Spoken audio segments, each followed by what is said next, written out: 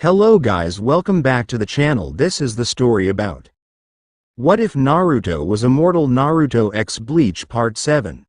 Before I start the video, please subscribe the channel for more fanfiction video and please share this video with your friends. This story was written by Kenshi 618. With any more interruption, let's start the video. In a lab-like setting inside of Urahara Kazuki's shop, the man himself was seemingly going over the compounded information on a Roncar that he had gotten before the death of the Octava Espada Zale Aporo Grants, with Tessai at his side and Yoruichi nearby watching as well. "Yep, it's just as I thought," he said with confident finality. "What is it?" Yoruichi said, snapping out of her trance of sorts. She had been there for over an hour. Her boredom due to Naruto and Hidan being gone on their worldwide excursion for another set of Naruto's possessions, and the fact that Gaara and the new recruits of their little group were all at school, led to her coming over to Urahara's place. She could have stayed at the base with the other Arrancar that were insistent on staying with them after seeing Naruto destroy an Espada, but they would have driven her insane. "Did you find out something new to use against them?" Urahara merely grinned and turned from his desk towards his longtime friend. "Nope. But seriously, Naruto couldn't have left any of that guy he killed or any of his underlings. I mean, talk about going overboard." He chalked up another mental victory to himself when he saw Yoruichi facepalm. It made him feel good that he could still get under the skin of such a close friend. Yoruichi let out a sigh as she removed her hand from her face. "Well, we're supposed to be going to the Soul Society soon. Naruto and I are supposed to go. If Hidan or Gaara went, then I don't want to think about the problems that would probably cause." Well, Gaara might be able to move about in the Soul Society without being bothered as long as she and Naruto vouched for him. Hidan wouldn't, as he would get himself into all kinds of trouble, so they're staying behind in case anyone needs their help or in case another attack happens. "Because someone never seems to fight unless there's no other option," she said, finishing with a glare at Urahara. Said man simply opened his fan and hid his face with it. Why would the brains of the operation want to get involved with the fights when there's so much splendid muscle around to do the fighting for him? He said with a certain glee at attempting to earn Yoruichi's ire. "Besides, Yoruichi, I think all the workouts have been doing you good, because before you started fighting again you were looking a little out of." "Shut up right now," Yoruichi said with a deceptive pleasantness in her voice and a sweet smile on her face. "Because if you think I'm out of shape, what would that make you?" By now Tessai had long since vacated the lab. "Now Yoruichi," Urahara reasoned, trying to beg off. Maybe he went a step too far in his teasing. Obviously he did, because every step he took backwards was followed by a step forward from Yoruichi. "There's all kinds of delicate equipment in here. You don't want to risk destroying any of that, would you?" He breathed out a sigh of relief when he saw Yoruichi stop moving towards him. She then vanished behind him in a shunpo and held a tight grip on his shoulder as she began to lead him out of the room, smile still on her face. "You're right, Kazuki. It's a good thing that you have that roomy training space downstairs, isn't it?" Jinta and Ururu watched Urahara get dragged through the house, a mortified look on his face. Ururu turned to Tessai, who made it none of his business. "Is Yoruichi-san going to hurt Mr. Urahara?" she asked meekly. "Nope." Urahara answered for himself, grinning madly. He pointed in the direction that Yoruichi had stalked off in. "Yoruichi's got one of my decoy gigai." "Oh Kazuki," Yoruichi yelled through the house in a sing-song voice. "I found your little copy can't really take a punch, you're way more durable. And she's not getting me." Urahara finished before taking off, running out of his house. "Man, I wish I knew how to do that log thing that Naruto can do." XXX. Karakura High School. Ichigo, Shad, Uryu, Orihime, and Tatsuki sat on the roof during lunchtime talking about the events that had occurred recently. "So those were the Arrancar guys that Naruto warned us about," Ichigo said with a frown on his face. "They were just as strong as he said they were, especially that one blonde woman." He mused, referring to Haribel. Naruto really wasn't joking about the new threat at hand. Aizen hadn't just been sitting idle and hiding clearly. Tatsuki, on the other hand, instead of being nervous, was more raring to go than ever. "I want Naruto-sensei to get back so I can learn more stuff. I didn't have enough knockout power to fight those things very well at all. You still did really good though, Tatsuki-chan. Orihime insisted cheerfully. You almost got that one that attacked us. If the others hadn't been there you definitely would have kicked her butt. Uryu didn't know why he was there. Ever since he had lost his Quincy powers in his battle against Kuretsuchi Mayuri in the Seirei, he wasn't of any use to anyone in battle. Still, his viewpoint on the matter might still have been valid enough to contribute. Ichigo, you said Naruto had a way for you to train and get stronger. Why don't you take him up on it? It's clear he's fighting the same enemies that we are, so there would be no advantage for him to lead you astray. Naruto kicked his butt during Ichigo's little test of his character, and he had revealed that he had still been holding back since when he fought the Arankar that attacked Ichigo, felt a stronger Ryotsu from Naruto than he had ever felt before. It was staggering. Naruto didn't seem to be the kind of guy to manipulate people into what he wanted them to do. He was more of the type to tell you what you needed to do and then beat it into your head until you did it. It was way more straightforward than Urahara's mind games. Why did he trust Urahara more again? Chad took Ichigo's silence as his chance to speak up. I really think you should, Ichigo. You're the strongest out of all of us. If anyone can help in this fight, it's you. The large boy of Mexican heritage then made another point. I won't just be sitting back either. I need to get stronger too. Hearing about how everyone was going to take Naruto's offer for help or whatever he had offered them put a tick mark on Tatsuki's head. Now wait a minute. You're all going to Naruto-sensei for training? That's not fair. You all have powers of your own. I don't have anything. And you want him to teach you how to do more stuff? All I can do is make fake copies of myself, switch places with stuff and turn into other people. Basics kill Tatsuki-chan. Everyone turned their heads to see Naruto standing on the top of the fence surrounding the rooftop. Naruto. They all said, not even sensing his presence as he snuck up on them so thoroughly. Yes, me. Naruto said before hopping down onto the rooftop. I'm back from the lands of shifting sands and I come bearing gifts for my cute little female student. How do you get up here without anyone noticing you? Uryu asked calmly. Ninja. Naruto said with a deadpan look on his face. I thought we went over this already. I told you guys a million times already. Tatsuki, meanwhile, couldn't have cared any less about where the topic of the conversation was going. All she heard was Naruto's opening statement, and that was all she needed to hear as far as she had been concerned. Who cares about how he got up here? He said he had a present. What kind of present did you get me? Is it good?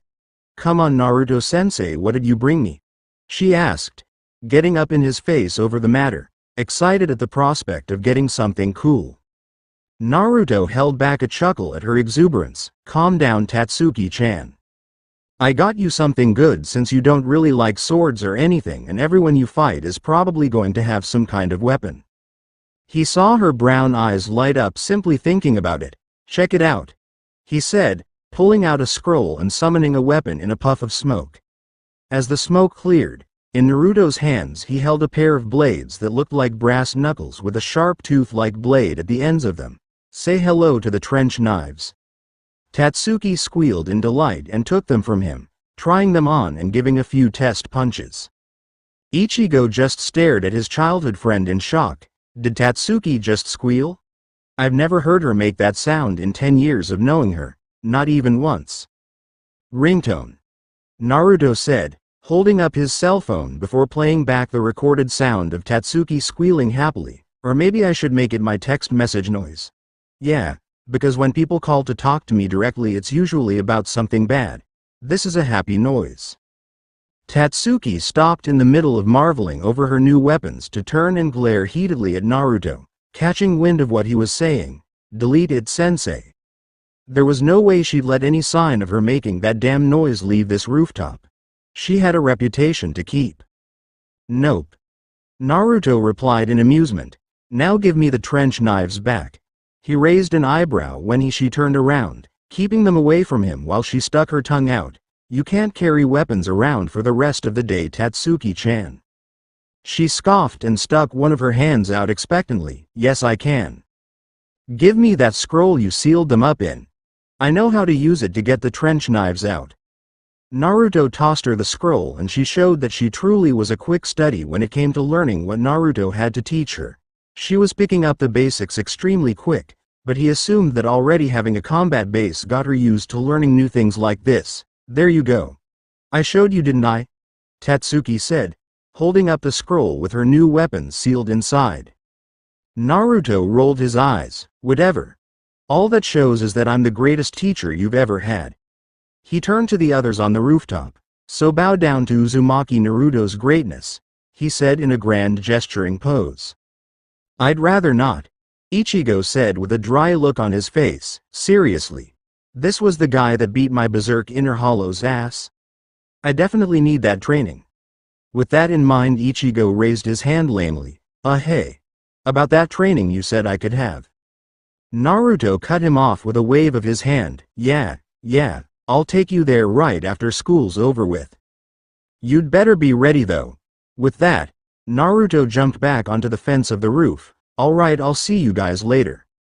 Tatsuki were training like usual today, and like usual everyone else is invited, though I might be a bit late with getting Wonderboy all set up to get his ass kicked. He then stopped abruptly before realizing what he said. Forget that last thing. Actually, you can go ahead and remember it since you were going to get your ass kicked. You knowing about it isn't going to change a thing. Wait. Orihime stopped him before he could jump off of the roof. You aren't going to class? Naruto shook his head. No way. I already missed more than half of the day and I snuck up here. I'm not going in there to get chewed out by a woman 1/100th of my age. Later. With that he finally jumped off, leaving the teens behind. School is for chumps. They all stood in silence before Chad stood up. I'm glad I met Naruto, because he actually makes me feel normal compared to him. XXX. Naruto's base. Gaara was notoriously the most even-tempered man that most people would ever meet. In his youth he was quick to anger, and with that anger he would kill anyone that looked at him wrong. But now he was as docile as a kitten unless you were trying to kill him, and even then an enemy would get some kind of mercy from him. But the next time Naruto went on a long excursion of some sort, he was definitely going. The reason being that the 3 strange Arrancar that they were now putting up were driving him insane. Although he was the only one that could have put up with them from Friday to Tuesday, Hidan would have probably killed them by then. The former shinobi was sitting in the training facility with sand wrapped around Dondoshaka, Peshi, and even Little Nell. I think that we should install some plant life in here. It looks far too much like Urahara-san's training facility for my liking. What do you all think? He asked the group of captured Arrancar in his grasp. They couldn't answer, however, due to the fact that he had made sure to cover their mouths with the sand. Sand rat, are you down here? Hidan's loud boisterous voice rang out through the training space. He and Naruto must have returned from wherever it was that they had gone. Whatever they had done must have put Hidan in a good mood. Yes, I am Hidan. Gaara said, letting go of his captives since he was sure that being held by sand for an hour taught them to be more quiet in his presence. He could only take so much yelling and shenanigans, and he had been dealing with them for the entire weekend. Did you all learn a lesson from this? He asked, getting unanimous nods from them. Good. Hidan then appeared on the scene holding a massive calabash-shaped gourd, a huge grin on his face. Check it out. Uzumaki said, this thing is yours.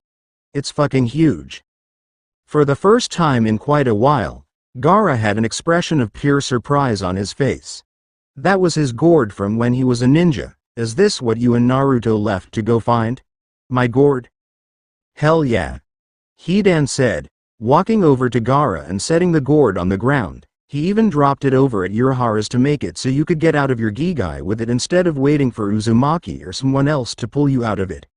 He pointed at the cork at the top of the gourd that was now emblazoned with a skull marking, the same marking on Hidan's cylindrical container for his pike.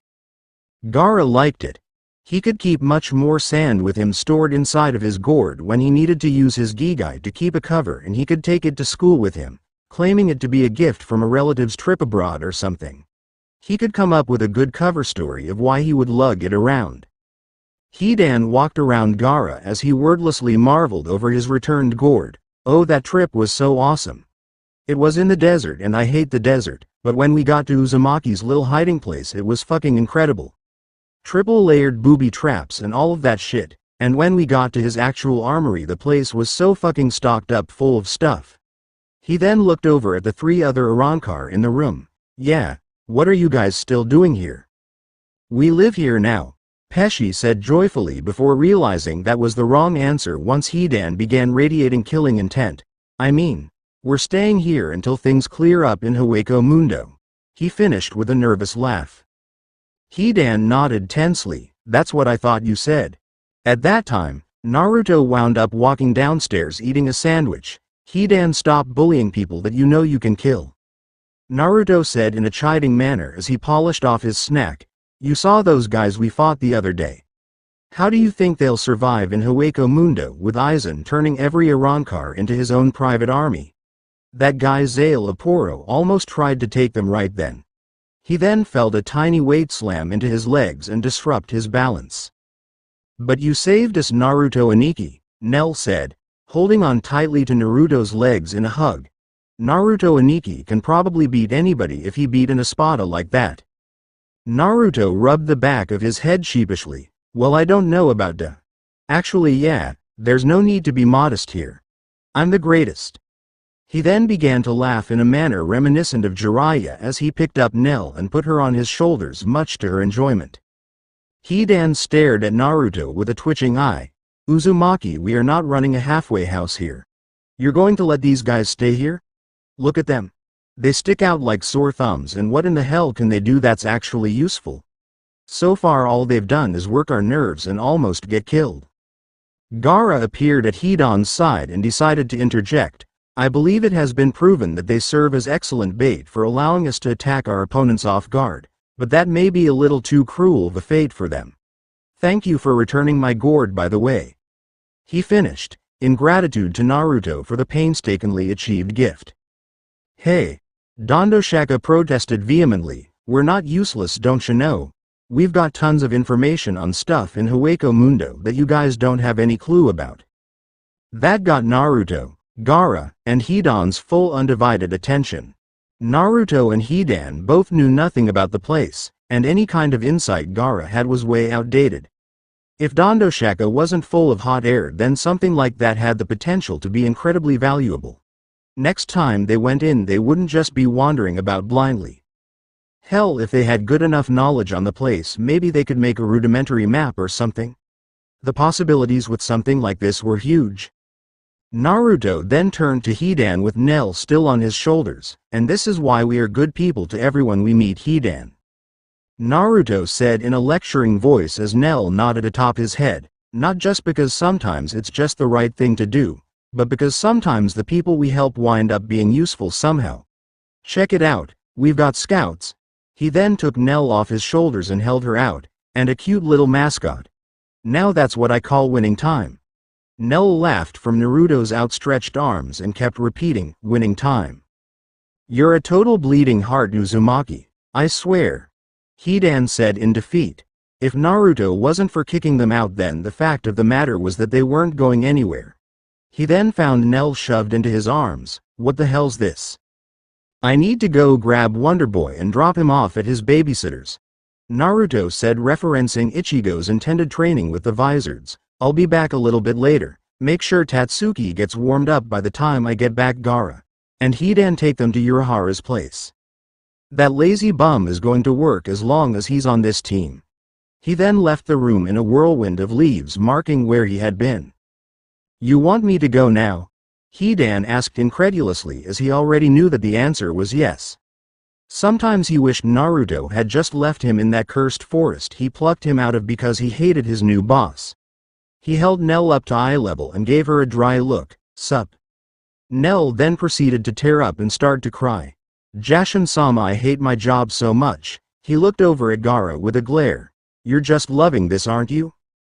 Gaara shrugged his shoulders as he picked up his gourd to take upstairs in order to prepare it for easier transport. Consider it karma for trying so hard to kill us 2,000 years ago. XXX. Outside of the Vizard's hideout, Naruto stood out front of the warehouse the blonde had come to identify as the housing situation of some of his friends. Ichigo, who was already in Shinigami mode, at his side looking at the building curiously. Well, this is it, Wonderboy. Your first step to becoming more awesome, Naruto said, gesturing to the building. Really? Ichigo asked, tilting his head to the side as if he would see something he was missing with a different angle. I can't sense anything inside. Did you sense anything inside of Urahara's little shop when you first went in there? Naruto asked in response. Ichigo's brow furrowed as he nodded in agreement. Good point. He clapped his hands together, ready to get started. Alright, I'm ready. Let's do this. He then found a crumpled little sheet of paper in front of his face. It looked kind of aged, and was that blood he saw on it? Some parts were scratched out, and in a certain place his name was written in his place on a part of it. What's this? It's the secret password you need to get in, Naruto said with a massive mischievous grin on his face that Ichigo didn't see because he was reading. Just say that phrase as loud as you possibly can and the doors will open so that you can start training. Naruto took a massive step away from Ichigo. Go ahead. Ichigo raised an eyebrow but did as Naruto asked. My name is Kurosaki Ichigo and I've come to kick some Shinigami reject ass. Please line up single file and I promise it will be quick and exact. He then turned towards Naruto questioningly. What the hell is this? A password or a challenge? Naruto's grin could have split his face. That's exactly what I said when I read it, and the thing is, it's a beautiful combination of both. The large door to the warehouse cracked open at that moment. Here we go. And a sandal flew out and slapped Naruto in the face. This was followed by Hiyori jumping out and kicking him in the face. Ichigo watched as the tiny blonde girl proceeded to stomp a mudhole in the strongest guy he had ever met repeatedly. Ichigo felt the need to step in as he was sure that it wasn't healthy for someone to eat that much pavement. Hey. He then froze as Hiyori sent a heated glare his way before returning her attention to Naruto. Never mind, I'll just wait. She grabbed the bloody Naruto by his collar and jerked him to eye level. At this point, Naruto recovered and growled angrily at her. And what was that all about, you damn pygmy? He was the one that said it, not me. Kick his ass. You made him say it, dumbass. Hiyori snapped back at him before the two butted heads and growled at one another. I'm not stupid. That was word for word what you said when we first met. I'm going to have to show you some manners, aren't I? How to be a gracious host 101, aka remedial kickass. Anytime, you dandelion-headed bastard. Ichigo raised a hand and tried to interject. Hey, about my... Shut up and wait, we're busy. Naruto and Hiyori both yelled at Ichigo before returning to fighting with each other, this time each fish hooking the other's mouth. With nothing to do other than watch a 2,000-plus-year-old man act like a child, Ichigo did just that until a blonde man wearing a dress shirt and tie as well as a newsboy cap walked up next to Ichigo and began watching the scene with him. So how long's it been since they started? Ichigo just shook his head, basically saying that he didn't know. It's okay. I know how to stop it. He then spoke loudly so that Hiyori and Naruto would hear him. Man, the way you two fight, I'm sure the sex must be outrageous. And that stopped everything without fail.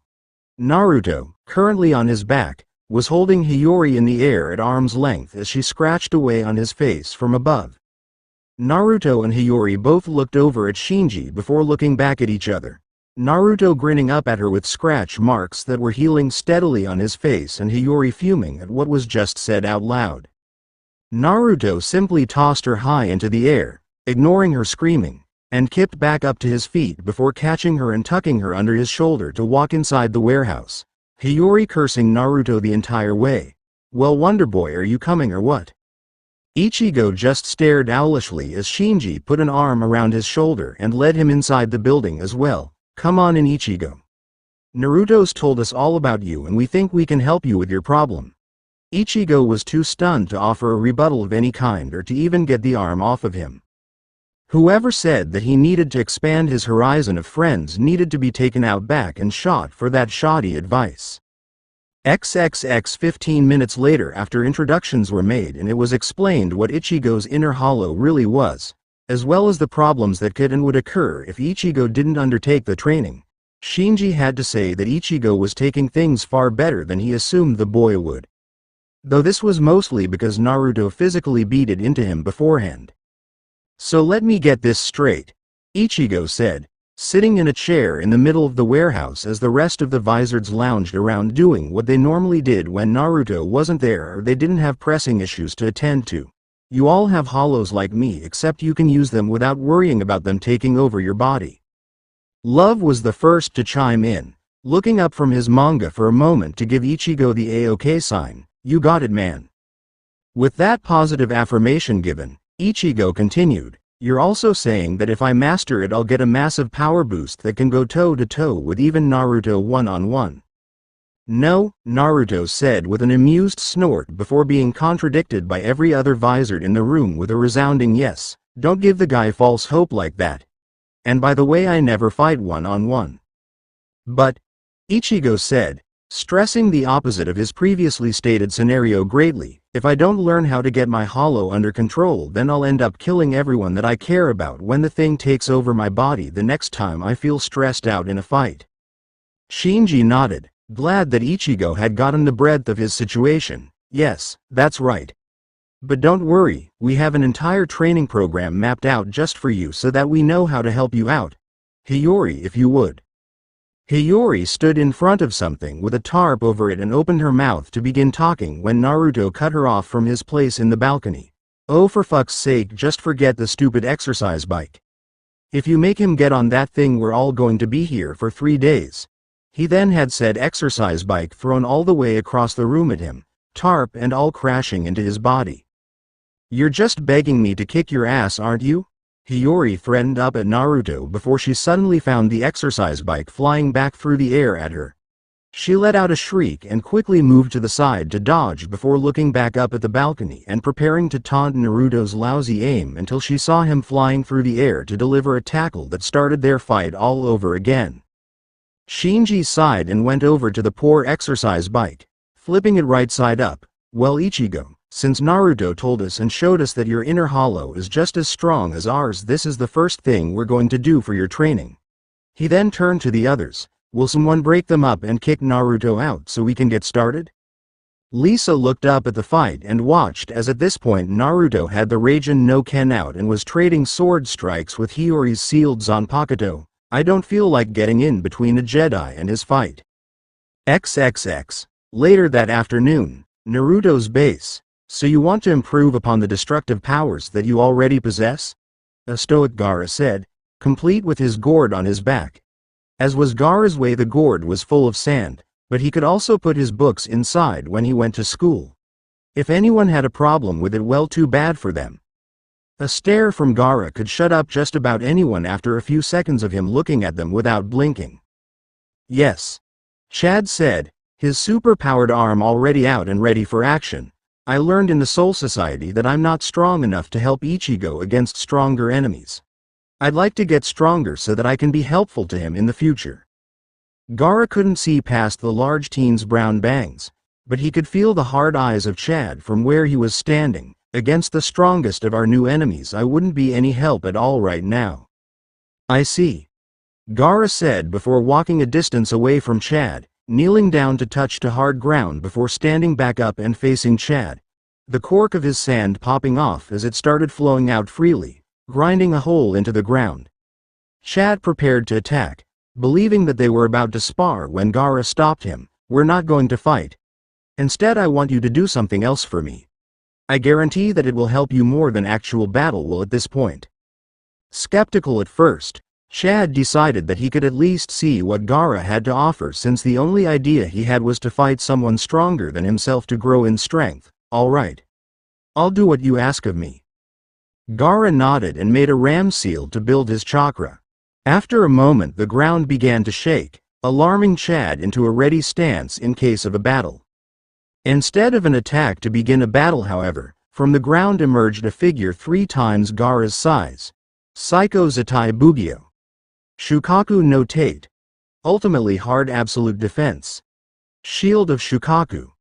The massive figure was made of tightly packed minerals, arms outstretched as it stood protectively in front of Gaara. Break this with all of your strength. When you are able to do so, you'll have grown significantly in strength. allowing Gaara time to move out of the way so that he didn't run the risk of taking any part of the attacks.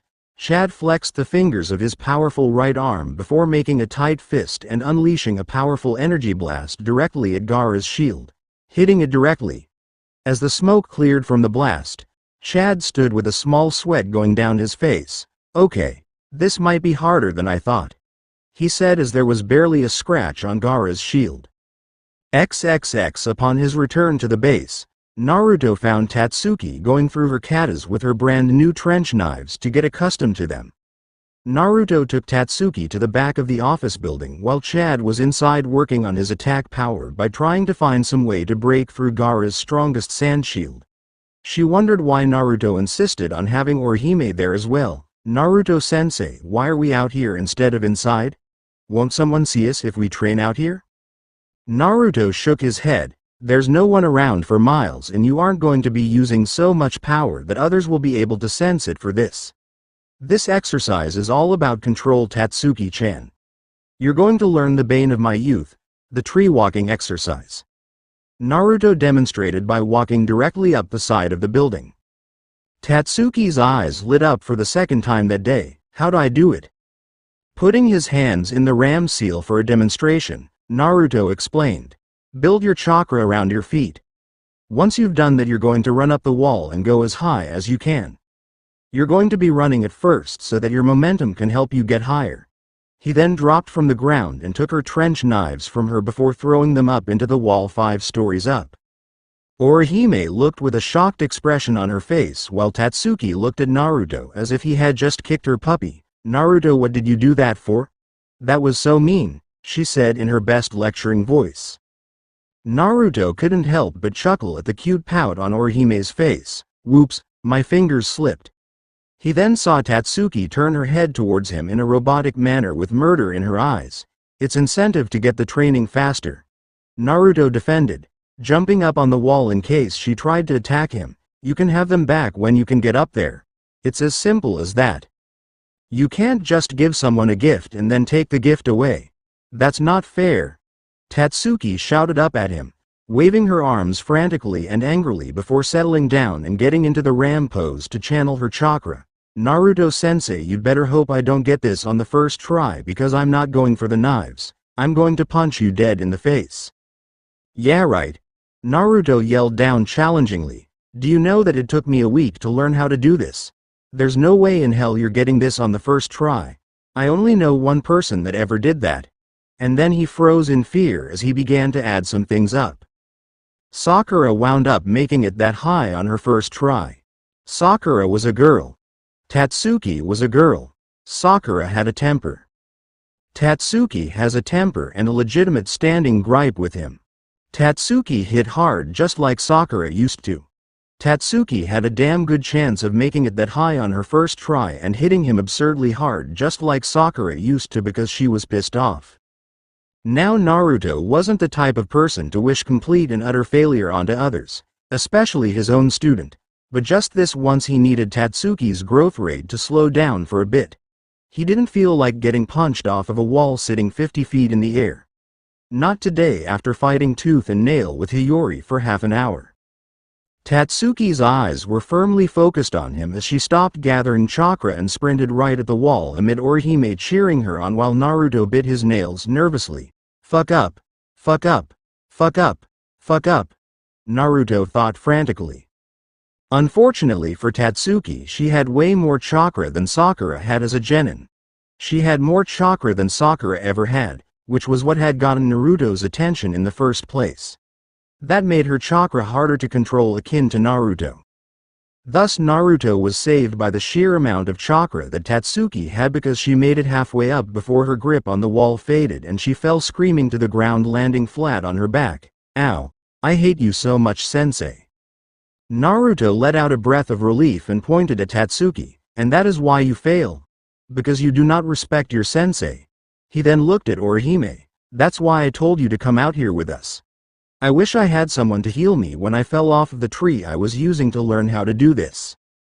Tatsuki spoke in a strained voice as she continued to glare up at Naruto. "I can't wait until I get good enough to punch you right in the face for everything you do to me." Orihime began healing Tatsuki up. Why does all of your training end up with someone getting hurt, Naruto? She asked the blonde curiously. I don't know, Orihime. Naruto replied, getting down off of the wall as she finished healing Tatsuki. Maybe it's because pain makes you get things faster. Maybe living for 2,000 years made me kind of sadistic. Maybe it's just because I'm too lazy to think of something safer to do to train her. Tatsuki got up and quickly tried again, making it just as high up before falling back to the ground again. I see your point though. Okay, time to train you too. Orihime blinked in surprise. What? Naruto put his hands on the normally ditzy girl's shoulders while Tatsuki got back up and prepared to run up the wall again. You use your powers to catch her before she hits the ground. It's got to be safer than letting her slam dunk herself in the dirt, right? Taking a moment to actually think about it, Orihime suddenly looked up as it became clear that Tatsuki had slipped and was falling again. Orihime was able to snap into action in a hurry though. Santen Keshun. 3 Sacred Links Shield. I reject. Orihime's spirits formed a clear yellow shield that caught Tatsuki in the air before dispersing, allowing her to land on her feet. Orihime breathed a sigh of relief before she noticed that Naruto still had a hand on her shoulder. Just like that. Try to catch her out of the air, but give her a chance to roll through in the air and get herself upright before you do so she can practice landing on her feet. If you want to test yourself, try to catch her closer and closer to the ground. It'll work on the speed you can summon your shield with and your timing. She had been wondering just how Naruto was going to train her ever since Yoruichi told her that if she wanted his help he would be more than happy to. Such a simple exercise, and yet it served a great purpose. Orihime was ecstatic that she could help Tatsuki and train herself at the same time. And this was why she had found it so easy to trust in Naruto, unlike some of the others at first. He was just a good person and apparently something of a problem solver too. Thank you for including me, Naruto, Orihime said aloud, waving to the immortal shinobi as he walked away, turning around to give her one grin before heading back around the front of the building. Orihime! Tatsuki cried out fearfully as she found herself falling back to the ground again. Oh, sorry, Tatsuki, Orihime shouted before quickly catching her friend out of the air. Santen Keshun. 3 Sacred Links Shield. I reject. XXX. Urahara shop. Hidan was at least happy to find that Yoruichi had been spending all day there, as at least it meant that he had company. Jinta and Ururu as well as Tessai in the meantime were at the manic mercies of Dondosheka and Peshi, as the two now had someone else to pester. As they sat around the table, Hidan couldn't help but smile serenely as Jinta had smashed a baseball bat off of Peshi's skinny frame out of annoyance. You know, that kid reminds me a lot of myself. Full of anger. I wonder how he would receive Jashin-sama's message of death. Don't even try it, Hidan. Yoruichi warned the insane monk of violence as she took a sip of her milk. Besides, this Jashin of yours isn't a god, he's a hollow, I'm telling you. Hidan scoffed. Who cares? The powers I had when I was alive came from somewhere in that ritual. I saw him myself. If he's truly a hollow, then I am closer to my lord now than I ever was before. Another reason to be grateful to Uzumaki. Maybe I can lobby for Jashin-sama to spare him, or at least kill him quickly. A dry look came from the former 2nd Division captain. Wow, you're such a gracious, giving man, Hidan. I do what I can for those that need it, Hidan said in reply, ignoring her sarcastic tone. His mood then soured. I can't believe I had to bring the green-haired brat of an Arrancar here for a glorified checkup with stupid Urahara. What the fuck do I look like? He's the only one that's qualified to do it, as few qualifications as he really has to do so. Yoruichi said, rather flippant on their resident expert of Arrancar, which wasn't saying very much as the rest of them didn't have much of a clue about the race, even the ones of them that actually were Arrancar. Hidan drummed his fingers on the table irritably. I know that, but why did I have to be the one to bring her here? I wanted to eat. His stomach then growled. I'm hungrier than hell. That food on the plane ride back completely sucked. Hey, can I turn into an Arrancar and eat one of those kids Urahara keeps around here? He saw Yoruichi give him a disbelieving look. What? He has two. He doesn't need both of them. At that moment, Urahara came from the back where his lab was situated, scratching under his bucket hat with a rather bewildered look on his face. Hey everyone, I'm done checking on your little Arrancar tagalong, and I think I've found something. Yoruichi raised an eyebrow at how reserved the usually eccentric scientist appeared to be. Is it a good something or a bad something? It had to be a bad something from the way he was acting. Things were going their way far too much for it not to be something bad. Urahara motioned for them to follow him, which they did as he began to speak again. Well, I don't know where to start or where to begin, so I guess I'll just start with the most blatant thing I found.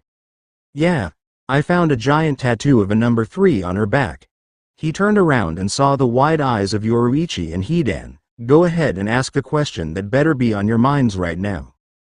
What in the world, hell is a little girl doing with a tattoo? Yoruichi and Hidan asked respectively before looking and smirking at each other for saying pretty much the exact same thing. Nice. With the minor bonding moment between Yoruichi and Hidan at a close, Urahara launched back into his explanation of what he had found with Nell. Yeah, that's what I said when I saw it. The sweet little thing had no idea what I was talking about, so I just started to move along towards measuring her Ryotsu, trying to figure out just when an Arrancar grew to be powerful, since I had never even heard of a child Arrancar before. Hell, I've never really even heard of child hollows, period. Hidan at this point was all ears, since there was finally something interesting about the little pain in his ass Arrancar Nell 2 to pay attention to. So what did you find? If you're bringing it up, then you didn't think it was a fucking waste of our time to do it. This is the really interesting part, Urahara said as they eventually made it to the door of his lab. You know the crack in her mask that she has on her head? I thought that was supposed to be there, that it had been like that the entire time. Yeah, it's not.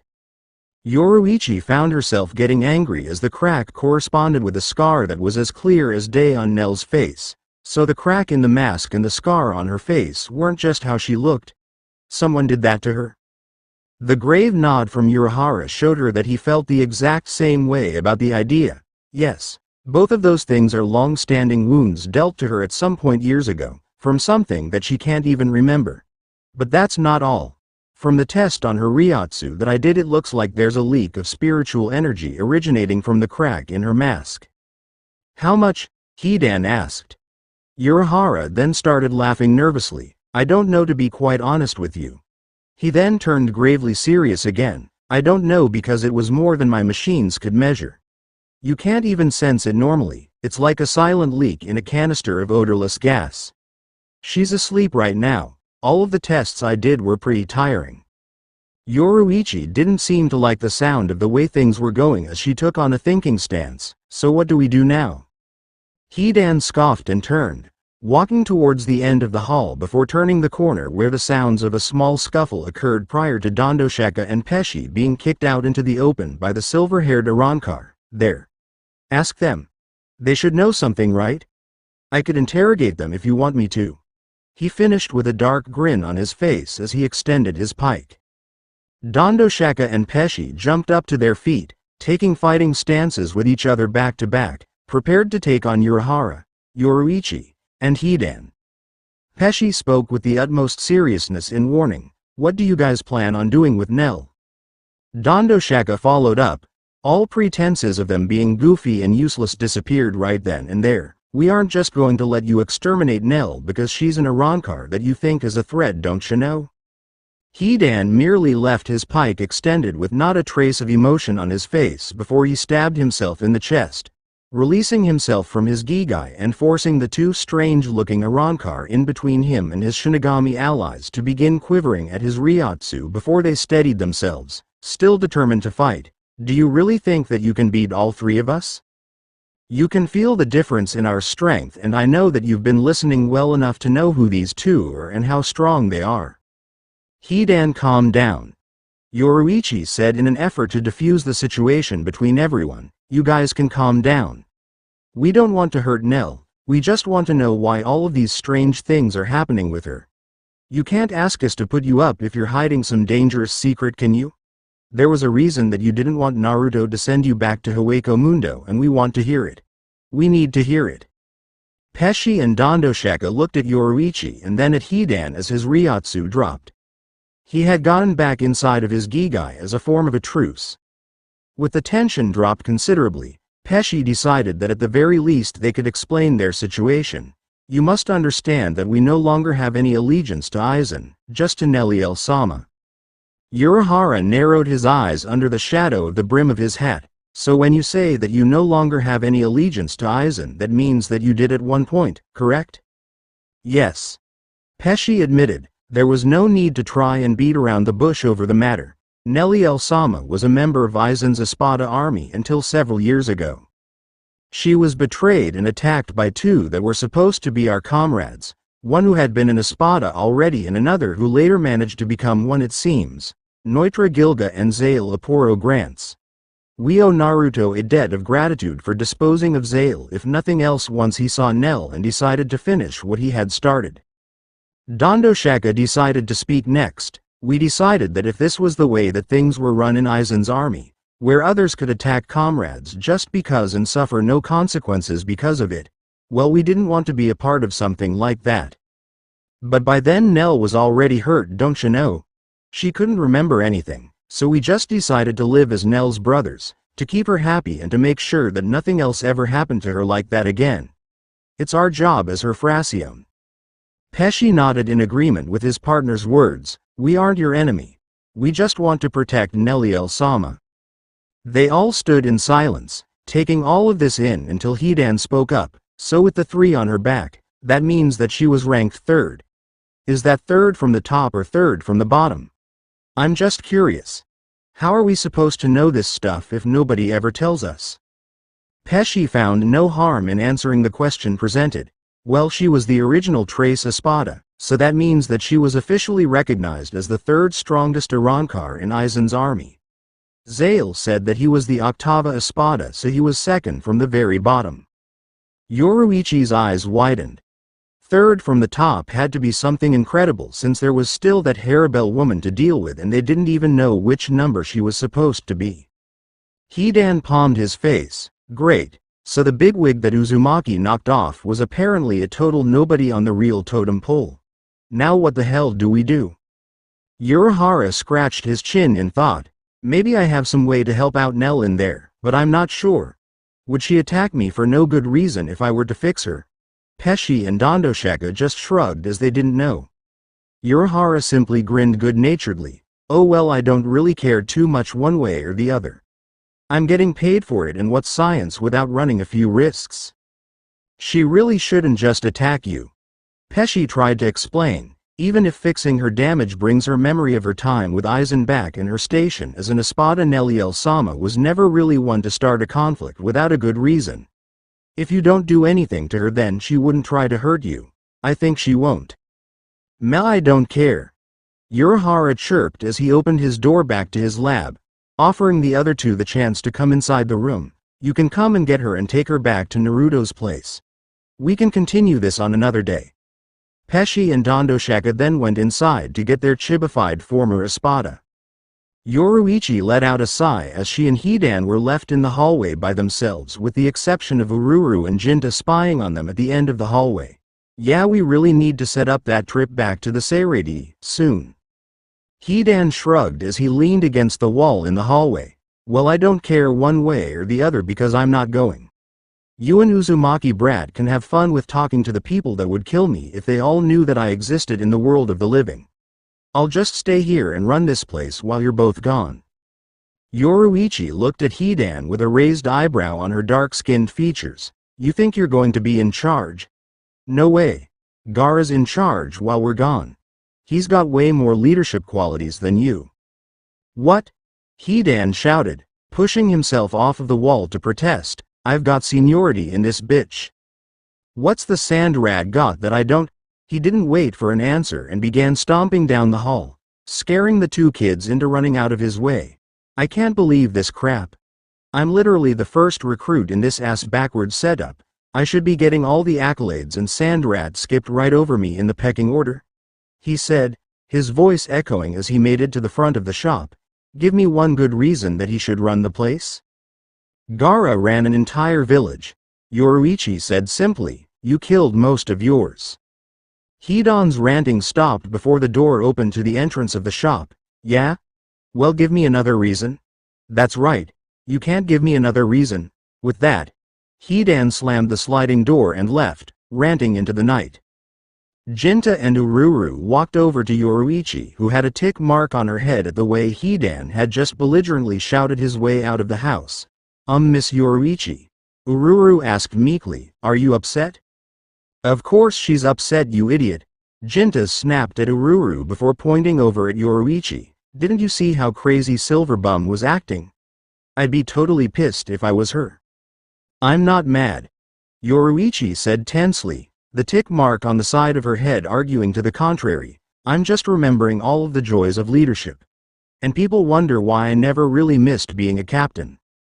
In the training room basement beneath Naruto's base, Naruto and Gaara both sat side by side calmly as they stared out at the scene in front of them, one of the two in a meditative seated position to feel the area around him more clearly. So you did this?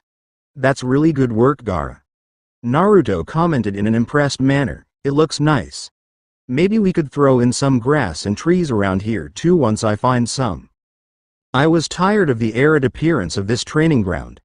Gaara replied matter-of-factly, which sounded rather weird given who he was and where he came from, and it wasn't that hard either. All I had to do was make a massive hole and then fill it with water. He shrugged his shoulders. By the way, your water bill is going to be murderous at the end of the month. Naruto let out a noise of indifference, and that is why I keep so much money all the time. So that I can do stuff like this and get away with it whenever I want. He said, gesturing to the lake directly in front of them. A nod came from his sand manipulating ally in agreement. Gaara could have just told Naruto what he was doing and he probably could have let him fill it himself. But even though he'd never say it out loud, Gaara probably had fun finding whatever way he could to waste Naruto's cash on something trivial. Well, it wasn't really trivial. Aside from being aesthetically pleasing, it also served an actual purpose as Tatsuki ran for dear life on the surface of the lake, trench knives in hand. She's really getting this down very quickly, Gaara said, impressed with Tatsuki's progress. When he thought about it though, it kind of made sense. A genin was kept busy with teamwork drills, basic training, and missions so that they only really got hands on upper-level training when they showed potential of achieving such. Seeing as how all Tatsuki had to do was school and training, she didn't have any of the other things getting in her way. By the middle part of her second day after being introduced to it, she got wall walking down enough to get her knives out of the wall. By then Gaara had gotten bored with the scenery in the basement and had made this lake. Thus Naruto moved right to the second operational purpose of using her chakra, teaching her to water walk. Naruto wanted to ask Gaara how the hell he managed to fill it so quickly, but then realized he was probably better off not knowing. He also figured that he needed to check the plumbing all over the office later. Or call Urahara and ask him since he probably had something to do with it anyway. Tatsuki-chan. Naruto yelled out to the girl running away on the surface of the water, stop running and fight him. Tatsuki turned towards her blonde teacher and glared at him. You fight him? She shouted back before getting her trench knives up to block a strike from a triple-bladed scythe that knocked her sliding on her heels back across the surface of the water. She looked at the smirking Hidan who was standing on the lake as well, twirling his scythe showingly. Grr, I'm going to lop your head off, she shouted as she ran towards him intent on attacking. That's the spirit, Hidan taunted, lifting his scythe to block the teenage girl's angry strikes. Fight me like you want to end me. Get used to aiming to maim, scar, and kill. Come on, no matter what you do, I can take it. He yelled maniacally as the sparks flew from Tatsuki's trench knives clashing with the pole and blades of his scythe. She was way stronger when she was angry, and Uzumaki said that there weren't any humans around that could use chakra like the old days anymore. My ass, there aren't. This girl's something else altogether. He didn't know what it was, but the way she adjusted to the way of fighting that she needed to learn very quickly impressed Naruto, Gaara, and Hidan as well. Naruto admitted that it was like watching Ichigo fight Zangetsu to get his Bankai, only more drawn out. Though he never said this to her directly, nor did anyone else, It was weird to watch her get stronger by leaps and bounds over the course of a few weeks. None of them knew what it was that was pushing her forward. No one was supposed to get better like this. It was clear that the girl was no stranger to a fight at least. That was good, because they didn't need to teach her the basics of how to face down an enemy. She didn't need to learn the nuances of how battles usually escalated or little ins and outs that only a person that had been in combat could pick up on. She needed to learn how to bring that over from a sparring mindset to an environment where she and her opponents were truly out for blood, but that was something that could easily be achieved by fighting the only one of them that definitely couldn't die no matter what, Hidan, while in his Gigai form. It also served the purpose of giving her human-like targets, much like what Aizen's army would look like. "I don't get it, Gaara," Naruto said in confusion as he began paying rapt attention to what was going on in front of them. "I understand the knowing how to defend herself, the taking all of this chakra, and Shinigami, and hollow stuff in stride. Why is she getting this good so fast?" His voice really reflected his thoughts on the matter. "Yoruichi says it's like Ichigo and his Shinigami powers, or Chad and Orihime with theirs, but it shouldn't be, right? I mean, you shouldn't just get a massive jump in skill so fast no matter what, should you?" Gaara let out a grunt, signifying that he was thinking. "I understand your initial concern. But remember, this has been explained to us already."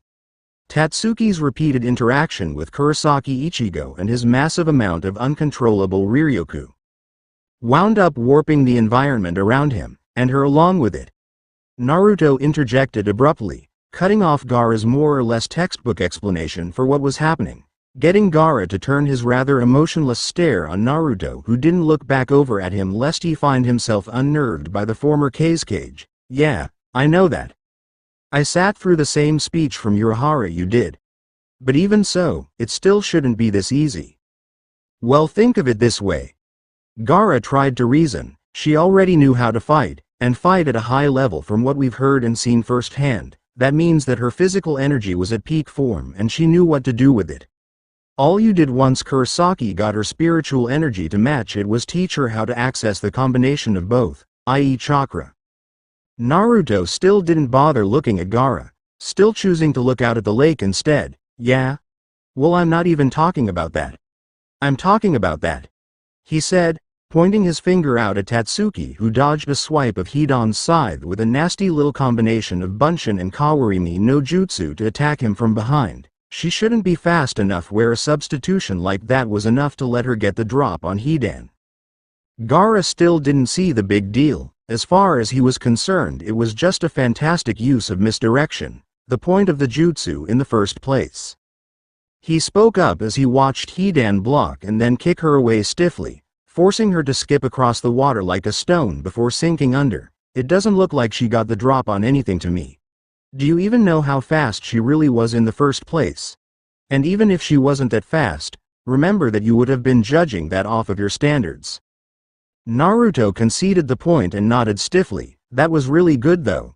I liked it," he said in reference to Tatsuki's performance as he stood up and walked out onto the lake to relieve her. "Okay, thanks for going easy today, Hidan," he said to the silver-haired man.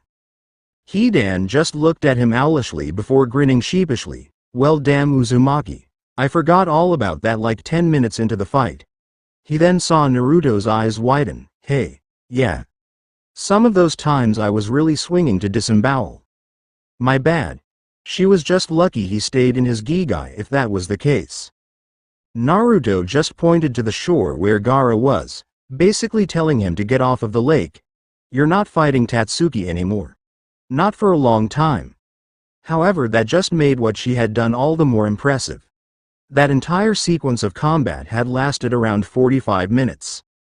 Scoffing to himself as if it wasn't a big loss at all, Hidan flippantly went to shore. "Fine. You're acting like I can't just rip a hole straight to Hueco Mundo when I want to kill something."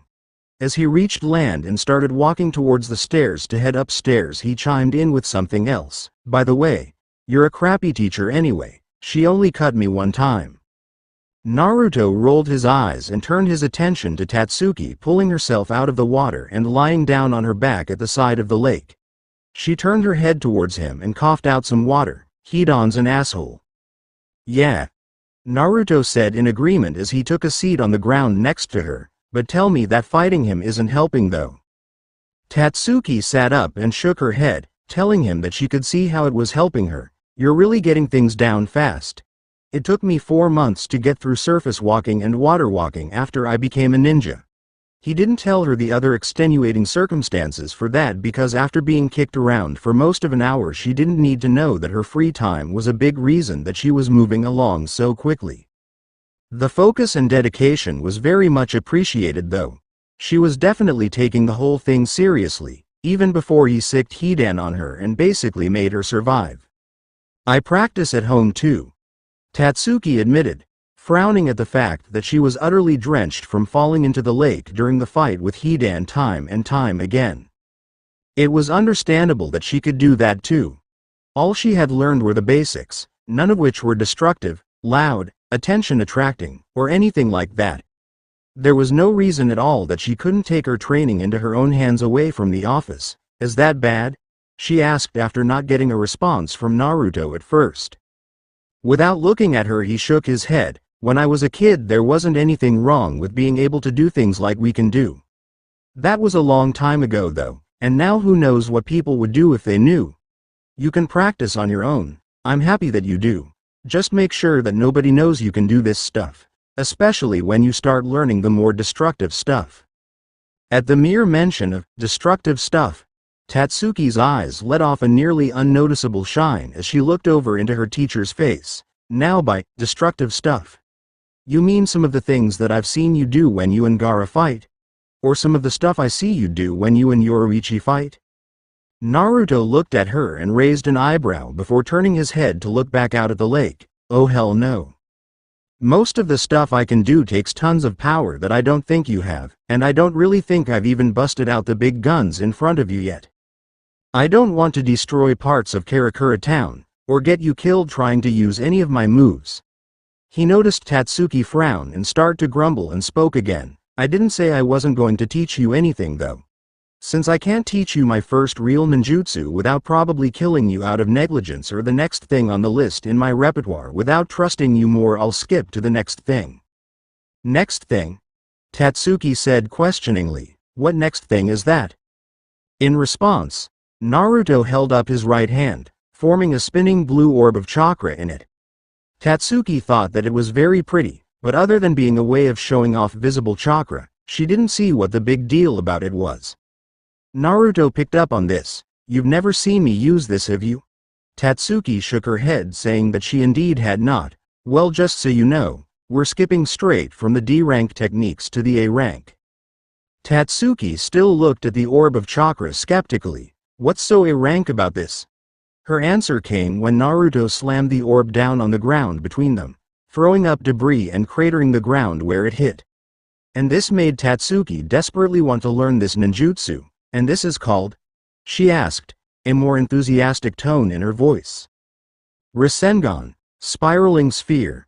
Naruto informed her, pleased that she was impressed with the jutsu. It's not only as strong as you can see right here, but for those of us with what I like to call stupid hands, you don't need to know any hand seals to use it. This was kind of a boon for me when I was younger because I was terrible at using hand seals.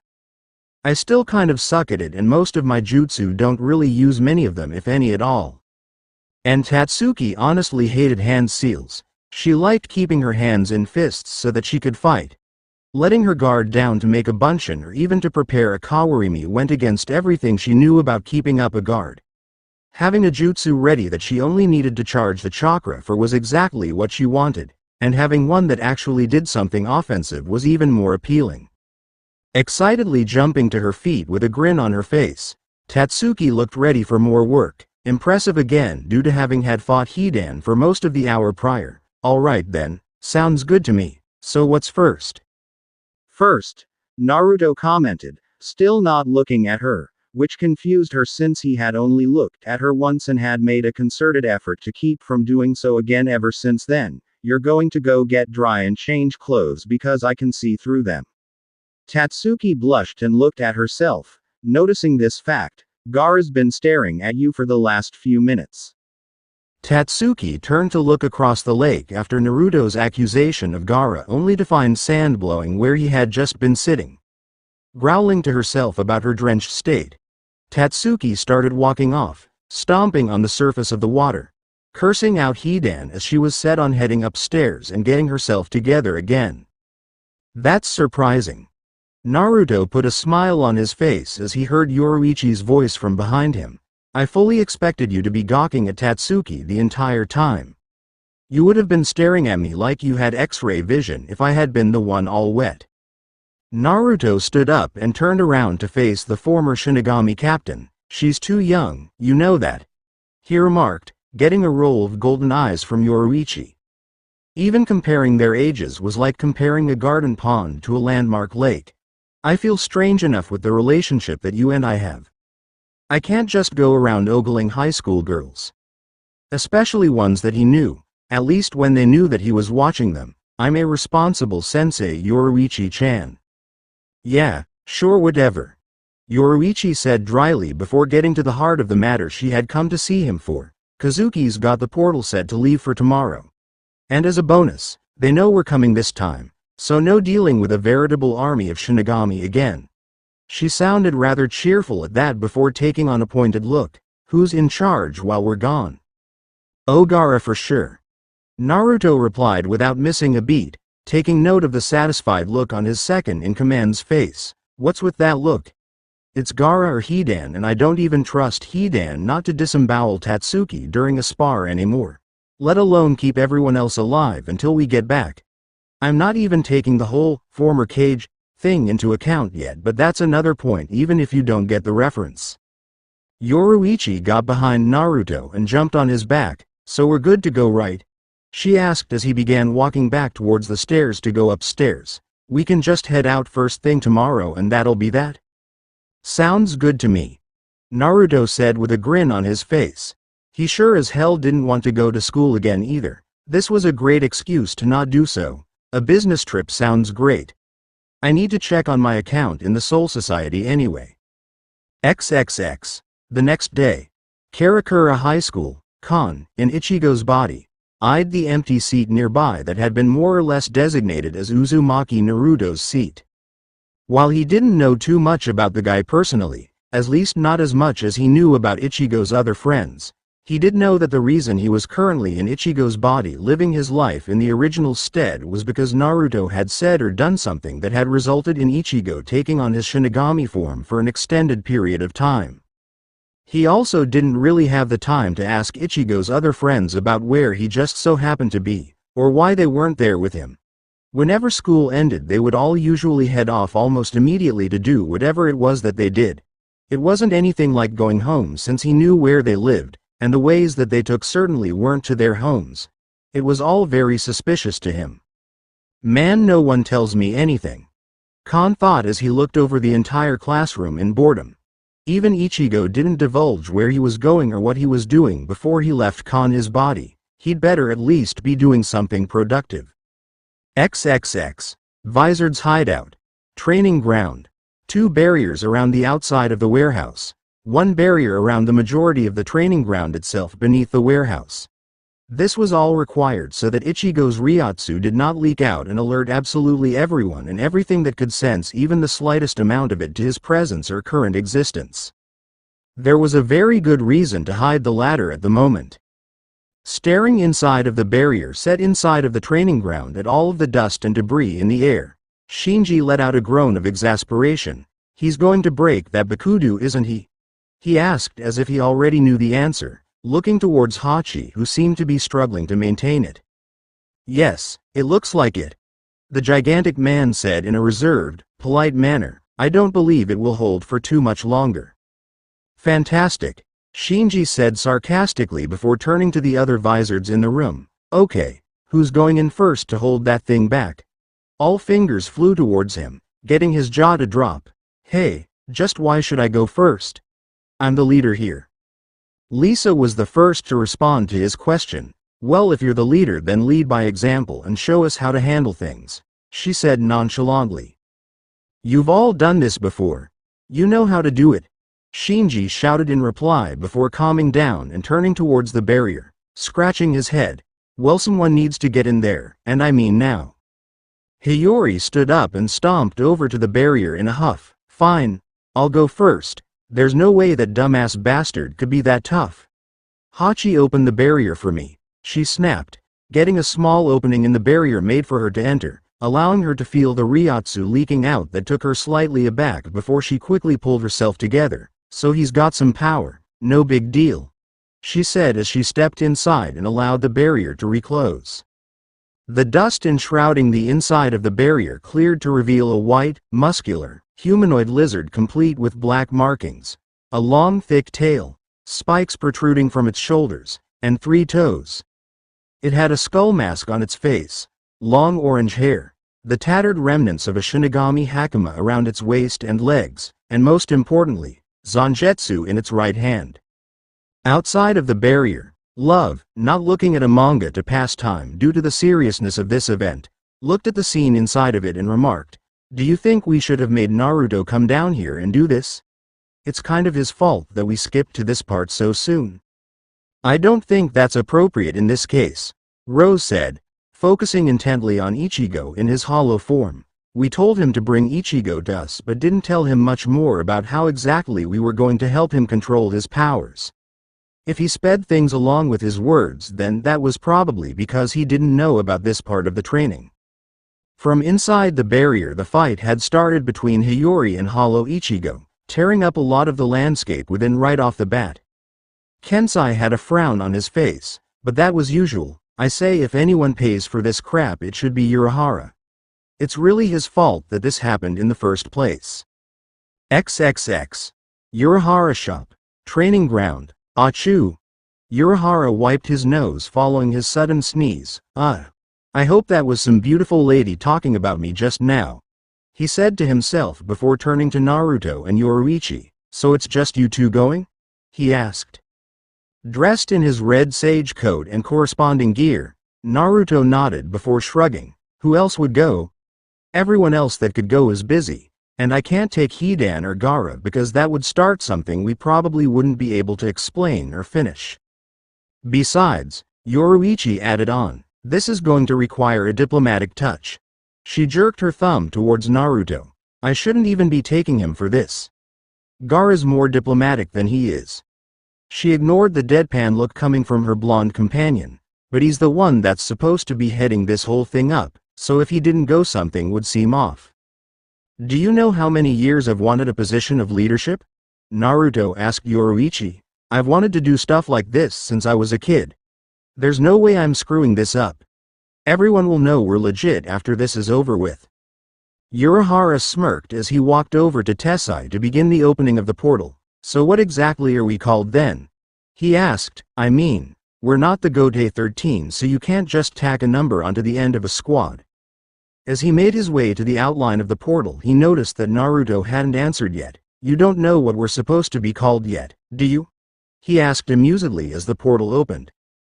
"I'll be sure to work on that," Naruto replied dryly before turning to Yoruichi. "Are we going to get chased by that Kototsu thing that came after us the last time?"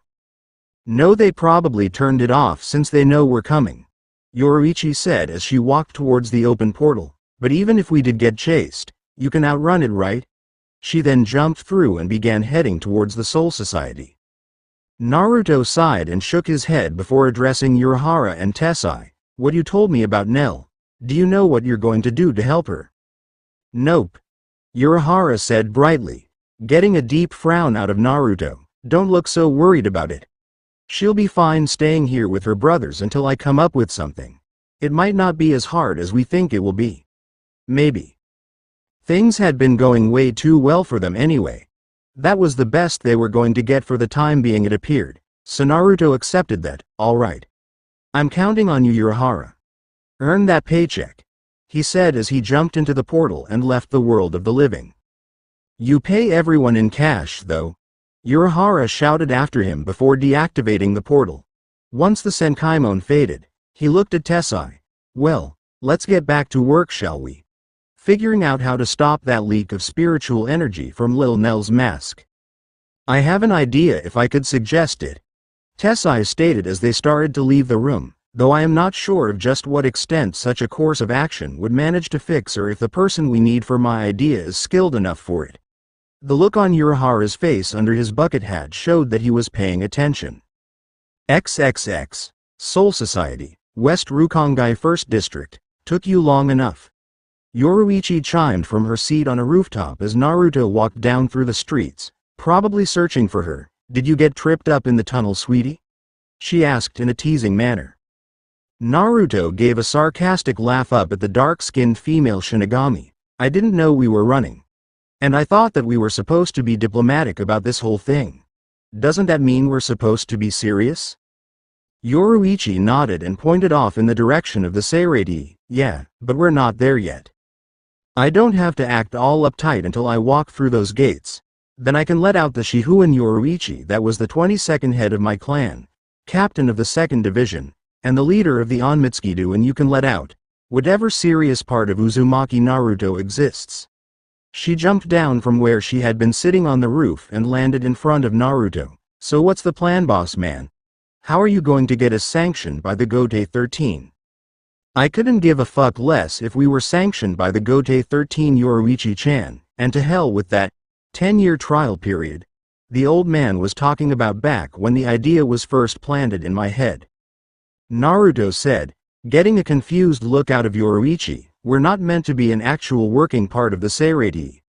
We're meant to operate outside of it, to handle the things that we think should be taken care of. If we wind up being one of them, then what exactly makes us different from any other little division of the Gotei 13 or any other part of the Seirei? She started to get it. Yoruichi understood what Naruto was doing here. If he wasn't lobbying for a position as a sanctioned faction of the Seirei, you just want to let them know that the way you're doing this is working. Without you going through their usual channels of protocol, we can get things moving way faster than they can. That's it. Naruto confirmed for her. We're just here to tell them what we've found out that Juibachi didn't tell them because she left. Let the old man Yamamoto know that we're willing to help, and we'll even do this Aizen stuff for free because it needs to be done, but we need to get paid if they want our help later. That's how things are going to go. If people want our help and know how to find us, and can pay us, then we'll go ahead and work for them. Guns for hire, Yoruichi said, liking the sound of working at her own pace and schedule. So that's your vision of what you want for us? My vision? Naruto remarked derisively. What do you know about my vision? My vision would turn your world upside down, tear asunder your illusions, and send a sanctuary of your own true ignorance crashing down around you. Now ask yourself, are you really ready to see that vision? He asked, bringing them to a halt to stare intently at her. Yoruichi just looked at him owlishly and shrugged her shoulders. I don't know. Probably. The serious stare from Naruto dropped and he grinned at her sheepishly as they started walking again. Hey, I was just joking anyway, kind of. What's up, Jidenbu? He greeted the massive gate guardian that had lifted the door for them to enter the Seirei. Jidenbu could only wave one hand as the other held up the gate on his shoulders, as he had heard what Naruto had said and didn't exactly know how to receive that last comment. Jidenbu started to say once he allowed the gates of the Seirei to lower again. I was told to inform you both upon your arrival that you were to head towards the 1st Division barracks at the earliest possible time to speak with Yamamoto Sotaichu. Well, isn't that convenient? Yoruichi said cheerfully, rapping Naruto on the shoulder. And to think, we were headed that way right now. That's a long way to go though. She then got a sly smile on her face before asking him a question. So Naruto, do you want to play a game? There went that damn smile that Naruto damn well despised. It either meant something cool was about to happen, or something was about to piss him off, and since it was still daylight out, it wasn't going to be the cool thing. What game? Naruto asked her despite himself. And his answer came when Yoruichi suddenly blurred out of his sight and he felt a presence on his back. Just a little game of tag. Yoruichi said in his ear quietly. When he reached to grab a hold of her, he let off a scoff due to it being an afterimage. Growling to himself as he could just hear her laughing on the wind, Naruto turned to Jidenbu, who gave him a silent thumbs up. Well, at least trying to catch Yoruichi would make an otherwise cumbersome trip all the way across the Seirei much more lively. He might as well enjoy it either way.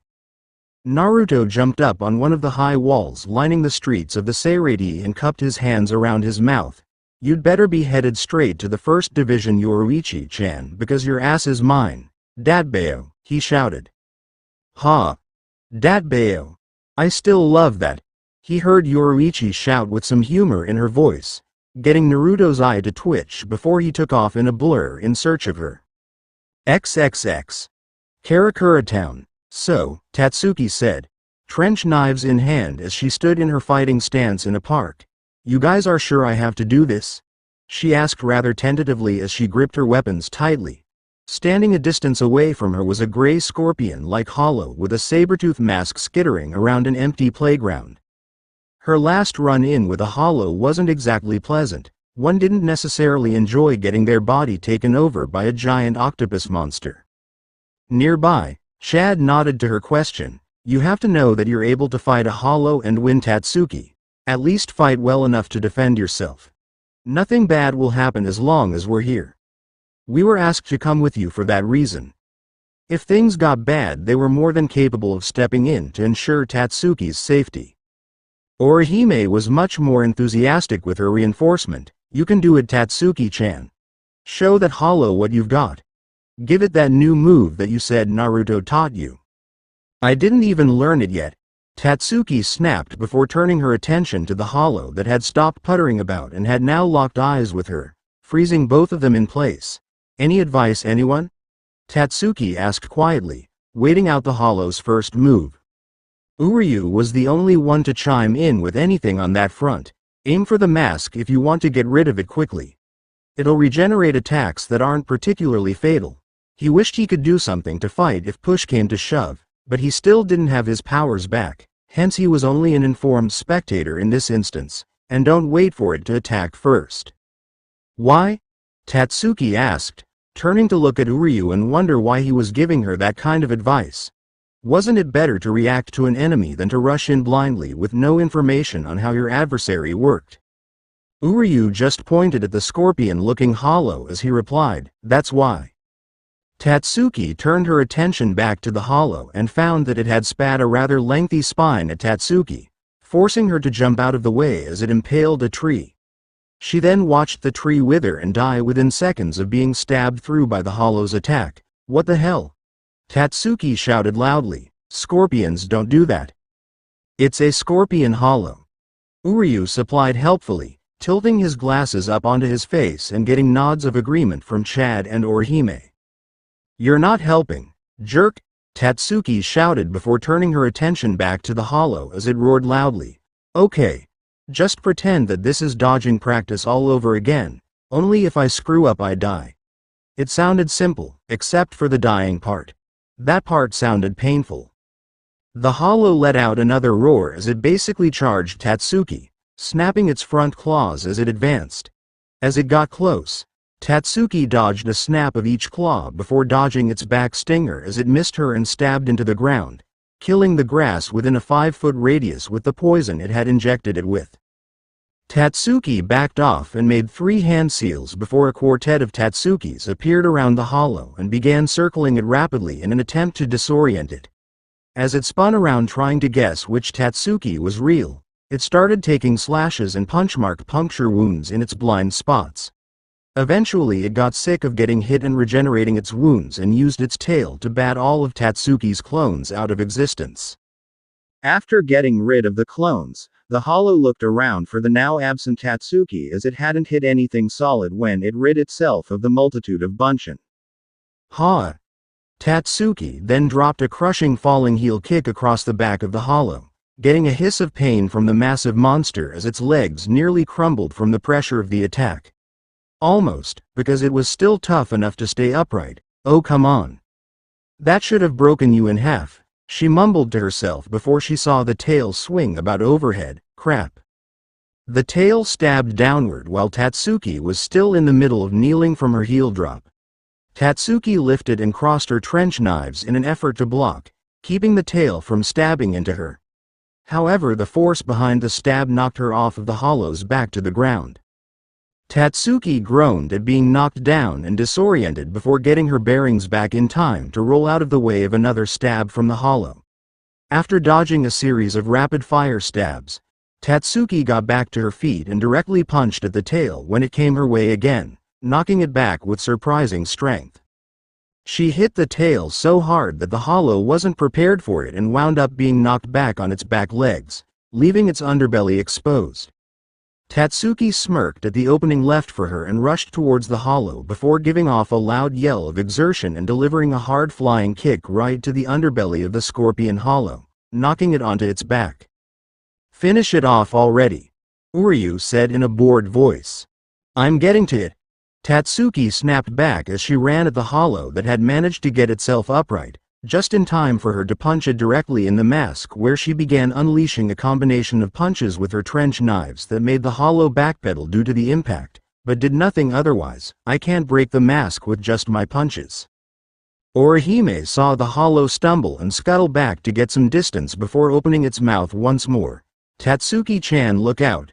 she shouted in warning, preparing to intervene with her Shun Rika if the need arose. The hollow fired a large spire into the air that exploded and started dropping spines all over the ground in something of a scatter shot. Tatsuki dodged and made liberal use of kawarimi with spines that had already stabbed themselves into the ground as she drew closer to the hollow that seemed frozen in place. She clenched her fists and looked down at her weapons. "I don't have an attack jutsu, but I do have these. I think Naruto-sensei said that channeling chakra to these things did something. I don't remember, he said it in passing, that we'd get to it later." Well, she didn't have anything to lose at this point other than her life, and if she didn't come up with a way to end the fight, she might just lose that anyway. Tatsuki guided chakra to her fists and by proxy her trench knives and ran forward at the prone hollow. Apparently that last fire and forget attack came with some kind of recoil with it because it still hadn't moved yet. She cocked one hand back and unleashed a punch as hard as she could, right at the mask of the hollow as if it were a board she needed to break. Her bladed fist impacted right off of the mask, cracking it harshly with a blue ripple rolling through the cracks, momentary remnants of her chakra as blood flew from it. Surprised by the amount of damage that one punch dealt, Tatsuki stood in awe, fist still outstretched. "Tatsuki!" Chad yelled across the park to her, "It's not finished yet, don't stop." That snapped her focus back and she drew her other fist back, generating chakra through it before unleashing her second punch that destroyed the mask and by proxy the hollow along with it. As the hollow dispersed into spiritual particles, Tatsuki just blinked repeatedly as her adrenaline died down. She looked down at her fists before a grin stretched out over her face. "Hell yeah. I did it. Stupid hollows better think twice before they mess with Arisawa Tatsuki." She then collapsed and sat down on the ground, breathing heavily.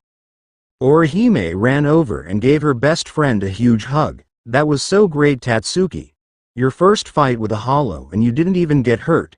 She was ecstatic that Tatsuki didn't require any healing. She looked at Chad and Uryu. "Wasn't that great?" Chad had a small smile on his face. "At least you didn't pass out afterwards like I did," he commented.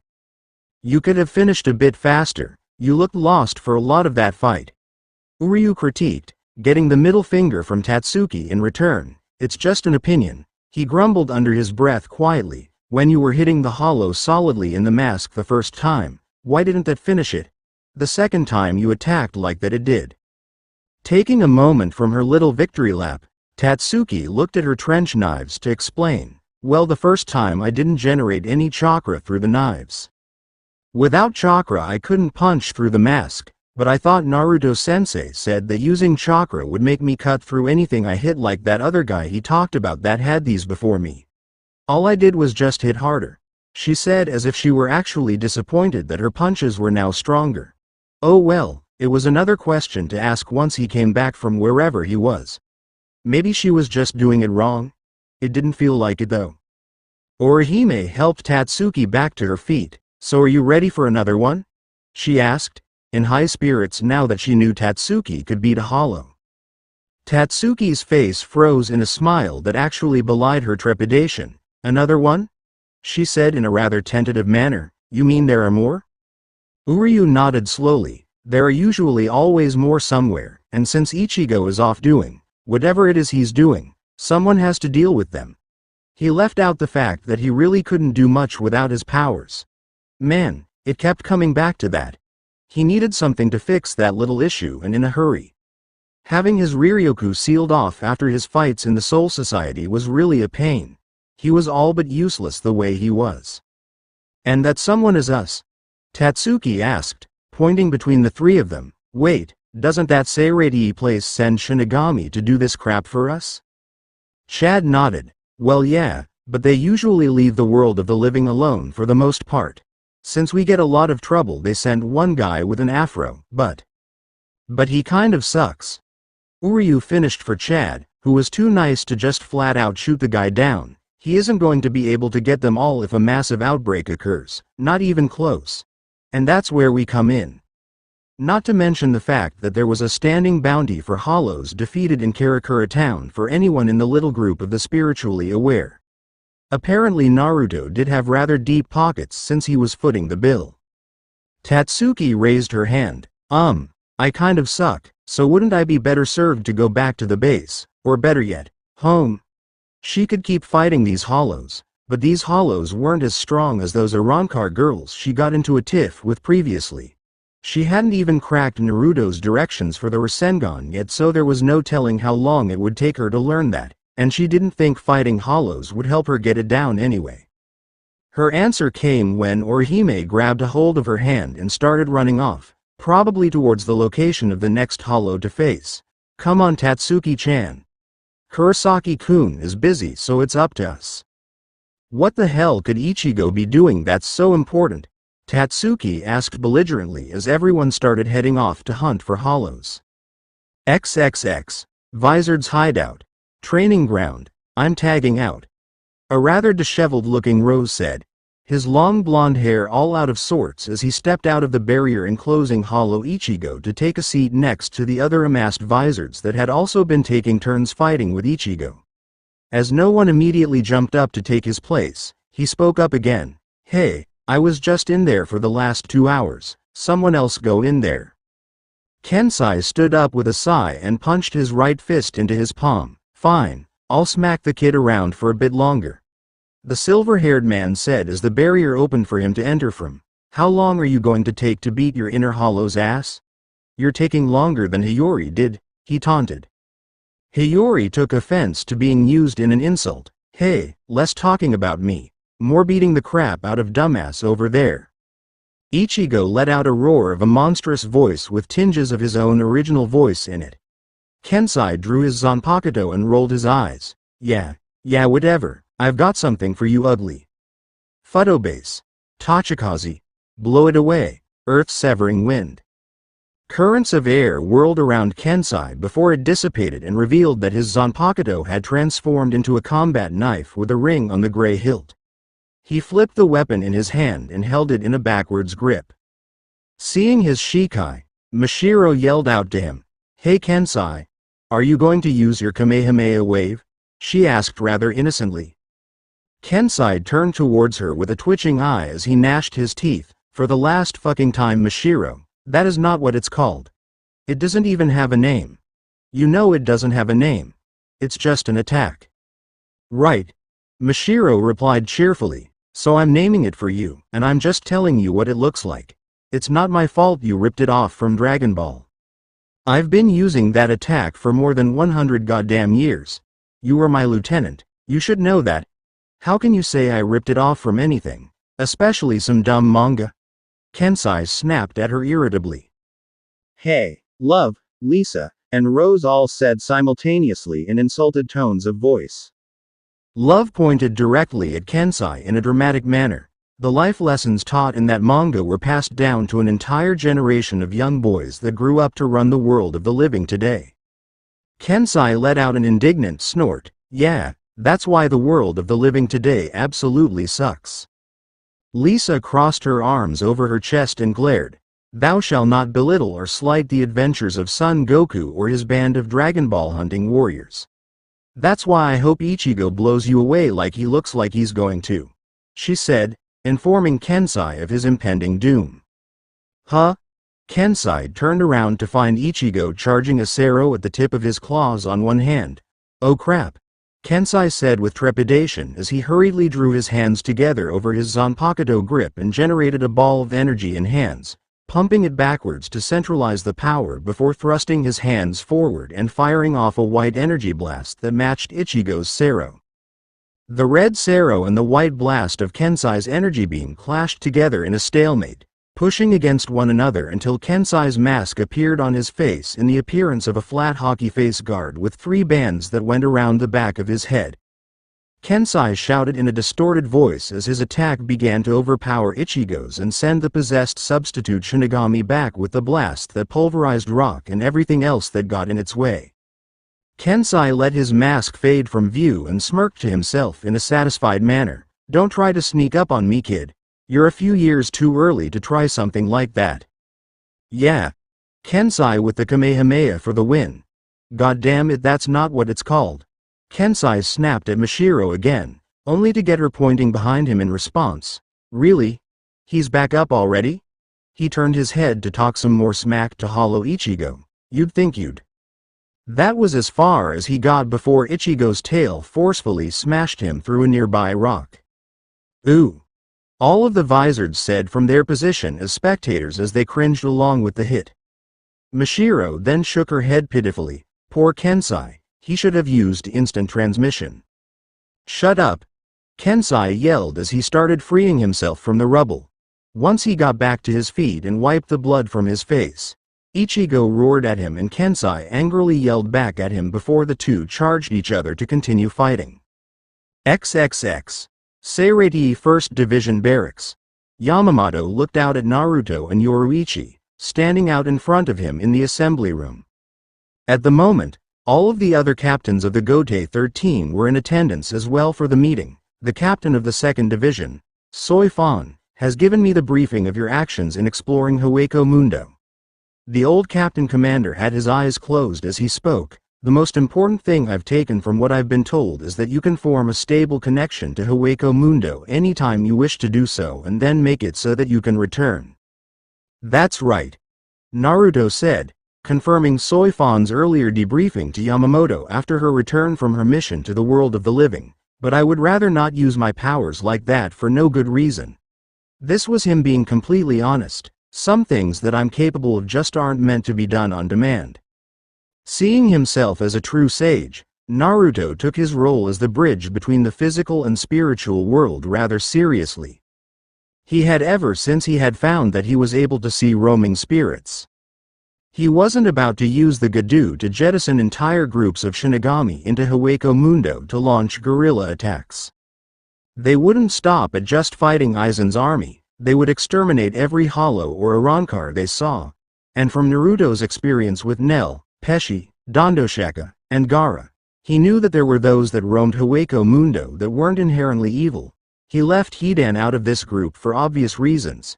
He was alright with dealing only with hollows that roamed into the human world or the Soul Society to devour souls since there was no need for them to be there otherwise. Yamamoto let out a pondering thought. I surmised that mere monetary compensation would not be enough for me to barter passage for my forces to Hueco Mundo. Naruto shook his head with a frown on his face. Sorry, but no, I understand that there's a war brewing and I'll do what I can to stop that or help you out. Especially since you're actually commissioning us for help for pay, but I won't just send Shinigami there for the sake of it. He pointed at Kenpachi, like say I let him go just for the hell of it. What do you think he'd do? Kenpachi grinned at the prospect of being left to himself in Hueco Mundo, thus emphasizing Naruto's point. Yamamoto raised an eyebrow, while keeping the bloodshed to a minimum is understandable. A Shinigami's Zanpakuto purifies the hollow's soul so that they may pass over to the Soul Society as pluses, peaceful souls. If we were to send our Shinigami in to hunt for hollows, it would be more of a good thing than a bad thing in any view. Hearing that all hollows were evil again made Naruto think of the ones that he had been acquainted with, and how scared Nel seemed when she had first met him and realized that Soifan, Nemu, and Omeda were Shinigami. I'll say it again, I'm a sage. I hate killing, but sometimes it needs to be done. I cherish all sorts of existence, all forms of life and even souls. This isn't as black and white as you like to make it look. I'm not going to just start slaughtering hollows for no reason. He wasn't about to directly start a genocide of any kind. If Naruto didn't want to open the Gotei, then not even the use of force would compel him to. He seemed to be that sort of person, and his abilities were unable to be duplicated thus far even with the studies that had been done by Kuretsuchi. The eyes of the old warrior opened to stare at Naruto sternly. You have principles. I respect that. However, if your principles run against the safety and protection of the Seirei, we will have an issue with one another, Uzumaki-san. I would advise against that for your sake. Naruto just nodded. Being a smartass would help no one in this situation. He had taken the measure of an entire group of the strongest in the world dead set on ending his life back when he was young, with an entire army backing them near the end, and after experiencing that he didn't feel like provoking a similar predicament again for absolutely no reason. At this point Yoruichi stepped into the conversation. We would never attempt to harm the Seirei or any part of the Soul Society Yamamoto Sotaichu, but we reserve the right to pick and choose the assignments that we undertake. She put one hand on her hip as she kept up the serious atmosphere. We are not a part of the Soul Society or the Seirei at all. 3 of us are exiled from here as a matter of fact. The members of our group are handpicked and recruited from our own findings, and we receive no mandatory reinforcement from the Gotei 13 unless it has already been confirmed that we're to work together. You've expressed this already, Yamamoto said candidly. He didn't want to let it be known, but both of the guests of the Gotei 13 probably already knew. Having a rogue contingent aware and able to openly meddle with affairs of both the spiritual and living worlds didn't sit well with him. Especially with such formerly high-profile members such as Shihoin Yoruichi, Urahara Kazuki, and Tsukabishi Tessai in its ranks, all important figures in the Seirei prior to their exile. Still, they had done nothing wrong as far as he had seen yet. Not even the representative Shinigami currently stationed in Karakura town in place of Kuchiki Rukia, Kurumadani Zenosuke, had come up with anything negative in his periodic reports, though he had sent back intelligence on a series of skirmishes fought in Karakura between combatants with high levels of Ryotsu, though he was unable to arrive on the scene in time to bear witness to any of the event. Yoruichi picked up where she left off before Yamamoto interjected. Then you'll know that we're merely informing the Seirei of our actions out of general courtesy. We intend to operate as intended regardless of your consent, seeing as how we've refrained from breaking any laws that would have any bearing over the Soul Society. Man, Yoruichi-chan in captain mode is super hot. Naruto thought to himself, though he refrained from showing this on the outside, choosing instead to put up an unyielding front of solidarity with Yoruichi. It stood to be mentioned though that game-face Yoruichi was certainly asserting their point as diplomatically as possible while still expressing one very important point. The point was basically them saying, we don't want to step on any toes or anything, and we actually want to help you, but no matter what happens here this group will not be disbanded since we haven't done anything that would make it an issue. Yukitake took this moment to ask a question. As a separate entity completely separate from the entire Soul Society, could we at least get a scope of your ranks? Maybe a short rundown of your active force? Naruto and Yoruichi both looked at each other before Naruto addressed the white-haired sickly captain. I can't do that without compromising the security and possible safety of a few of our operatives, but I can tell you the first few members that joined. There's myself, Shihoin Yoruichi, he said, gesturing to said Shinigami woman, Urahara Kazuki, Tsukabishi Tessai. The 2 young workers in Urahara's employ might be members one day soon, maybe, and that's all I can give you at the moment, he said, sounding apologetic as he trusted Yukitake after he had attempted to assist him against Yamamoto during the attempt to save Rukia. I have to protect my own people first in this instance. Soi Fan was the only one who knew why that was really important though, and unless the topic was brought to her she wasn't about to potentially betray Yoruichi and Uzumaki as well, she guessed. If it wasn't meant to be said then she wasn't going to blurt it out, especially since it really had no bearing on the overall safety of the Seirei, which was Yamamoto's primary concern. Still, even off of what they heard from him, that was one hell of a lineup by itself even without knowing who else the group had. 2 ex-captains and the former Kido Corps commander, not exactly anything to sneeze at when it came to firepower by any stretch of the imagination. At that juncture in the meeting, Shunsui decided to try and venture a question out since his best friend had just done so, though his was decidedly less serious. Not a bad thing, since the tension in the room had grown palpable by this point. So this group that you guys are making up, do you even have a name for it, or are we just going to call you those guys? Once again Yoruichi looked at Naruto, who rolled his eyes. She could have told him the name he came up with on the way to the 1st Division barracks just as easily as he could have. She was there and he told her what it was to keep her informed. Naruto cleared his throat before addressing the flamboyantly garbed captain and the others as well. I guess you can call us Equilibrium, he said with a grin as he rubbed the back of his neck. The small, white spiky-haired Captain Hitsugaya Tushiro stepped forward. So what exactly do you do? What's the point of your existence as a group? Yoruichi answered, to do what needs to be done. A small smile appeared on her face, for a fee more often than not. We'll be capable of doing the things that you can't or won't. We can go everywhere, even the places that you're not able to, and get rid of the problems that you might not even know about if that's what we feel like doing. What is this? A TV commercial? Naruto thought to himself. Good final cell to leave on though, he had to admit with a shake of his head. That's all we've got for you. That is, if that's all you need? He asked as he turned back towards Yamamoto, who thought for a moment before giving a nod. He wasn't going to get anything useful information-wise out of the pair as things stood. They shared all they had on Aizen and his Arankar. There was nothing else urgent at the moment. If you need us, you know how to reach us, Naruto said conclusively. Yamamoto tapped his staff, Zanpakuto, on the ground loudly. In that instance, the meeting is adjourned. Everyone is dismissed and allowed to go back to their usual duties. He more or less ordered as the room began to clear out of the captains and the visitors, Naruto and Yoruichi. If Shihouen Dono and Uzumaki-san would just wait for a moment, however. He finished, getting the two to stop and turn around as everyone else left. I have a request. A request? Naruto repeated with a raised eyebrow before crossing his arms over his chest. Will we be getting paid for this request? He asked pointedly before catching a sharp elbow to the side from Yoruichi. Honestly, Yoruichi thought to herself as she regained the group's poise in this situation. Naruto had tact and could orate well, but apparently his impetuous nature was just something that he couldn't keep under wraps for very long periods of time. If it hadn't been fixed by now, then there was nothing Yoruichi could do at this point. What do need us to do for you, Yamamoto Sotaichu? It's nothing major, I assure you.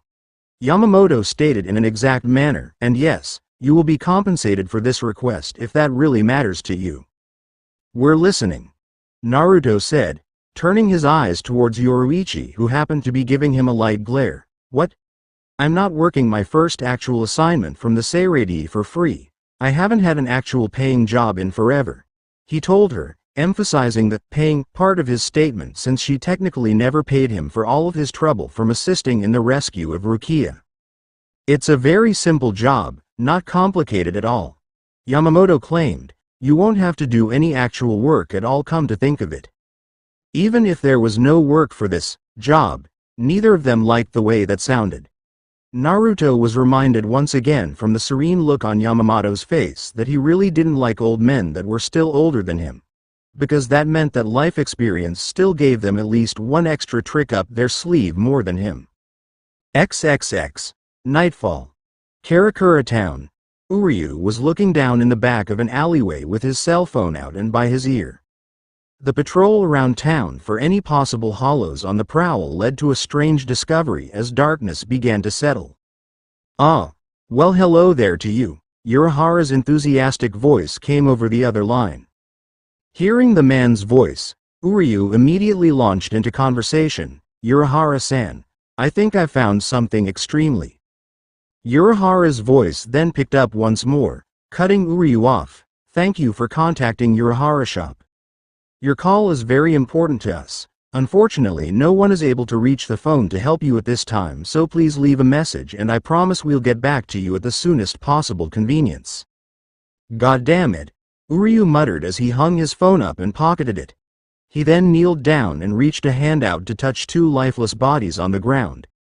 They had no wounds on them and there was no sign of a hollow attack anywhere around either as Uryu adjusted his glasses on his face. Why do these people look as if their souls were just sucked out of their bodies? He asked no one in particular. My apologies, Hidan-san, Tessai said in a stoic manner as he stood in the training ground of Naruto's base of operations. His frame was covered with the marks of battle and the frames of his glasses were cracked by whatever had occurred there.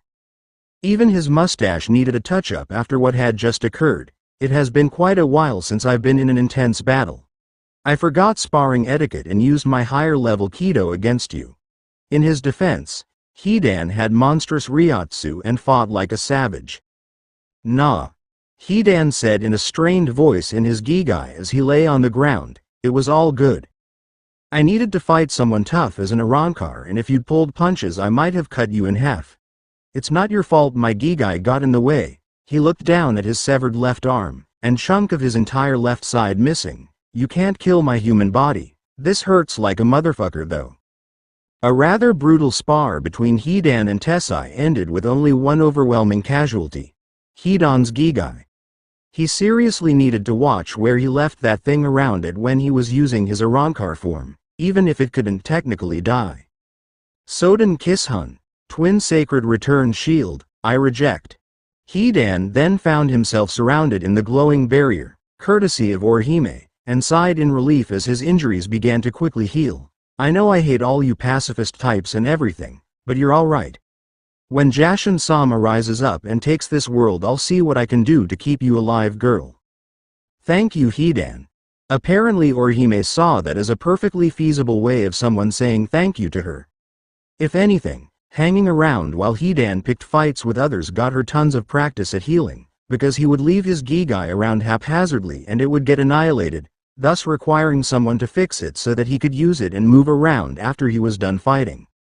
Yeah, Hidan definitely liked getting his body put back together this way. Orihime was faster than Kakuzu was unless he was really messed up. She was way nicer about it when she patched him up, and of course the view that he got was immaculate. Even a surly jerk like him had to admit that a pretty girl was way better to look at than an old guy in a mask. Whatever Uzumaki is paying you he needs to pay you more because this healing thing you do is the best I've ever seen. Orihime's face heated prettily at being complimented, especially by someone with such a normally poor disposition like Hidan. Though, the fact that his shoulder was now reattached to his torso by way of her doing probably had something to do with it. It's practice, I guess, she said before laughing sheepishly. She was damn sure getting a lot of it, that much was for certain. At hearing that from her, Hidan gave her a very feral grin. Well, if that's the case then I'll just have to make sure that you get more of it right. She could just put him right back together anyway. All Orihime could do was give him a nervous smile, because she didn't like the sound of that whatsoever. Meanwhile there was work to be done elsewhere in the training area that was quite busy on this day. Gaara in his stood impassively as another of Chad's energy blasts bounced off of his Shukaku look-alike shield.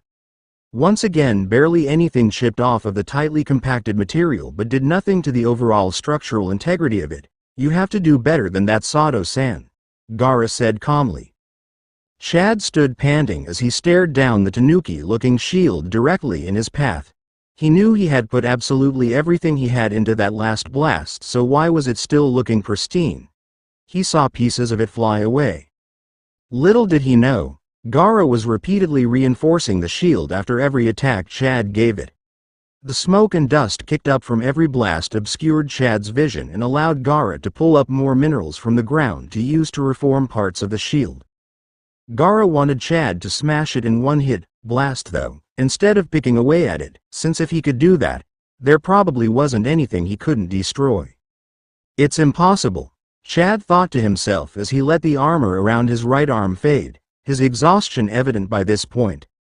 He had been going at trying to destroy Gaara's shield since he exited school that day.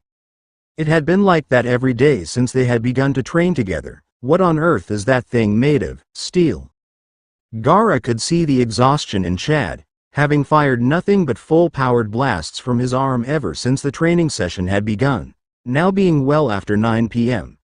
And then there was the matter of the fact that the younger members of the little group had homework and the like to take care of, I think we should take a break, Gaara said, not leaving room for any argument as he then disappeared in a sand-based shunshin. He had homework to do as well. Front or not, Gaara was not about to look bad in a public forum for being stupid, like Naruto did by not showing up, sleeping in classes, and not doing homework. Somehow Naruto was still passing, and simultaneously obliterating world history and geography classes. Speaking of Naruto as well, he was working up quite a sweat in a mock battle with Yoruichi, both of them moving fast enough to avoid being flat out seen by anyone that wasn't used to moving that fast themselves. They would trade strikes in the air and then back away, until Naruto decided to push forward as the aggressor and try to chase Yoruichi down, an attempt to wear her down that was very slow going. Someone's angry. Yoruichi jibed as she hopped backwards and came to a stop just as a fist from Naruto smashed into the ground. Someone's very angry. Is the mission really that bad? Naruto grumbled to himself as he stood up and shook the gravel off of his fist. This isn't a mission, Naruto stated, bouncing on his toes to stay loose. We're on watchdog status. We were doing that before any of this happened at all. Now we just have Jigokuchu, hell butterflies, to take care of. Don't forget that we're to take in another group of Shinigami to keep the Seirei up to date on what's happening in the world of the living, Yoruichi said informatively before ducking a kunai thrown directly at her in response. So that's the thing that you're really pissed off about, she said in a eureka moment. I am not running a goddamned boarding house, Naruto yelled before again rushing Yoruichi swiftly, forcing her to move just as quickly to avoid being overtaken in his attack. Sick of retreating, Yoruichi stopped running and threw a hard punch that met Naruto's own in a heavy smash of fists. We're getting paid way more than this is worth, Naruto, she said as she ignored the thought that she might have broken her hand in that ill-advised clash. So when the Shinigami representatives show up, I want you to be good. Be good? I'm the fucking boss around here, Naruto exclaimed, spinning in a grandiose manner. I'll blow this entire base to bits if I feel like it. It's not like it's lined with sekiseki or something. He stopped spinning in time to block a Yoruichi flying kick that sent him sliding back 100 feet away. Do you think we could get sekiseki in here? That last idea actually sounds useful.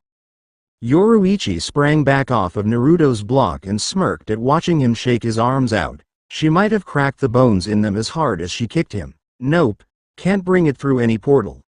All we've got here is the stuff you humans came up with over the last few thousands of years, she finished with a grin. Cocky, aren't we? Naruto quipped as he could already feel his bones starting to slowly heal. Before he could initiate another attack, a voice stopped him. Naruto-sensei, how'd I pop this damn water balloon? Tatsuki shouted across the training room, holding said water balloon in one hand. Spinning the water doesn't work. This was an extremely troublesome technique to get down, but the Rasengan was sure to be worth it in the end. It was definitely the strongest fighting technique she ever had the opportunity to learn. Patience was not her strong suit though. Naruto took his eyes off of Yoruichi to address his student who had interrupted his fight. Yes, it will. You're just doing it wrong, he shouted back. Then tell me how to do it right, Tatsuki said with a snarl in her voice. In the blink of an eye, Naruto was right in front of her with a frown on his face, surprising her and making her take a step back as he stared at her. Show me, Naruto said, before grunting and suddenly blocking another flying kick from Yoruichi. Give me a second, Yoruichi-chan. Damn, I'm trying to teach here. Yoruichi merely chuckled and jumped back from her attempted surprise attack to land in a crouch, a predatory look in her eyes as if she was looking for another sneak opening. You never said timeout, she more or less purred. But even if he had indeed said timeout, she wouldn't have listened anyway. Naruto kept an eye on Yoruichi but was still watching Tatsuki as she tried to pop the balloon by spinning the water in it with her chakra. He could see the water only churning in one direction and took the balloon from her. Pay attention because I'm only doing this one more time. What's the difference between when you do it and when I do it? He asked before spinning the water with his chakra, quickly bursting the balloon. Tatsuki growled slightly when the water from the balloon splashed on her. It looked like the water was churning instead of just sloshing around when I did it. Am I supposed to spin the water in more than one direction? She asked as she walked away to a nearby pile of water balloons to get a new one. Naruto grinned at the fact that she picked up on what to do and was about to open his mouth when he sensed Yoruichi again and ducked a swinging kick aimed at his head. Alright, that's it. Jinten. Mankobushi, swift release. 10,000 fists. Naruto leapt at Yoruichi and threw punches so fast she couldn't even see them.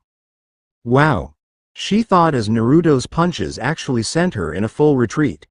Yoruichi could feel her forearms taking all of the punishment from the repeated strikes that she swore could pulverize rock into pebbles. That's a new one. Meanwhile though, Tatsuki was lamenting the loss of one-on-one time with her new and very powerful mentor and was none too happy about it.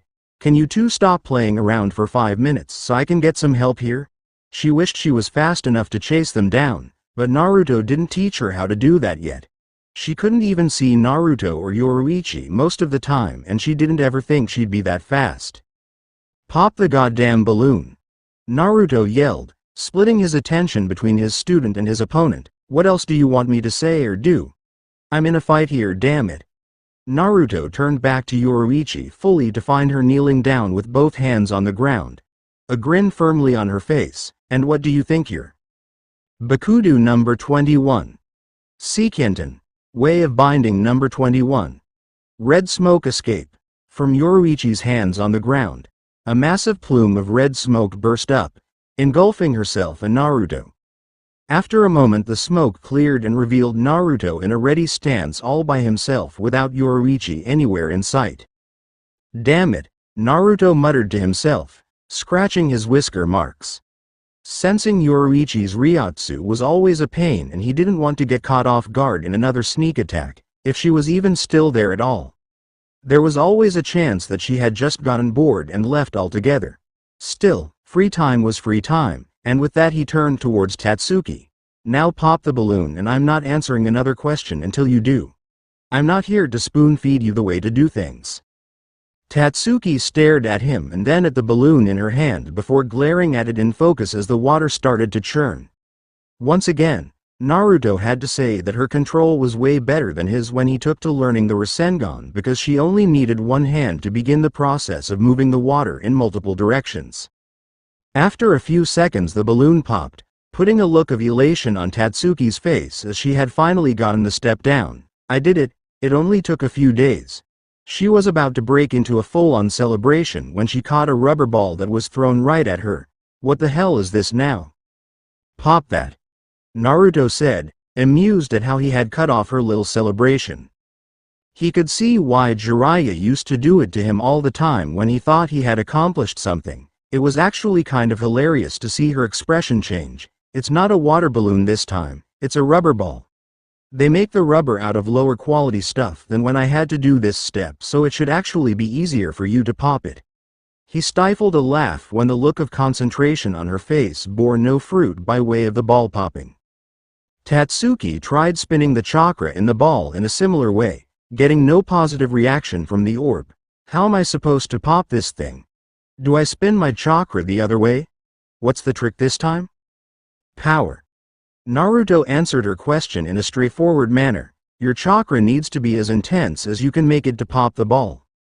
You've got to do it in a completely different way this time to learn how to make the Rasengan strong enough to do actual damage to the stuff you hit with it. Getting the point, Tatsuki went back to focusing on the rubber ball in her hand, grunting loudly in exertion as she tried to will her chakra to burst the ball from the inside. Naruto began escorting Tatsuki back over to the others as it was time to shoo the high school students on home. That's the way, Tatsuki-chan. Bully that chakra out. Now it was time to see how long it took her to get this step down. XXX. The next day. Karakura High School, in an empty classroom. Naruto, Gaara, Orihime, Tatsuki, Shad, and Uryu sat down to listen to what the Quincy of the group had to say about what he had recently found and had tried to take to Urahara and had failed. You found people with their souls sucked out, and couldn't sense anything else? Shad asked, not seeing how those two things could have gone together. If it was an Arrancar we could sense them, couldn't we? The surefire advantage they had was that they weren't going to be snuck up on by the Arrancar. Naruto grimaced at the thought. He was no stranger to espionage, but he figured that he had a handle on making sure that he could feel the Arrancar in order to prevent any sneak attacks. But this didn't seem like an Arrancar thing. Why would they attract even the slightest amount of attention by killing normal people if they were really trying to stay hidden in their infiltration of Karakura town? When is Ichigo coming back anyway? Tatsuki asked, trying to interject in the conversation as she was still trying to pop the rubber ball in her hand. He's been gone for more than a week. It wasn't nearly as long as being gone for the entire summer break, but a week was still a week, and that was quite a while to go without hearing from someone. Naruto addressed this fact. He's still training with the people me and Urahara set him up with, but I'm thinking I might have to spring him soon. Me and Urahara can oversee the rest of his training on our own. Now don't worry about his training, worry about your own. Pop that ball, damn it, he demanded, getting Tatsuki to grumble and curse under her breath at him. According to the Vizards, Ichigo had managed to obtain control over his hollow. Now it was just a matter of him learning how to fight and keep the mask that represented his hollow powers on his face to augment his already formidable abilities. Right now all he could do was keep it on for only a handful of seconds. So theoretically he could go and get Ichigo and bring him back to normal living. Well, as normal as things got for Ichigo anyway. Still, he was not feeling up to dealing with getting bitched out by Shinji or Hiyori. It would probably be best to send a clone if he decided to get Ichigo back. The way things sounded, Orihime didn't necessarily like the thought of fighting someone without the entire crew present and assembled, so to speak. So, what are we going to do? She asked rather meekly. It was like a war room, except it was just a classroom. Ichigo is fine on his own. Gaara insisted calmly. He is with those that are training him.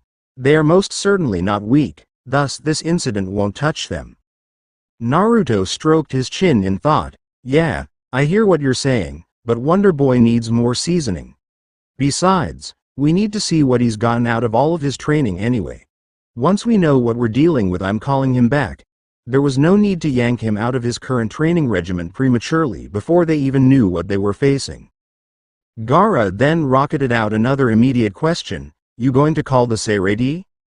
Fuck no, Naruto replied instantly. They're already sending people. Why would I call them now? It's not like telling Yamamoto Gigi that this is happening and we don't what exactly this is would make them send anyone any faster. He was going to save some face here and stay on top of the situation. Equilibrium was not going to look like they didn't know what they were doing only days after being recognized as a significant force by the Seirei. Uryu frowned deeply as he tried to brainstorm. We can't sense them. Well, at least I can't. Not until I felt a little spike of Ryotsu. He rubbed the bridge of his nose under his glasses. When I arrived I found the bodies that had lost their souls. It was clear that he was relenting over the loss of his powers, even though there was nothing he could really do about that fact. There had to be a way to find out just what was going on and to locate the culprit immediately. His sensing skills weren't very strong to search for things over a distance until he took the time to use Sage Mo. Naruto immediately stood up and walked out of the room, getting everyone's attention at how abrupt the action was. Where are you going, Naruto? Chad asked, thinking that there might be some trouble that needed to be handled. To go be your living radar system. Naruto snapped as he reached the door just when the teacher opened it back up to come inside, ready to continue class.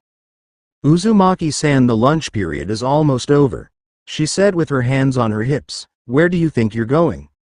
Blinking at the woman blocking his path, Naruto set his hands on her shoulders and calmly yet swiftly switched their positions, with him standing in the doorway and her standing in the classroom. Bathroom. Yeah, I'm going to the bathroom for this stomach virus I caught. You don't want me anywhere near here for that, so. He then took off down the hall in a rush. Later. The teacher let out a sigh as she looked down the hall where she swore she could see scuff marks from the rubber soles on Naruto's shoes lining the floor where he ran. I swear I have the strangest students in my class. First Kurosaki running off at the drop of a hat, and then Uzumaki never shows up and leaves at a whim. XXX. Vizard's hideout. Training ground. Come on, you dumbass. Hiyori yelled as an incoming attack from Ichigo was easily defended. Her reason for being upset was his slow-moving growth when it came to using his hollow mask. 11 seconds just isn't going to cut it in an actual fight. She shouted as she delivered a kick to Ichigo's face to drive the point home. Ichigo got back to his feet and glared. Scuff marks all over his face from the kick he had just taken. "I know that," he shouted back as he rubbed his face. Why did all of the short people in his life find it so necessary to inflict copious amounts of gratuitous violence on him? First Rukia and now Hiyori. "I'm trying to hold it as best as I can, so shut up and let me work." Hiyori gave him a deadpan look before bringing her hand up to her face, her own mask with the prominent horn on the forehead taking form. "Well, if you still want to get your ass kicked, that's just fine with me," she said in her slightly distorted voice, warped by the power of the hollow flowing through her. "Bring it on." With that welcome invitation, Ichigo formed his own mask and leapt back at her with a yell of malicious intent. Meanwhile, like usual, the other Vizards were hanging out to the side, not paying much attention, if any at all, to the current fight going on. 11 seconds is a shoddy amount of time to keep the mask on for, Kensai remarked to himself as he was the only one really paying attention to Ichigo and Hiyori's little scrap. I mean, first of all, the guy took longer than Hiyori to get his hollow under control, and now this. Shinji shrugged upon hearing his comrade's complaints. "Hey, at least he's not a dud. He pulled it off in the end, didn't he?" He did agree though. 11 seconds was hilariously bad.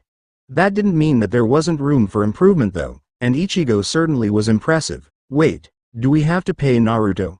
Because he said that we owed him, but he never said what we owed him." Rose sat off, tuning his guitar calmly. "Are you kidding?" he said with a laugh. "None of us have money. What are we going to pay him with? All of the useless stuff we've got laying around the place?" Lisa shook her head as she read a small orange book intently. "If we don't pay him somehow, then Naruto's going to get us back." Shinji laughed loudly at the idea of Naruto getting them back. Get us back? How in the hell would he ever pull that one off? There's a barrier over the entire hideout and we never really leave. Good luck with that.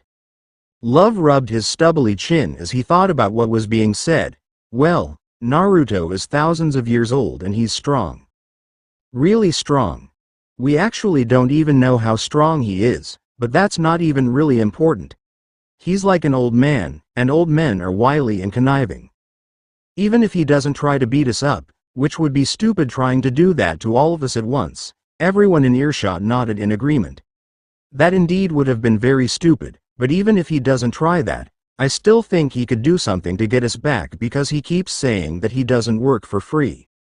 We're friends with Fishcake though. Mashiro interjected brightly. Don't we get some kind of friend discount for his services, or even better, a freebie? Love shook his spiky afroed head firmly. Naruto says, if you want a handout, call the United Nations, because I don't fight for free.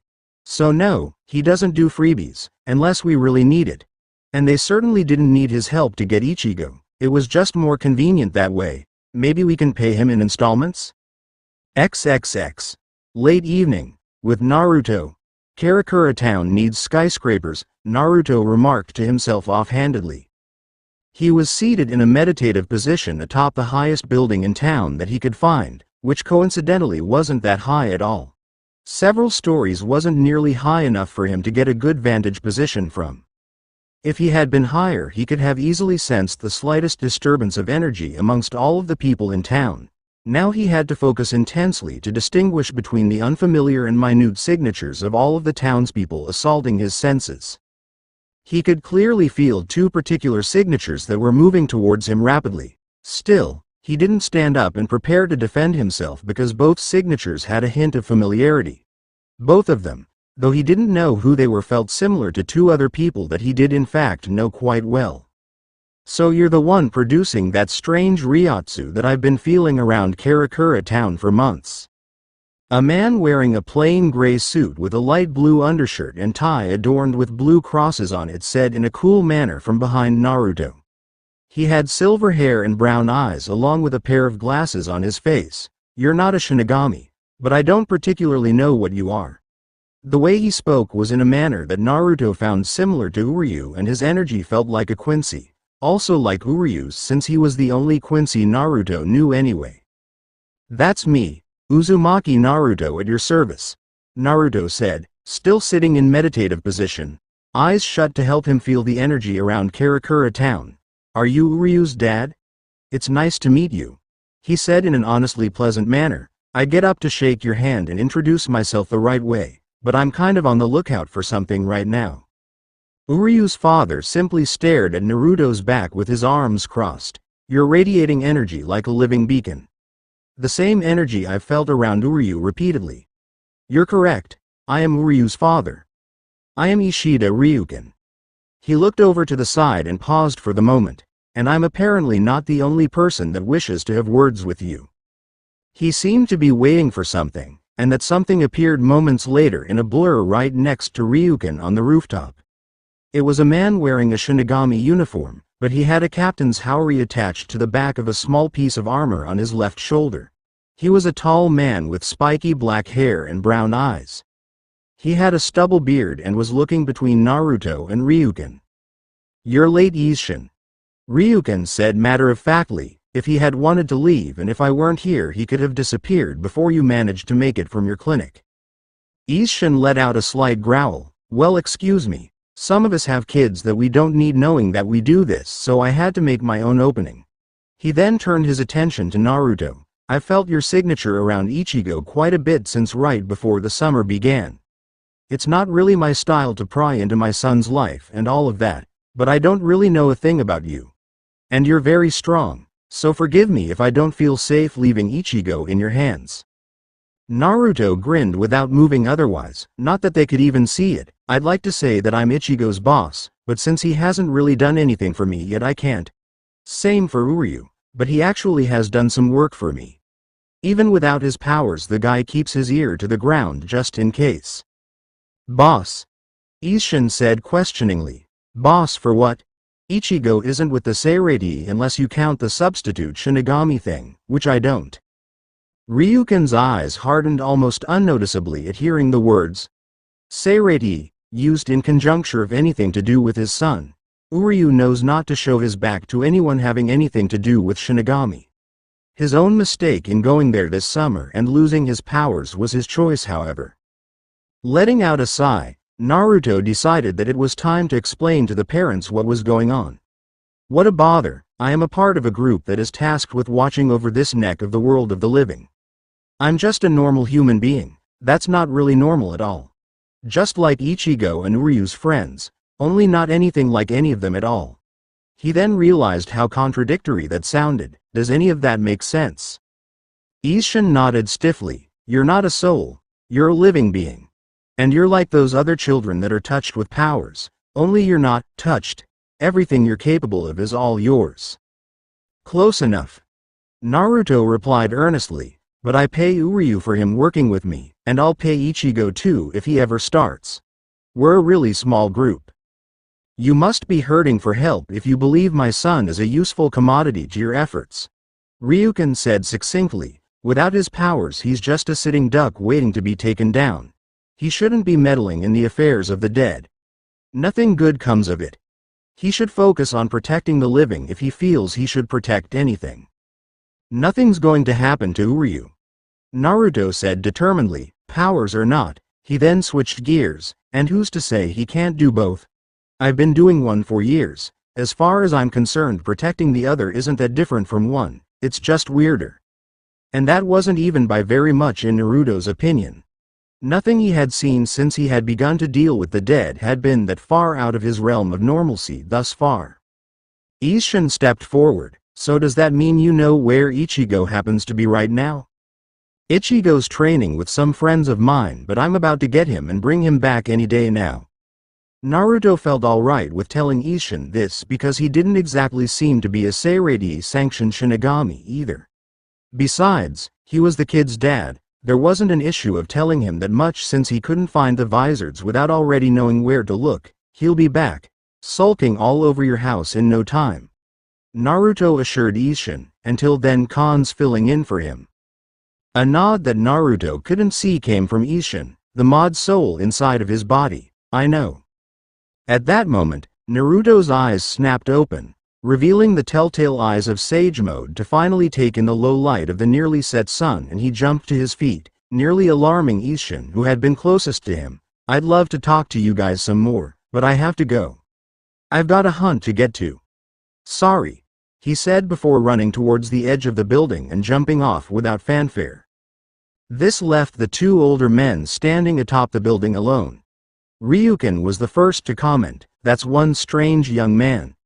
He then saw Ishin shaking his head. "What the matter with you?" he asked as he calmly placed a cigarette in his mouth. "There's nothing young about that guy," Ishin said with a slight chuckle. "That Ryatsu is grizzled. No young man or young anything has an aura like that." XXX. Urahara shop. Early nightfall. "I don't see how this is a good idea," Hidan said abruptly as he sat at Urahara's table, staring up at what he had come over to check out in the stead of Yoruichi, who was manning the base waiting for the arrival of the Shinigami meant to stay with them for the time being, and Naruto, who was off playing early warning radar in town. He thought it would have something to do with Nell, but the childlike Arrancar was as normal as ever. And to make things annoying for Hidan, she was no longer afraid of him, since by now she knew he would not hurt her. Thus he was now in playmate realm.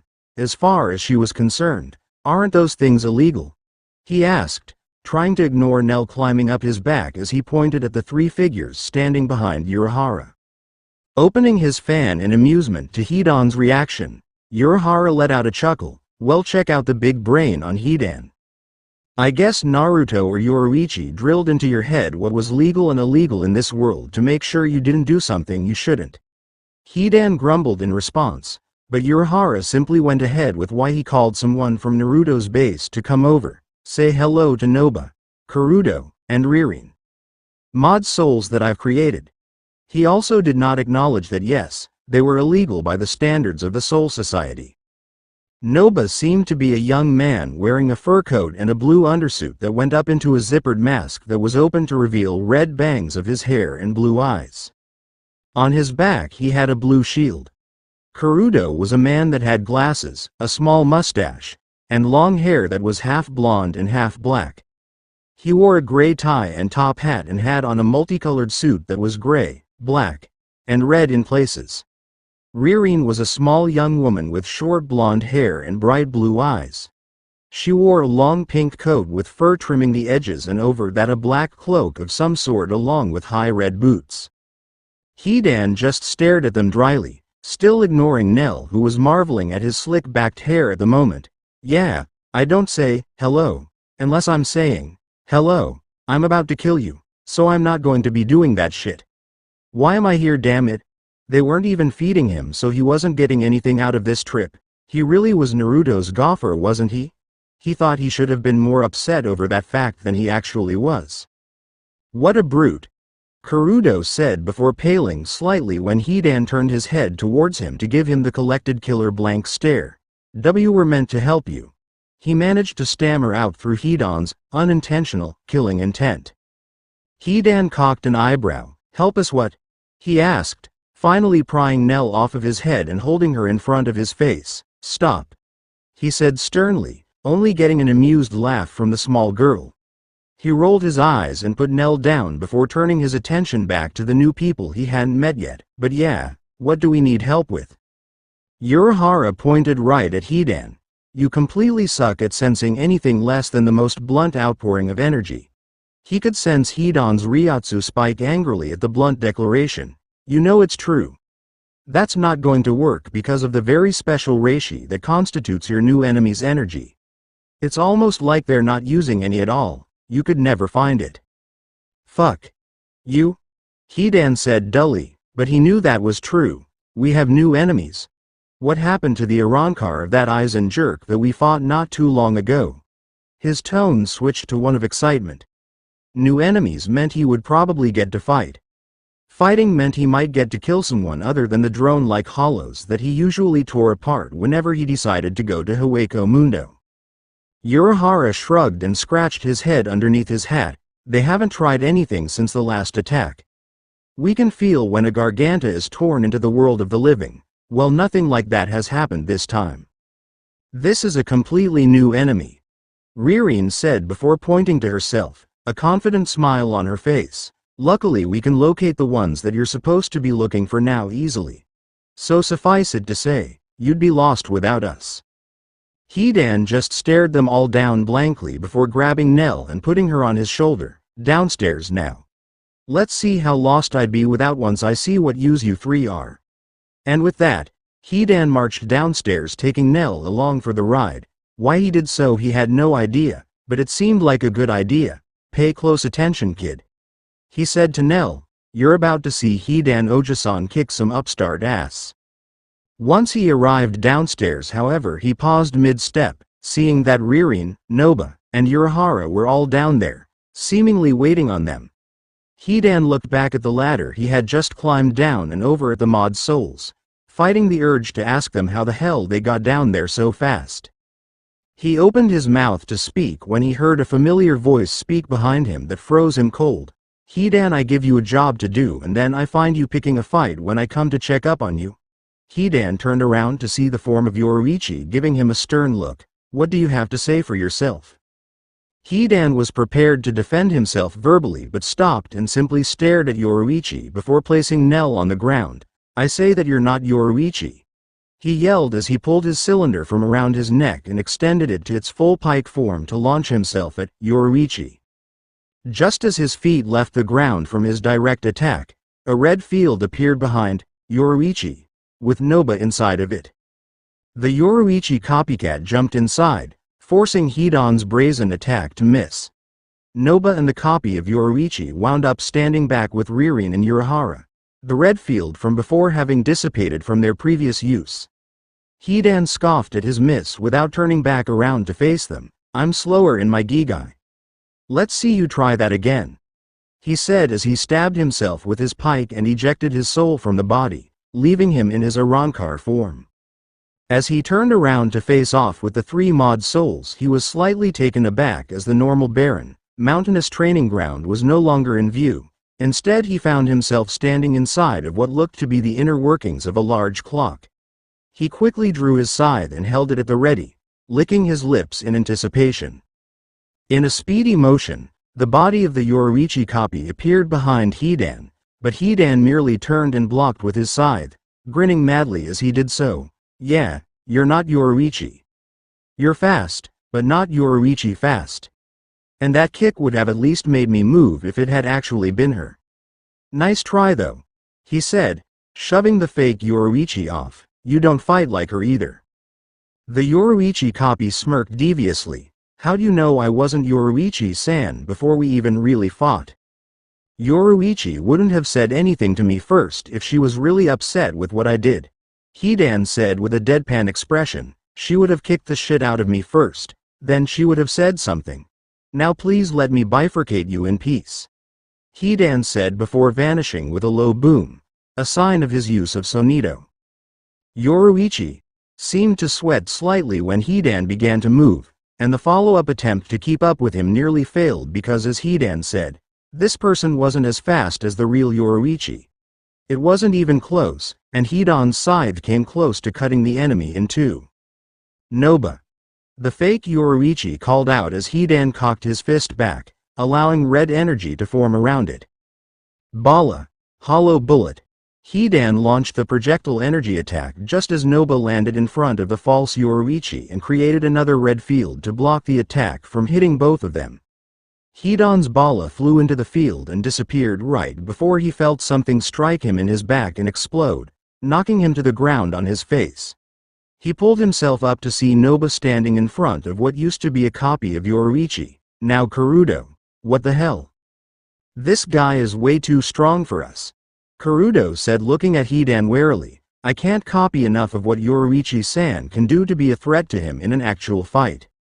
I'm glad you realize that, Hidan said in a seething voice, angry that somehow his own Bala wound up being fired at himself. Now please die for me. Hidan held up one hand in a half-tiger seal and formed a purple sero in his other hand, prepared to just fire and obliterate them the second one of them made a wrong move. Karudo took a step back. Noba, redirect that would you? Noba spoke his first words as the masked mod soul looked at Hidan's energy blast warily. I'm not sure I can. Bakudu number 61. Rikujukuru. Way of binding number 61. 6 rods prison of light. 6 yellow beams of light slammed into Hidan's body on all sides and froze him in place. Oh god damn it. Not again.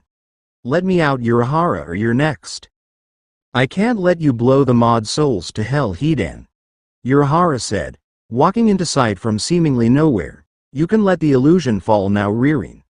At his request, the scene changed and returned back to the barren training ground it had been in the first place. Ririn then popped up from behind a rock. Oh, and I was just about to give that Hidan a hit he'd never forget, she said as she moved over to the amassed mod souls, Shinigami scientist, and trapped Arrancar. Urahara let go of the fucking Kido. Hidan snapped again. Oh, you're so lucky I can't go resurrection on your ass without tipping off the Shinigami, because there's no way in hell this flimsy shit would hold me then. Just being pissed wasn't a good enough reason to unload his full power as if it were a toy. His Ryotsu wasn't exactly subtle even in his normal Arrancar form. Ignoring Hidan's ranting, Urahara gestured to the mod souls. Well, at least now you've seen that they're not just for sensing your new enemies. Noba can teleport anywhere he wants and can even teleport ranged attacks like your Bala. Karudo can shapeshift into any person's appearance and can take on their voice. He can even mimic some of their abilities to use in combat. Ririn can make illusions to fool opponents.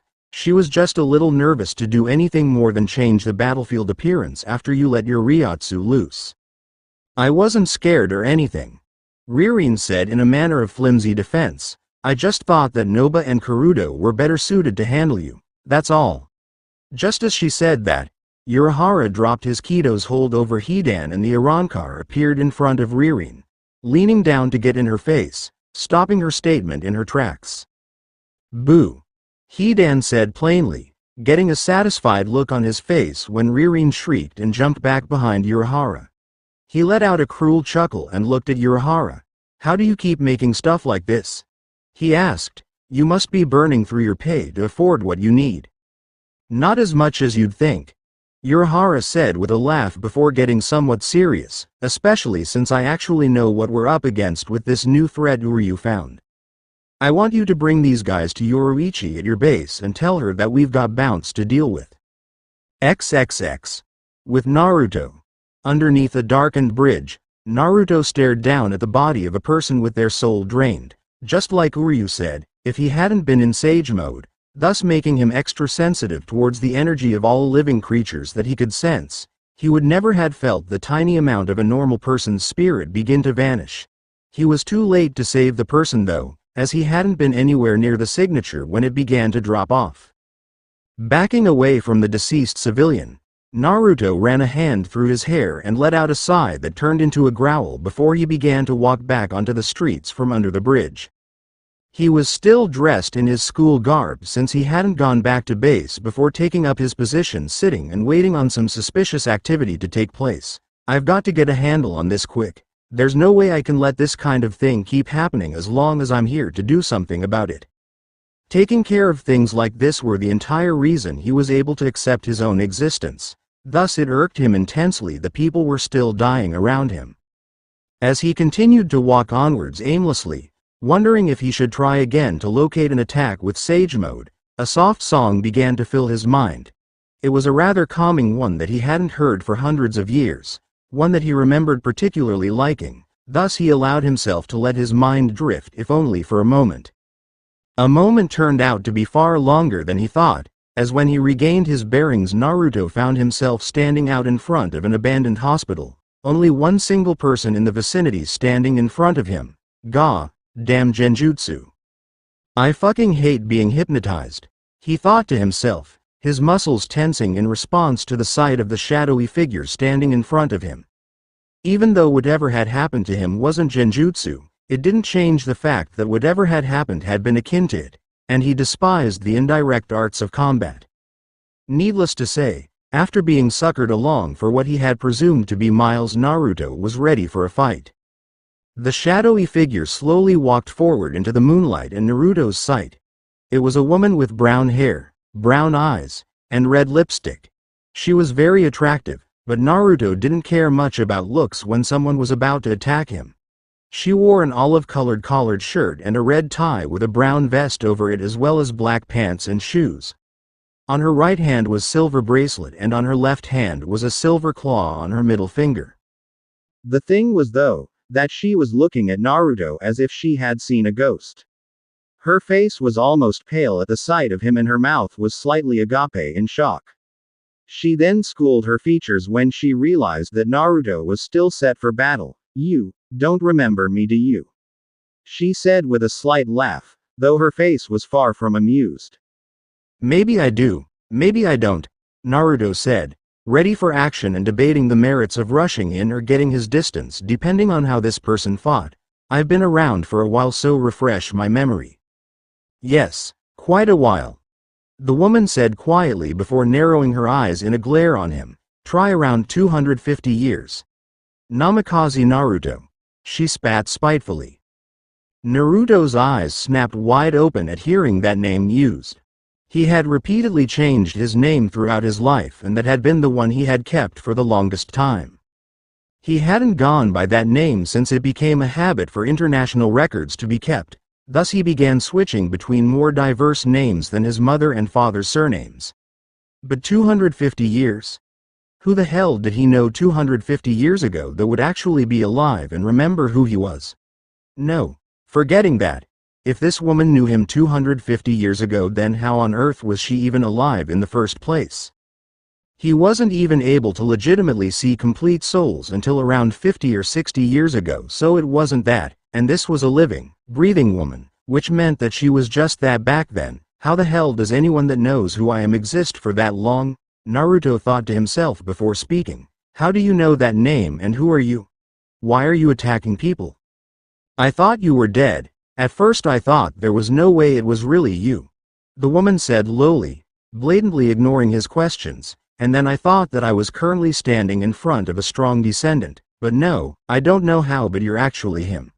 You're Naruto. And yet you're not a bound. You're a sage, correct? Am I still right about that? Naruto had no clue what a bound was, but it was now abundantly clear that this lady knew who he was. Hey, answer my questions, he demanded heatedly. The woman calmly closed her eyes, ignoring Naruto's outburst. If you don't remember my face, then I doubt you remember my name, but I'll give it to you anyway before I send you to hell for abandoning me, Naruto. My name is Yoshino, Soma Yoshino. At that, Naruto started racking his brain trying to think of anyone named Yoshino that would have any reason to know who he was, but he was drawing a blank. Unfortunately for him, he was given no more time to ponder the identity of the woman that knew him as she drew her single-finger claw to her bracelet with a hateful look in her eyes. Zij Dick. Gerda, show yourself, Gerda. The moment she scraped her bracelet with the claw and formed a spark in doing so, a fire formed in an arc above her head before rapidly spreading all over the area.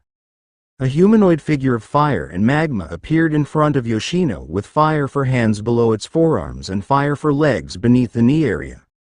Having dealt with Yamamoto's Zanpakuto, Naruto wasn't that far removed from dealing with oppressive heat, but even still the flames from whatever Yoshino had just done were making him sweat.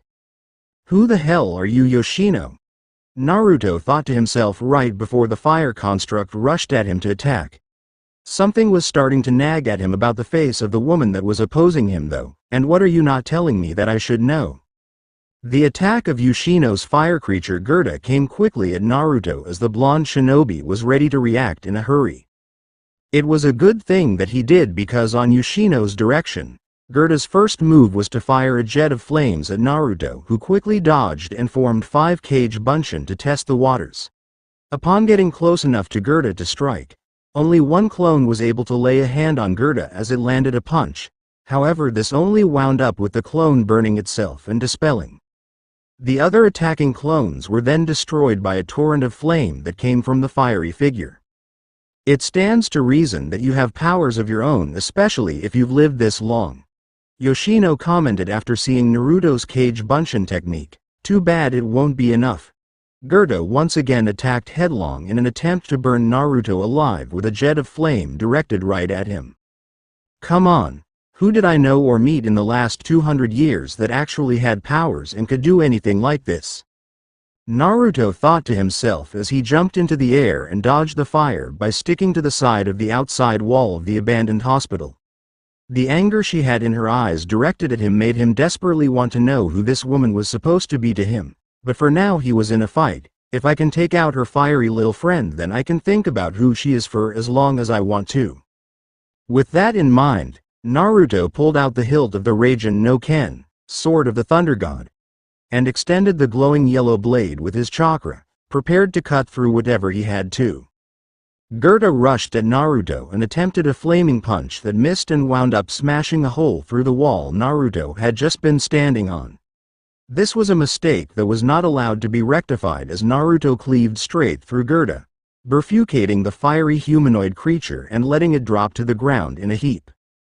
He's so fast, Yoshino thought as she barely saw Naruto stop moving long enough to cut through Gotei before he disappeared from view again and reappeared 10 feet away from her. It hurts to be forgotten, Naruto, but as a Bount I'm actually pretty used to such a thing. Tell me how you know who I am.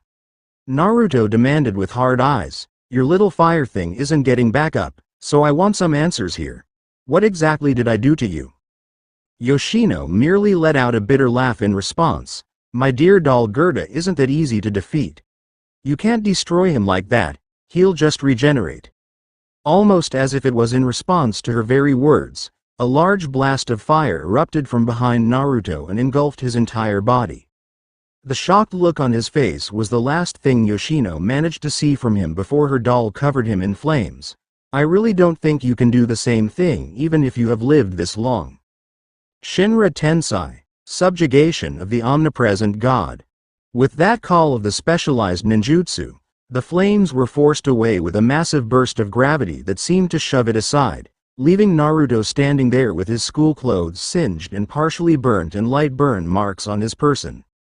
They were already healing though as he stared her down with his Rinnegan active and out. You'd be pretty surprised if you think I can't. He extended his sword hand towards Yoshino and made a "come hither" gesture with his index and middle fingers. Banshu Tenin, heavenly attraction of all creation.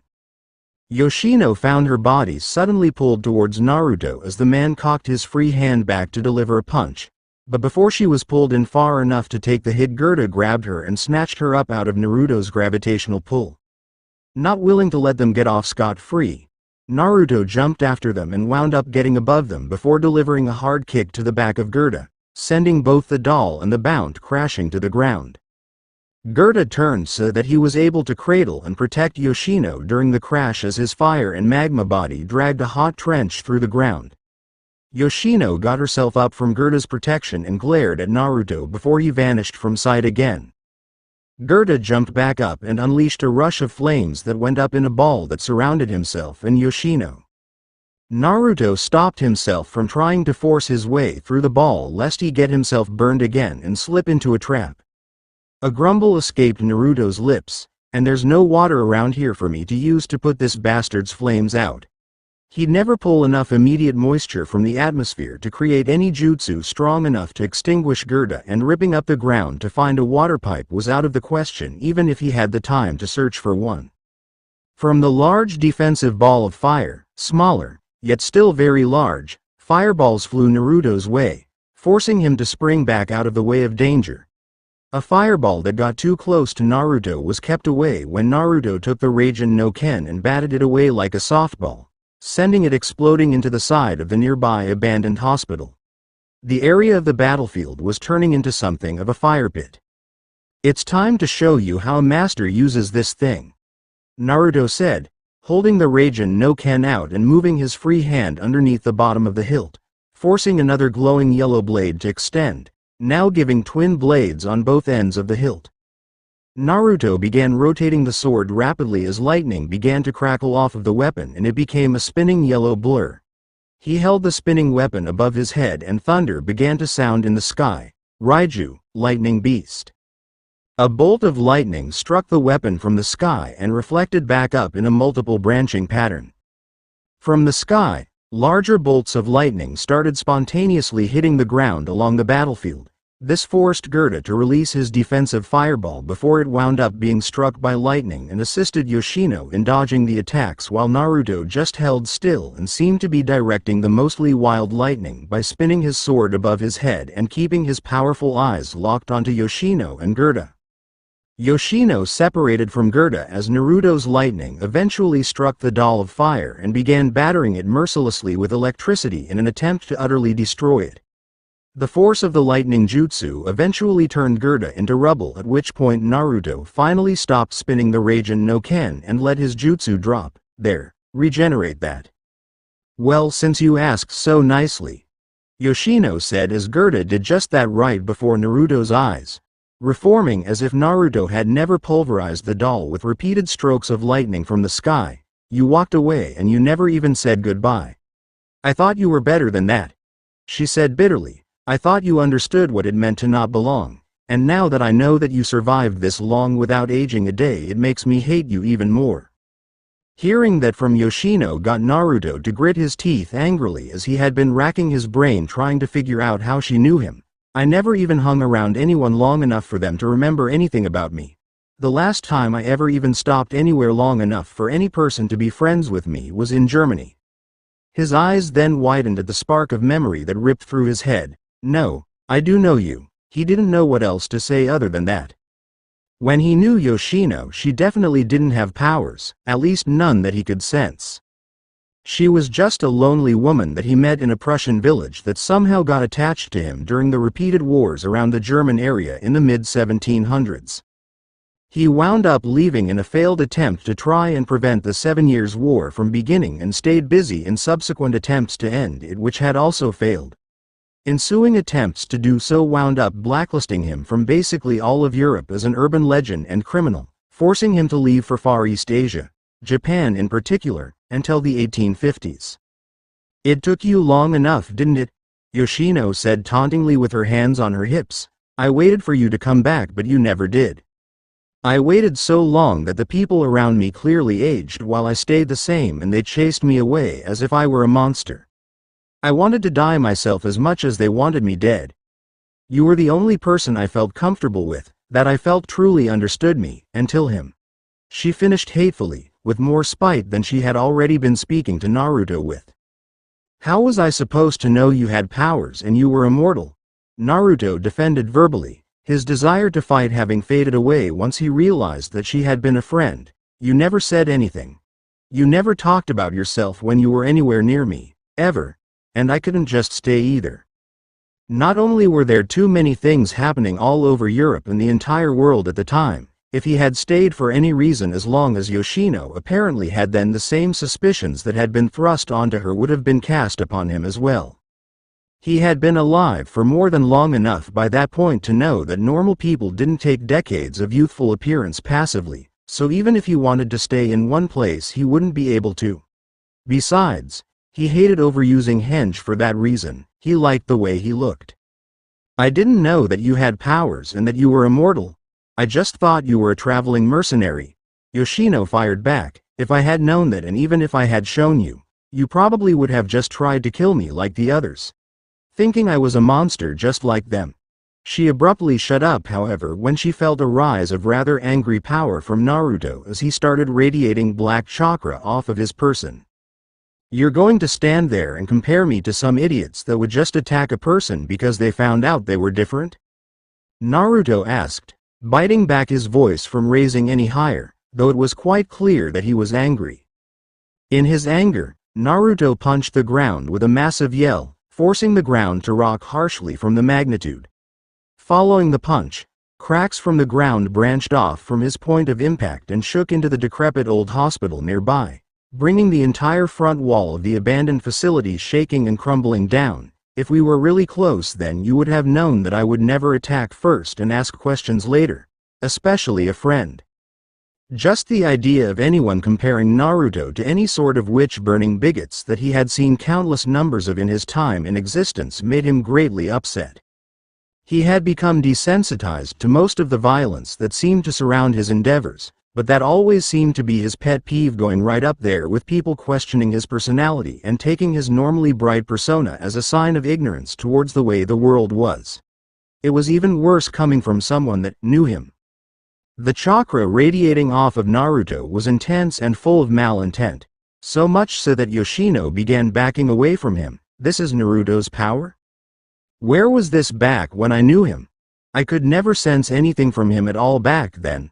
The almost invisible silhouette of mammoth black tails seemed to flicker around Naruto's body like ghosts to a normal person in Yoshino's eyes. I don't know enough about him to fight him here. She looked around for an opening to escape and beat a temporary retreat until she could at least figure out what she was possibly dealing with from Naruto.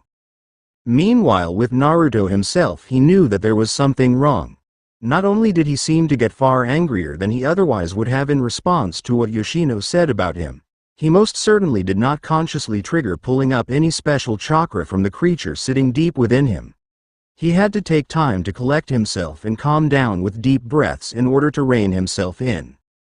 I've only really lost myself like that when it looks like the Jubi is about to wake up, Naruto thought to himself through his loud breaths, taken to keep himself calm. This is not good. It hasn't even been long since the last time I fought it. How could it be waking up so soon? He figured that he had several hundred more years before he had to even worry about preparing himself again. But he was certain that he wasn't mistaken in what he was feeling. Naruto. Naruto turned around and saw Yoruichi appear before him with a look of worry on her face. Feeling that he was even-tempered once more, Naruto walked over to the feline-themed woman, Yoruichi-chan. You found me. He looked around and clicked his teeth in disappointment. His little episode scared off Yoshino and gave her time to actually escape. He simply couldn't feel her energy signature without being in Sage mode or in his Jinchuriki state, and even then it was faint. A frown came over her face. You were pouring out a terrible energy from your body. I'd be surprised if any spiritually aware being in Karakura town didn't feel it. I was just the first one here. She looked around at the fiery battlefield and the mostly demolished hospital building. Are you all right? She asked, taking note of his singed and burned clothes, though by now his minor wounds had long since healed. I'm fine, Naruto assured her. How was he supposed to explain anything that had just occurred though? It wasn't exactly something he was eager to share. Oh hey, you know the soul-sucking going on around Karakura town? I know the woman doing it. I let her escape too, but don't worry, it was only because the world-ending monster stuck inside me almost woke up and threw a temper tantrum.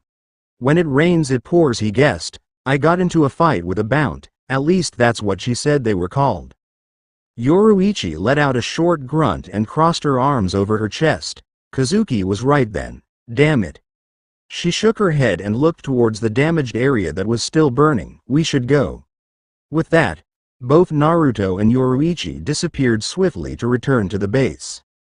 XXX Gerda had been sealed back into object form as Yoshino ran further away from the site of her fight with Naruto.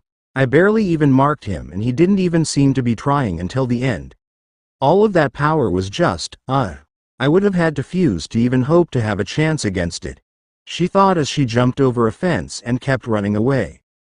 The retreat continued until a male voice managed to get her to stop cold in her tracks. You know he doesn't like it when you run away like this, Yoshino. You're very special to him. You're special to all of us. Stopping in place, Yoshino turned around to face the figure standing directly behind her. A young-looking man with blue eyes and short brown hair with a small amount of facial hair on his chin stood there calmly. He wore a white button-up shirt and a green vest and tie with black dress pants and shoes along with a black fedora atop his head. He had a smirk on his face and a devious look in his eyes. Damn it. It would have been him, wouldn't it? Yoshino thought to herself as there was no running away now, not with the Bounce bloodhound nipping at her heels. What are you doing here, Kane? I just told you. Kane said, seemingly taking the whole thing as a game. He doesn't like it when you run away, Yoshino. Now personally, I don't care because it gives me something to do other than hunt for food. I didn't even take any souls tonight just so I could look for you, he said with a rather wide grin. If you want to run, that'd be fine because I think the chase would be fun, and if you want to skip the attempt to escape and just fight, that would be even better for me. Brat. Yoshino growled out as she actually did ponder summoning Gerda again to try and take Kane down a peg. but she was fully aware of the fact that he was held up on a pedestal of sorts. He had broken himself repeatedly for the last century or so to achieve his power and skill faster than basically any other, and said power was the peak of combat skill for a Bount. There wasn't any doubt that without proper motivation Yoshino would be defeated by Kane cleanly enough for him to simply return her. Thus she gave in and merely walked towards him, still glaring at him though as she passed him in order to return home, where the others were waiting. "Ah," Kane said, hands in his pockets as he followed behind her. "I thought you were going to be more fun than that, Yoshino." "I'm disappointed." The woman merely remained silent as they continued back to their own area of operations. However, Kane looked up at the sky where he could see the smoke and debris from Yoshino's fight with Naruto still floating up. "That power I felt, it's just like back then. I can't wait to show you that my strength is more amazing than yours. You won't ever make me look so weak ever again." XXX. Hours later. Naruto's base. "You knew about?" Urahara asked incredulously as he sat in the dining area of the base along with Yoruichi, Hidan, Gaara, and the Mod Souls. "Well, that makes sense, I guess, even if the chances of running into one would be slim at best." "I didn't know she was a Bount 250 years ago, genius," Naruto muttered, picking at his dinner with his chopsticks. He wasn't in the mood to eat and he had barely lost any chakra to need to eat to replenish any strength. "I didn't even know what a Bount was. I couldn't readily see full ghosts either, remember? She never used any special abilities and I didn't even want her as a friend at first." He wanted the explanation to end because in addition to the pressing Bount issue he also had to check with a more personal matter at his first opportunity. "Wait," Yoruichi cut in. "I thought you said you hadn't tried actively befriending anyone in 1,000 years. Naruto shrugged in response. "I didn't try to be friends with her. For some reason she tried getting closer to me. I met her in a Prussian village. She was a lonely woman in a small village and most able-bodied men were serving in the standing army at the time.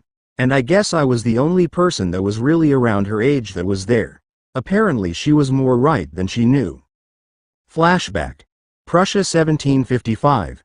Naruto thought that he really needed to stop getting sage coats tailored for himself, or at least he needed to stop wearing them so much. The fabric and eye-catching nature of the piece of his favored clothing made people think he was rich. Now he was rich, but that didn't really matter. Even as he walked through the village that he had decided to take residence just outside of in the woods, he could hear people commenting on him. He couldn't really fault them. There wasn't much in these small places to do other than to work or gossip, so he let it slide. On the other hand, it looked like war was about to begin again. The enemies of this country had built their strength back up from past defeats and were ready to attempt another prolonged conflict. Since he had begun his wandering, things had gotten harder and harder. Keeping the peace from the background seemed impossible. Hell, keeping the peace period seemed impossible. But he had to try though, which was why he had come to Prussia in the first place. As he entered and walked through the forest that kept his self-constructed home concealed, Naruto decided to sit down under a tree so that he could take a break. "I really wish things were like they were back when I first started wandering. At least then the world was smaller and my name held some damn weight, not like now. I can't even get a private conversation with any kings or anything because I'm a nobody, and I can't get close without getting an audience without being called an assassin." He had discovered around 500 years prior that nothing he did to avert war worked. Early attempts at trying to pass on teachings the way the original Rikudo Sennin did only wound up with his teachings being used to propagate even more war, and trying to show his own power and force never ended well at all. All he could do was attempt to shorten conflicts and protect innocents, but even that was getting harder and harder. People fight like crap these days, Naruto thought as he let his mind wander when he considered how Europeans engaged in open warfare. Of course the way he fought would have had people accuse him of being a savage, but he'd rather be a live savage than a dead gentleman. He didn't even use guns, but then again Rasen Shuriken beats gun, it also beat cannon and warship. Hell, Rasen Shuriken beat everything these days. Maybe I should just disappear on a mountain somewhere to just get away from all of this? As Naruto shut his eyes to attempt to meditate for a bit to pass the time, he thought of just becoming a hermit. Nah, I'd go crazy from boredom. Besides, it would only last for maybe 100 years before someone found me. His meditation quickly picked up on the presence of someone nearby, close enough to see what he was doing. In case it was someone wishing to do him harm for some reason, he opened his eyes and called them out. Come out so I can see you. If you're going to watch me, I want to see you too. It took a second or so, but from behind a tree nearby a woman walked out. She wore a long light-colored dress and shroud on her head, covering her long brown hair. Her face didn't have much life to it, so she wasn't there to fight him. It didn't seem she was there for much of anything, as her brown eyes looked at him with a dull interest while he stared right back with a placid expression. The two just stared at each other for the longest time without saying a word, Naruto trying to decipher what it was the woman was looking for by observing him.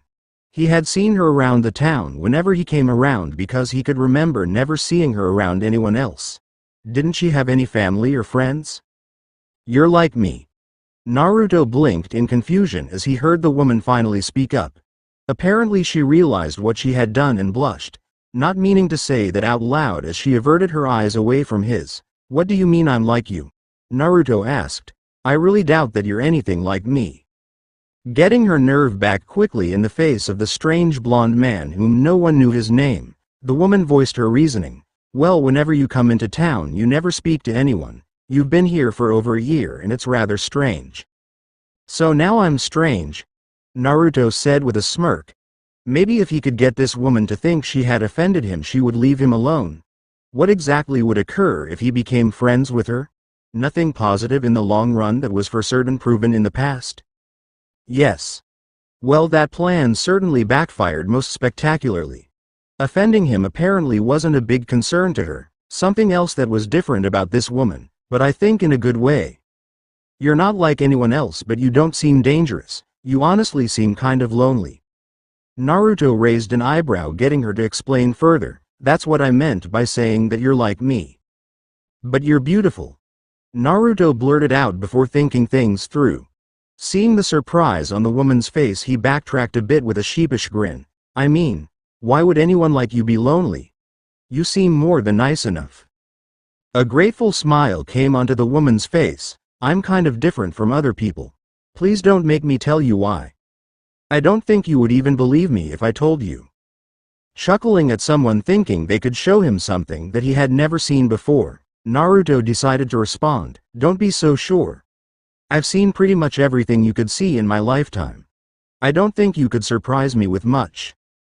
Yes, I assume a mercenary such as yourself has seen quite a bit, the woman said with a patronizing smile before taking a moment to think. You are a mercenary, aren't you? You don't seem to be from around here. You don't even seem to be from this country. In addition to that, you dress strangely and you've been seen carrying weapons before. No firearms though. Strange. Close enough, I guess, Naruto said with a deadpan look on his face, and I don't like rifles or anything like that. It's just the way I am.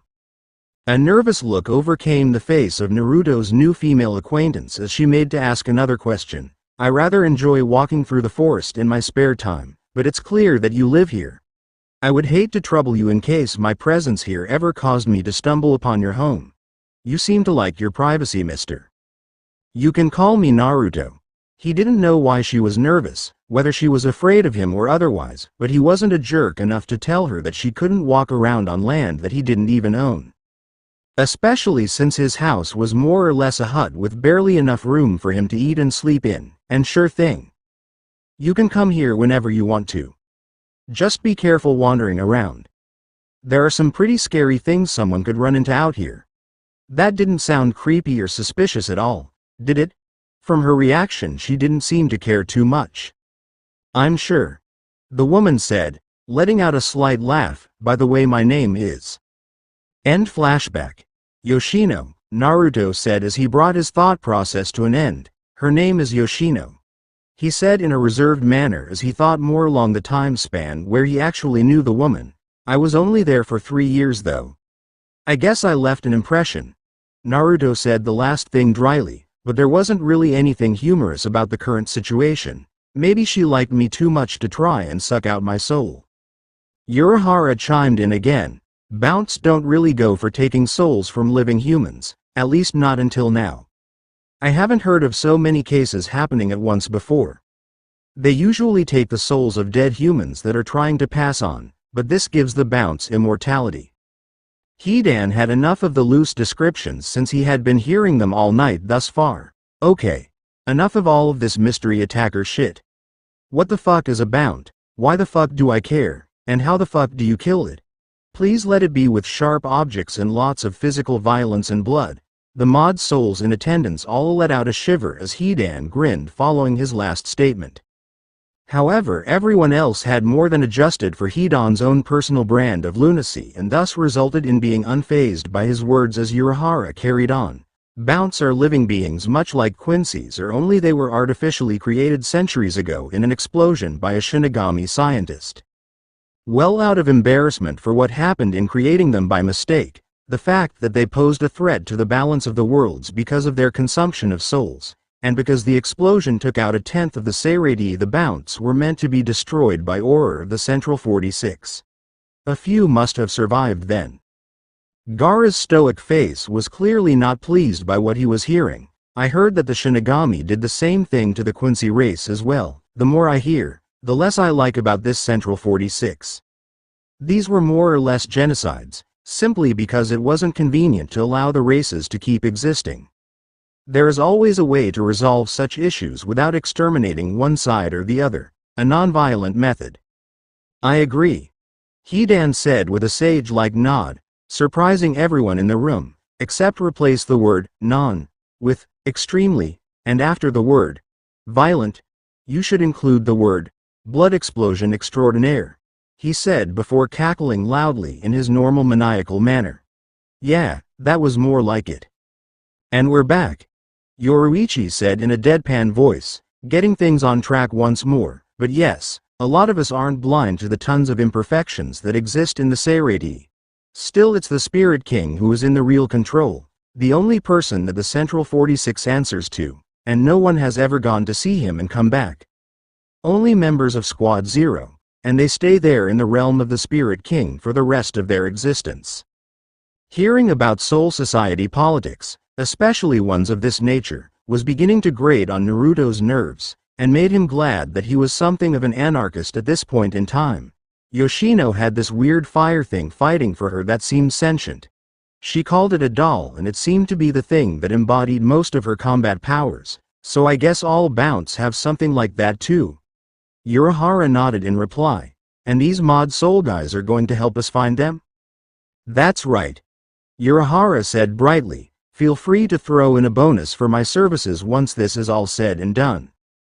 I'll definitely feel free to not do that, Naruto said, getting a disappointed groan out of the blonde scientist before focusing on the task at hand. This is good though. Maybe now that we can actually readily detect the presence of Bounce, we can have some warning when it's time to fight next time and I don't have to get hypnotized. Hidan found that last bit of information hilarious. You got caught in a glorified genjutsu? Huh? You're a sucker for illusions? That's just outstanding.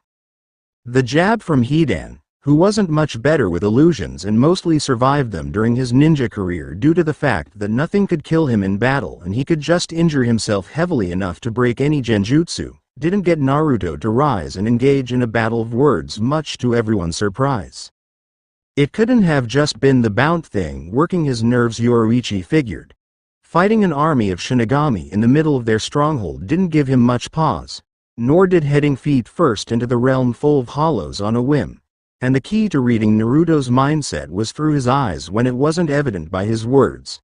In that case, his eyes were seemingly full of thoughts of a negative nature. XXX. Vizard's hideout. Training ground.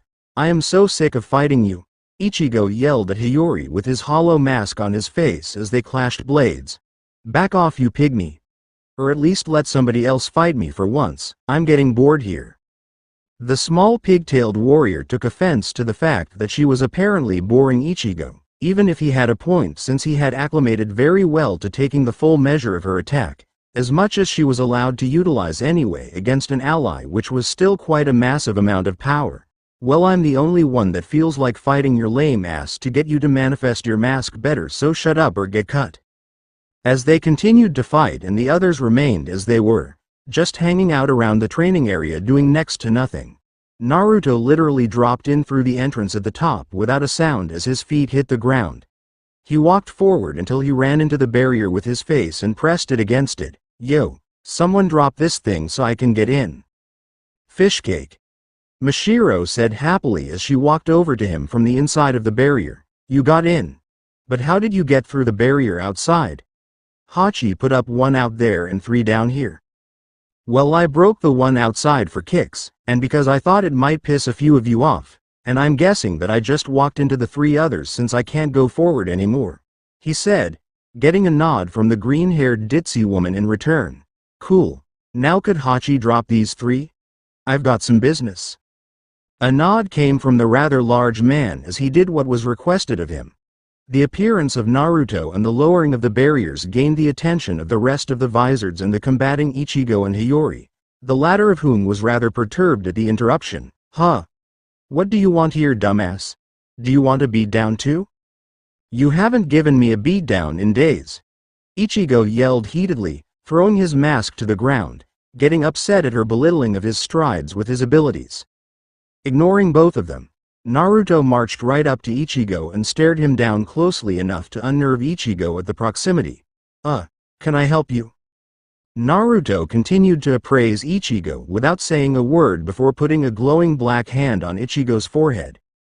Another moment passed before Naruto gave a thumbs up to Hiyori. Yeah, this is great. Wonder Boy is ready to rock and roll. Good work, you guys. Shinji stepped forward. You can't just yank him out of here, Naruto. We weren't done with him yet. Hiyori hasn't gotten a chance to vent on anyone like this in decades. I mean, his training isn't done yet. He can only keep his mask on for over a minute. That was his limit. Truthfully, only more fighting and hands-on experience at this point would tack on any more time to Ichigo's mask time until it became instinct for him to keep it on. But Hiyori hadn't had a good punching bag since they first wound up in the world of the living, and Ichigo was like Teflon. No matter what, the effects of a beating just never stuck to him. A deadpan look came at the de facto leader of the fallen Shinigami from Naruto before he looked back at Ichigo with the exact same expression, Wonder Boy. Yep. Ichigo responded quickly with a blank look on his face, used to Naruto's nickname for him by now. Feeling good? You know it. No more hollow takeovers? Nope. Let's roll then. Awesome. And with that, Naruto and Ichigo simply strode on out of the warehouse with apparently no strings attached. The others were stunned at how Naruto just walked in and walked out with Ichigo in tow like they were glorified babysitters. Did Ichigo even work for Naruto? Wait, does Naruto pay for this kind of stuff? Kensai asked, vaguely remembering Naruto talking about some kind of job opportunity in the past, because we need money. To hell with money! Hiyori yelled, seething at what had just happened. That dandelion-headed bastard just took my punching bag. I'm going to kick his ass the next time he shows his face in here. At that point, Naruto's head popped back into the room upside down from the real warehouse section above ground back into the training room. I'll give him back on one condition. You guys help me with this stuff that's going on right now. Then you can keep trying to kick the crap out of Ichigo. Is it Aizen? Lisa asked, curious as to what would be the reason. No, but I'm just thinking a full court press could nip some trouble in the bud right now. Naruto answered honestly, come on, you could have him back until I need him again for just one mission for me. All of you don't even need to leave to help. A unanimous answer went up from the entirety of the group, not interested. Before Naruto could open his mouth to try and barter out another service deal from the very difficult to deal with Vizards, Ichigo grabbed him by the roof of the mouth and pulled him back up through the opening. Would you quit trying to pimp me out for favors when you're not even paying me? You're almost as bad as Urahara. And who are we supposed to be fighting again? XXX. Bound Mansion. So you're saying that's what you felt, aren't you? A tall, powerful-looking man with white hair, red eyes, and long eyebrows asked as he sat down in an ornate-looking chair. He had a vertical scar on his chin and wore a brown and dark blue trench coat over suit-like clothing, our old friend Uzumaki Naruto. At his side was a man with short black hair wearing a sleeveless Shinigami uniform, taking up the position of a bodyguard of sorts. Kane nodded with a smirk on his face as he took his fedora off, just as strong as ever. But I've got a question for you, Karya. If you knew who he was even all those years ago, then why didn't you try to kill him to get him out of the way? The white-haired man Karya's face exuded calm confidence and a distinct lack of offense at the question. When I first learned of him, he was a means to an end to secure something I wanted and we needed. I didn't expect him to survive, but he did because I was unaware of his powers at the time, and I never imagined that his lifespan was just as long as ours. I simply didn't see him as a threat. He then noticed Kane's eyes narrow at the prospect of Naruto not being a threat. You still despise him, don't you? Kane didn't answer, he simply turned to leave the room. Back then I was too weak to manage my own power. It was great enough to destroy me. But he handled it as if it were nothing. My own power that even I didn't have control over. Well, it's time to see how my strength truly compares to his now that me and my doll are in sync. XXX. The next day, Naruto's base. With pretty much the entire group of combat-ready Karakura High School students assembled at long last now that Ichigo had been finally sprung from his never-ending sparring match against Hiyori, briefing was finally able to be fully given on the current situation. After hearing about the bounce and how they were going around attacking people, Ichigo was itching to test out his new power on an opponent, thus the entire situation with the bounce couldn't have occurred at a more opportunistic time for him.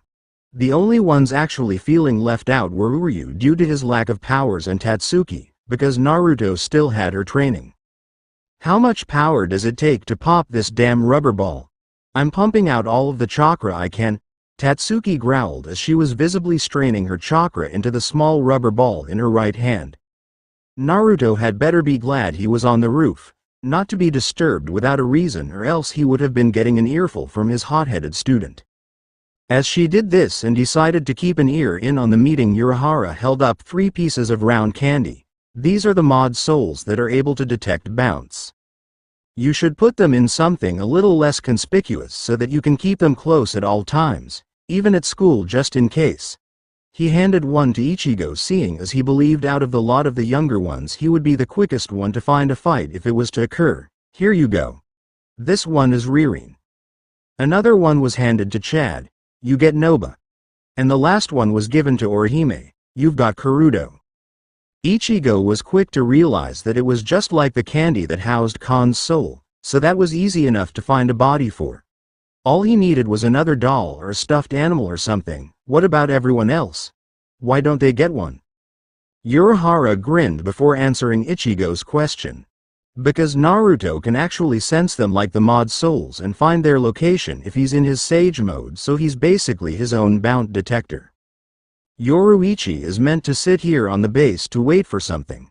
Gaara will be with you all anyway during school or with Naruto here, so he doesn't need one. Because even if Hidan gets sneak attacked, well, we don't care because it's not like he can die in his Gigai even if they get him with a good attack. And because Uryu doesn't have powers, so if he fought a bout he'd just be delivering himself on a silver platter to them, literally, because they would probably just eat his soul. Attention was not paid to the rain cloud forming over the silent Uryu's head at Urahara's blunt statement that he was more or less useless. Chad held up the small piece of candy that held Noba's spirit. Got it, he said plainly as he headed out to find a plush toy or something to use for Noba's container. The next to leave was Orihime to do the same. Right, if anything strange happens I'll call as quickly as I can. This left Ichigo and Uryu alone with Urahara and Tatsuki. Ichigo blinked and looked at the little ball of candy that had been given to him before shrugging. All right, I'm heading out too, I guess. Uryu? Tatsuki?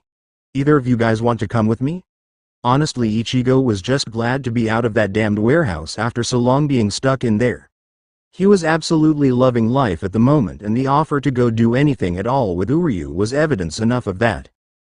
I would rather not, Kurosaki. Uryu replied coolly.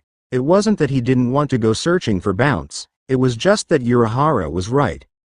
In the instance he found a bounce, then what would he do? Ichigo was better off on his own, as much as he hated to admit it. He would be an albatross if he were to tag along. Damn that Shinigami Kuratsuchi Mayuri. I lost my powers trying to kill him and he didn't even have the courtesy to die. Looking over to Tatsuki at that point, Ichigo didn't get a much better answer from her as she proceeded to address him in cavewoman form. Need to pop stupid ass rubber ball and learn cool jutsu that grinds through stuff. Go find and kill Bounce. Tatsuki managed to grit out through her focus. Wow, Ichigo thought with a sweat drop. I didn't really expect the cold shoulder from both of them. Ishida maybe, but from Tatsuki too. She must really want to learn that attack. Ichigo scratched the back of his head before shoving his hands into his pockets and walking off. Alright, fine. I'll see you guys later then. XXX on the roof of the base. Gaara and Hidan took note of Ichigo, Orihime, and Chad walking off on their own separate ways. In the case of the next Bounce sighting they would be ready to move out, but for now they had another issue that they were being briefed on. You think the Jubi is stirring? Gaara said in his normal calm-sounding tone, but if one knew him well enough they could hear the shock in the redhead's voice. That is, very discomforting. For you maybe. Hidan said nonchalantly. The Jubi can be as scary as it wants to be. It can't kill me motherfuckers. Or did you both forget that part? True.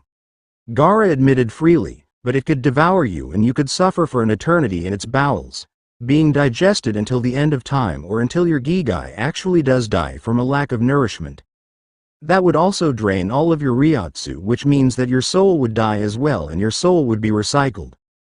Thus when you were reincarnated you would not have your curse powers or any sort of memory at all, if mankind would even exist by the time you were reincarnated. That little revelation gave Hidan pause, because he had not thought that far ahead. Damn Gaara and his cage smart train of thought to burst his immortality bubble. I didn't think of that as a possibility. Damn, that would be like getting stuck in the lazy-ass kid's forest buried alive, only worse, or purgatory. The silver-haired sadist turned towards Naruto, who hadn't spoken a word since he and Gaara had been given the news straight from the horse's mouth about what was happening. So how long do we have? Naruto's eyes remained closed as he attempted to keep up his meditation in addition to speaking to his friends. Honestly, I have no idea. It could just be a flare-up and I still have hundreds of years left, but do you really think we're that lucky? When it rains for us it pours, ever since the day we were born. Gaara said, speaking from experience for both himself and Naruto, simultaneously answering Naruto's rhetorical question at the same time. So this has never happened before? Not this soon after I had already beaten him. Naruto said, a frown on his face as he continued to meditate. Once every 1,000 years, give or take a few centuries. I've fought him 3 times, and that's 2 times too many as far as I'm concerned. The first time happened in Italy a few hundred years after the war ended and I didn't know what the little spurts of anger and difficulty suppressing my chakra meant. So I got totally blindsided when Sasuke decided to wake up the first time, and he was pissed. No shit. Hidan chimed in unceremoniously. Unfettered by the interruption, Naruto continued where Hidan had stopped him from. We tore the entire landscape apart for 4 days straight. Earthquakes, nasty lightning storms, the works. Nobody in the area besides me walked away by the time it was all over. And people that explored the place afterwards said that a volcano, Vesuvius, did it. The volcano didn't do it, we did it. I did it. Despite her lack of inclusion in the council of the former shinobi, Yoruichi was hidden nearby in her cat transformation to help subdue her energy output in order to lessen the chance of her presence being discovered by her comrades during their private conversation. Needless to say, she was hearing the whole thing. Volcano. Yoruichi thought before the event linked up with the place and the cause. Oh no, Naruto. Shinigami were well aware of the events of MT. Vesuvius due to the massive influx of thousands of souls following the disaster that had gone largely unexplained. The absurd amount of traffic that the Soul Society received immediately afterwards kept them from ever trying to search for why it had occurred in the first place. By the time things had calmed down there was no sign of the cause of the tens of thousands of deaths. Don't tell me that was you. What about the second time it occurred? Gaara inquired curiously. You said you fought him 3 times. He told me he only fought the monster in him twice. Yoruichi thought to herself, Why did he lie? The second time was 1,000 years later, and I knew it was coming from the feeling I was having, so I was able to get to the Sahara Desert where there was less of a chance of someone getting hurt. A wry smile came upon Naruto's face at that point that held little humor. It was a very good idea, because that time my mind was clear enough to actually fight him. It was so easy that time that I don't even consider that one of the times we've fought. It only took a day to put that bastard back to sleep that time. Jubi or not, it had Sasuke's mindset, and he was overconfident from the first fight because he almost won. He didn't fight with any urgency. Sucker. Hidan gave Naruto a thumbs down and a raspberry. No random innocent bystanders dead? Thumbs down, Uzumaki brat. Jashin-sama would not have approved. He let out a sigh and shook his head. Just like movies, I guess. The sequel is never as good as the original. Naruto's eyes opened, revealing that he was in sage mode and was able to keep gathering nature chakra even while conversing. I think a few people died, but only around a dozen or so because they ventured close enough to try and get a look. The third time I ran up to the Arctic Circle around the 1800s, and we tore it all up. That was the worst one because he was pissed, he was aware, and he fought like he had nothing to lose because he didn't. I still don't know how I won that one. I was hurt so bad after it was over that I couldn't get back to civilization. I had to make an emergency hideout to stash all of my equipment that I brought for the fight just so that I had somewhere sort of safe to heal. Something caught Gaara's attention though. Naruto, you have the Rinnegan, correct? Naruto gave an affirmative grunt. So if you have the powers of the Rikudo Sennin, why do you not just reseal the Jubi in the moon, or something like the moon, since you have the same jutsu that created it in your repertoire? A deadpan stare came from Naruto. You don't think that I didn't think of that in over 2,000 years of being stuck with the bastard in my gut? All that would do would seal Sasuke's Jubi body away, and then I'd just end up making the 9 Biju all over again, free to roam I might add, with no one else able to seal them away because I'd be dead. So instead of one ultimate monster of destruction that can't die, there would be 9 weaker versions that can't die. Versions that no one else in the world of the living would be able to deal with, since no one knows anything of how to make Jinchuriki to contain them. Hidan let out a scoff at Naruto. You're just afraid to die, aren't you? Gaara turned to Hidan, seemingly taking more offense at the slight than Naruto did, as the blonde expressed no interest in what Hidan was saying. Take that back, Hidan. Gaara warned him, the cork on the top of his gourd popping off as sand drifted out. To hear anyone doubt his best friend's sense of valor deeply irked him. He seemed prepared to fight when he realized that Naruto hadn't risen to the insult. Naruto? Naruto simply let his Rinnegan come into view as he made eye contact with Hidan. If you think I'm afraid to die, then you're as dumb as I look. Say I do it. Say that I pull it off and create the 9 Biju all over again. Then what? Yeah, it'll kill me, but that's not the point. The point is, who's going to clean up the mess afterwards? There is no next generation to solve the problem. No one in the world of the living can do it, and neither can anyone in the Seirei if they even felt like stepping in. I wouldn't be surprised if they somehow found a way to make the Biju into their own weapon if I was vindictive enough to release them in the Soul Society.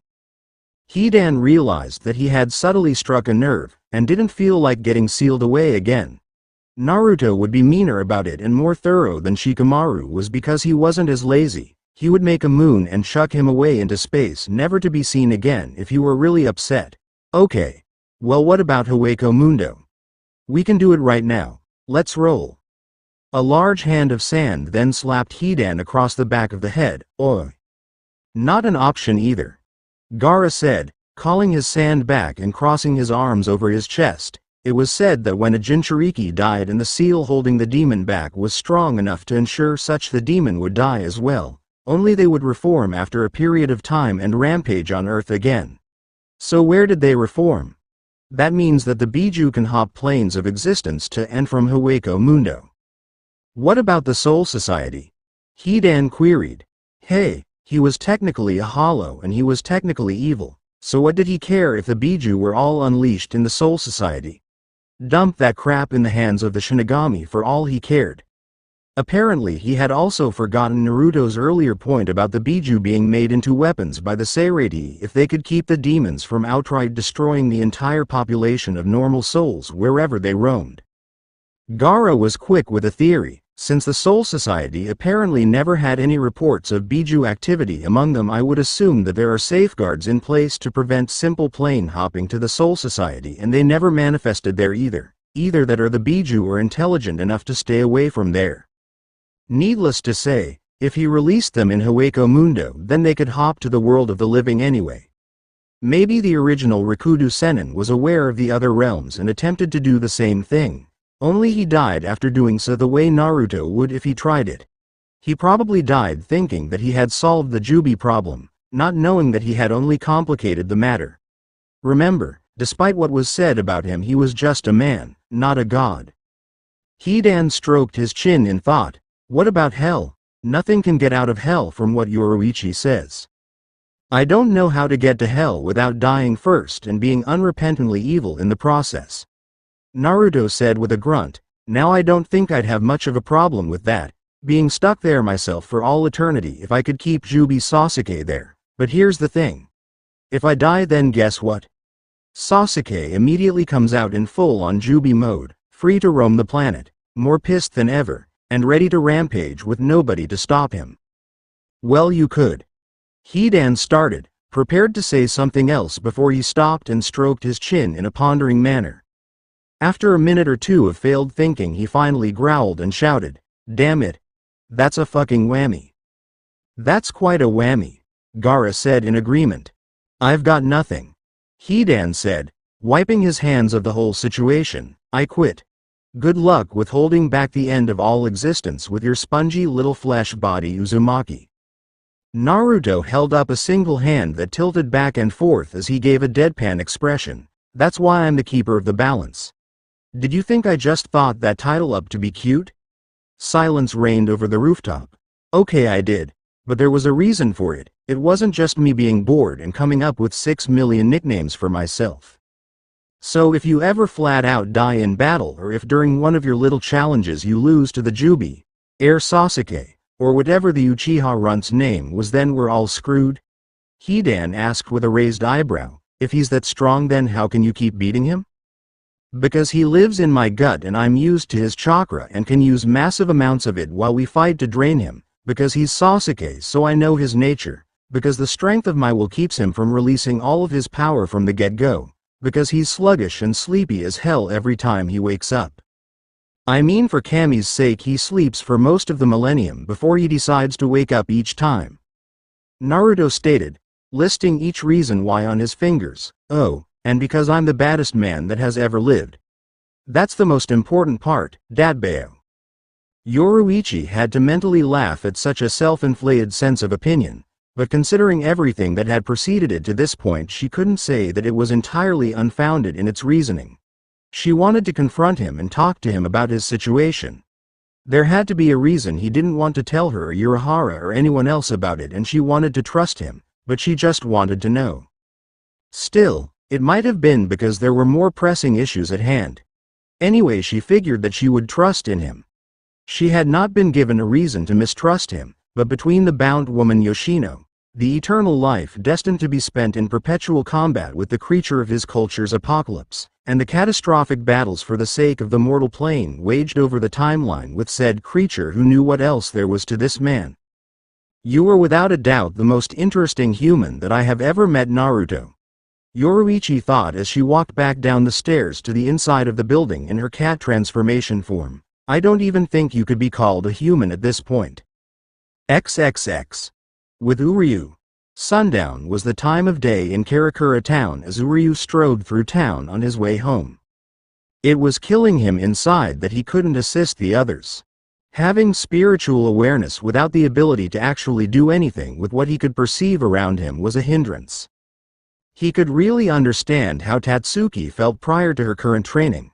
She had been a girl that had spent her life learning to face her problems head-on, and found that when it really came down to it, she had been unable to handle anything the way she figured she had been able to.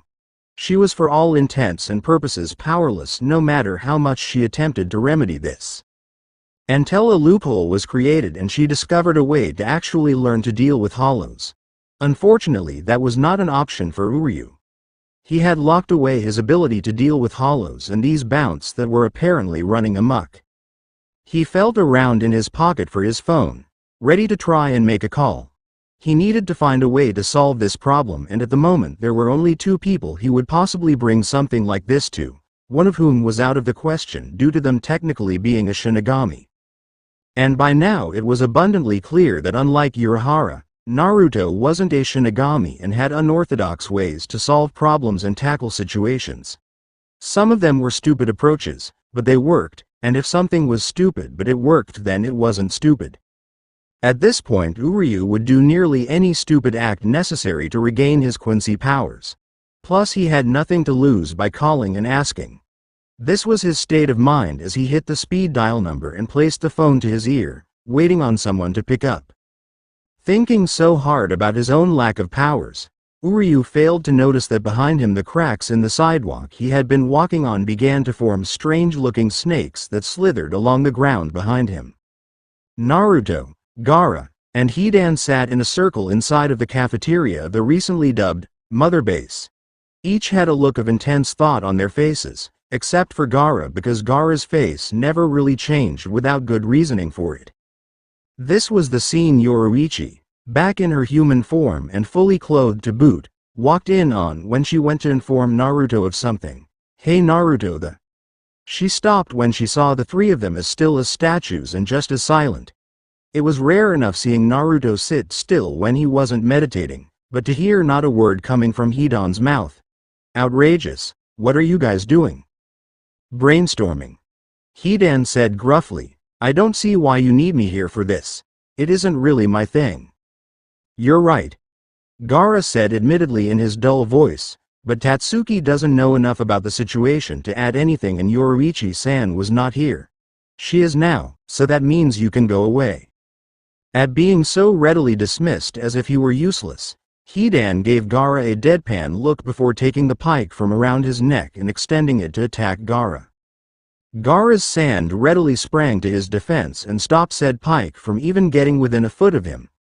Hidan pulled back his arm and retracted the weapon, smacking his lips and nodding. "That's what I thought would happen," he said before leaving the room, pointing at Gaara and making sure there was eye contact. "One of these days, sand rat.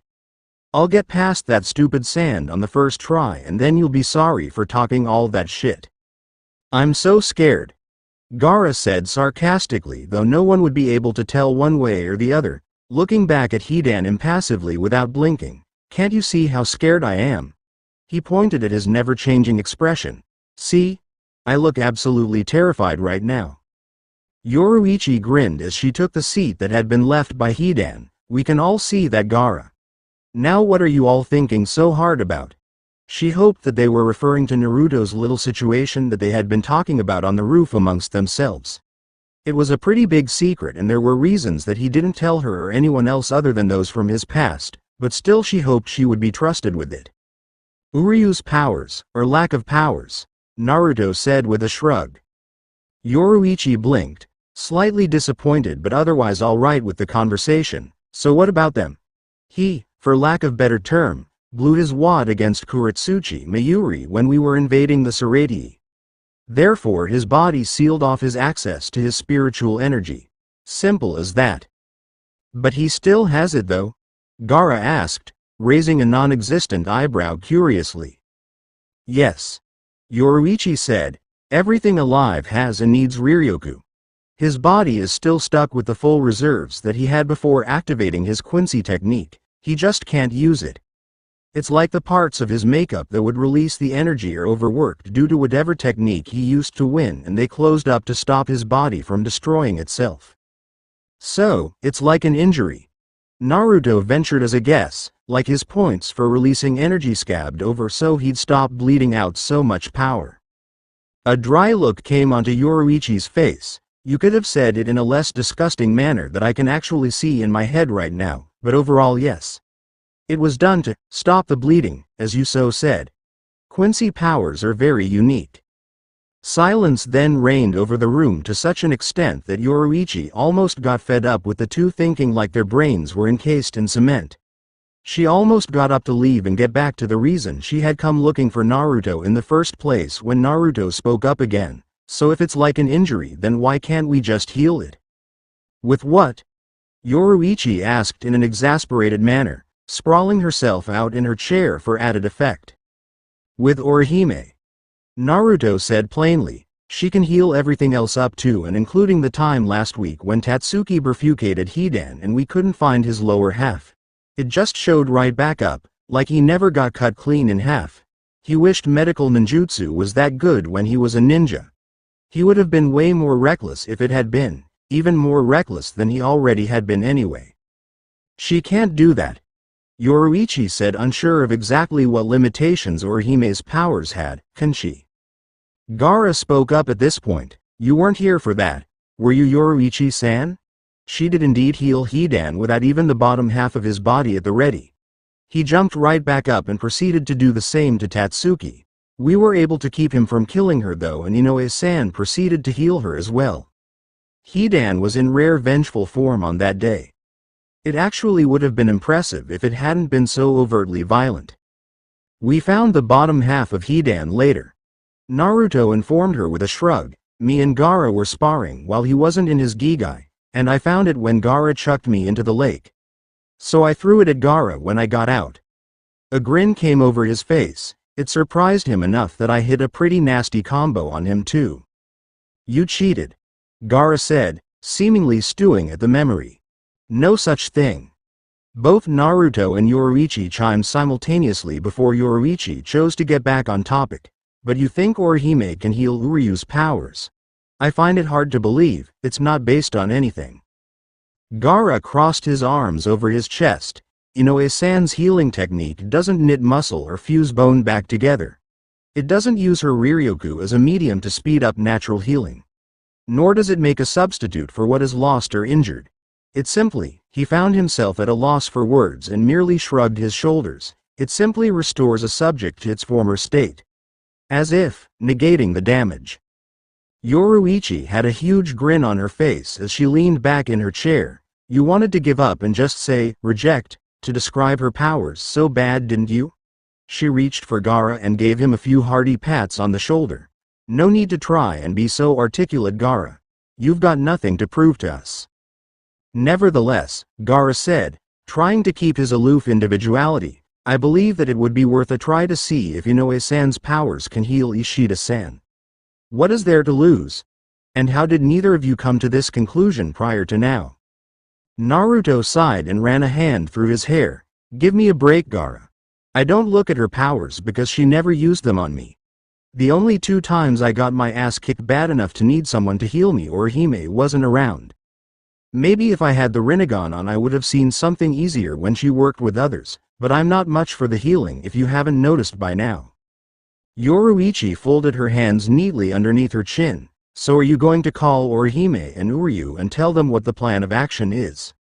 I think we should tell them tomorrow, Naruto said, wrinkling his nose in thought. We could call them tonight, but nothing's going to get done until tomorrow anyway. I don't want to get Uryu's hopes up or seem like we're putting this all on Orihime's head just in case it doesn't work. He hadn't had powers since the summer ended. He could go one more night without them in case there was a chance they could be brought back. All 3 of them nodded in agreement before Yoruichi remembered what she had come into the cafeteria in the first place for. Oh, our Shinigami arrivals are here. A pronounced frown quickly sprang to Naruto's face. Great, tell them to stay out of my business and everything'll be cool. They're not going to get involved, dum-dum, Yoruichi said with a roll of her golden eyes. They're here to observe how we operate. Consider it a show of faith from both sides. They won't do anything without being forced to, and we just go about our day-to-day, and besides, I think Yamamoto Sutaicho was mostly curious about your employees that you neglected to identify. So no resurrection training until the Shinigami leave? Gaara asked curiously. He didn't really need to train his own. He had become more than accustomed to his own abilities before his long slumber. But Hidan did to get accustomed to the benefits it brought him despite the fact that it was instinctual for hollows and by extension Arrancar. Naruto shook his head. No, tell Hidan if he wants to practice it he can run off to Hueco Mundo and have hollows just jump him like idiots. He'd be tipping Aizen off though, so he can go to Urahara's where there's less of a chance of anyone feeling anything. If he does that crap here before we get our legs underneath us there's not much we can do to hold back that shitstorm that we don't need any of right now. Yoruichi stood up and moved behind Naruto's chair smoothly. You want to meet him? Not really. Too bad. With that, Yoruichi grabbed the reluctant Naruto by his shoulders and hoisted him up to his feet as she guided him out of the room. Come on, you're such a sociable guy. You don't want to meet any more new people? She asked as she led him down the hall towards the training room where the portal had opened to bring the Shinigami into the world of the living. XXX. Mother Base. Training ground. Tatsuki did her best to ignore the Gigai-clad Shinigami that seemed to be standing in front of her. They had momentarily startled her when they entered through their weird portal thing, but she had been told beforehand by Yoruichi that the Shinigami were coming there in such a manner. Thus she got back to work on her attempt to destroy the rubber ball that had quickly become the bane of her existence. It didn't help though that the Shinigami were standing well within arm's reach of her just staring at her as if she were a free show. Well Rukia, one of the Shinigami said. A female with wavy blonde hair and very large breasts said in a somewhat interested manner. She had on a yellow short skirt, white knee-high boots, and a billowy white blouse that left little to the imagination when it came to her cleavage. You've hung around humans more recently than I have, so what in the world is she doing with that ball? Ah, Rukia, the girl that used to go to school with the rest of them. Tatsuki thought that the small dark-haired girl in the blue sundress looked familiar, but she was too busy to worry about something like that at the moment. I'm not quite sure, Rukia said, leaning forward towards Tatsuki to study her practice more closely, breaching the human girl's personal space, but I don't know what she's doing here anyway. She isn't one of the humans that can fight against hollows and other things.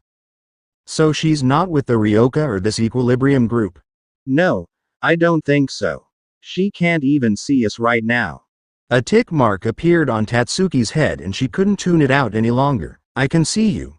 I can fight hollows, and I am a member of Equilibrium. Tatsuki snapped, getting Rukia to recoil back in shock at her outburst. Her grip on the rubber ball was pretty tight, but after letting out her ever-building frustrations she was able to get back to focusing on popping the rubber ball. The blonde lady blinked at the sudden attitude from Tatsuki. For a human that can see us, you don't seem to be very surprised or full of questions. Tatsuki just let out an unintelligible grunt, getting the Shinigami female to pout at her. You don't have to make caveman sounds. Just go back to playing with your little ball. Tatsuki grit her teeth, and at that Rukia could sense her power rising. She really does have power, but it doesn't feel like pure Ryoku. It feels familiar though. As she thought, and the feeling of Tatsuki's energy continued to rise, the ball in her hand exploded, knocking her back and blowing dust and debris all about. What just happened? Tatsuki sat on the ground, her hand singed from the intense chakra she used to pop the ball. As she looked at her now empty right hand, a grin spread across her face. Yes. You've got to be kidding me. That's what that bursting noise was. The victorious girl turned towards the entrance to the room and grinned even wider when she saw Naruto and Yoruichi making their way within. Naruto-sensei, I popped the rubber ball, so suck on that. Any other stupid exercises you want to throw at me? Tatsuki said tauntingly. Naruto just stared at her long and hard with a look on his face that didn't distinguish how he was feeling at the moment. Well, since you asked, I want to chuck you down a ravine old school style like I was taught. You think you're advanced enough for that, or should I just introduce you to the last step? Tatsuki paled and shook her head frantically. Still, Naruto was beside himself. It had been a week since he started teaching her Rasengan and she was already on the third step. It took him a month. What kind of developmental curve did Tatsuki have? It was ridiculous. Last step please, she said, trying to get some of her bluster back. There was no need to lose her edge after a breakthrough in her training. Naruto fished another balloon from his pocket and blew it up before handing it to her. Now you need to combine the two steps, rotation and power, into a stable shape. The balloon is to help you visualize the shell of the Rasengan.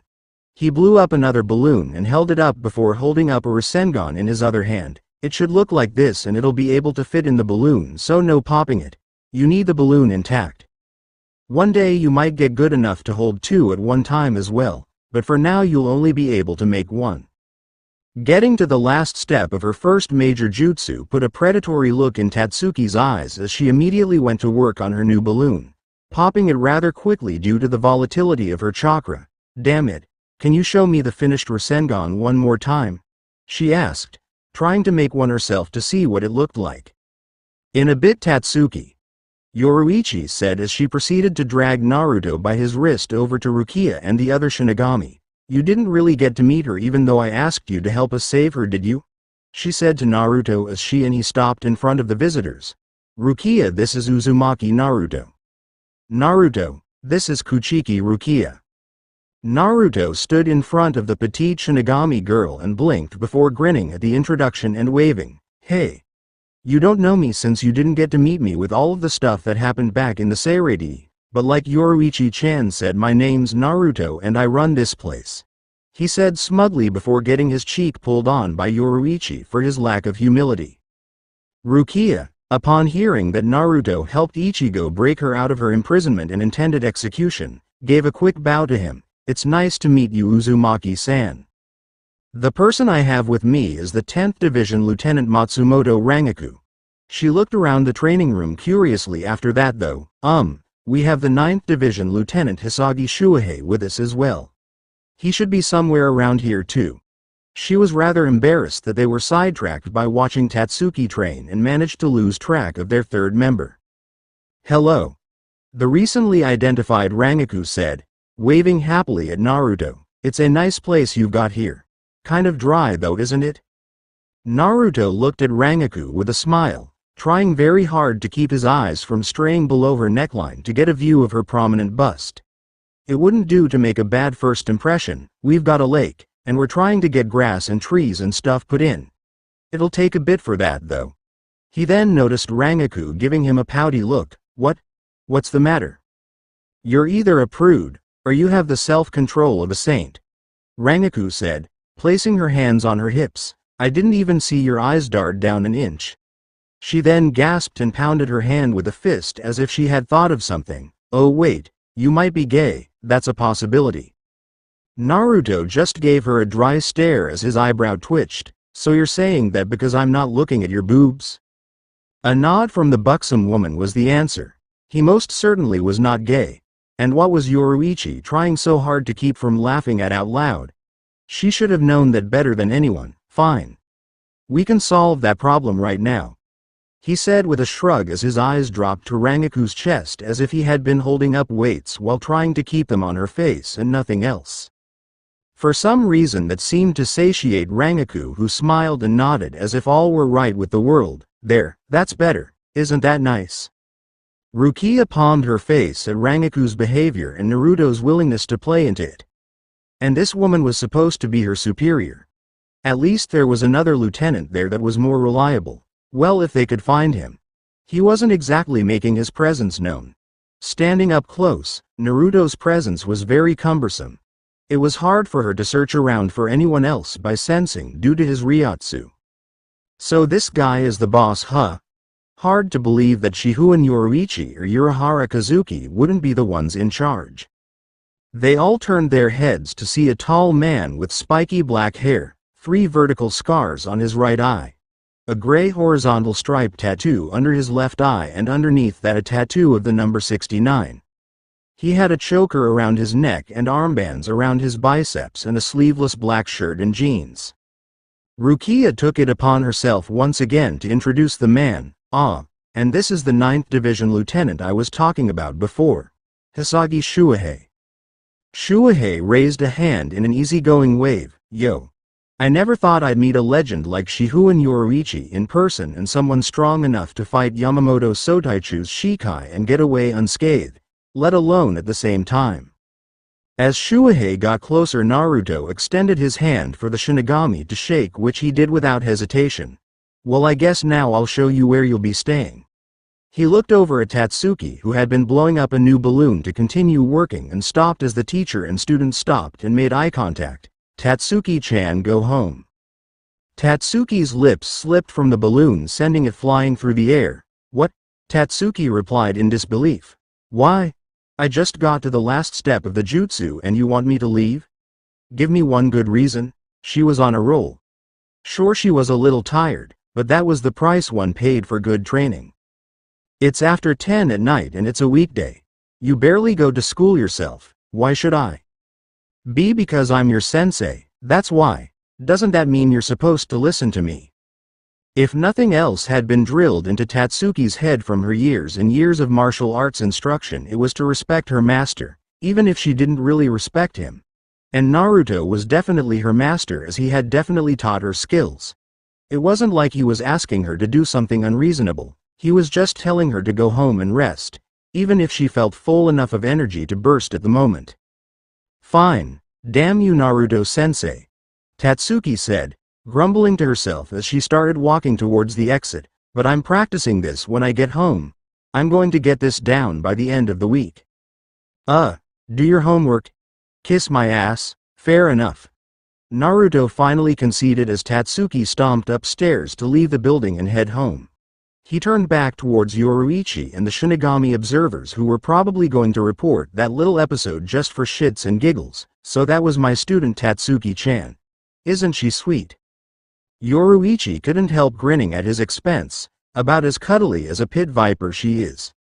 So far not a great first impression, but hey, she was having fun. So about those rooms. I already have a place I plan on staying, Rukia said as she excused herself and headed after Tatsuki to leave the training area and the building.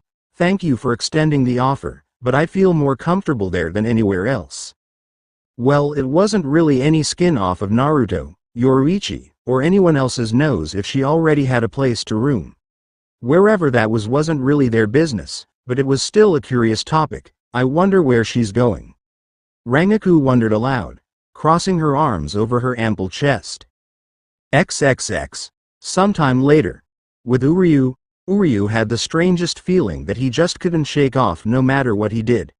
He had doubled around so many different routes instead of going straight home in an effort to clear his mind and possibly get over whatever sensation he was feeling. To no avail though, as he had wandered about deep into the night. The streetlights had long since come on, and yet he still felt like prey being stalked. He felt like a small mammal being cornered by a cobra instead of the mongoose he should have felt like. Damn his lack of powers. Damn Kuretsuchi Mayuri. Damn his own impatience. He didn't even end up avenging his grandfather the way he had intended to with his use of the let's still. Thus the gambit and the sacrifice was all for naught. Eventually he came to a stop on the empty city sidewalk he had been walking on. Turning to his right, he found that his walk had taken him from the northern side of town where Mother Base was, past his own house west all the way to the river that marked the edge of town that he was steadily walking south along. His aimless wandering had wound up with him circling his own neighborhood several times before heading out in that direction, and yet still, nothing came of his venture. Lacking powers must be making me extra paranoid, Uryu thought to himself, pushing his glasses up on his face for the sake of his composure, although no one was around to see him. However, to Uryu's credit, just because one was paranoid did not mean that there wasn't something out to get them.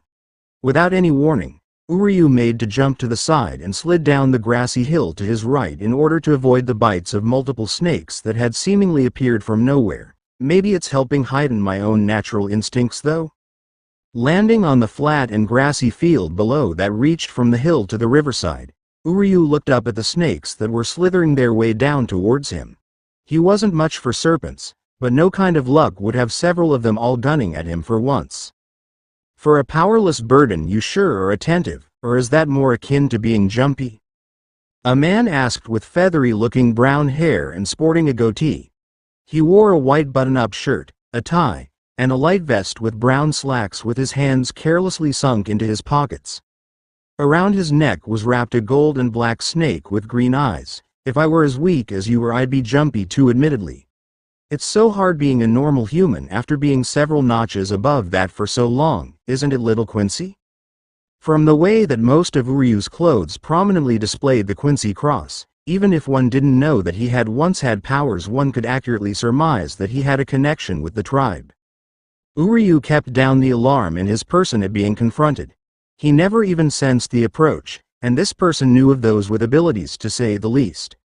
Thus he was another of the bounce, just not the one that had engaged Naruto the other day. Don't be so sure I'm so helpless. Now what kind of business does a Bount have with me? For the sake of just not calling me Bount, the man said in an annoyed manner, my name is Utagawa Ryo. And my business with you? Since when does a python need to have business with the prey it stumbles across? That's all you are essentially in the grand scheme to a Bount, food? Uryu chuckled slightly at the broad generalization. Well, sorry to say, I'm not really on the menu. Cute. Ryo said coldly with a smirk on his face, as if prey gets to choose whether or not it gets eaten. But it looks like someone such as yourself requires a little softening up first. No problems with that. Fried is wonderful at that practice. The snake around his neck extended its lower half to a lengthy amount with a spade-like tail tip. Ryo seemed amused that Uryu looked ready to try and fight him. He couldn't have been serious. Running would have been the best option for him. Uryu's hand moved towards his pocket where his cell phone lay as he kept his eyes on Ryo and prepared to stall in time to call someone for help. About to spring into action, he felt himself unable to move and looked down to find snakes constricting his legs, holding him in place. How? I kept sight of all of the snakes he had with him at the start. The number of snakes that Fried can form isn't a finite or set number, boy. As long as she touches something, or there is something that her imagination can construe as a snake, be it a pipe or even something as minuscule as a crack in the floor, it can become one. Ryo said smugly upon seeing the shocked look on Uryu's face. How unfortunate for you. With that, he used the whip to bind the rest of Uryu's body, holding him entirely in place as he walked over to him. I wonder how a Quincy's soul tastes. Too bad for me, I can't necessarily find out for myself. Why couldn't he? Ryo had Uryu dead to rights. He wasn't going to be going anywhere. Why not just suck out his soul like he had done to other humans that he himself had found? As Ryo got closer to him, he quickly jumped back away from Uryu as a strange-looking weapon landed where he had been standing. Had it hit him, it would have taken a massive chunk out of his leg. Dynamic entry. Tatsuki flew at the man with a kick that was far faster than anything she could have done before training with the others. Still, it was not enough to hit Ryo as he again moved himself out of the path of her attack. What exactly was that supposed to be? You'll never hit me with a regular kick. First attack is always a feint, asshole. Tatsuki said, still kneeling down from her flying kick attempt but with a smirk on her face despite not even getting close to hitting her target. Hado number 31. Shakuho, Way of Destruction number 31. Red Fire Cannon. A red pillar of energy flew at Ryo from a blind spot that he turned in time to see as Fried turned her malleable body into a shield to circumvent the blast from causing extensive burning and concussive damage. He looked through the clearing smoke to see Rukia Inagigai, standing there with her hand still outstretched from firing the attack. A Shinigami and a regular human girl coming to help a Quincy? It seemed almost humorous to him. Rukia's eyes darted from the Bount to Uryu. Uryu, are you alright? I'm fine, he said as he watched Tatsuki yank her thrown trench knife out of the ground to place back in her grasp. Ready for hand-to-hand combat. Are you sure you should fight him? Tatsuki's eyes shone with the prospect of the challenge before her instead of choosing to balk at it. She gripped the metal knuckle dusters tightly, feeling her chakra flow through them to increase her punching power. I'm not as weak as I used to be. Hell, I'm not even as weak as I used to be last month, or last week for that matter. And Ghost Girl here chased me down and started following me home for some reason, so we've got that going for us too. Rukia puffed her cheeks out indignantly at being called Ghost Girl. Tatsuki knew full well who she was. You know my name, and I wasn't following you. I was going to Ichigo's house and we just happened to be going in the same direction. Why are you going to Ichigo's house anyway? It's almost midnight. That's where I'm staying. There's a room there for me. What room? There is no room, Tatsuki said, standing up out of her fighting stance to look at Rukia with a curious tilt to her head. She knew full well the layout of Ichigo's home, due to their being friends and the fact that her house was not far from his own at all. They wouldn't let her sleep in the clinic for certain. That was for actual patients and not for prolonged stays at that. Even Ichigo's sisters have to sleep in the same room. Rukia's cheeks reddened as she tried to avoid eye contact with the human martial artist, ninja in training. That's not important right now. We have an enemy to face, she said, trying to get the issue to drop so that they could focus on the enemy at hand. Who and what are you? He's a bound named Utagawa Ryo, Uryu said, seeing as how Rukia wasn't as aware of the situation as Tatsuki was. They're people with powerful abilities that keep immortality by eating human souls. This is the situation we're currently dealing with here. They're attacking humans in Karakura town. Rukia narrowed her eyes at the smug-looking Ryo, who didn't seem to feel very hampered by facing 3 opponents. Though Uryu was basically useless in all regards when it came to combat, but either way it was still 2-on-1. The snakes! Uryu shouted as they quit keeping a hold on his legs and attacked the nearby Tatsuki, moving at her as one conjoined vine of bared fangs. Tatsuki flipped her trench knives upside down in her hands so that the sharp-pointed teeth trailing off the edge of the weapons were upright as she stood in a boxing stance as opposed to her usual one, signifying her preparedness to use them to slash instead of just as a punch with a nasty kick to them. And slash she did, cutting her way right through the snakes and reverting them to nothing before turning to Ryo, who seemed to be clapping in a patronizing manner. A human that isn't a helpless sheep to be led to slaughter. That's a refreshing change of pace.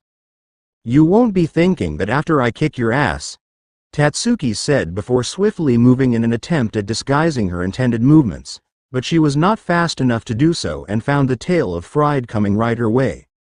Luckily Rukia was still there and hadn't chosen to bow out of the battle. With the use of Shunpo she appeared in between Ryo and Tatsuki and kept the spear from potentially damaging the girl, much to Tatsuki's initial chagrin. Why is she getting involved in my fight? Tatsuki's thoughts went back to the fight as she jumped over Rukia and delivered a high kick directed at Ryo. The man merely scoffed as he used Fried's body to block her leg. Tatsuki twisted her body after making contact to try delivering a punch, but the snake's body wrapped around her leg and jerked her back, sending her to the ground before she could finish her second attack. A scoff came from the bound as Fried wrapped around the length of his arm, tail extending straight outward from his hand to form a blade of sorts. Taking this as an invitation to fight once more, Tatsuki stood back up and charged directly at him with her trench knives handy before a smirk washed onto Ryo's face. Arisawa looked down. Uryu shouted to Tatsuki in warning. The girl did just as instructed and saw snakes rapidly slithering through the grass at her from multiple angles all around her, including in front from the direction she was rushing towards. Gasping to herself as they all launched from the ground at her to bite into her, Tatsuki disappeared in a puff of smoke, leaving a log in place where she had been as the snakes bit into it futilely. Ryo narrowed his eyes at the kawarimi, such a slippery technique. Ye Lord! Mask of flesh and bone, flutter of wings, ye who bears the name of man, truth and temperance. Upon this sinless wall of dreams unleash but slightly the wrath of your claws, Rukia said, again taking advantage of Tatsuki's impulsive charging attack style to get in position to begin an incantation and adequately assault Ryo with another Kido.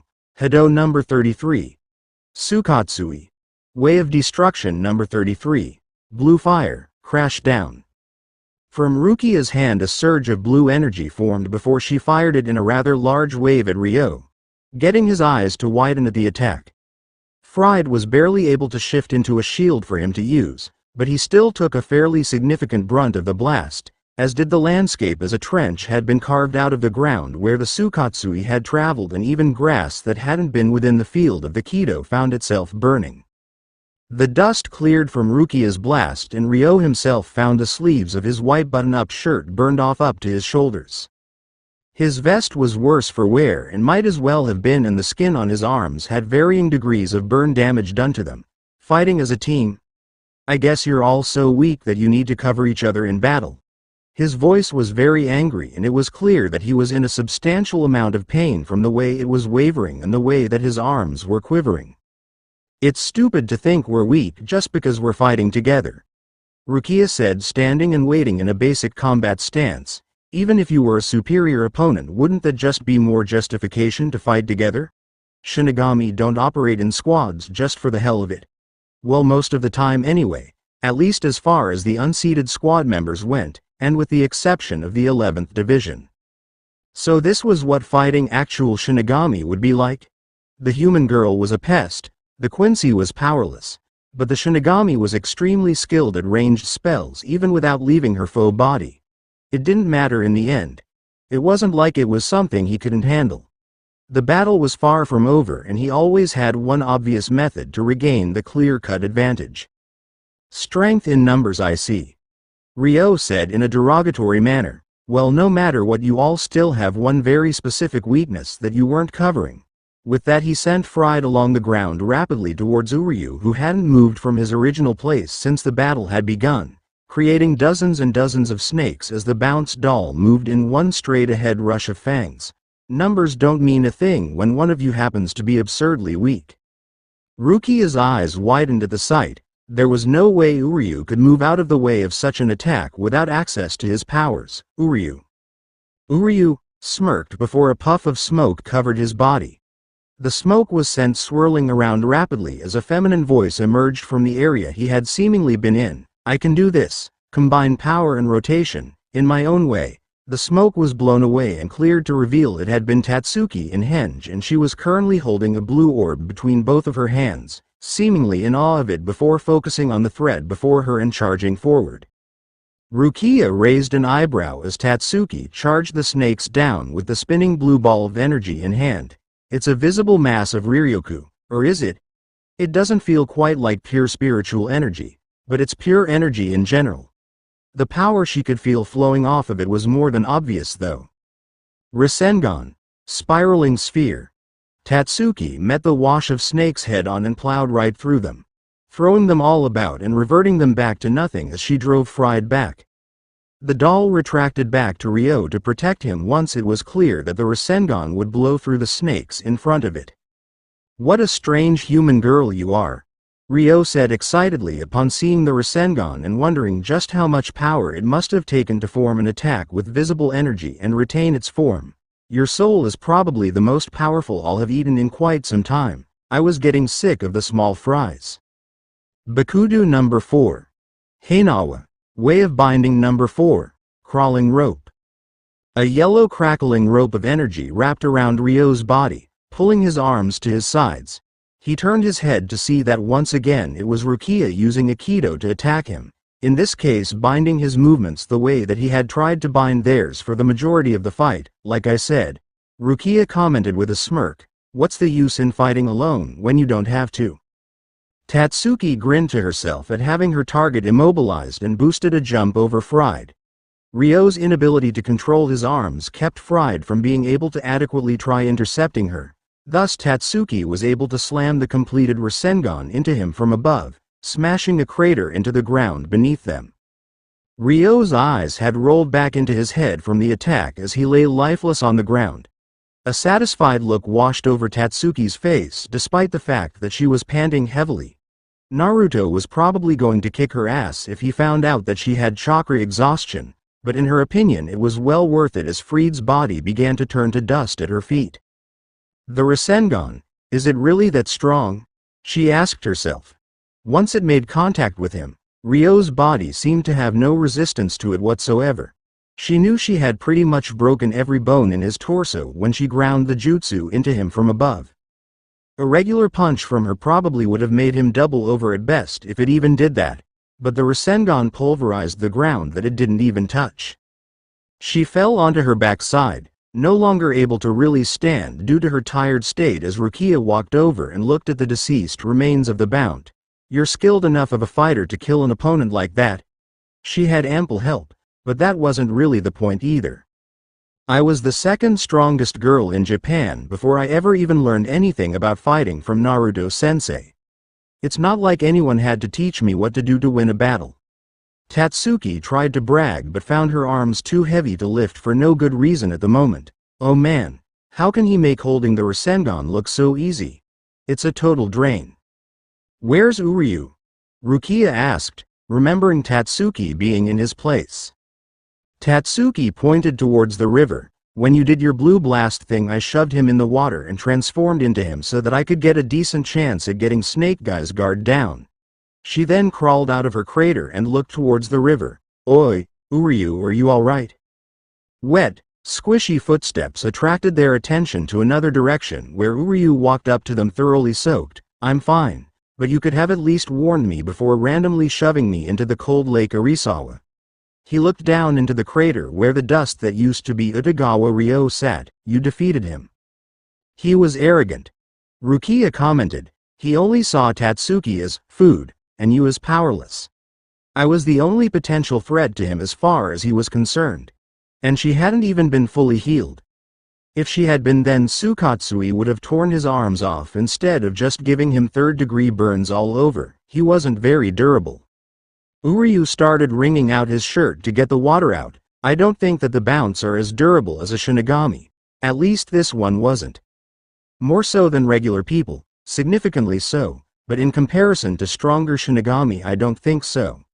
Naruto told us about the fight he had with another one a few days prior. She didn't engage him directly, instead relying on her doll companion to fight him, much like Ryo and Fried. Getting to the bound past the doll was the trick though, but because Rukia and Tatsuki pretty much attacked at the same time, it kept him from getting a foothold on the fight. Maybe with more time he could have worked them over more. Can someone help me up please? Tatsuki asked from her place sitting on the ground, red-faced from her previous exertion, and help me home. I really can't get up. I think I'm out of chakra. Chakra? Uryu and Rukia said simultaneously. Uryu had never even bothered to ask about Naruto's abilities since he wasn't a Shinigami, but now that he thought about it his power always felt different. Rukia simply wasn't aware of the concept. Physical and spiritual energy together. Tatsuki said as Rukia grabbed her hand and pulled her up, setting one of Tatsuki's arms over her shoulder to keep her upright. Sorry. I'm not that strong yet. But with a complete Rasengan she had a new wrinkle to her skills when her hands and feet weren't up to snuff. She couldn't wait for the next national tournament. Even without the use of any ninjutsu she was going to clean up and walk off with the title without breaking a sweat. Rukia spared the girl a smile as she shifted Tatsuki's weight over her neck comfortably. It's alright. You're definitely a strong human, even if you can't beat a seated officer Shinigami yet. But if fighting a Shinigami were that easy for humans, then we wouldn't be in any position to guide souls, would we? Well then, Uryu said, still rather put out over his soaked state, I think now's as good a time as any to go home. I'm already going to hear enough from my dad showing up looking like this.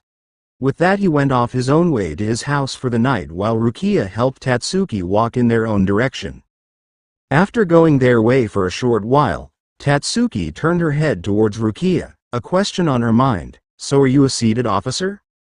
No, I'm not. Could I beat you? Laughs. No, if I were at full power you couldn't. You probably still can't now. I didn't even use my Shikai. I don't even know what that is. Again, much like Uryu earlier, neither of them were aware of something that was subtly off.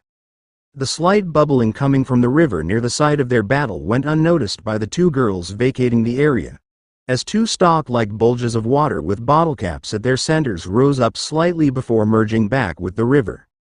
XXX. The next day. Karakura High School, Ichigo, Gaara, Shad, Uryu, Orihime, and the returning to class Rukia watched as Tatsuki stood lording her recent success over Naruto as he repeatedly banged his head on his desk. He was attracting attention from the other students that were leaving the room for lunch, but they didn't feel like being in the same room as the weird blonde guy that had been slamming his head onto his desk for the last 3 minutes. A satisfied, self-satisfied look was on Tatsuki's face. So Naruto-sensei, what else do you have for me?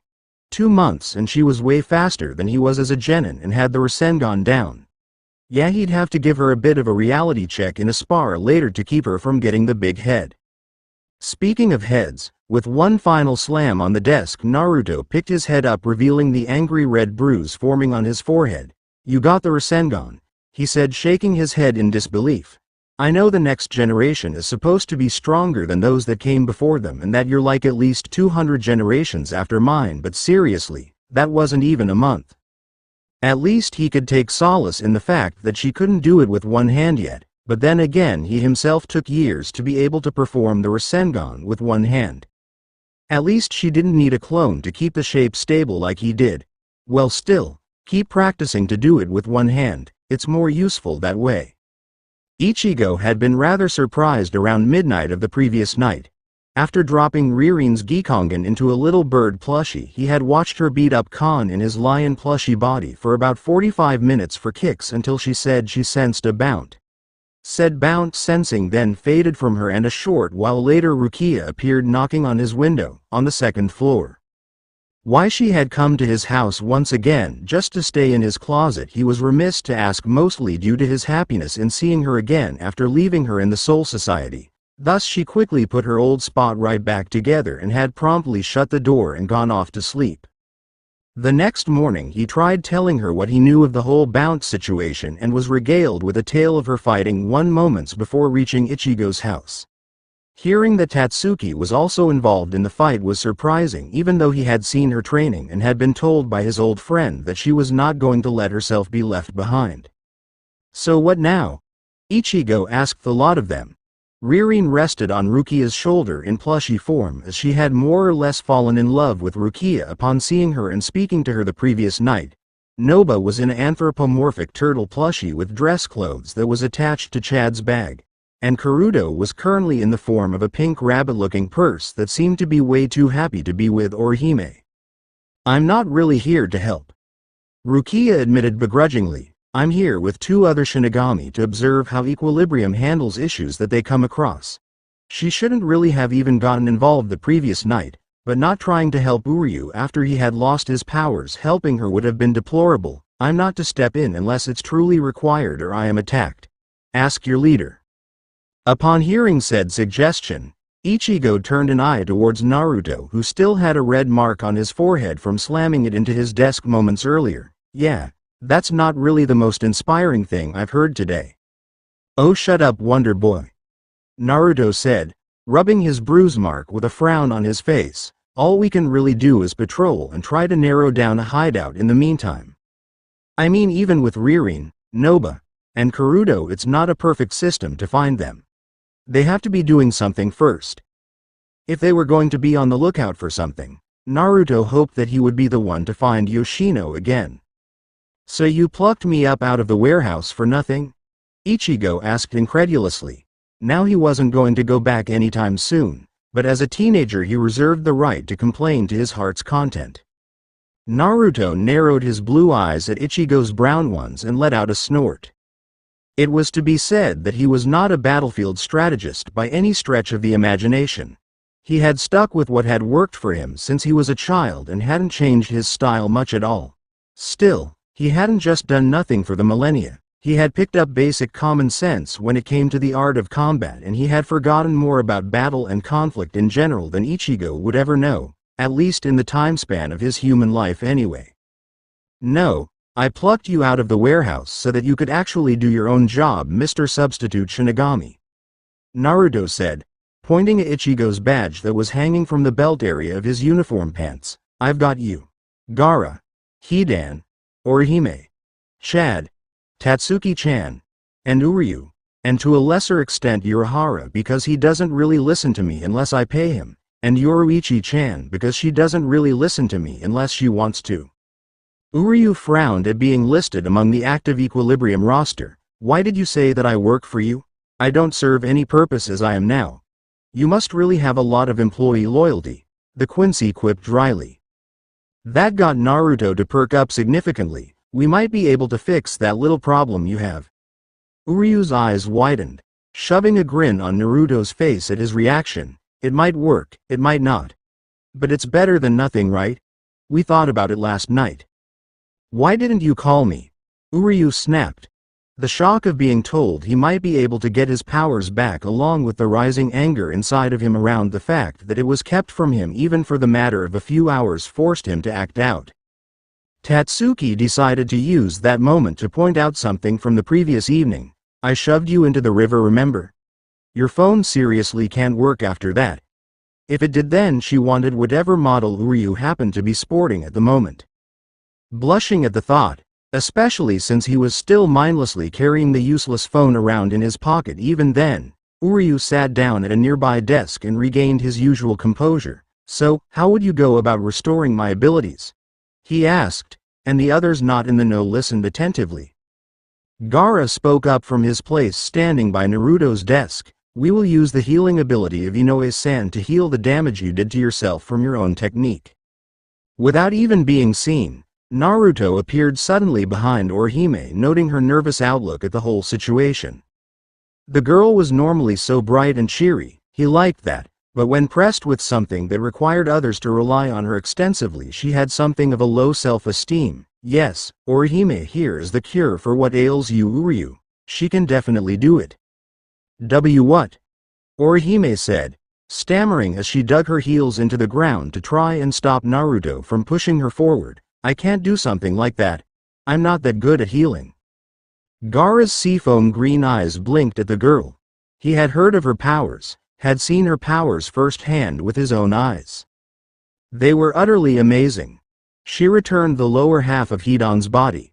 It simply didn't exist, and she seemed to restore it from nothing. Healing on that scale was godlike. Why do you not believe that you can do such a thing?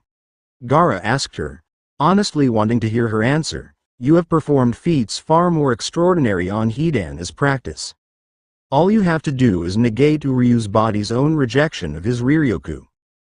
She could heal a person split in half with their body parts all the way in different sections of a battlefield, and she had been getting better and better with the constant practice she routinely got.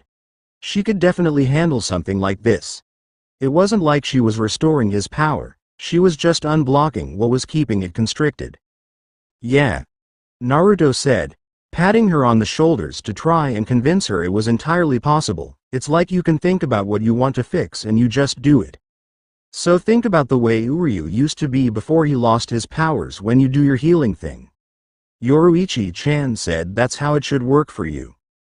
The attention was starting to get to her a bit as Orihime averted her eyes to the ground. I'm not sure, but if you all think I can do it, then I'll try my best, she said, perking up again with a smile. A friend of hers needed help, and if she had a chance of being the one that could do so, then she'd give it her all. All I can ask of you is to try, Uryu said, trying to disguise how much he really cared about getting his powers back. He thought they were gone forever, so even the slightest chance of them returning seemed like the answer to his prayers. If he were a religious man, when can we do this? We have all the time in the world to work it out after school is over, Ichigo said to the others before turning to Orihime. If Inoue can fix him, then that would be great. No pressure though, he said with a confident look on his face. XXX. Bount Mansion. So Ryo is dead, Kariya said, sitting in his office with his Shinigami bodyguard by his side, standing guard watchfully as always. Well, it's not that much of a setback, honestly. Ryo seemed too ambitious for his own good. I could see the way he often looked at me with disdain. At least he served some sort of purpose in the end. Sitting on a chair in an adjacent corner of the room comfortably, Kane let out a laugh as he rolled a golden coin back and forth over the back of his fingers. That's so cold, Kariya. Is that how you feel about all of us? Of course not. A smile appeared on Kariya's face at the mere asking of the question. I care for all of my subordinates. Those like yourself and Maki here, and all of the others as well. You are all nothing like Ryo. And he was foolish enough to underestimate a Shinigami, a mistake that would have gotten him killed later anyway. Uzumaki would have massacred him anyway, Kane remarked in a sing-song manner offhandedly before suddenly grabbing his coin tightly. The twins said that Ryo found a Quincy before he was killed. That's interesting, isn't it? He's powerless though, totally useless. Kariya noticed the slight scoff that came from Maki upon hearing Kane reference Uzumaki Naruto. Every opponent or possible conflict that Kane ever brought up was always inevitably brought back to somehow talking about that man.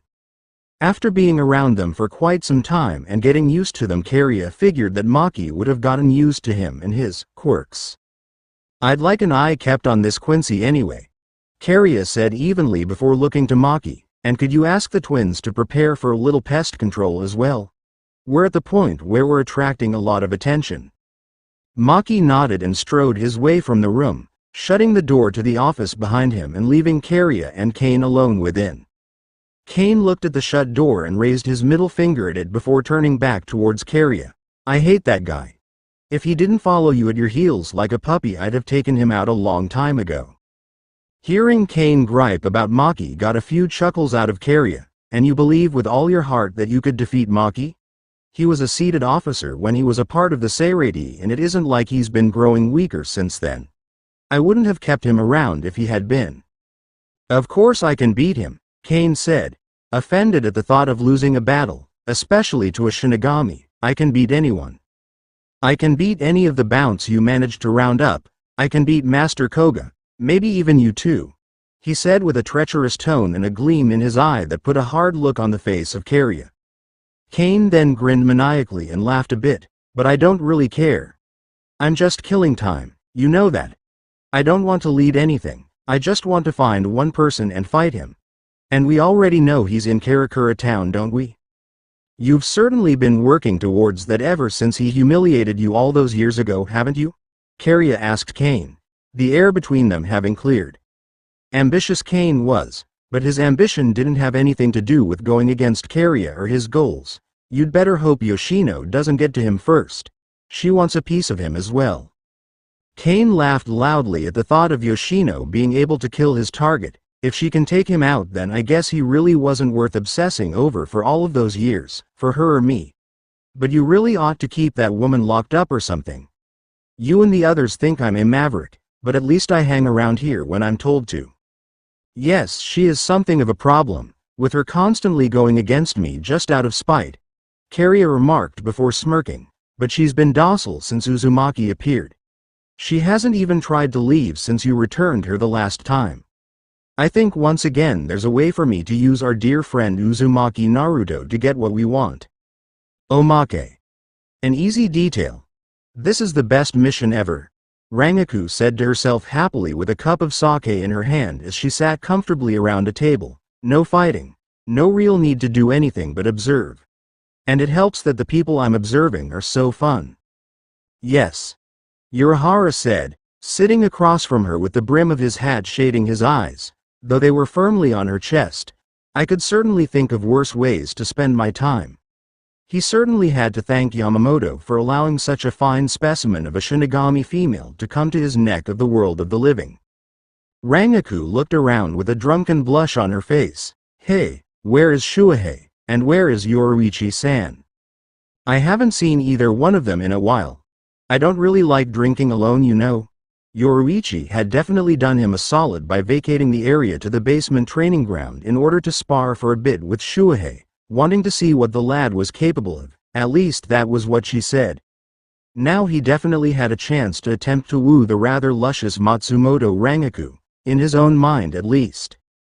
Urahara looked down and drew a circle on the table with his finger. "I'm here," he said lamely, but was thoroughly ignored by the lovely lady. And here he thought he was a very interesting drinking partner. Well, he was interesting to himself anyway. "Kazuki, Jinta's pickin' on Ururu again, and I can't find Tessai, Dondoshaka, or Peshi," sporting a new gigai designed just for her while Urahara ran tests on her in the meantime. Nell ran into the room before bumping into the table and falling on her backside right by Rangaku. She wore a regular-looking red dress for a girl her size and a green bucket hat like Urahara's. She looked up at Rangaku and blinked curiously. "Who are you, lady?" Rangaku just looked down at Nell for a few moments before letting out a high-pitched squeal as she picked the little Arankar up and hugged her tightly as she tried to struggle to get free. "She's so cute, Urahara-san. Is she your daughter?" "Oh no," Urahara said, seeing his window of opportunity open back up now that Nell was there. "But I just had to take care of her since she needed me so much. It's my nature, I just love children." More accurately, he loved the cheap manual labor that children provided, but Nell wasn't really old enough to work, so that point was moot. She mostly just bounced around for a lot of the time, spending it evenly with each person in the shop. Dondoshaka and Pesci hung around to watch over her and were useful enough as lab assistants for him and Tessai, so it balanced out in the end. A gasp suddenly came from Rangaku as she got a good look at Nell's face. How did a little girl get a scar like that on her face? She asked before glaring over at Urahara. Eyes half-lidded from her inebriated state. You're such an irresponsible guardian. She had that before I met her, I swear, Urahara said, suddenly pulling Nell from Rangaku's grip. I would never do anything to hurt her, right Nell? He asked her with a big smile on his face in an effort to stay on Rangaku's good side. Nell just looked at him owlishly before grinning just as widely and turning to Rangaku. Yeah, that's right. Urahara didn't give Nell the scar. Nell doesn't remember how she got it, but it's okay, 'cause Nell's a masochist. And there went whatever chance Urahara had, right out the window. Damn it, Nell, like clockwork. After school ended, everyone filtered their way out of the building and over to the Mother Base hideout to get to work on their respective things of interest. Ichigo and Chad were steadily on lookout duty with the mod souls for a bound attack, as was Hidan.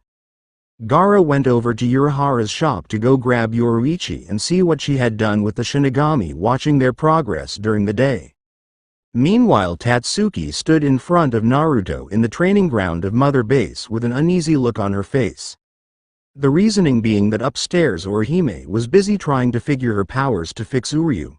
Maybe I should be up there with her, Tatsuki said demurely, a sharp contrast from her usual attitude and outlook. Oh no you don't, Naruto said, tapping his foot impatiently on the ground, still wearing his school uniform, having not even bothered to change. Since you seem to be burning through everything I'm teaching you so far, let's see exactly where your ceiling is so I know what to focus on for later. Rinnegan, Samsara I. Naruto's eyes turned to the strange ripple pattern before he barked out another order, now channel chakra. Tatsuki's hands slammed together in the ram seal as she built up her chakra as instructed. There, is this good? She asked as Naruto stared at her intently. Remaining silent as he continued to look at her, Naruto's face scrunched up in thought. There's an easier way to figure this out, but the trees that I'd need to make paper from for the easy way don't exist, and I'm no gardener. What are you trying to do? Tatsuki asked, wondering just how long she'd have to flex her chakra coils for Naruto to find whatever he was looking for. Maybe if you tell me I can help. You can't because there's no way you'd know. Naruto commented glibly and without blinking. Unless you know off the top of your head what your chakra nature is. Tatsuki tilted her head curiously. Chakra what now? Naruto didn't immediately answer, instead keeping silent for a few more seconds before smiling contently. Ah, there, that makes sense. You're fire-natured. Of course you are. He then frowned. Of course you'd be natured at the kind of jutsu that I'm the worst at though.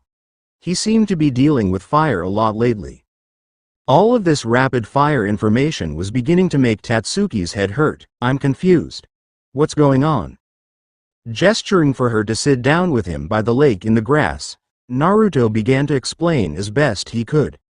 He hadn't had to do such a thing in a very, very long time. You've seen me use electricity and wind and all kinds of stuff in my fights, right? Tatsuki nodded. Of course she had.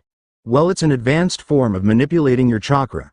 And your chakra nature just shows me what you'll have the easiest time with, which will be fire. I can make fire? Tatsuki chirped questioningly, excited at the mere prospect of doing so.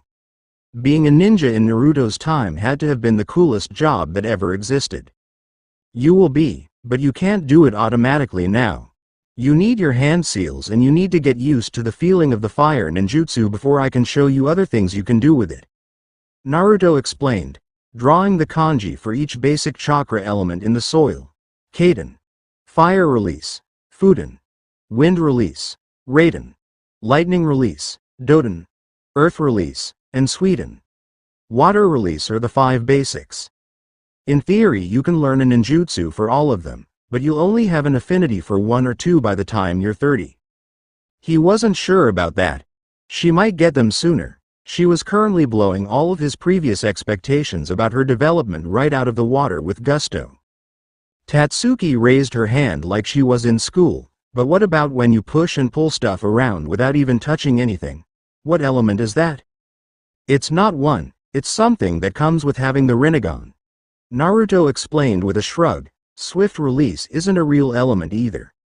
That one is actually what I got out of messing around with the Rinnegan powers and lightning release in my body. It takes more chakra than a normal person can keep going to work. But I'm not normal. Duh. Tatsuki said, but with no real intent in her voice, so how'd I learn how to do this stuff? A grin came across Naruto's face as he stood up and got Tatsuki to do the same. For once I'm not going to give you a long list of mechanics and stuff to do before learning something, mostly because this has hand seals, so you just need to know the basic process on how to do something. Your first fire ninjutsu. He noted that the girl must have really loved fighting because she was bouncing from foot to foot on her toes with a smile that she just couldn't keep off of her face, and you will be learning how to breathe fire. That's how most fire ninjutsu work. You have to pool your chakra in your stomach and exhale correctly. What is it? Come on, I'm so ready. Her exhaustion from the previous night and her sluggishness from that morning was all but forgotten. She just wanted more training. What are the hand seals? Both of them slowly lifted their hands up so that Naruto could show her the seals she would need to execute the jutsu. Mi. Snake. Hitsuji. Ram. Saru. Monkey. I. Boar. Uma. Horse. And Tora. Tiger. He let her go through the seals time and time again until she looked back up to him to show that she had it memorized for the moment. Now I hate doing fire ninjutsu, but it's supposed to look like this. He made the hand seals easily visible for her benefit and inhaled deeply as he turned out towards the lake. Kaiten. Gukakyu no Jutsu. Fire release. Great Fireball Jutsu. Tatsuki watched with bright eyes as a massive orb of scorching flames 5 times a human's size rocketed from Naruto's mouth and flew out over the lake for dozens of yards before dissipating into the air. I put too much chakra in that. I said my control with fire techniques was shoddy. Naruto commented while scratching his head. Yours won't be that big. If it is, then it's because you overloaded it and you'll feel like you just got through with a full spar against Yoruichi-chan. But anyway, this is simple. There's no need to shape anything or really keep control over it. It's a big breath of air and you're pushing out fire. Deciding to take it step by step, Tatsuki started slowly making hand signs so she would remember them when it came time to actually execute the jutsu. Pool the chakra in my stomach. She said to herself, trying to get accustomed to the feeling of building chakra inside of her body. Is this dangerous? Kind of. Naruto admitted to her. She was breathing fire. Of course it was dangerous. That's why I put you by the lake. So if you catch yourself on fire, you can jump right in until someone can heal you up. Now that you know what building the chakra feels like, go ahead and give it a try. You had to love the concern that the sensei showed his student. At least he wasn't throwing her down a crevice yet, because there was plenty of time for that later. Now was the time to teach his tomboy how to shoot fireballs. Well, no guts, no glory. Once more, Tatsuki went through the hand seals at half speed, building chakra inside of her body before taking a deep breath. Kaiten. Gukakyu no cough. Tatsuki choked while expelling the fireball, releasing a small burst of fire that barely reached out 3 feet. Tatsuki fell backwards onto the ground, coughing black soot from her mouth. Cough cough, I wasn't ready for that. It felt like my lungs and throat were on fire. Naruto dropped down to one knee and rubbed Tatsuki's back soothingly as she got all of her coughing out. Yeah, it isn't going to be very fun this time. It won't be boring though. Cough, I hate you. Now you know you don't mean that. When you stop coughing, let's try again. XXX. With Gaara, early evening, Karakura Community Park. After getting out of school, Gaara headed up to Urahara's shop to check with the man on his progress with Nell's injury to her mask and to locate Yoruichi and figure out what she had been doing all day. If Orihime could heal Uryu's injury, then she could probably fix Nell's as well, even if it was a very old wound. He would just have to wait and find out later if she had managed to pull it off before bringing it up. Currently on his way back from the shop, Gaara walked serenely in the sunset. The rare person that passed him by seemed to stare at the large gourd that sat on his back, but not enough that it was extremely out there. If it was brought up, he could just say it was an eccentric backpack. The fact that Uryu had been attacked the previous night put him on his guard, as the streets were next to empty with a person coming into his vision every so often, but his concerns weren't centered on himself. One would have to work very hard if they wished to kill Gaara even on his worst day. No, Gaara's thoughts were stuck on his friend and the man that was technically his boss, Uzumaki Naruto. He tried to hide it well, but even after all those years Gaara could notice the nuances in his friend's behavior. Seeing the Yoshino woman shook him up, and it was understandable. When he saw Hidan, even when he came across Gaara, Naruto had been given good foundational reasons as to why they existed, so even when he had been surprised when he had come across Gaara in Hueco Mundo, he more or less accepted it rather quickly. Now Yoshino hadn't come from nearly as far as Naruto's past, but her spirit hadn't been bound to Holy Land for eternity, nor had she been a hollow in hibernation. She had been as far as Naruto knew normal. He now knew that wasn't the case, but such a blast from the past was a spine shaker. The whole bound thing was screwy. If all they were after was the souls of humans, then why were they being caught now when not a peep had been heard from them before? Was there an endgame? Were they really foolish enough to roost in Karakura Town with its litany of defenders at the ready if all they wanted were souls? That couldn't be all that they wanted. What trouble this whole thing was turning out to be, but for a first operation to get their feet wet, Equilibrium couldn't really have asked for anything better to debut off of.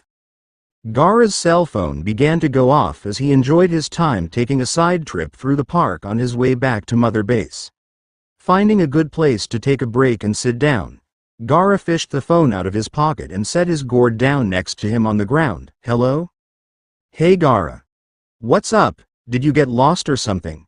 Yoruichi-chan and the Gotei 13 reps beat you back here by 2 hours. Hearing Naruto on the phone got Gaara to release a sigh. I wasn't aware you had a mission for me that required my urgent attention, Naruto. Gaara said in his even-toned manner of speaking, though it was clear he was being snippy in his commentary. Well, I don't. But, sigh, yeah, you're right. You're over 2,000 years old, you can take care of yourself. Take your time. If anything comes up, I'll call you if we need you. Feel free. Gaara said, looking at the nearby fountain that was spewing out water by the gallons. It didn't seem normal. Fountains weren't supposed to get full, were they? Having lived his entire life, and afterlife, in a desert where water was scarce if it even existed at all, Gaara was unaware of normal fountain protocol. It just seemed off to him. Gaara got up and walked over to the fountain to find it almost full as he had observed from afar. Someone needed to call city maintenance or something.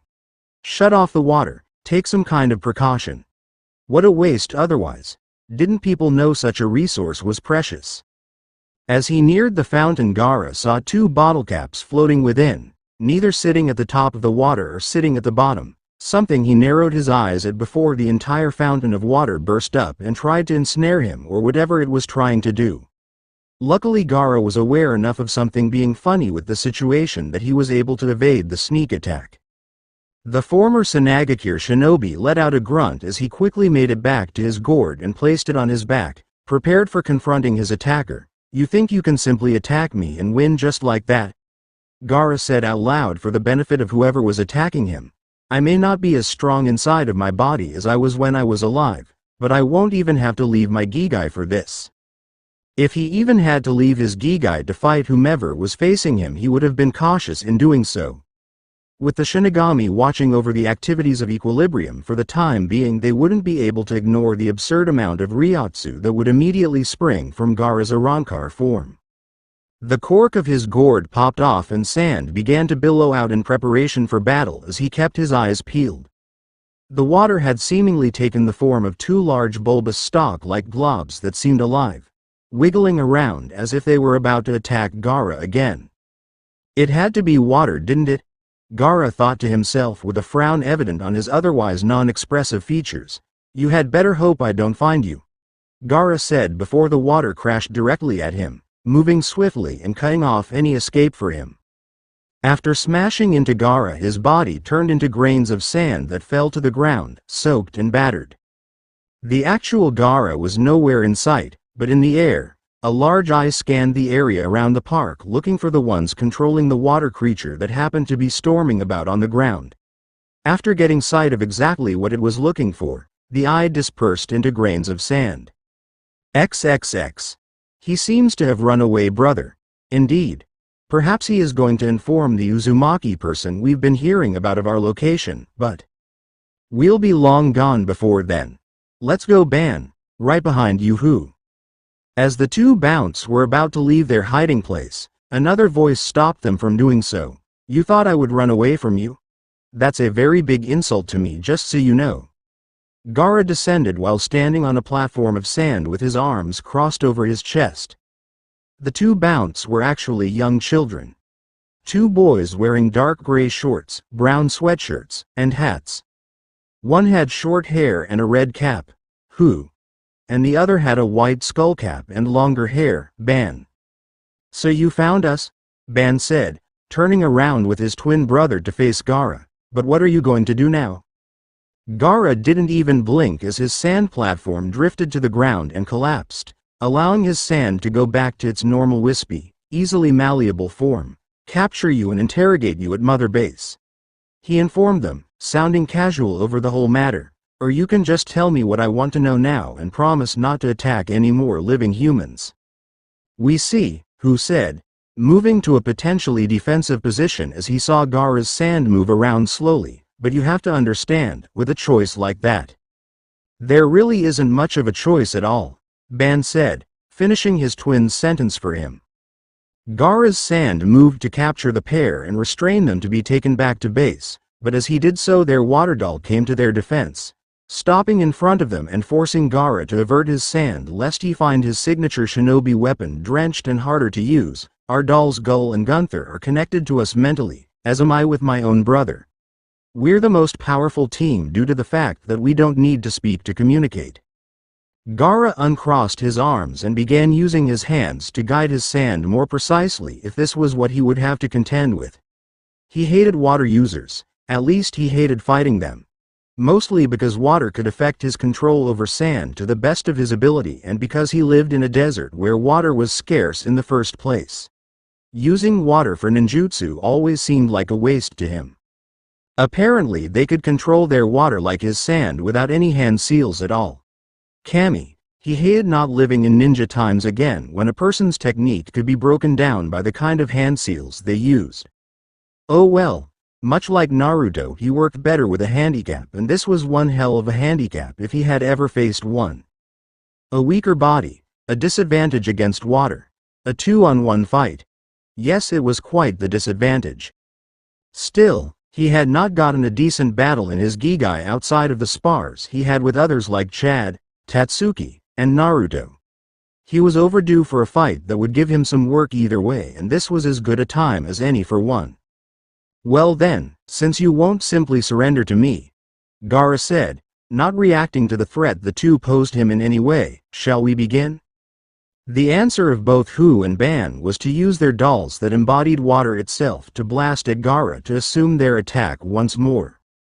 XXX. Mother Base, Executive Floor, Uzumaki Naruto's office, quarters. The front room of Naruto's designated area of the base was set up to look like the office of the Hokage back when he was a Konoha ninja. Gaara called it a subconscious yearning for something that he was unable to get in his own time. Naruto then proceeded to mention that Gaara's own front room of his office then looked just like his office when he was Kage, right down to the walls. He still wondered how Gaara managed that.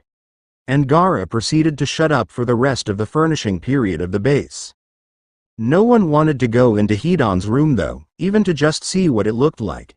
They were afraid of what they would see and thought they were better off not knowing. So Naruto sat at his replica Hokage's desk in the big cushy chair behind it. The only exception was that there was no kanji for fire on the front of the desk. Instead there was the simple swirl pattern that was his clan's insignia. In front of him in seats facing him were the Gotei 13 representatives, Shuhei, Rangaku, and Rukia. In his lap was Yoruichi for some reason, sitting contently, Not that he had a problem with that, but it didn't exactly scream professional or to take them seriously, especially with her smirking at him daring him to tell her to get off. Damn, that woman was always trying to kill his attempt to look qualified. If she wasn't so great. Maybe if he had some cage robes on, that would have helped. The hat definitely would have made an impression for certain. Wow, maybe Gaara was right. Maybe he was subconsciously yearning for recognition as a cage? Meh, there'd be time for that later. Not like there was a budget or anything. So, Naruto said to begin speaking at the little meeting. You guys are supposed to be observing the way we operate.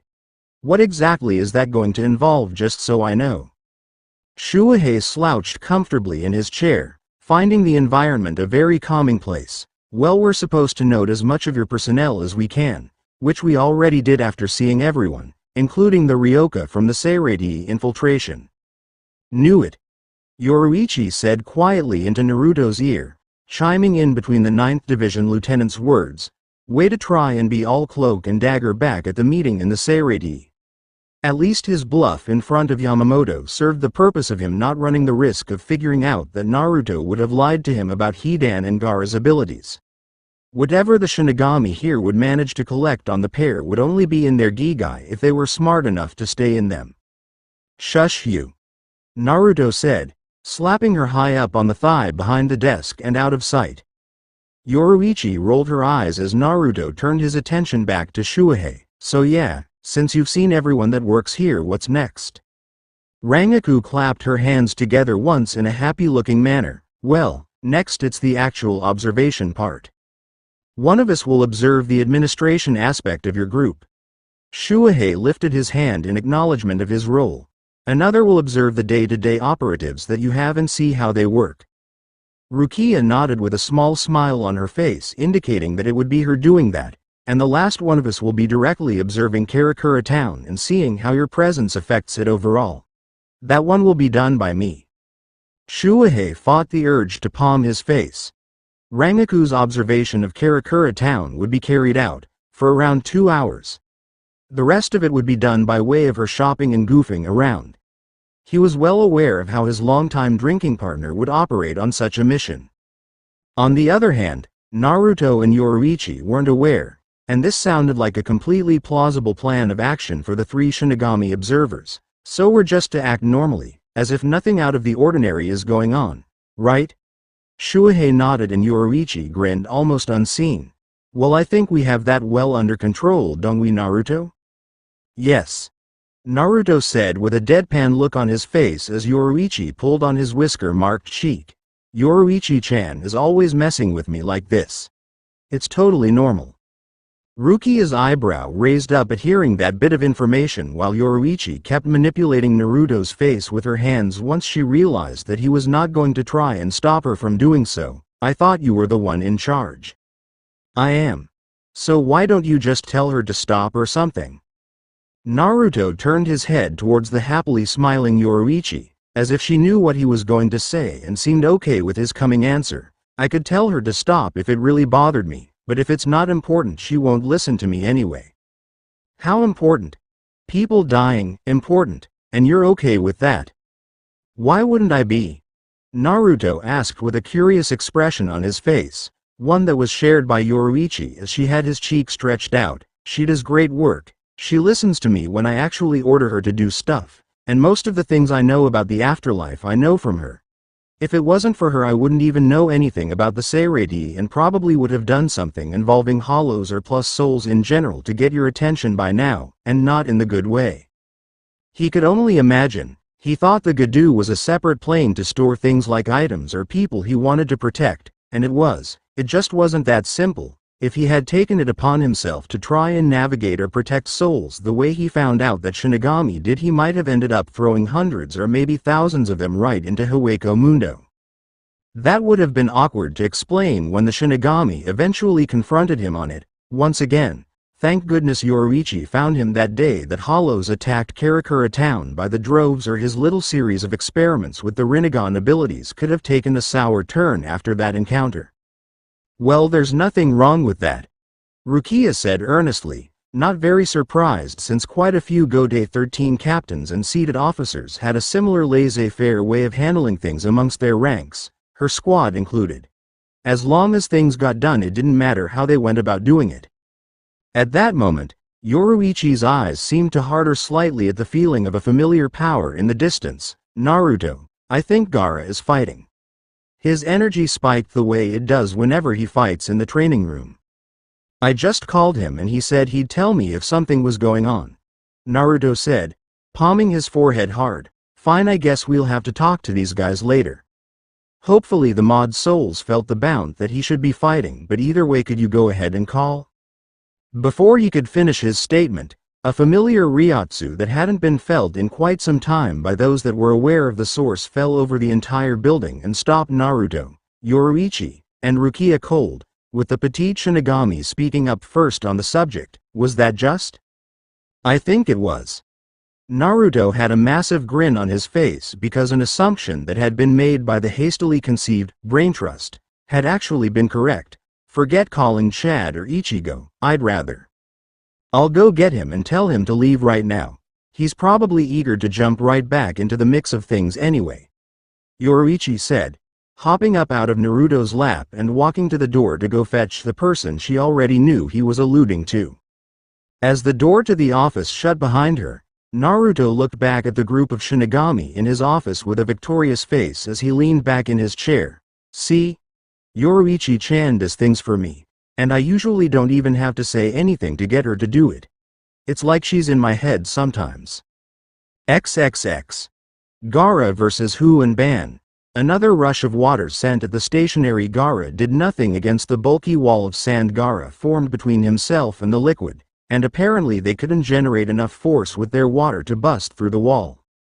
As the attack subsided, Gaara shifted the wet sand that had been the front of his wall towards the back for his drier sand and waved his hand in a side-to-side pattern. Renden. Suna Shigur. Successive shots.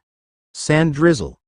The sand fired off multiple sand projectiles at Hu and Ban, forcing them to duck behind the trees in the park where they were battling. We can't reach him, Hu said as the sounds of the sand thudding off of the trees echoed out. What do we do now? Ban narrowed his eyes as he tried to peer at Gaara and had to duck his head back behind the trunk as a shot of sand stripped the bark off of it. If he is able to handle the amount of water we have now, then we simply have to get more, don't we? Sabaku Susu, Sand Waterfall Funeral. The sand that Gaara had used to fire at Hu and Ban stuck to the trunks of the trees and allowed Gaara to crush the wood with his sand to get rid of their cover. Hu and Ban ran away as fast as the two youthful-looking bounts could once they saw the pressure that Gaara's sand could squeeze with. Gaara's sand was in pursuit of them and would have quickly captured them had the water dolls Gull and Gunther not utterly drenched every grain coming to the defense of their bound masters. An annoyed grunt from Gaara followed as he called his sand back close to himself and moved to catch the two brothers, something he did in a matter of moments, finding them right back where the battle had more or less begun, at the fountain. And the fact that they had seemed to stop running didn't give him any reason to relax in his mind. The thing about our dolls are, Hu started to say, that they can control any water, any body of water they come into contact with. Ban finished with a smirk. Gaara sent his sand at the unprotected pair, but a rumbling underneath his feet gave way to the ground actually cracking and water from underground began swiftly and heavily bubbling up over the pavement, flooding the ground. Gaara switched his sand from attacking to taking him off of the ground and into the air to avoid the water that seemed to be trying to grab him. Maybe you're the one that should think about surrendering and leaving, Ban said as he and his brother started amassing more and more water to rise up from the ground to try and reach Gaara out of the air. The water took on a large glob-like form that seemed to be several stories high. The attacking bounce grinned as parts of the creature stretched up towards Gaara to snatch him out of the sky. You think this is all the sand I have under my control? Huh? Hu said, hearing how unconcerned Gaara seemed to be at facing down the massive water creature. I said. The hands of Gaara slowly raised into the air as if he were trying to lift something that was unseen and heavy due to the speed at which he was drawing his arms up. Do you really think that this is all the sand that I have under my control? Both Hu and Ban started looking around as they heard a low rumbling coming from around them. They then caught sight of sand moving around the trees surrounding the cracked pavement and fountain. Waves and waves of sand, and they jumped into the fountain to avoid the rush of the grains. "How can you possibly get all of this sand?" Hu shouted in alarm. "We can control tons of water with Gull and Gunther, but we need an existing source like the water in the pipes leading through this fountain. There's no amount of sand like this anywhere in Karakura town. I can send my sand into the ground and grind up the minerals to make more. As long as I have even a small amount of my sand, I can always make more anywhere I go, as much as I need," Gaara said informatively as his sand began to swirl past the fountain and bashed into Gull and Gunther, the blunt force of the sand tearing the glob of water into segments. With the immediate threat to himself handled, Gaara turned his sand onto the twins as it began to engulf the entire fountain in a wide-open trapping ball. Sabaku-ru, sand-binding prison. The twins were not nearly fleet-footed enough to escape being trapped, but their dolls were not as slow as they were and sprang to Hu and Ban's defense. Before Gaara's jutsu finished closing, the two dolls blocked the opening with a forceful torrent of whipping water, long enough for both boys to burst free through said water and avoid capture as they seemed to surf out as far away from the sand trap on the water that comprised their dolls' effective forms. Trying to trap those two without killing them was turning out to be a pain in Gaara's ass. And apparently they had forgotten that Gaara had explicitly told them that he was going to capture and interrogate them, because upon escaping they looked as if they had survived Gaara's best shot. Putting distance between themselves and Gaara's failed attempt to capture them, Ban smirked at the red-haired Arankar. "Well, that didn't work. Is that the best you've got?" "No," Gaara said plainly. "I just told you that I'm going to take you alive. An opportunity to catch a bound and extract information from you on your activities is something that I cannot pass up, even if it would be exceedingly easier." He was clearly the best equipped to do so out of equilibrium. Naruto and Hidan weren't the capturing type, more used to obliterating their targets. The same went for Ichigo and Chad. Tatsuki would have probably been defeated by the pair by now. Yoruichi didn't fight unless she felt like it. Urahara and his workers didn't fight unless there was something the man himself wanted to observe, and Orihime didn't really choose to fight, period. But Hu and Ban took offense to how calm Gaara still was. He seemed to be as cool as a cucumber. Not a single offensive move they had attempted from the outset of the battle managed to take that same monotone expression off of his face. "You think you can beat us so easily that capture is an option," both Ban and Hu said simultaneously as more and more water started to be pulled out of the fountain, to the point where the spigot the water came from shattered completely and water flew out by the gallon. Gaara let out a sigh and prepared to continue fighting until a power he had never felt settled over his senses.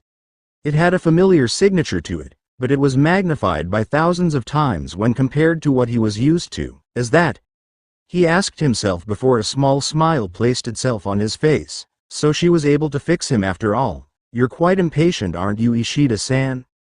As if Gaara's words summoned him out into the open, Uryu strode out of the tree line from behind Gaara and stood next to him with a confident look on his face. "I hope I'm not interrupting your battle with these two."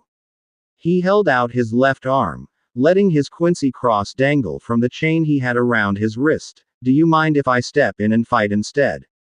It's been quite a while and I want to see if Inoe's work was as good as it felt after she finished healing me." All Gaara did was step back out of Uryu's way. If it came down to it and he was rusty, he could always step back in and finish the fight in his place. So long as the objective was achieved, he didn't care. Let Uryu stretch his legs. "Well, if it isn't the powerless Quincy," Ban said in amusement of Uryu's presence, "and it looks like he's got a little of his bite back. But he's still too weak to be anything more than a liability to the stronger one, brother," Hu said in response. "Let's defeat him quickly and get back to the troublesome one with the sand." "Why do that when we can take them both at once?" "Good point." The water dolls Gull and Gunther rushed at both Uryu and Gaara with their monstrous forms fueled by the water that was still draining from the burst fountain. Uryu did not move, he merely formed his blue energy Quincy bow before it took its more elaborate shape that he had used in the Soul Society. A grin came to his face at the feeling of doing such a thing in battle once again after not being able to do so for months, and it appeared that he didn't have to start over from scratch even without the Sanrei glove. Taking aim with his bow, Uryu fired only 2 shots, and they weren't directed at Hu or Ban. The shots passed through Gull and Gunther and hit 2 very small targets within the bodies of water. 2 targets that once hit forced all of the water comprising the 2 dolls to fall uselessly to the ground. Both Hu and Ban's eyes widened in complete shock and horror at what Uryu had done. "No. Do you know what you've just done?" they both asked as Gaara didn't miss his opening and used his sand to capture the now defenseless Bount twins. Uryu let his bow vanish and adjusted his glasses on his face. "I watched some of your fight with Gaara. When he did damage to your water doll, the water always reformed to a certain smaller spots. At a closer look once I stepped in myself, I was able to see that the 2 particular spots had a bottle cap at the center each. A small target that many wouldn't notice, but for a Quincy archer it's all that one of us would need." Man, it felt good to talk down to an opponent he had just pulled a massive advantage over. He didn't think he'd missed it that much. No. The ongoing session of Uryu patting himself on the back for such a commanding victory came to an end when both Hu and Ban began turning to dust, much like Ryo had after Tatsuki had smashed him into pulp with the Rasengan. "What's happening?" Uryu asked. He hadn't shot Hu or Ban, and Gaara was not using his sand to crush them, only to capture them. In a matter of seconds their best efforts to struggle did nothing as they finished turning to dust. Gaara's sand released them to allow their ashen remains to fall onto the ground. "I didn't do anything to kill them." Gaara walked over to the dust that used to comprise Hu and Ban and kneeled down to observe it before looking at where the dolls Gull and Gunther fell apart. A frown crossed his face as he stood back up. "You didn't, but you destroyed their dolls. The bond between Bount and doll must be incredibly close for them to die because you destroyed them." It made a semblance of sense, though.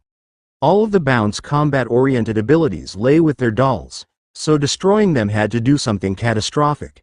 Still though, this wasn't as much of a victory as Gaara had originally hoped for. Thus he felt he was completely in the right when he formed a large hand made out of sand to slap Uryu and send him sprawling across the ground. Uryu jumped back up, spitting out grains of sand and glaring at Gaara. "What possible reason would you have had for that?" "I was trying to capture those 2, not kill them," Gaara said with his arms crossed as his sand filtered back into his gourd and his cork closed it off. "If I had been trying to kill them, my battle style would have been far more offensive." "Well, it wasn't as if I tried to kill them either," Uryu defended, temporarily losing his cool at Gaara's expense before regaining composure and thinking about the waste that had just occurred. So much could have been gained from catching Hu and Ban, damn it. It was accidental, that much was clear. But now they at least had another way of destroying a Bount, by getting rid of their dolls. That was something. XXX. Meanwhile, Mother Base. Goodness. Yoruichi said as she lay Orihime's tired, unconscious body down on a bed in one of the rooms set aside for other potential members of Equilibrium in the future. "How much power did you use fixing up Uryu?" The question of course could not be answered, but that didn't stop Yoruichi from asking. When Yoruichi went to locate Uryu and see if he was in appropriate shape to go and find Gaara in case he needed assistance, Orihime was barely able to keep her eyes open and then proceeded to collapse upon Uryu's leaving of the room. Stubborn girl. She was not going to let her own exhaustion rain down on Uryu's parade of getting his combat capabilities back. Still, there was something to be said about that kind of determination to keep working well past her own limits. When she had tried training Orihime to develop her abilities before the first trip to the Soul Society, she had not expected her to get so good at the healing aspect of her powers. Talk about exceeding expectations, fixing people that were split clean in half and restoring lost abilities. Doing nothing for hours but sitting and healing Uryu after identifying the damaged parts of his energy circulation, Orihime had more than earned her rest and would be given it for as long as she needed it. Yoruichi left the room, stopping at the door before shaking her head at Orihime with a fond smile on her face. "It's scary. You don't even know how powerful you really are, Orihime," she said before flipping off the light and shutting the door. XXX. With Hidan, sick of sitting around and waiting for something to happen, especially since whenever anything did indeed go down Hidan was too far away to get personally involved. The silver-haired Arankar in disguise decided to take an active approach and hit the streets looking for anything he could find. He wasn't expecting any bound to actively seek him out, because in his mind such a thing would be tantamount to suicide for the fools, but just any kind of information that was off-kilter that he could dredge up would have been wonderful. Thus for the entire day he had been traipsing around Karakura town, sticking to the back alleys and trying to get whatever useful information he could about any strange or unnatural things going on. Maybe an urban legend or two. Even if there was no inkling of something to lead him to the bounce, there was always a chance that it would lead to something else worthwhile to take up for work later. A lanky-looking guy with slicked-back silver hair and wearing black clothes that would have looked right in place at a metal concert that came strolling up to the street toughs demanding information on random subjects didn't get said street toughs to take kindly to such a happening. And this was the part that Hidan thoroughly relished. Because it was downright enjoyable for him to walk around all day doing nothing but getting into random street fights with regular humans.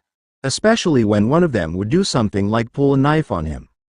Once they stabbed him, the looks on their faces were priceless right before he would proceed to break their jaws among other body parts. He might have killed a few of them in hindsight, but they should have just told him what he wanted to know. And it wasn't like he'd get in trouble, right? Uzumaki couldn't hold it against him for defending himself. Defending himself, and they were lowlifes regardless. But he managed to beat some interesting rumors out of a few guys that remained conscious after his complete and total gangland thrashings. He was given the location of a few creepy places in town that bore no suspicious fruit, but there was one that was currently looking to be gearing up as a home run. He managed to stomp the piss out of one person that told him the location of the richest person in Karakura town. At first Hidan didn't want to hear any of that crap because he already knew the richest man in Karakura town and where he lived, but when it wasn't revealed to be the industrial district he then realized that Uzumaki hadn't bought anything or done anything public that someone would have been able to track other than buying the large, but abandoned office facility that was their base. So the information led him to a location where there was apparently someone incredibly rich that had never been seen to rob or steal from for any of the thugs he had been talking to. A gated-off beautiful piece of large forested property. With this place being found, Hidan planned to investigate it much like any other place he figured there might be a bounty or something, willing to put his very rusty ninja skills to the test since unlike the other places this mansion was inhabited by someone. Hidan jumped right over the gate and cracked his neck upon landing. When was the last fucking time I had to sneak into anywhere? Hidan thought to himself as he skulked through the trees in the dead of night. Man, I don't think I even did any shit like this back when I was actually a ninja. His trip into the potentially hostile territory was cut short when he felt a sword drive through his body from behind. Hidan's gaze turned down to see the length of a katana sticking out of his chest.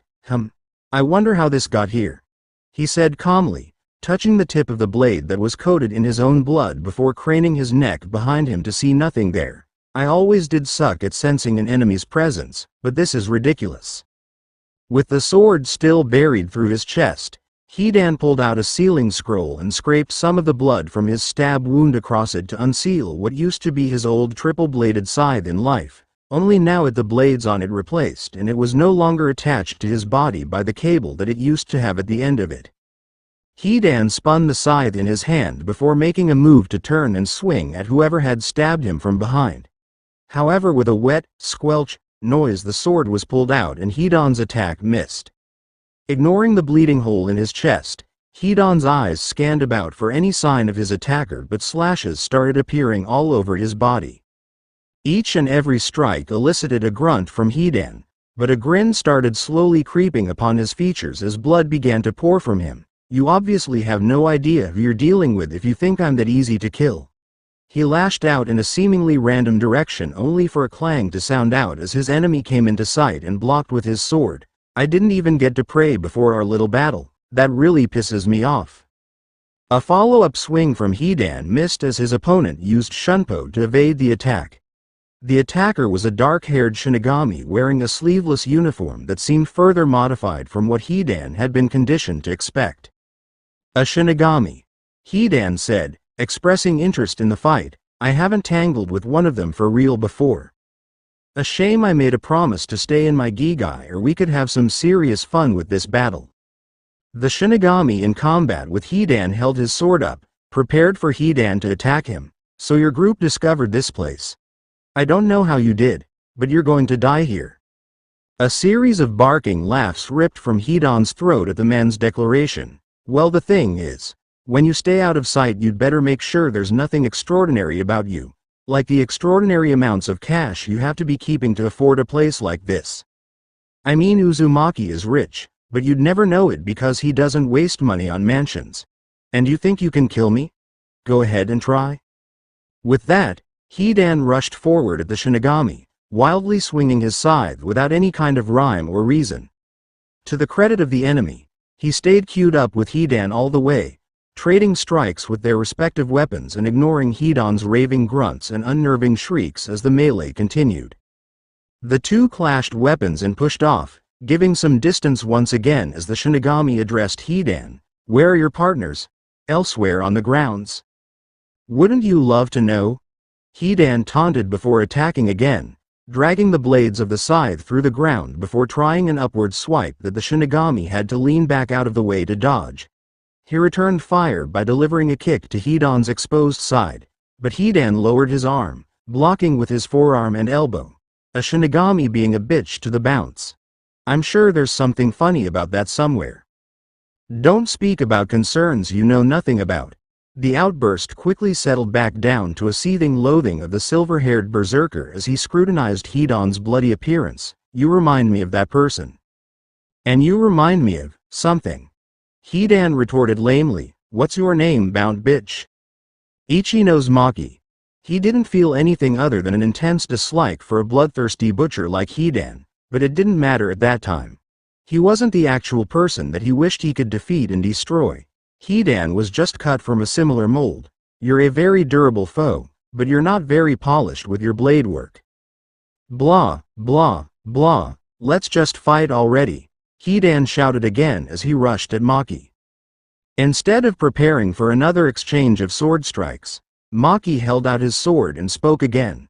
Koka Harameke, Najigasumi, shine brightly, rainbow mist. The vision of Hidan was immediately assaulted with a rush of bright light that blinded him immensely. Lashing out with a swing of his scythe was not the advised course of action, because after he did so he found his arm cut off at the elbow.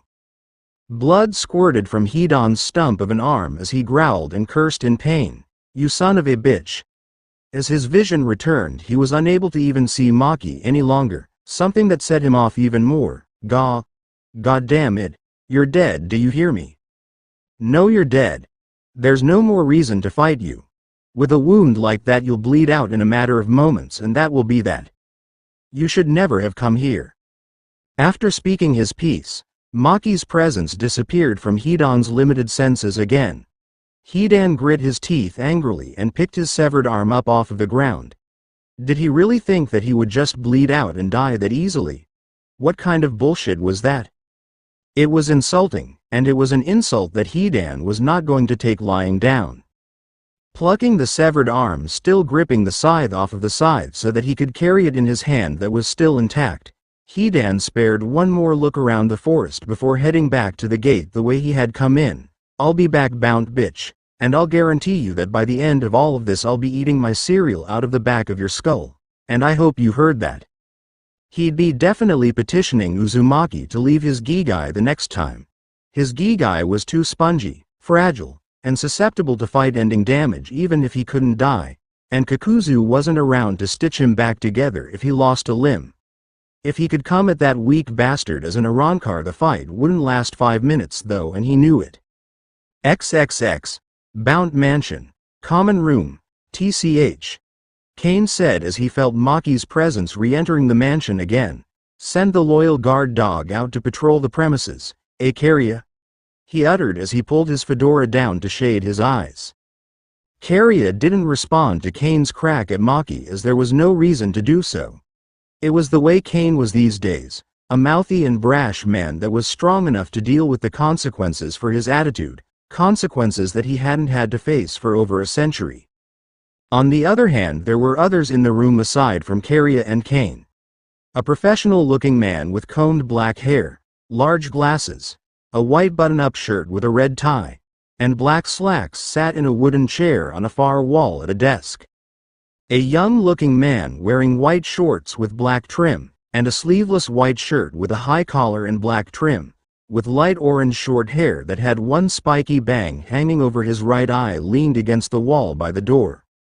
An old man with gray hair wearing a black suit and a purple ascot around his neck sat in a cushy armchair. A large, muscular man with short red hair, a beard, and an orange mohawk sat in a couch wearing a gray tank top and black pants with large headphones around his neck.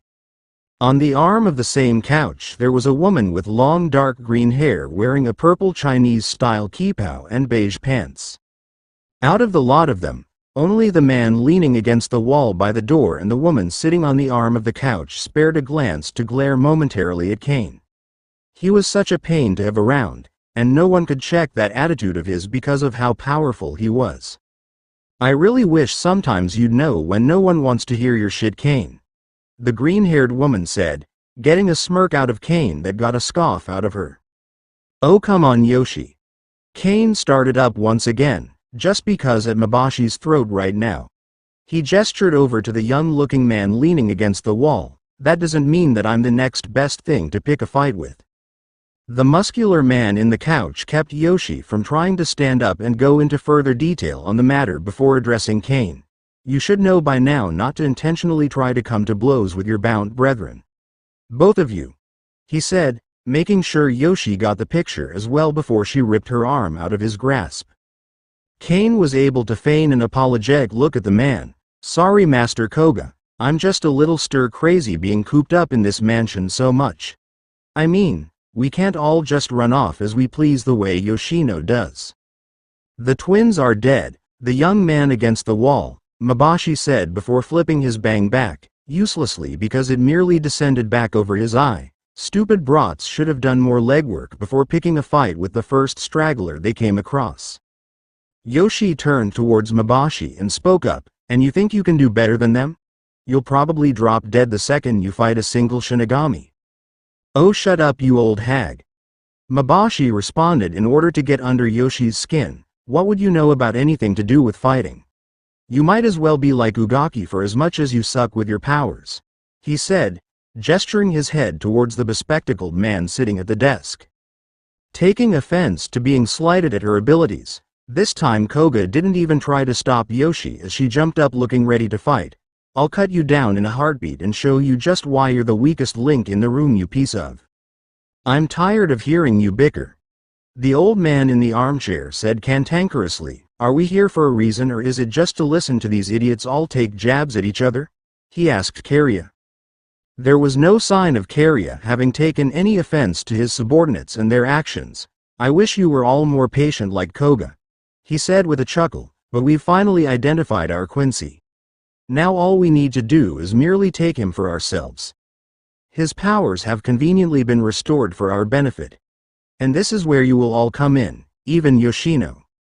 The man with glasses, Ugaki, spun around in his chair at his desk to face all of the other bounts. "We can't waste any time with this next move. They know where we are now and we know that they're willing to react to us. So we just have to create a scenario that they all have to adjust accordingly to." Finally, Kane exclaimed in a boisterous manner before more and more lunacy seemed to seep into his voice. "I'm gonna track Uzumaki down and I'm gonna tear him apart. Make a fool out of me and Wayton, will he? Oh." "Kane," Koga exclaimed with an authoritative voice, "control. I didn't teach you to be impulsive and fly off the handle, now settle down." Hearing Koga's order, Kane shifted a glare to him that didn't even last for a second before he lowered his head. "Sorry, Master Koga. It's just that you know already what I'm willing to do to that bastard." His fists shook at his side, merely thinking of his stupid grinning face with those absurd facial markings. "I'll carve some scars into those stupid marks of his with my bare hands." With an air of normality settling over the room, Kariya nodded his gratitude to Koga. "Thank you, Go," he said, using the man's given name in a show of familiarity. "As I was saying, you will each have your parts to play to isolate our Quincy friend and further our plans. Each of you should be prepared for battle. Even you, Sawatari," he said to the old man, who merely grunted in response. "This is all I wished to say." With that, Mabashi walked towards the door and opened it to leave. The other bounced, slowly filtering their way out of the room as well. Even Sawatari at a reserved pace, leaving Kariya and Ugaki alone in the room. "How are you going to utilize the special ability of our most unique bound tomorrow?" Ugaki asked Kariya curiously. "You're not really willing to let her fight and possibly wind up lost, are you?" Kariya shook his head and walked over to the man, setting a hand on his shoulder. "Our dear Yoshino. She'll do exactly what I need her to do in one way or the other tomorrow, even if she does end up fighting. Best case scenario, we take down 2 birds with 1 stone. Either way, her use will come to fruition. There's nothing to worry about." Ugaki smirked as he turned back around in his chair back towards the desk. "Oh, I was never concerned. I was just ensuring that our fearless leader had his priorities straightened out for tomorrow if everyone is to engage in battle." "How charming of you," Kariya said with a slight laugh as he left the room himself. "Like I said, there's nothing to worry about. We are far too close now to fail so easily, and there are only so many ways the enemy can react to our presence. They can't see everything, and in the end they still know nothing." Omake. Jacks of all trades. What do you mean cover jobs? Ichigo asked irritably as he, Chad, Uryu, Orihime, and Tatsuki sat in the dining area while Naruto and Yoruichi stood to speak to them. Naruto rolled his eyes and decided to explain. "Do you think that all we're going to be doing is looking for hollows and supernatural stuff?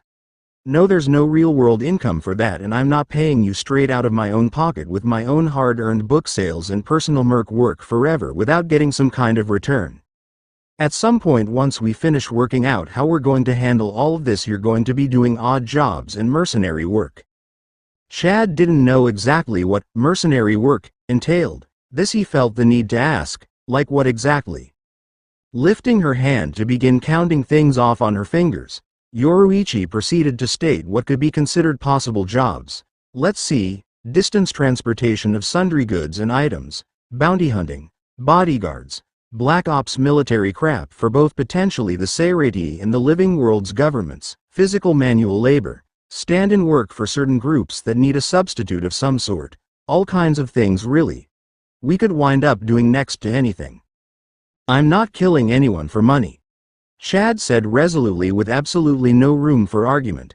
No one else said so, but everybody felt pretty much the exact same. They weren't going to just go and end someone's life for no reason other than being paid to do so. Naruto and Yoruichi looked at each other before turning back to Chad, with Yoruichi again addressing him. "We weren't going to make any of you kill anyone. As a matter of fact, we'll be screening requests and we won't accept any that we don't want to take. And depending on your skill set, certain jobs will be recommended for you. Then there's the fact that you can get your own jobs if you really wanted to. Besides, if an assassination that they felt like accepting really came up, that was what Hidan was for." Orihime raised her hand as if they were in school and Yoruichi pointed at her. "Yes, Orihime." Orihime let her hand fall before asking her question. "So we can be astronauts?" Tatsuki, without missing a beat, palmed her forehead hard at her best friend's query, while the other boys looked at her as if she were insane. They should have been used to it by then, in all honesty.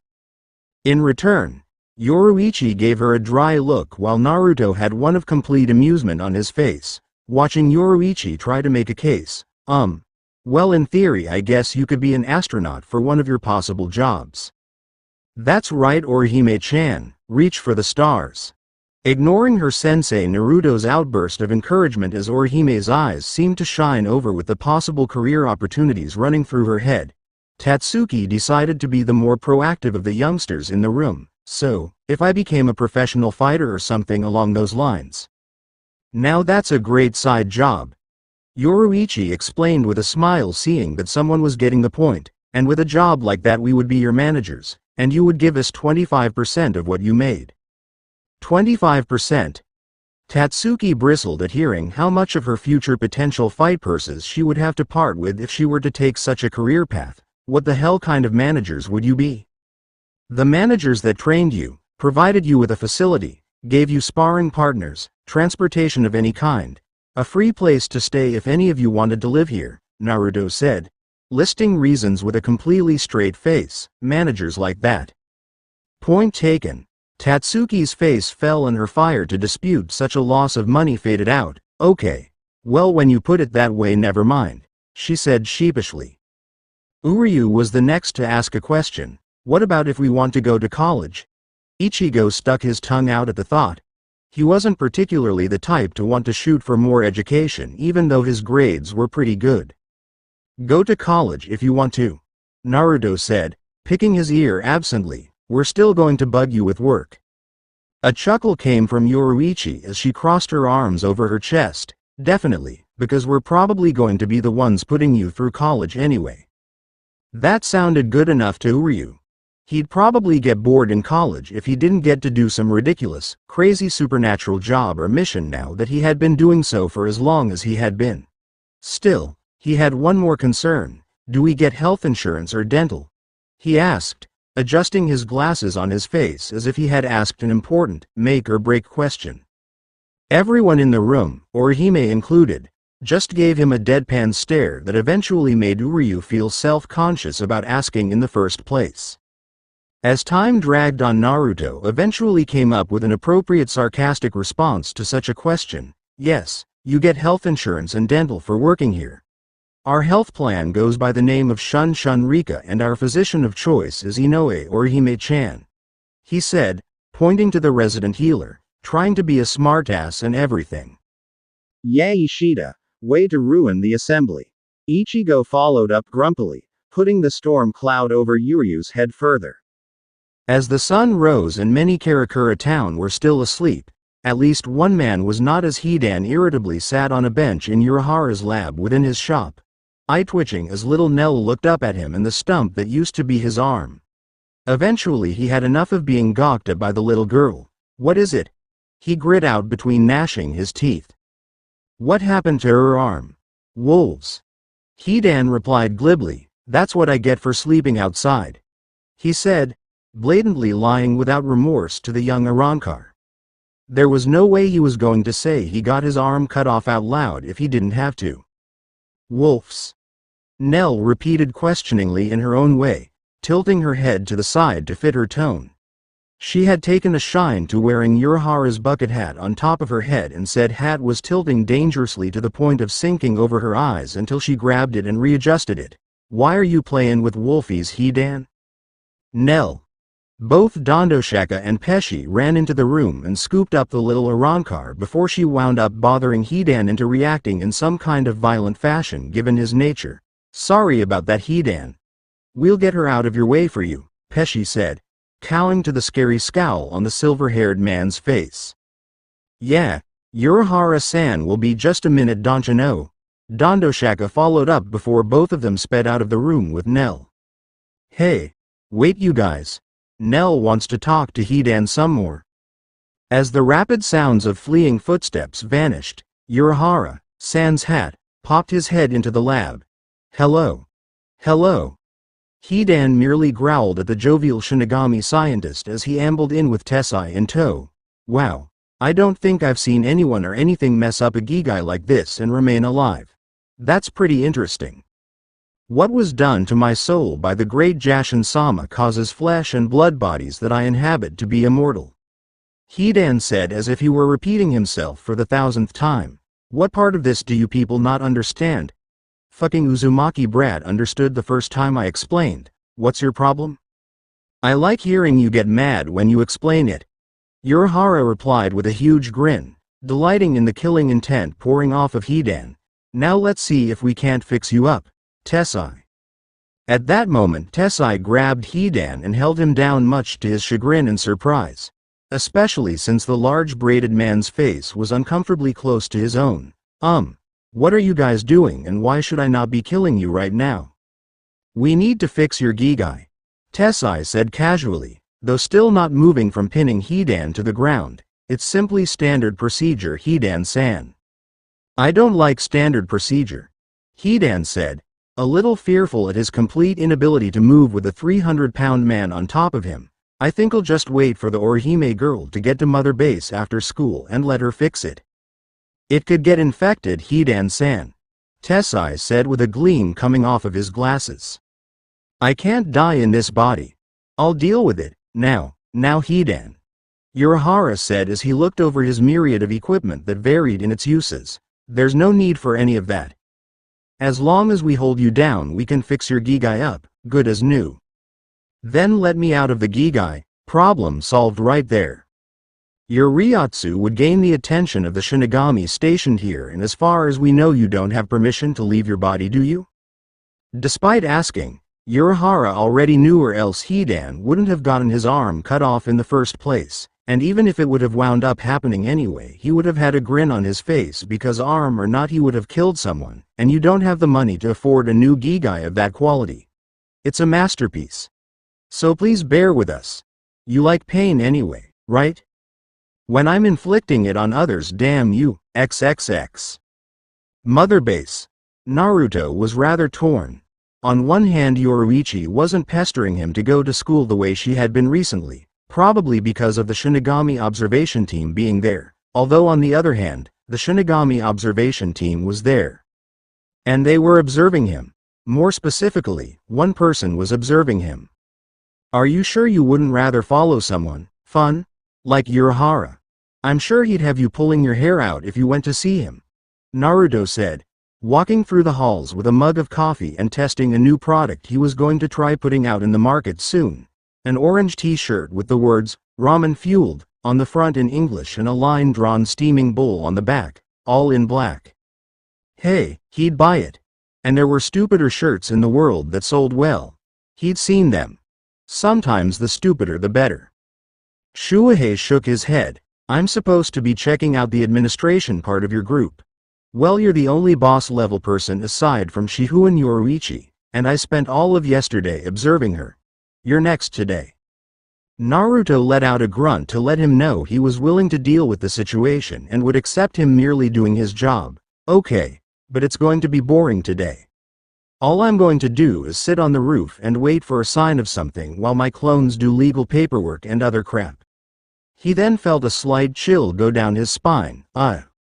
What's the matter? Shuhei asked, wondering why Naruto stopped mid-stride and shook slightly. You alright? Yeah, fine.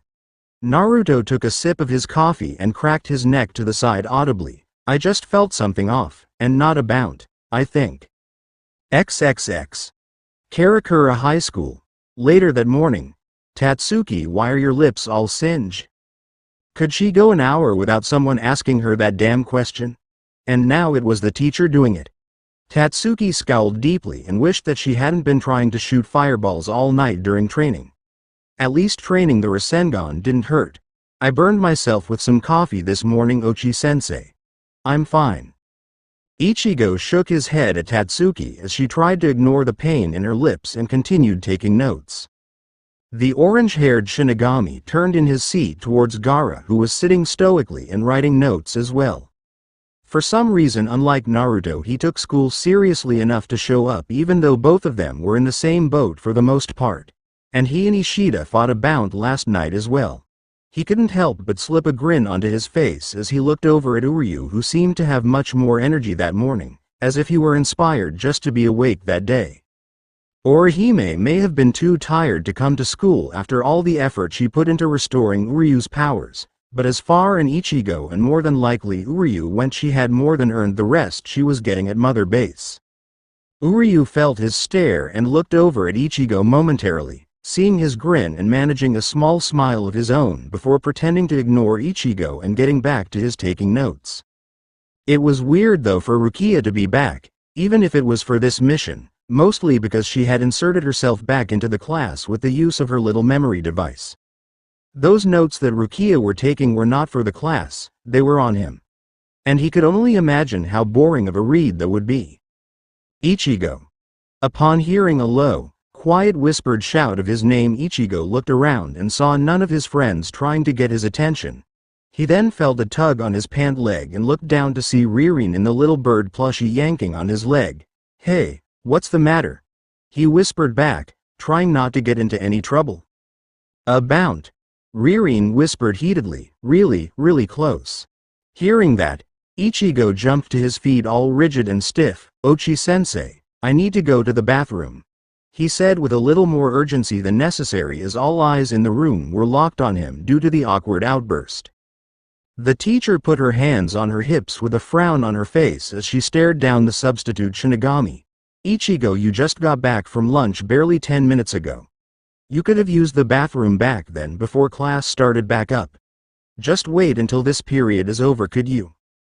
Not really, Ichigo thought to himself as he was still standing up trying to think of a decent half-assed excuse to use in order to leave. Finally getting what all of Ichigo's bullshit excuses to leave the class before last summer were all about, Tatsuki wondered how in the world he ever got away with any of that crap. "You owe me for this, Ichigo," Tatsuki said, discreetly making hand seals under her desk before taking a deep breath and dreading what was about to happen next. Kaden. Gukakyu no Jutsu, Fire Release. Great Fireball Jutsu. Tatsuki let out a sputtering cough and a small fireball flew from her mouth. It was a pathetic and useless rendition of the jutsu, but it was still fire, and it was good enough to light the boxes that sat on top of a storage cabinet right by her on fire, setting off the alarm. "Fire!" one of the students shouted once the sound of the flames crackling caught their attention. The teacher pulled the fire alarm and threw the door open for the students to dart out. "Everyone stay calm. Leave the building in an orderly fashion," she shouted as other students began to fill the halls and exit. Ichigo grabbed his bag and was much too eager to head out along with the others. Now all he had to do, since when do boxes spontaneously combust? XXX being the fastest, and the only one with the general direction of where to go, Ichigo in Shinigami form appeared on a rooftop not far from his school to see a young man standing there leaning against a water tower with a smirk on his face that was mostly hidden underneath his fedora. And here I thought hanging out up here and flexing my Ryotsu would get Uzumaki up here," the young man said. "Doesn't he snicker go to school here?" "He skips," Ichigo said, slowly reaching for his Zanpakuto as he could feel the young man's Ryotsu saturating the air. When a bound actually let loose their energy for someone to feel instead of hiding it, it was thick. "He skips a lot, and he still has decent grades. It pisses me off whatever your name is." "My name is Kane," the young man said as he took off his fedora and set it aside, "and I don't want to fight you, I'm looking for Uzumaki. So I'll let my master have a crack at you." As he said that, a metal female humanoid appeared behind Ichigo, both of her hands spikes as she intended to stab Ichigo clean through and finish him on the spot. Ichigo tried to turn his head to see just as the arms started going down to impale him. "Ichigo." A blast of spiritual energy flew at the metal woman and knocked her away from Ichigo, hitting her hard enough to send her right through the metal fence that surrounded the roof to plummet to the ground below. Ichigo turned towards the source of the blast to see Chad standing there, his armored right arm smoking from firing the blast. It now had a different appearance as it still was black with magenta markings, but the extension going up from his shoulder was longer and the arm itself seemed smoother and lacked the protrusions on it that it once had. "Way to go, Chad," Ichigo said gratefully, getting a nod from the giant of a teenager until he noticed the man that had been wearing the fedora seemingly step from Chad's shadow. "Wait, look out.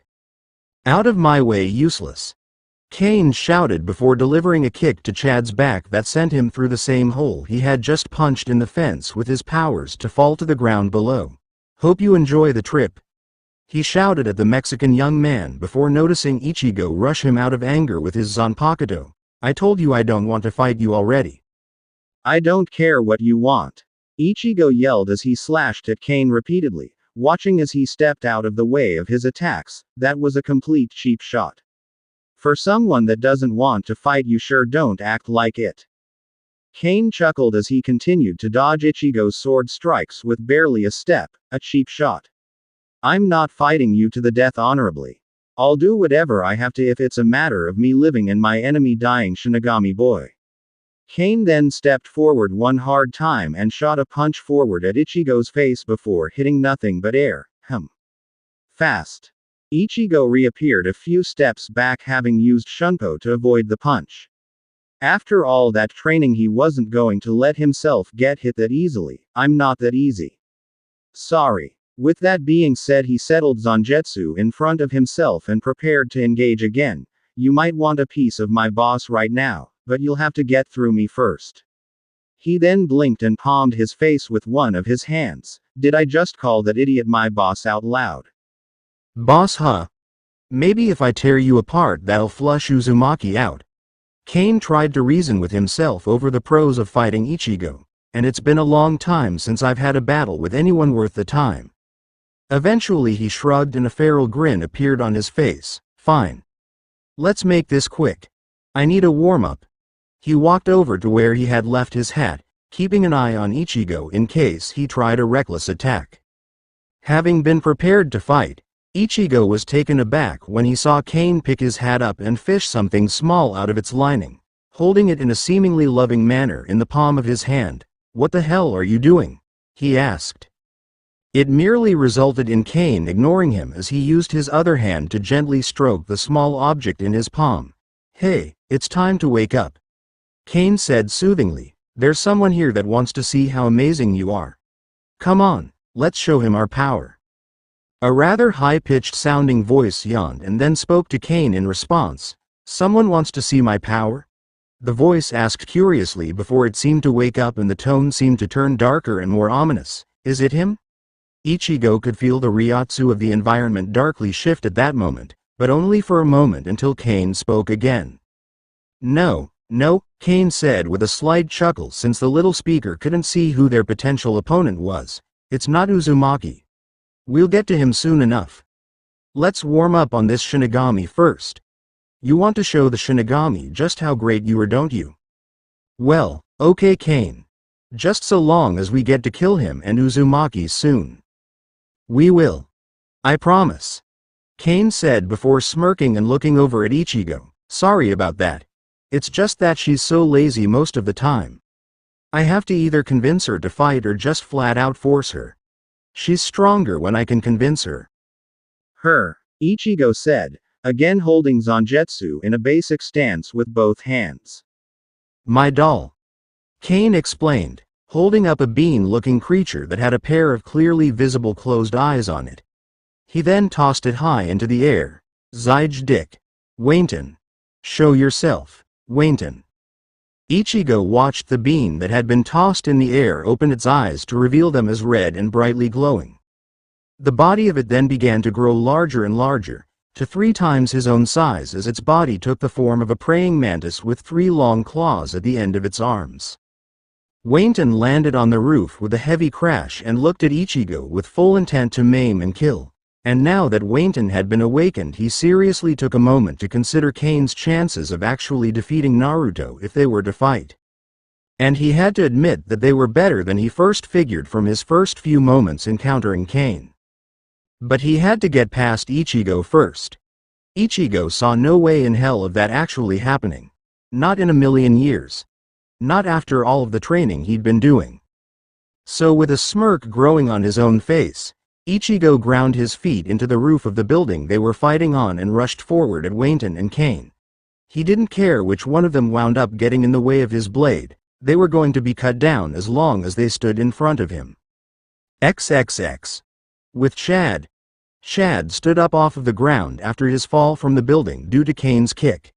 He was able to lessen his own impact with the ground by firing a blast of spiritual energy towards it while he was falling, serving the purpose of slowing him down and softening up the ground in the crater he fell into. There wasn't too much cosmetic damage done to him whatsoever as he stood up in the parking lot that he landed in. Someone definitely wasn't driving that car he obliterated to break his fall again though. And as he got up he looked over and saw the metal humanoid lady with the blade arms getting up out of a crater of her own. Well, he went up onto that roof to help Ichigo fight anyway, so it wasn't like he was unprepared for a battle. Well, look at you. The metal female thing said in a somewhat flirtatious voice as she looked at Chad. You survived that fall and you've seen me and haven't run yet. This has the potential to be interesting. I agree. He's stronger than other humans. Chad turned towards the entrance of the parking lot to see a large man with an orange mohawk walking towards him. And who are you? Chad asked, now even more on guard since it seemed to be 2-on-1. Was this how the bounce fought? Uryu had neglected to mention that when regaling them of his experience from the night before. Maybe he was just too excited to have his powers back to inform them? My name is Koga Go, the large man said, crossing his arms to show off his rather imposing muscles, and my doll, my partner. He then gestured his head towards the metal woman. Her name is Dalk. Well, since they were exchanging pleasantries, Chad saw no reason not to do the same. My name is Sato Yasutora, Koga said, giving Chad his own real name for him much to the large teen's surprise. I know. We know all of the names of your little group. Karya has been keeping his eye on things around Karakura town for so many years, as have I. You're a dangerous bunch. And with that, Dalk launched herself at Chad, although he moved out of the way. Instead of running Chad through with her blade arms like she had intended, she impaled another vehicle with them. Chad took advantage of the missed attack and with a powerful grunt of effort he released a blast of energy that hit Dalk and knocked the car 20 feet away, flipping it upside down as well. Koga watched the counter from Chad with interest. The pure force behind that attack was pretty impressive. But it won't be that simple to defeat Dalk. This turned Chad's attention back to the overturned car where he saw Dalk lift it up off of the ground and seemingly absorb some of the metal from it before hurling it at him. This time when Chad fired a spiritual energy blast from his right arm, he put enough power behind it to knock the car into the air, sending it flying over Dalk away from everyone involved in the battle. As he did this, Koga appeared behind Chad while holding onto a car door, prepared to smash him with it until Chad turned back around and punched a deep dent into the door that might as well have been cheap sheet metal the way it folded around Chad's fist. The impact forced Koga to drop the door and fly back a few dozen yards. With the metal that she had just absorbed from the car, Dalk turned her arms into machine guns and proceeded to fire at Chad, who jumped behind a concrete barrier with deceptive speed. The breaks between strength training with Gaara for actual combat training was a good idea. The bullets impacting off of the concrete barrier started chipping away pieces of it, decreasing the amount of cover that was available for his use. As the barrier was steadily being picked apart by Dalk's murderous fire, Chad looked at his armored right arm and clenched his fingers into a forceful fist before diving out from behind it boldly and going for Koga again, dodging Dalk altogether to get to him. This was a mistake, however. With Dalk's bulky metal body, Chad figured that she would be slower than an enhanced human being. That was certainly not the case, as she was fast enough to cut him off and deliver a slash to the side of his body just as he unleashed another blast towards Koga. Due to the injury, Chad's blast missed wide and didn't get close to Koga. An attack against me. He thinks that I'm vulnerable enough to attack directly. He watched as the young man's body impacted off of the ground, blood splattering the pavement along with it. Appearances are deceiving, aren't they? Instead of responding, Chad got up, holding the right side of his chest where his wound was. Dalk, you really need to break that habit of playing with your opponents. Oh, come on, Dalk said, seemingly amused at her partner's response to her not killing Chad with her strike. What's the point in ending things so fast? Killing him before he even realizes how hopeless his situation is, boring. I just think you missed, Chad said, bleeding, but not badly enough to get him to stop fighting. Don't use that other thing as your excuse. It was clear that the dolls of the bounce had personalities and tempers from the way that Dalk's face twisted into a scowl upon hearing his cool-toned attempt to taunt her. This was going to be a long, long day. XXX. Ichigo vs. Kane. Wayton was absurdly strong, as every time Ichigo was forced to block a swing of her claws he'd feel his bones creak under the strain of her attack. As they clashed again, Ichigo felt the mantis-like doll grab his Zanpakuto between its claws and lift him off of the ground before chucking him into the water tower, denting it deeply with his body. Come on, Shinigami Ichigo. Kane taunted as he watched his doll stalk over to Ichigo to follow up on the momentary advantage. This isn't even worth my time if this is the best you've got. Getsuga Tenshou, Moonfang Heaven Piercer. A black crescent of energy flew at Wayton and connected with a blast off of the side of the doll's head, sending it falling to the ground. Ichigo stood up out of where he had been thrown into the water tower and cracked his neck, an unamused expression set firmly on his face. It's a good thing that's not the best I've got then, isn't it? I should be saying that to you right now. Wayton. Kane yelled in alarm as he went to his massive doll's side while it got up, letting out a feral hissing noise. You're all right? The head of the mantis creature nodded, getting a relieved smile out of Kane. I don't ever want you to be hurt again. I promised you that I'd make sure there was no one stronger than you ever again. He then glared over at Ichigo hatefully. Not him, and especially a nobody punk Shinigami like you. Ichigo raised an eyebrow at the angry way Kane kept referring to him. The man he spoke of was Naruto, and he seemed to know him pretty well. How do you even know Naruto anyway? He doesn't know who any of you are. He almost ruined everything. He knows what he did, and even if he doesn't, I remember. Kane shouted angrily as Wayton seemed to get bigger as he got angrier, her eyes glowing bright red before Kane pointed at Ichigo. Get rid of him, Wayton. I'm sick of his face. Upon Kane's order, Wayton let out a blast of energy from her eyes directed right at Ichigo. Ichigo went wide-eyed and used the wide blade of Zangetsu to block the attack, but its force still propelled him backwards into the water tower, only this time it drove Ichigo right through it and out the other side.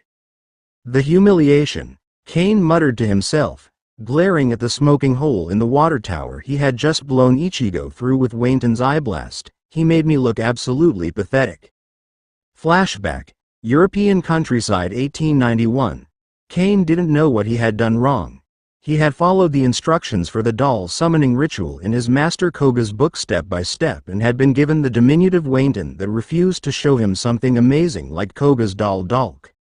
He wanted his doll to show him his power, and when Wayton told him that she would show him her power if he showed him hers, he accepted without question. And now he was facing down Wayton's fully released, imposing form. What had he brought upon himself? He was told to never try the doll summoning ritual by himself. He should have listened. And he was frozen in awe and fear, having dropped to his knees as the claws of Wayton descended upon him, set to end his life. Until a strange-looking knife deposited itself into the side of Wayton's head with a thunk.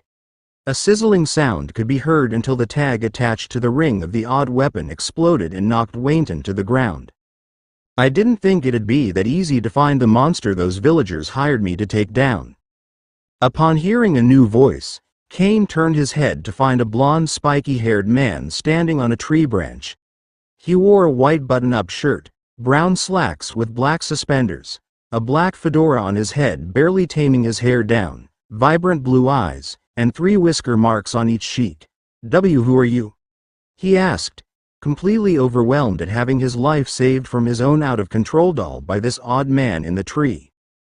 A grin that showed off sharper than normal canines came upon the face of the newcomer as he stood ramrod straight with one hand pointed directly up into the air. If you don't know me, you're about to be educated, my friend.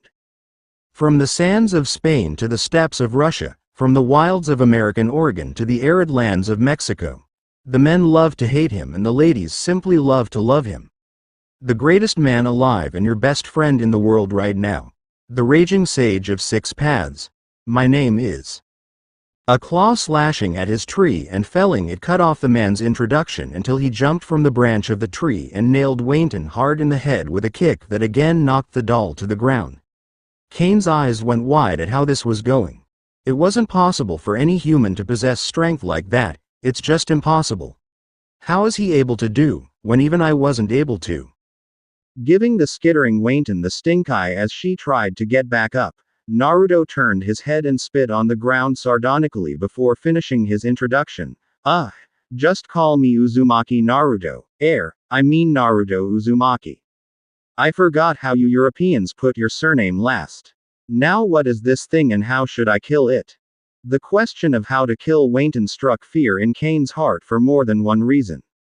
He didn't want to die. He didn't want to die without seeing the magnificent power that he knew Wayton had and having the opportunity to use it firsthand to improve his life. Don't kill her. Please, whatever you do, don't kill Wayton. I beg of you, he pleaded, grabbing Naruto's pant leg to beg him more appropriately. Naruto looked down at him with a squinted eye gaze before turning that look up towards Wayton. Okay, fine. I'll give this thing the benefit of the doubt. Not all monsters are bad, and I didn't hear about this thing killing anyone. But I've still got to stop it. He looked down at Kane and shook him off of his leg. Stay here. For a moment Kane could swear that he saw Naruto's eyes turn from blue to an abnormal purple with a ripple pattern. He had no time to really dwell on it, nor question Naruto about it, since the blonde sprang into action so suddenly his hat flew off of his head. His attention momentarily distracted by the hat, he looked back at the scene of the battle in time to see Wayton's claw go through a puff of smoke right before Naruto, who was above Wayton's head, held a very large ball of blue spinning light in his hand and slammed it down on the mantis-like doll. You're all filler, no substance. Odama Rasengan, great ball spiraling sphere. With a force Kane didn't know was humanly possible, Naruto smashed a crater into the ground that kicked up dust and debris all around and generated a shockwave that knocked Kane from his knees onto his back. Kane shielded his eyes before concern kicked in. Wayton. He got up from his place on the ground and ran towards the smoke and the crater, not even thinking that if Naruto had destroyed Wayton he would have died too. When he reached the crater he found Naruto standing in it holding the small bean-like form of Wayton's original sealed form in his hand. She looked very beat up and her eyes were once again closed to show that she was sleeping. Seeing this, Naruto shook his head. You know, this reminds me of something. A fight only to put something to sleep after I'm done. He then saw Kane at the end of the crater and threw Wayton at him. Kane caught his doll shakily and cradled her close to him with tears in his eyes as Naruto jumped out of the crater. That thing is really precious to you, huh? Not answering verbally, Kane just nodded and gave Naruto all the answer he needed. Well, take care of it. That's all I can say. He didn't know how long he stood there cradling Wayton, and he didn't know quite when Naruto had left, but before he knew it he found himself grabbed by his shoulders and turned around to face an angry Koga. You fool! Who proceeded to punch him right in the face. I told you not to attempt to summon your doll without me present. Instead of arguing or tuning it out, Kane just stood there and took his berating, only speaking up once Koga was thoroughly finished. I'm sorry, Master Koga. I'll do anything you ask me to from now on. I just want to get stronger. And with that he started walking home at a demure pace to the surprise of Koga. I'll get strong enough to use Wayton's power for real. She'll never be hurt the way he did again because of me. I swear it. Only I should be the one to be able to tame my power. No one else. I'll become stronger than you, Naruto. Me and Wayton. You'll see. As he left the clearing he saw Naruto's fedora that had flown off laying on the ground. He stared down at it with a harsh glare and took off his own cap, throwing it aside before picking up Naruto's fedora and planting it firmly atop his head, continuing on without a word. End flashback. I trained every day to get strong enough to control Wayton, just to beat him. Kariya told me exactly who that man was when he came to get me and Master Koga. I'll kill him. Kane said, his eyes taking on a red glow just like Wayton's, and I'll kill you too, Kurosaki Ichigo, for getting in my way. He saw Ichigo's body appear from the other side of the water tower Wayton had blasted him through, blood running down his forehead, but it didn't seem to be bothering Ichigo one bit as his face was stained with crimson. That's why you got your power. You trained your ass off for 100 years to kill someone because he saved you from your own dumbass mistake. He felt like laughing if it wasn't so pathetic at heart. It's worked out for me. A manic grin appeared on Kane's face. I'm the strongest bout of them all. Kariya may run things, but that's not because he's the strongest, it's because I just don't care. I don't care about his little vendetta with the Shinigami. I don't want to even think about my past. All I care about is the future, and my future has me proving that I'm the strongest immortal being alive. You're pathetic. Ichigo said distastefully, ignoring the blood coming down his face as he stared at the increasingly sociopathic Bount. Is this what immortality turns you into? All those years alive and you never thought to do anything for anyone other than yourself and your own power. I guess having eternal life makes you a selfish prick in the end. What do you know?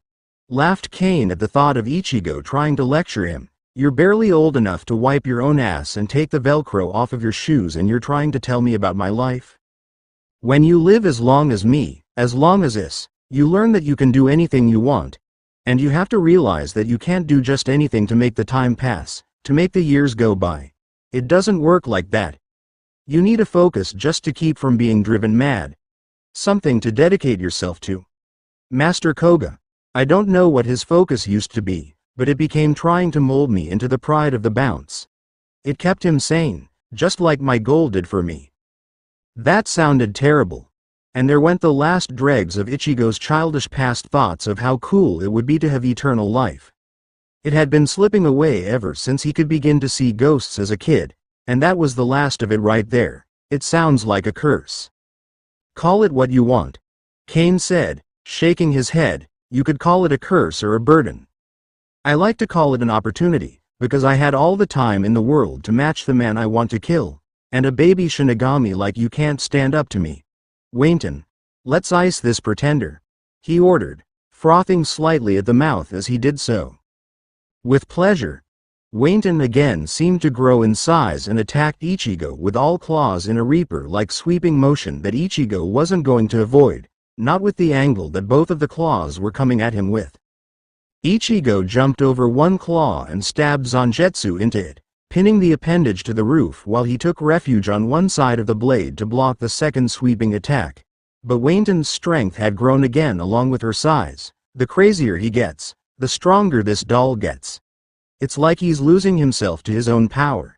As he continued to struggle against the claw, he noticed Wayton begin to hiss dangerously and saw her eyes glow bright red again. Crap. Die. Kane shouted at Ichigo as Wayton fired another energy blast from her eyes at the exposed Ichigo. He began laughing maniacally as he couldn't see Ichigo's figure through the smoke from the previous attack. Carria. Who needs your stupid Bitto?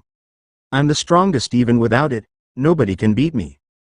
Bankai. Tensa Zangetsu, Heaven Chain Slaying Moon. Kane heard Ichigo's low voice and turned to see him standing there now wearing a long-sleeved, ankle-length black coat with red lining instead of his Shinigami uniform. His Zanpakuto was jet black and was smaller and thinner than it had been before with a small chain at the end of the hilt. This is a Shinigami's Bankai? It's my Bankai, yes. Ichigo said matter-of-factly as he held up his sword at Kane. There's no need for you to look for Naruto. I'm all you need right here. So if you're the strongest, why don't you show me just what that means so I can crush you? XXX. With Tatsuki. Why does Ichigo have to be so fast? He could have waited. Tatsuki questioned as she ran in the direction that she could feel Chad and Ichigo's power coming from. Unlike the others, she was clearly not used to slipping away from school unnoticed even with the major distraction she laid down.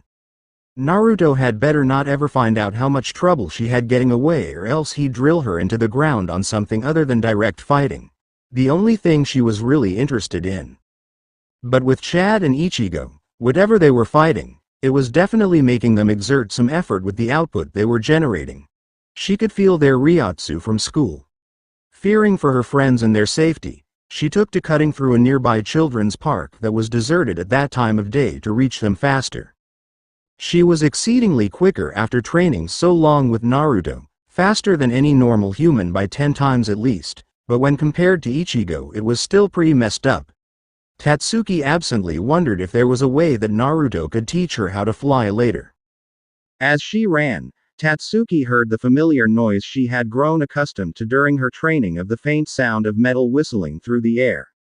The lucky identification of said noise prompted Tatsuki to stop running forward and to duck behind the side of a nearby vending machine at a restroom area as several thick needle-like projectiles stuck themselves in it, having been aimed at Tatsuki. With a growl, Tatsuki poked her head out to see a woman with dark green long hair wearing Chinese-looking clothing and holding an iron-tipped fan and a GN connected by a chain standing at the top of a children's swing set. Oh, how precious. You look mad at me, sweetie. I'll show you mad. Tatsuki said heatedly as she dropped her backpack and took out a sealing scroll, quickly summoning her trench knives and holding them, ready to fight. I beat one of your jackass friends the other night, I can beat you too. You think that's such an accomplishment? Yoshi said with a smirk on her face. Ryo was an arrogant idiot, and you had help from a weakened Shinigami and a powerless Quincy. Useless backup for sure, but better than nothing for someone like you. And now you don't even have that. I don't need backup to beat someone like you. While Tatsuki may have just been saying that, she had no other choice but to believe it at the moment. Ichigo and Chad were indisposed and she had no idea where Uryu and Rukia had gotten off to. This fight would have her going solo because Yoshi did not look like she was going to be letting Tatsuki go. Great, perhaps sensing Tatsuki's apprehension at fighting a supernatural foe alone. Yoshi's smirk grew and she beckoned Tatsuki forward with her fan. Come on then, let's see how entertaining you are. Entertaining. A tick mark grew on Tatsuki's head before she came out from behind her cover of the side of the vending machine and flexed her hands, gripping her trench knives tightly. Bitch, I'll show you, entertaining, right now. Seeing the angry look on Tatsuki's face at being underestimated and swung her fan at Tatsuki, sending out more metal projectiles from the iron tips of the weapon. A disappointed look came over her face when they hit Tatsuki, stabbing into her, but it turned to an expression of surprise when Tatsuki's body was concealed in a puff of smoke and a log dropped to the ground in her place. The surprised look gave way to Yoshi backflipping out of the way of a rising uppercut from Tatsuki, ending up with both of them on the same pole of the swing set as Tatsuki began to attack her, managing to keep her balance while doing so. Tatsuki let loose two punches that Yoshi dodged before delivering a kick to Tatsuki's stomach that sent her stumbling back on the narrow surface they were fighting upon. To follow up, Yoshi let loose a few slashes with her sword that Tatsuki managed to dodge two strokes from before blocking with her trench knives in a cross pattern. Tatsuki then went low with a sweep, but Yoshi simply jumped over her and kicked her from behind, knocking her forward and off of the swing set beam. Upon hitting the ground, Tatsuki rolled through and back to her feet, simultaneously dodging a falling stab of Yoshi's sword as she tried to finish her after knocking her down. Upon getting to her feet, Tatsuki pressed forward and attempted a blistering assault of punches with her trench knives, gritting her teeth as Yoshi was able to divert the deadly attacks with her fan. You're not bad, but you're a few centuries too soon to even bother trying to fight me. Yoshi boasted as the sound of the metal of her fan sliding against the blades of Tatsuki's trench knives filled the playground. The gap's just too wide for you to overcome. She continued as they clashed weapons again. From the corner of her eye, Tatsuki saw Yoshi's sword hand shift. She was going to attack with her sword again. Tatsuki used one of her trench knives to punch at where she saw the trajectory of the sword going and channeled chakra to her fist, delivering a blow that sent Yoshi spinning off of her, knocked off guard. Pins and needles were felt all throughout Yoshi's right arm after Tatsuki punched her sword away. She shook the arm out while glaring at her adversary. That punch wasn't bad at all, the sword said in a male voice. Shut up, Neater. Yoshi said to the sword as she continued to stare Tatsuki down, so her punch is as strong as a gorilla's. It won't matter when I cut those arms off. Along with the threat, Yoshi went back at Tatsuki, probing her with a high-aimed kick that Tatsuki ducked. This led to Yoshi spinning through and delivering a low kick with the same leg that Tatsuki was able to block somewhat with her forearms. She does know what she's doing though. Should we make this more difficult? This time as Neater spoke it was in a feminine voice coming from the fan. It's time to go on the offensive. Difficult? Offensive? Tatsuki then saw the right arm of Yoshi gain a light blue sleeve that went up to wrap around her mouth with a green metal plate covering her shoulder. The sword in her hand began to glow yellow and 6 more glowing yellow swords began to trail in a clockwise arc, hanging in the air. Oh, damn it. Yoshi fired one of the light swords off at Tatsuki, forcing her to dodge before it could hit her. The missed attack hit a slide and destroyed it, letting Tatsuki witness the first really supernatural thing she had seen from her opponent. She's a close-range fighter with a ranged technique. And she was certain that those other swords hanging around the real one in Yoshi's hand wasn't there for just show either. XXX. Mother Base, Guest, Recruit Living Quarters Floor. Still exhausted from expending so much energy the night before to return Uryu's powers, an unconscious Orihime had been taken to a room to rest. The sleeping girl lay completely unaware in a bed in the room provided to her. However, right next to her bed in a chair that seemed to be made of stone, the old man Sawatari sat, seemingly observing her. What a lovely creature. I assume her soul would be something of a delicacy. He was able to get right past whatever defenses the base had and up to find Orihime due to the tint of her spiritual energy. The elderly-looking Bount reached his hand out to Orihime to grab a hold of her collar in order to pull her towards him. Just as he did so, however, the door to the room was kicked off its hinges and in flew a mop of blonde hair with a kunai drawn. Sawatari dropped Orihime back in her bed and blocked the weapon strike with his walking stick before smashing his attacker and sending them right through the back wall window outside. Scoffing as he knew the combat traits of his attacker, he stood up out of his strange chair and walked over to the hole in the window and wall to look down at his failed assailant. That was Uzumaki Naruto. What simple bait to fool him, and how easy it was to defeat him. You really thought that was Naruto? Sawatari abruptly turned around only to be socked right in the face by a feminine, dark-skinned hand that sent him flying out of the hole in the wall he had just created himself. Yoruichi cracked her knuckles with a satisfied look on her face until she saw a massive whale that seemed to be covered in rock jump out of the street of the abandoned district that the main base sat in as if it were water, catching Sawatari on its back before descending back into the street without a trace in the same manner. A scowl formed on Yoruichi's beautiful face as she looked at the sleeping Orihime. When that old man walked in, she was able to hide out of his sight until he tried to make a move, and the distraction from Naruto didn't hurt either. Speaking of Naruto, Yoruichi looked down at the person on the ground from being knocked outside by Sawatari. Kurudo, are you going to be alright? She asked.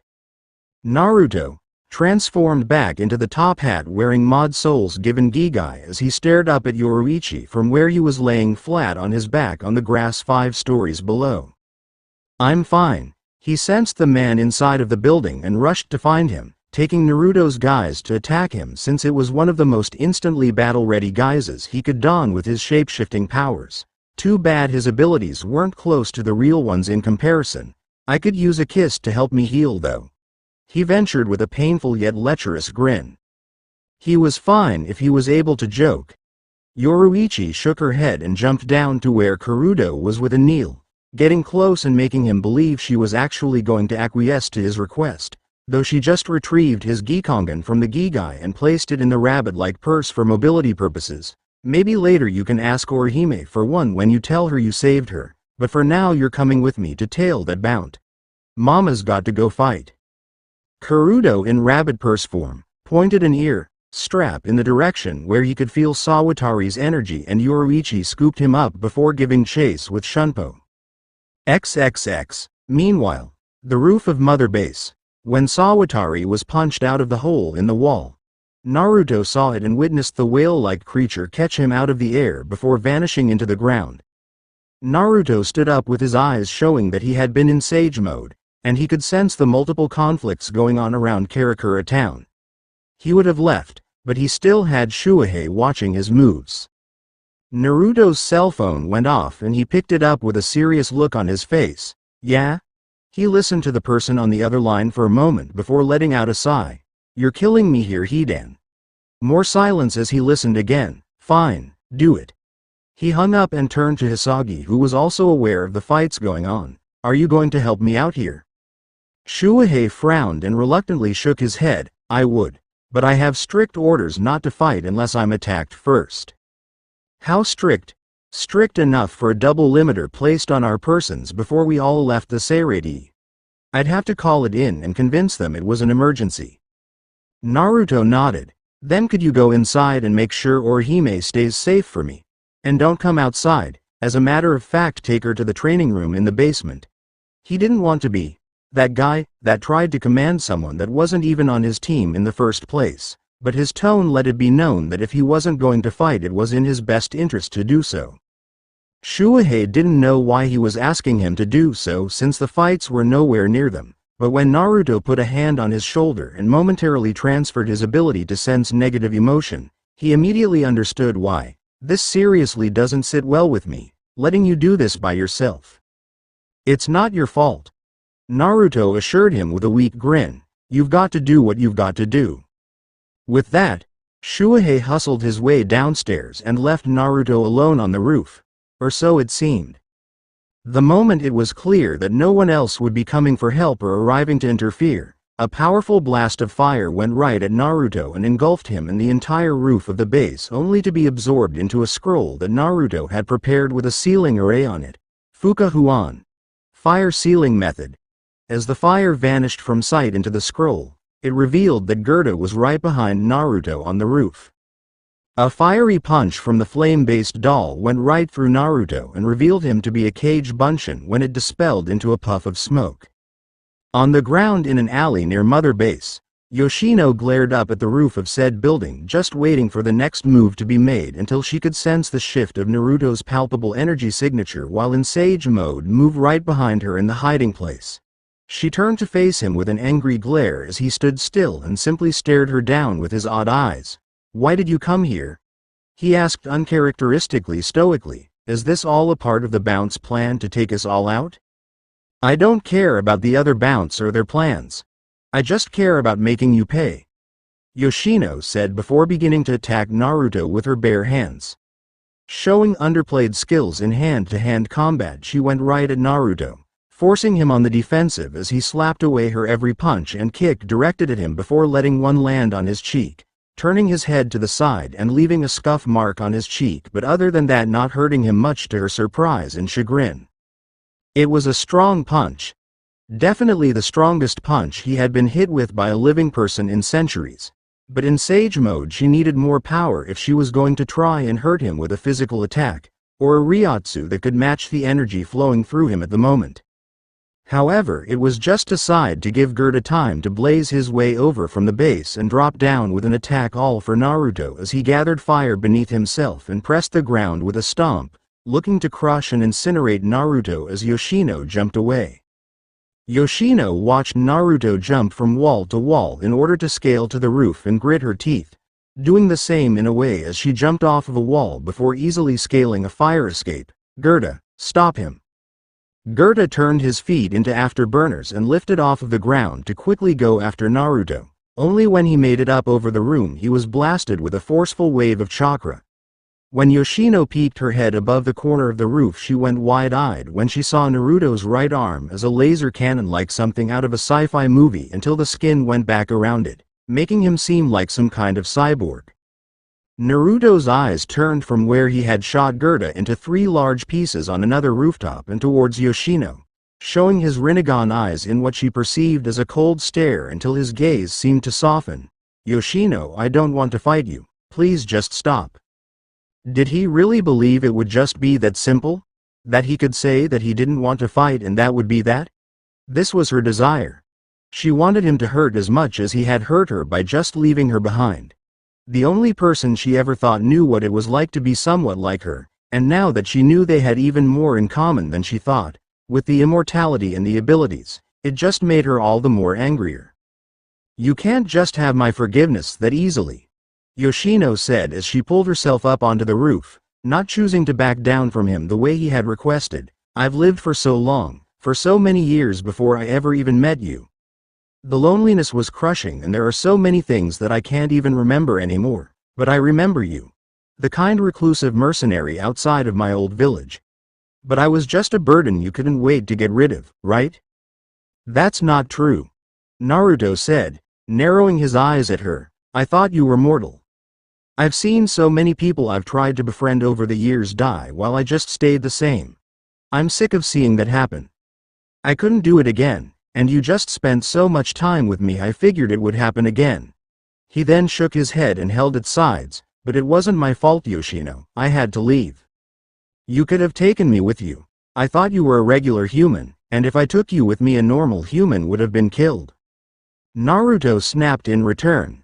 I had to outrun Frederick's standing army. I was a domestic threat, a terrorist to him because of the things that I did to try and stop the 7 Years' War. They found out I was staying near your village and they were coming for me. He felt his anger spike and realized what had happened the last time it had done so. Come on, calm down. Don't call on that power here. Don't draw on the Jinchuriki form in anger, it'll just wake him up faster.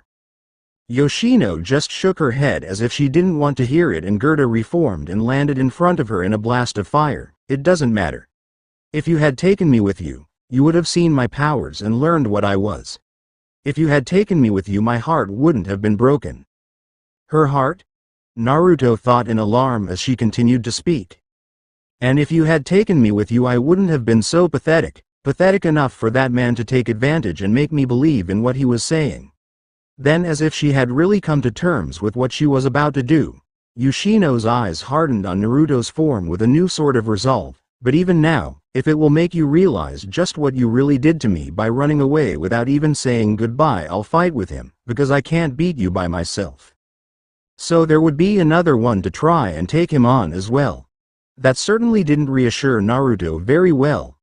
He might have to get further away from Mother Base if he were going to fight him. Naruto extended his senses and was shocked to find that with Yoshino and Gerda saturating the vicinity with their Ryotsu, he didn't register the close presence of another until then, even with the sensitive abilities of his to feel energy while in sage mode. Naruto turned around to see a man standing on the same rooftop as him, Yoshino and Gerda. In his hand he held a strange weapon with a wind blade and a hilt that looked like some kind of symbol, but his armament was not what really got Naruto's attention. What caught Naruto's notice were the pair of sharp red eyes, the white hair, and the vertical scar on the left side of his chin. You too? This can't be right, he said to himself quietly as if he were trying to convince himself. Yoshino, my dear, I hope you haven't been having too much fun with our dear friend Naruto without me. You always were too hasty most of the time. I told you to wait until every other part of this assault was set. Ignoring Naruto's stunned visage, the new arrival addressed Yoshino. I don't have to wait for you, Kariya, Yoshino said, not showing any sort of affection for one that was to be her comrade. Your plans don't mean anything to me. I'm only even doing this for myself for one reason. Still, despite the banter between the two bounce, Naruto's head was swimming as he dredged up the last time he had seen Kariya's face. Flashback. Prussia 1758. You're telling me they know where I am? A panicked Naruto said, hopping to his feet out of his chair in his small hut in the woods outside of Yoshino's village. Today he found that he had been visited by one of his better informants on what was going on around the capital of this country. It helped to get rumors on any possible offensives from the Prussian military to help him know when to make his own moves to try and end the war, as it was really beginning to get out of hand. There's just no way. I made absolutely sure I wasn't being tailed before doubling back after my last mission. They should think I fled to Poland. I don't know what to tell you, Naruto. This is what I've learned from my sources in the court. I raced here as soon as I could as a force is being mobilized now. They believe that you have more than just yourself and that wherever they catch wind of you being is the cradle of your operations. If they find you here, they'll raze this village to the ground for treason due to you staying here. Naruto punched a hole through his wall out of anger. I can't let them do that. He let out a desperate sigh and massaged his scalp before getting up and pacing around. How long? A day behind me. I had to go to painstaking efforts to slip past them unnoticed, you know. A nod of understanding came from Naruto as he went over to a table and grabbed a satchel that he threw to his informant gratefully. I have to go now then. I can't let them get sight of me somewhere around here. I just can't. He pasted a sad smile on his face as he extended his hand to the man. There's no way I can really repay you for all you've done for me. You're the most stand-up man I've met in years. Take care of yourself, Eugene Courier. Eugene stood up and took Naruto's hand in a hearty shake with a smile of his own on his face. You don't have to worry about me one bit, Naruto. You can trust me when I say I know exactly what I need to do to stay alive. In a gentleman's dress, he had long white hair, sharp red eyes, and a vertical scar on the left side of his cheek. End flashback. Kariya finally looked at Naruto and smirked at his expression. What's the matter, Naruto? It's been such a long time and you've got nothing to say to an old friend? As a matter of fact, you look like you've seen a ghost. Yeah, Naruto said weakly with a minor humorless quirk of his lips. I've been getting a lot of that these days actually. Is the little Quincy all out of breath? Masashi taunted as he had Uryu chasing him over the rooftops swiftly. You may have gotten your powers back, but you're completely out of shape. It's completely pathetic. Uryu narrowed his eyes as he continued his pursuit, trying to get a clean shot at his bound foe. This guy just ups and picks a fight with Uryu when he and the others split up to leave school and then runs away after trying to take a cheap shot at him with whatever his powers happened to be. How he was moving so quickly without the blatant use of Riryoku was impressive, but with hundreds of years to hone one's body it wasn't much of a wonder. Coming right at you, Quincy. From the sound of the high-pitched cry of warning, Uryu had to duck in order to avoid the fast little projectile that came right at him in an attempt to take his head out, trying to take advantage of his blind side. Such a strange little creature. It was obviously Mabashi's doll, but it moved so fast he couldn't get a good look at it. Stop warning him when you're going to attack Ritz, Masashi said, though he was still smirking as Uryu got back up to continue chasing him. Even if he does suck, you don't need to hold his hand and help him fight. Ah, okay, Masashi. Whatever you say. He sucked. And how would this person even know if Uryu was rusty or not? If he wasn't skilled or not? He wasn't even standing to fight him. He had been running away from the moment he revealed himself, and Uryu had been in hot pursuit of him ever since. You certainly like talking a lot, but none of it means a thing when you yourself haven't even scratched me yet. Uryu retorted, by all means keep running. And when I catch you and put an arrow through your heart you can keep talking, this time about the Quincy that killed you. And with that, the chase continued across their district of Karakura town. Only there was someone attempting to follow the chase at her own speed, which was significantly slower than the other two for her own reasons. Damn it, when am I going to recover the rest of my Ryatsu? Rukia grumbled to herself as she kept pace enough to be able to find Uryu by his energy but lagged behind out of range of actually being able to engage in the battle. Uryu needs to slow down. Getting his powers back shouldn't let him overlook how dangerous an enemy can be. She looked around the area she was running to and came to an abrupt stop when she saw a familiar face. And what the hell do you think you're doing at a time like this? She bellowed with a tick mark on her head despite the situation. XXX. Abandoned Industrial District. Uzumaki Naruto vs. Kariya Jin, Soma Yoshino. So what's your reason for not telling me you had powers like this, Eugene? Naruto said, switching his dialect to that of German to let Kariya know that he knew who he was. I let you know about mine when I had you on as my informant in the court. Wouldn't it have been easier to let me know about it back then? I had my reasons of keeping them secret, Naruto. You can be sure of that. Kariya said in German as well with a calm smile on his face. But what was your own reason for keeping your abilities secret from Yoshino? Did you simply not trust her? Or did you think she would consider you a monster? It was better for everyone that way. A growl came from Naruto as he spoke, switching his language back to Japanese. There was no need to rock the boat further. Yoshino already wanted him burned to a crisp, and now he had more on his plate to deal with than that. Stupid Jubi, Sasuke. He just wanted to get pissed and wreck shop, but he had to take into account that he could risk waking the damn demon up if he got too riled up. This of course did not assuage Yoshino in the slightest. As far as you think it was better for everyone. You could just flitter off to the next place where no one knew your name, doing your work all the while. I had nothing and no one again. Gerda, she snapped, ordering her long-since reformed doll to attack with a pair of fireballs from both of its hands. Enough of this crap. An irritable Naruto thought to himself. Between all of this bound stuff, the fact that it was unknown when Aizen would make his next move, and the mounting tension he had of once again controlling the power within him, he had enough troubles to deal with. If she didn't want to listen, that was just fine with him. You know, talking sort of what I do, but I can also kick your ass if that's what you really want. Naruto punched the roof of the building they were standing on and split it enough for his entire body to easily fit into to dodge it. Narrowing her eyes at the hole in the roof, Yoshino mentally issued an order to Gerda to pick her up and use his legs as jets to hover in the air as he torched the entire building, using the hole Naruto had made as its focal point of aim. "Eager, aren't we?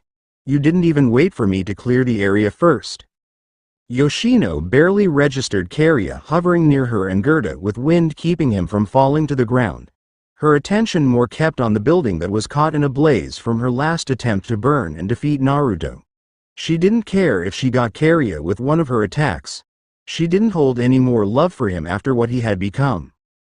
From the flames of the building flew a volley of half a dozen Fuma shuriken that Gerda carried Yoshino out of harm's way of, and Kariya simply stayed in place and smirked as a barrier of wind appeared to block the shuriken thrown at him. The smirk faded when the shuriken all turned into Naruto clones with large spinning blue orbs of chakra in their grasps: Senpo, Odama Rasengan, Sage Art, Great Ball Spiraling Sphere. A bright blue flash preceded a large explosion in the air around Kariya that blew Gerda and Yoshino away from the epicenter of the blast. He countered in one move. He can make crushing attacks look like complete feints. Yoshino thought to herself as the sky was still covered in the smoke from the blast of the coinciding Rasengan barrage.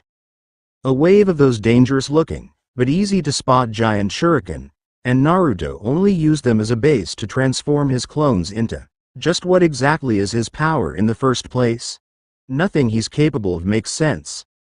As she let her thoughts air out loud, she was barely able to register the FWIP noise of Naruto appearing behind her in a moment's notice before effortlessly bifurcating Gerda with the Raijin no Ken. He quickly put up the lightning elemental blade and grabbed the lower half of the doll's tough magma-like body, ripping it apart with the advanced strength he was granted in Sage mode before whipping around and hurling the body parts away like missiles. They were going for miles. Now what was she going to do with only half of her damn doll to fight him with? He turned his eyes back towards Yoshino to see Gerda still hovering in the air, with only the doll's torso and arms that were still holding his master. From the bottom of the torso was a jet of flames that had it looking something like a rocket. Wind-licked schneid, wind-light edge. A tingling in the back of his mind gave him the inclination to turn around and swiftly redraw his Raijin no Ken. He deftly dodged a slim blast of wind that missed Naruto and cut deeply into a building below him instead of the blonde that was the original target. "Just as strong as I always assumed you'd be from surviving as long as you have." Kariya looked barely any worse for wear after dealing with Naruto's clone's exploding Rasengan barrage, though now he no longer had a top as he had discarded it to show a muscular frame and an elaborate tattoo on his body. Naruto looked down at the large and nasty gash that was in the building below him. "If you want to beat me, or if you even want to get close, you'd better have something up your sleeve that's better than that, Eugene." "I prefer to be called Kariya Jin now if you don't mind, Naruto," Kariya said calmly, holding his wind sword up at the ready to continue fighting. Even if he wouldn't admit it with his need to be in control of what was going on, Kariya actually hadn't anticipated Naruto to be as strong as he was. After all, in the end, Naruto was still just a human, and even with centuries behind him, a human couldn't possibly match the supernatural with equal or greater years. He had no idea that Naruto was actually far older than even the bounce, nor did he really grasp the full scope of just what that entailed since he had no knowledge of the man's age. Letting out a grunt that basically translated to, "I'll call you whatever the hell I want to and it won't matter because you'll be dead soon anyway," Naruto decided to test and see just how sturdy Kariya's blade of wind was against his lightning-based sword as the two blurred out of sight in midair and reappeared, swinging their respective weapons about with violent and indescribable noises sounding out from the clash of the two paranormal blades. Much to Naruto's delight, the ancient knowledge of wind having the advantage over lightning didn't seem to translate to Kariya's sword overcoming his own. But as he planned on pressing forward with an attack again, he prematurely felt the scorch of flames that were headed his way and cut out his gravity control to fall to the ground in order to avoid it. Having fire lick at his body was not something he particularly wanted to test out. With that, Naruto landed in the middle of the street and looked up to see Gerda-san's Yoshino, probably after making sure she was well out of harm's way, flying at him like a rocket. It looked like a straightforward dive bomb of an attack, but with his special eyes Naruto could see the buildup of energy coming from the body of the doll and didn't like it one bit.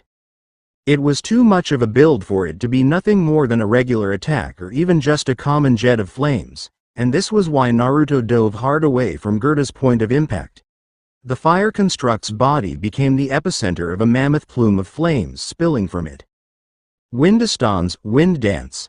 A series of tornadoes formed in the middle of the blaze and fanned the flames to the extent that they wound up being covered in them, sending entire spinning funnels of fire speeding at Naruto. If people could see this, they'd be crapping their pants right now. Naruto thought as he found himself surrounded by the flaming tornadoes, only to look up and see Gerda flying directly down at his trapped form once again. Shinra Tensei. Heavenly subjugation of the omnipresent god. With a massive unseeable push in every direction around him, Naruto rid the area of the flames before they could touch his body.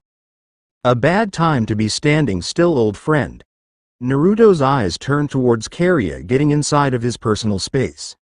His arms were still held out from his previous use of Shinra Tensei to defend himself from the fire tornadoes. Son of a bitch. He doesn't even know about the 5 seconds thing and he got right in here. Kariya didn't miss a beat, even without knowing that gravity techniques left Naruto vulnerable chakra-wise for 5 seconds at a minimum. Still, even without the use of chakra for 5 seconds, Naruto could still move and block Kariya's attempt at cutting him with his wind sword as they clashed again. You missed your chance to finish me off there if you didn't know. Naruto said informatively as he began pushing Kariya back. You can't beat me in a straight-up fight. Just because her doll isn't a direct weapon type like my own, Kariya said, smirking fitfully as Naruto's sword drew closer to wounding him due to the blonde's own brute force steadily driving him back. Don't think that Yoshino can't fight you herself. The awareness given by Sage Mode allowed Naruto to feel the shift in the atmosphere as he ducked a punch from behind sent at him by Yoshino. A risky attempt to harm him that didn't pay off as Naruto lashed out with the Raijin no Ken only for her to back handspring handily out of the way of the attack. Kariya took advantage of Naruto's momentary lapse of attention and took a swing at him with a punch only for Naruto to lean out of the way and respond with a kick that missed. But with the extra reach given to him by his specialized taijutsu, the leader of the bounce still to the hit and flew off to the side to crash through a wall of a building on the side of the road. A smirk crossed Naruto's face as he decked his adversary, but he found himself engulfed in a jet of flames for his troubles. Seeing Naruto engulfed in flames put a smirk on Yoshino's face, until she saw the fire that had covered him begin to swirl around and dissipate with Naruto leaping directly at Gerda with a pair of Rasengans in his hands. Senjutsu. Rasenrengen. Sage technique. Spiraling serial spheres. Naruto smashed the chakra orbs through Gerda and tore it apart like a piñata before Yoshino was on him again, preparing a kick at his head. Naruto blocked with a high kick of his own that made her feel like she had just tried to kick through a steel beam instead of someone's leg. She landed back on the ground and dropped to one knee as the leg she used to try and kick Naruto gave out on her. She looked back up and let out a gasp before covering up as best she could and dodging in the same manner as Naruto and a swiftly made clone used their identical Raijin no Ken to cut her on opposite sides of her body. If the slashes didn't hurt, the electricity coursing through her after being wounded with the sword certainly did its due damage. A flinch came to Naruto's eye as he saw the shocking effect of a wound from his weapon of choice. He hadn't used it on a person in a long time. Even if he was fighting against her now, he still knew her, and to hear the voice of someone he had been close to crying out in agony jabbed at him, especially since he had been the cause of it. And when he saw Gerda move to attack him again, he had to squash that niggling thought in his head as he rushed towards Yoshino. Beat the Bount and the doll is useless no matter how tough it is. He had gathered that destroying a doll would destroy a Bount from the fight Uryu had partaken in alongside Gaara the other night, but no matter how hard he hit Yoshino's doll it would reconstitute itself. Gerda shot a burst of flame at Naruto before he reached Yoshino, only for a flaming piece of debris that happened to be from one of the nearby rundown buildings to fly out and smash into her at a high speed in his place. Fuden. Akuma no Shinku, Wind Release. Devil's Vacuum. Gerda was surrounded by a pair of Narutos as they had their hands outstretched with an orb of wild-looking wind between them, trapping the doll inside. The fire and magma that seemed to construct Gerda started to dissipate, and it began to look like a newly cooling igneous rock instead of an angry heat-based elemental. Yoshino got over her muscle spasms from the electricity to see her doll trapped and seemingly fading fast. No, he's sucking all of the oxygen out of the fire. She could feel her own power fading as Gerda's did. If Gerda's fire goes out for good, then I'll die, and I can't reseal him from here. She stood back up and ran at the pair of Narutos to try and find a way to stop them on her own until she fell back down to the ground, breathing heavily, her Ryotsu fading in time with Gerda's. Eventually her vision faded and she fell, eyes closed, onto the street as Naruto continued to snuff out Gerda's flames. The technique was working until from Naruto's orb of wind, a pair of small cyclones formed from where both of the Narutos were keeping in contact with the jutsu and shoved them off forcefully, propelling them into walls on opposite sides of the street hard enough to drive them through walls where they disappeared in puffs of smoke. "Sorry, Naruto," Kariya said, bleeding from the lip and the right side of his head, either from Naruto's smashing blow or from the segmented brick cutting him thereafter. "I can't let you kill Yoshino, not yet anyway. I still need her, you see." From out of seemingly thin air, the Raijin no Ken fell to the ground from the sky and missed Kariya. The sword impaled itself into the street, ramrod straight as electricity began to generate from it in a doming formation, a pressure inside forming that was intense enough to crush the pavement and pull it off of the ground to be centered in the dome where it was turned to dust. Urami Bukai Kamiden no Nigiri, heavenly grip of the vengeful god. That would have crushed me like a tin can if I were caught inside of it, Kariya thought as he looked around for where Naruto actually was. He had destroyed Naruto's clones, but they were all preoccupied with choking the life out of Gerda, who looked like a cooled volcano rock with only faint traces of hot red coming from it. Kariya let out a ghost of a smile when he saw Gerda revert back to flame and disappear. The doll had recalled itself to rest and restore Yoshino's power. "You won't be killing Yoshino yet, Naruto. She's too unique amongst us. Bounce. She is the only one that can reproduce. So the fate of the race lies with her, huh?" Naruto said, surprising Kariya as he hadn't even noticed Naruto kneeling over Yoshino's prone body, a look of interest in his eyes as he observed her. "If I kill her, there won't be any more bounce period after the rest of you die. That's kind of sad, really. Even though they were created from the mistakes of others, that was no logical reason to get rid of them just because. Not every bound was evil, right? Just like how every hollow wasn't pure evil. Most of them were just pre-primal from what he had seen and had been told." "But we won't die, so the point is moot," was the arrogant-sounding response from the head of the bounce. "At this point all that we can do is go ahead and achieve our goal. The Seraite will fall by our hand." This didn't sound like some revenge kick. His way of speaking was familiar. Naruto had heard the inflection he had used before. Making something sound important when compared to other things done in the past, it really was not. The way he spoke was the way Naruto figured he sounded back when he eventually first decided to try his hand at authoring an Icha book in an effort to get it published. He sounded tired, or even bored. "You don't really want to do that, do you?" Naruto said as he absently used Banshu Tenin on the Raijin no Ken to get it back. "You're tired." Kariya's face held the stone appearance of an unshakable resolve, only faltering momentarily when he realized that he and Naruto were the only people around that could hear. "It's true that I'm tired of my existence. I want to see how far I can go with this everlasting life of mine, and I do wish to bring the Seraite down. At some point you simply have to stop wondering, what if, and decide to take things into your own hands. That is why I've gathered my brothers and sisters. So back when you worked with me, what was that? I figured you to be a Bount as well at first and tried to establish a rapport with you like I did with quite a few others that I had found, but it was clear that you were not soon after." Kariya explained, You never had a doll, at least one that I could see whenever you fought despite how supernatural your abilities were, and you never took a single spirit in the 5 years I knew you to keep your immortality. Living or otherwise. You did find me a bound though, thank you for that. He gestured his sword towards Yoshino. Were it not for you I wouldn't have discovered the key to the Bound's success in the coming invasion. What the hell did that mean? Yoshino most definitely wasn't strong enough to go toe-to-toe with any captain in the Seraite. Naruto had fought Soifan and he had fought Yamamoto, even though they all didn't go full tilt, with neither captain using their Bankai against him and Naruto not drawing upon the darkest of his abilities. He doubted highly that even if Yoshino had a higher switch than what she showed, she still would not come close to beating any of them. You and Yoshino can't beat me when you're fighting me together 2-on-1.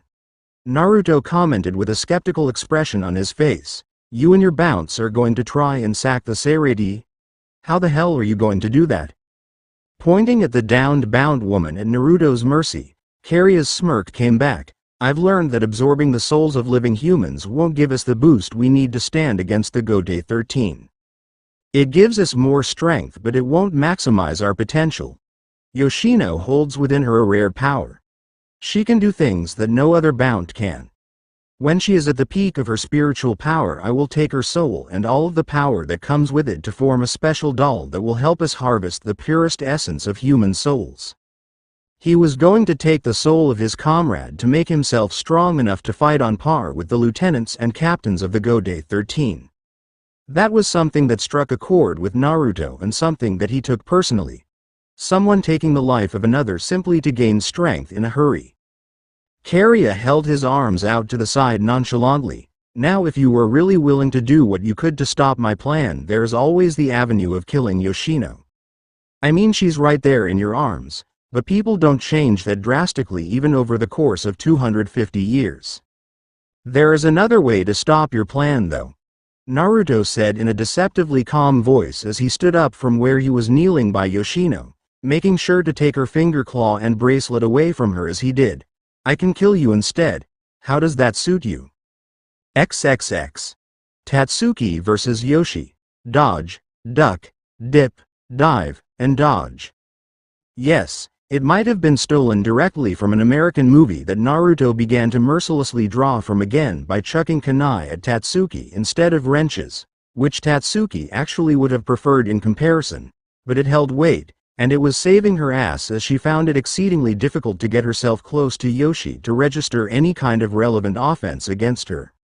The reason being because she would shoot swords of light at Tatsuki that had high destructive capabilities. She's quite fast, especially for a human. Yoshi's doll Neater commented in its male voice due to it being in what she referred to as its offensive form. You should aim better and stop wasting my power on misses. Shut up, Neater. Yoshi said in irritation at her spiritual partner's smart remarks. She can't keep this up forever. Eventually she'll slip up, and even if she doesn't, she can't win this fight just by running away and letting me wreck this park. Even if it was fun for her. Tatsuki wasn't even trying to get close from Yoshi's point of view. Tatsuki ducked behind a wrecked-up merry-go-round, breathing heavily as she took a moment of reprieve from fighting this losing battle. Damn it. Why can't I hit this bitch? I can't get close and it's taking everything I've got just to play keep away from those swords of hers. Tatsuki thought to herself, breathing slightly heavily due to the sheer amount of effort she was giving just to stay in one piece. There wasn't really anywhere to run. If no one had arrived to help her fight yet, then that meant that the bound she was engaged in combat with wasn't the bound that was felt when they were at school. Fine. I guess it's time to bluff. Reaching into the supply pouch high up on her thigh underneath her uniform's skirt, Tatsuki grabbed 4 shuriken. Quickly peeking her head out from her place of cover, she threw the shuriken at Yoshi before hiding once more, knowing that they would miss as they sailed past her. Yoshi dodged the metal-throwing stars and saw Tatsuki dart out from the other side of where she had been taking cover at the merry-go-round. Smirking at watching the girl try and use her projectiles as a weapon, Yoshi fired off a light sword of her own, hitting Tatsuki's vicinity flush and throwing up dirt and all other sorts of things from the impact of the attack. I told you I would hit her. She's not that fast at all. Yoshi boasted before she heard footsteps and turned to another direction to see Tatsuki running towards her, a determined face as she got closer than she had been able to since Yoshi started using the real attack form of her doll. Oh, no way in hell. Neither. She dodged Tatsuki's first punch, but it was moot at that point because the girl was now well in range to continue attacking as Yoshi's sword went back to normal and her fan reappeared. After a moment, the sword that disappeared and Yoshi's fan turned far larger than it had previously been, to a size that could easily cover Yoshi, with more durable-looking armor covering that entire arm than had been on the arm that had the sword when it had transformed. Tatsuki reached her and delivered a punch that forced Yoshi to unfold the fan, and the fan stopped her punch cold. What? With her fist still against the sturdy fan that didn't even budge from her punch, Tatsuki grit her teeth and began punching away at the fan as best she could. She had done so much just to get that close to do any damage, and she wasn't about to let the opportunity pass. It's a stupid fan. I've got these knuckle dusters from hell and I'm getting past this thing one way or another. Any attempts by Tatsuki to get around the fan were snubbed out by the sheer size of it and the fact that Yoshi didn't move it slowly. Kicks would fail no matter how far out of left field or how low she threw them.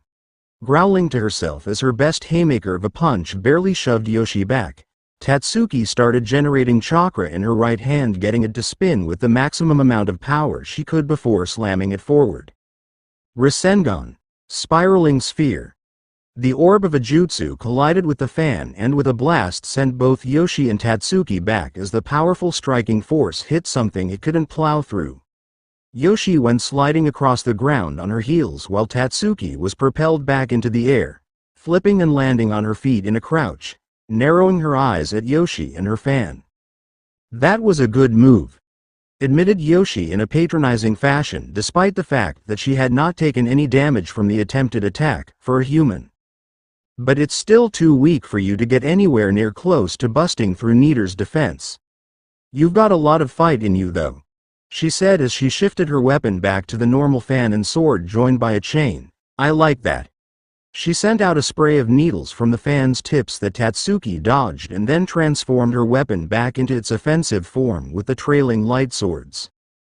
And with that, Tatsuki found herself on the run again, only this time Yoshi wasn't content with sitting back and shooting light sword projectiles at her, choosing to try and stab or cut her with her weapon of choice. Getting her hands up, Tatsuki thanked her lucky stars that she had such a well-made pair of weaponry at her disposal. The trench knives held up against Yoshi's assault and then some, though she was steadily being driven back as a grin started peeking through on the green-haired Bounce's face. Just because you're fighting like it's hopeless, don't think I'm gonna just let you run away. The entire reason I even went along with this whole thing was to fight. Back in the old days it was perfect for a person like me. So much fighting going on. You could spit in any given direction and you'd probably stumble on some big conflict that was just aching for someone like me to get involved. Nowadays not so much. So I'll take what I can get out of you. With that declaration, she powered past Tatsuki's defenses and cut her deeply with a vertical slash down her shoulder and front, and with the trail of swords she was cut in the same place over 4 times, staining her uniform and the ground with her blood as she was knocked to the ground. Damn it, I can't believe she got me, Tatsuki thought faintly. Bleeding out in the open air on the ground instead of in the controlled environment of the training facility was quite a different experience. For one, here there was no one to call a stop to the fight, nor was there an Orihime to immediately spring to action to heal her. Being the second strongest girl in Japan doesn't mean a damn thing when I'm trying to fight weirdos and monsters. If more humans fought like you, Yoshi started to say, having been rather pleased by the battle as she turned Nido back to its normal sword and fan state, then war probably wouldn't have needed to get so hands-off and boring. Any idiot with a gun and a steady grip thinks they can fight these days. I'd love to see an idiot try to pull a gun on you the way you are, were. Because unfortunately I can't let you walk away from this one. Thanks for the fight though, and the soul. She reached for Tatsuki to begin sucking out her soul while she was still alive, but before she did the landscape of the park turned into the inside of a random warehouse, utterly confusing Yoshi and putting her on alert. In front of her, Standing between her and Tatsuki was a blonde Shinigami with a rather prominent bust, but that was unimportant as her sword was blocked by the new arrival's Zanpakuto. "So are you the one that did this?" Yoshi asked as the two crossed blades. "It's kind of a lame Zanpakuto power. All you did was change the setting of the fight? Who are you by the way?" "Matsumoto Rangaku, 10th Division Lieutenant," Rangaku said with a smirk. "This isn't my Zanpakuto's power by the way. It's not a power of mine at all." From behind an illusionary crate, Ririn popped her head up and shouted at Yoshi angrily, "It's my power, and it's not lame."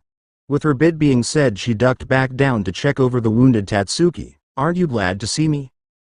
Despite the loss of blood and the pain, Tatsuki was used to taking enough of a beating when training with people like Hidan to stay conscious for as long as possible. "You're that mod soul, the one that was in the bird plushie.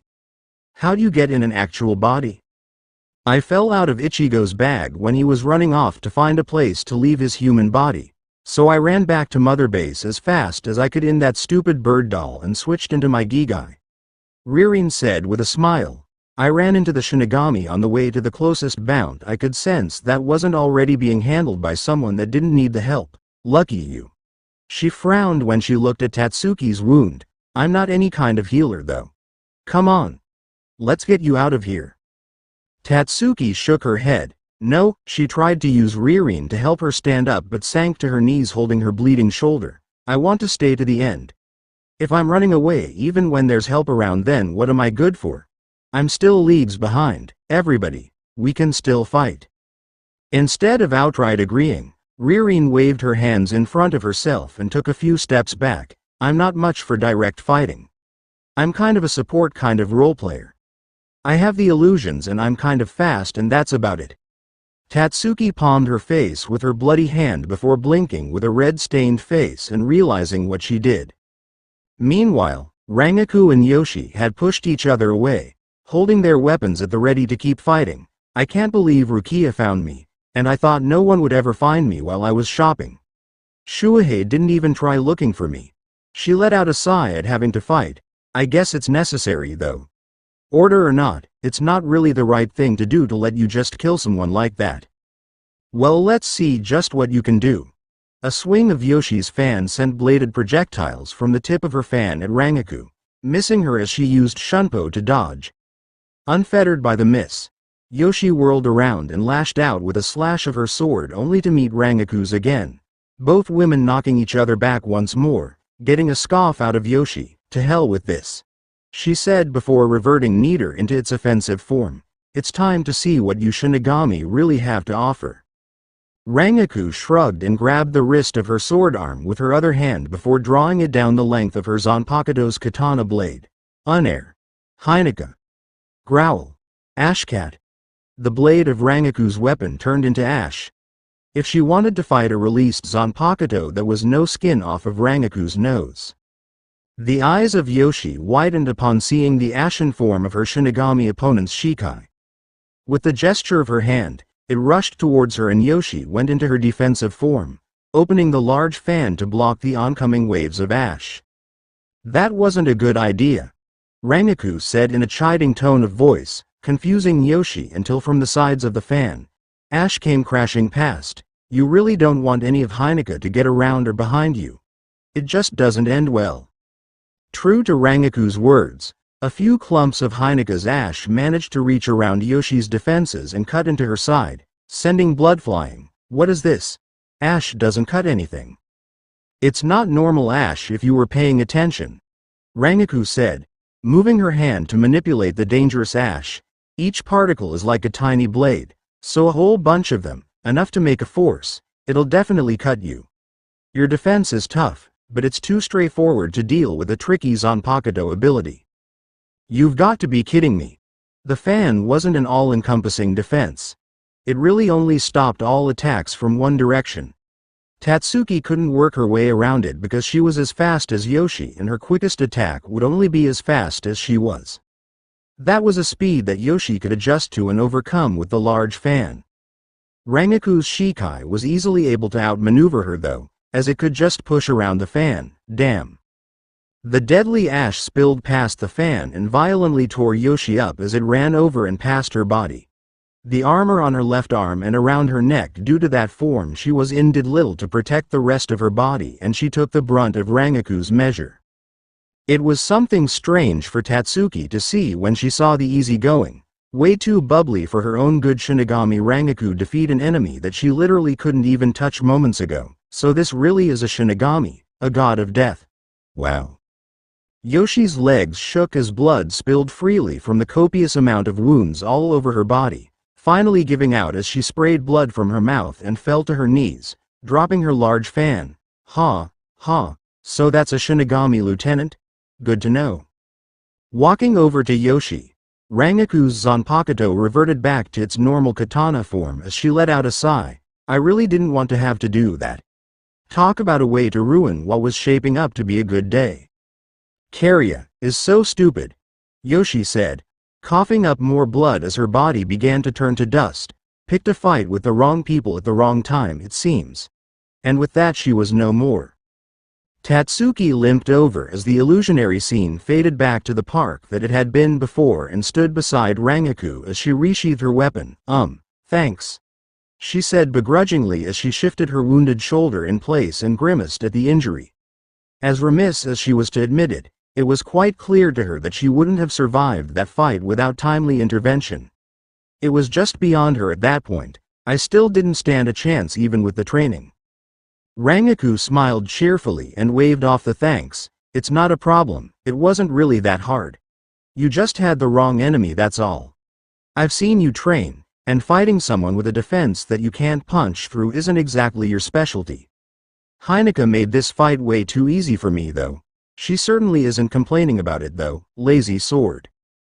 And Rukia's words from a few nights ago hit her when she asked the smaller girl if she could possibly defeat her in a fight. She said that she could never beat a seated officer as she was. And Rangaku was supposed to be a lieutenant. That's a serious gap to bridge. Yeah, first thing after she got her shoulder patched up she was jumping right back into training her tail off. XXX.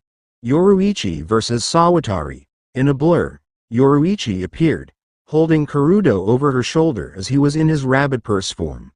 She looked around with a frown on her face. I thought you said this was where you felt his energy signature stop after that stupid whale thing took the old man away. Kurudo's senses had led them to the western riverside of Karakura town that separated the old industrial district from where the main parts of the town were, not too far from Mother Base. It is. Kurudo assured her from his place at her hip. I don't know why I can't sense him anymore. It's a mystery to me, Yoruichi. Crossing her arms over her chest she continued to scan the area. It didn't make any sense. The Bounce usually kept their Ryotsu to a point where no one could sense them. That was what made having the mod souls so important, so why couldn't Kurudo sense anything on the guy? He was simply not that fast, not faster than her, even with his giant whale-looking doll. Bounce were incredibly annoying. She was supposed to be the best at stealth. Well, she couldn't really sneak up on anyone if she didn't even know where they were. If this old guy got the drop on her somehow she was going to be so pissed off, because she knew that he didn't just run away, and there was still Shuhei at Mother Base to make sure Orihime was alright if Naruto took the initiative and asked him to do just that. Did he retreat across the river? Yoruichi thought to herself, looking in just that location, wondering if the man's doll had some kind of super long-range attack that would need that kind of distance to work.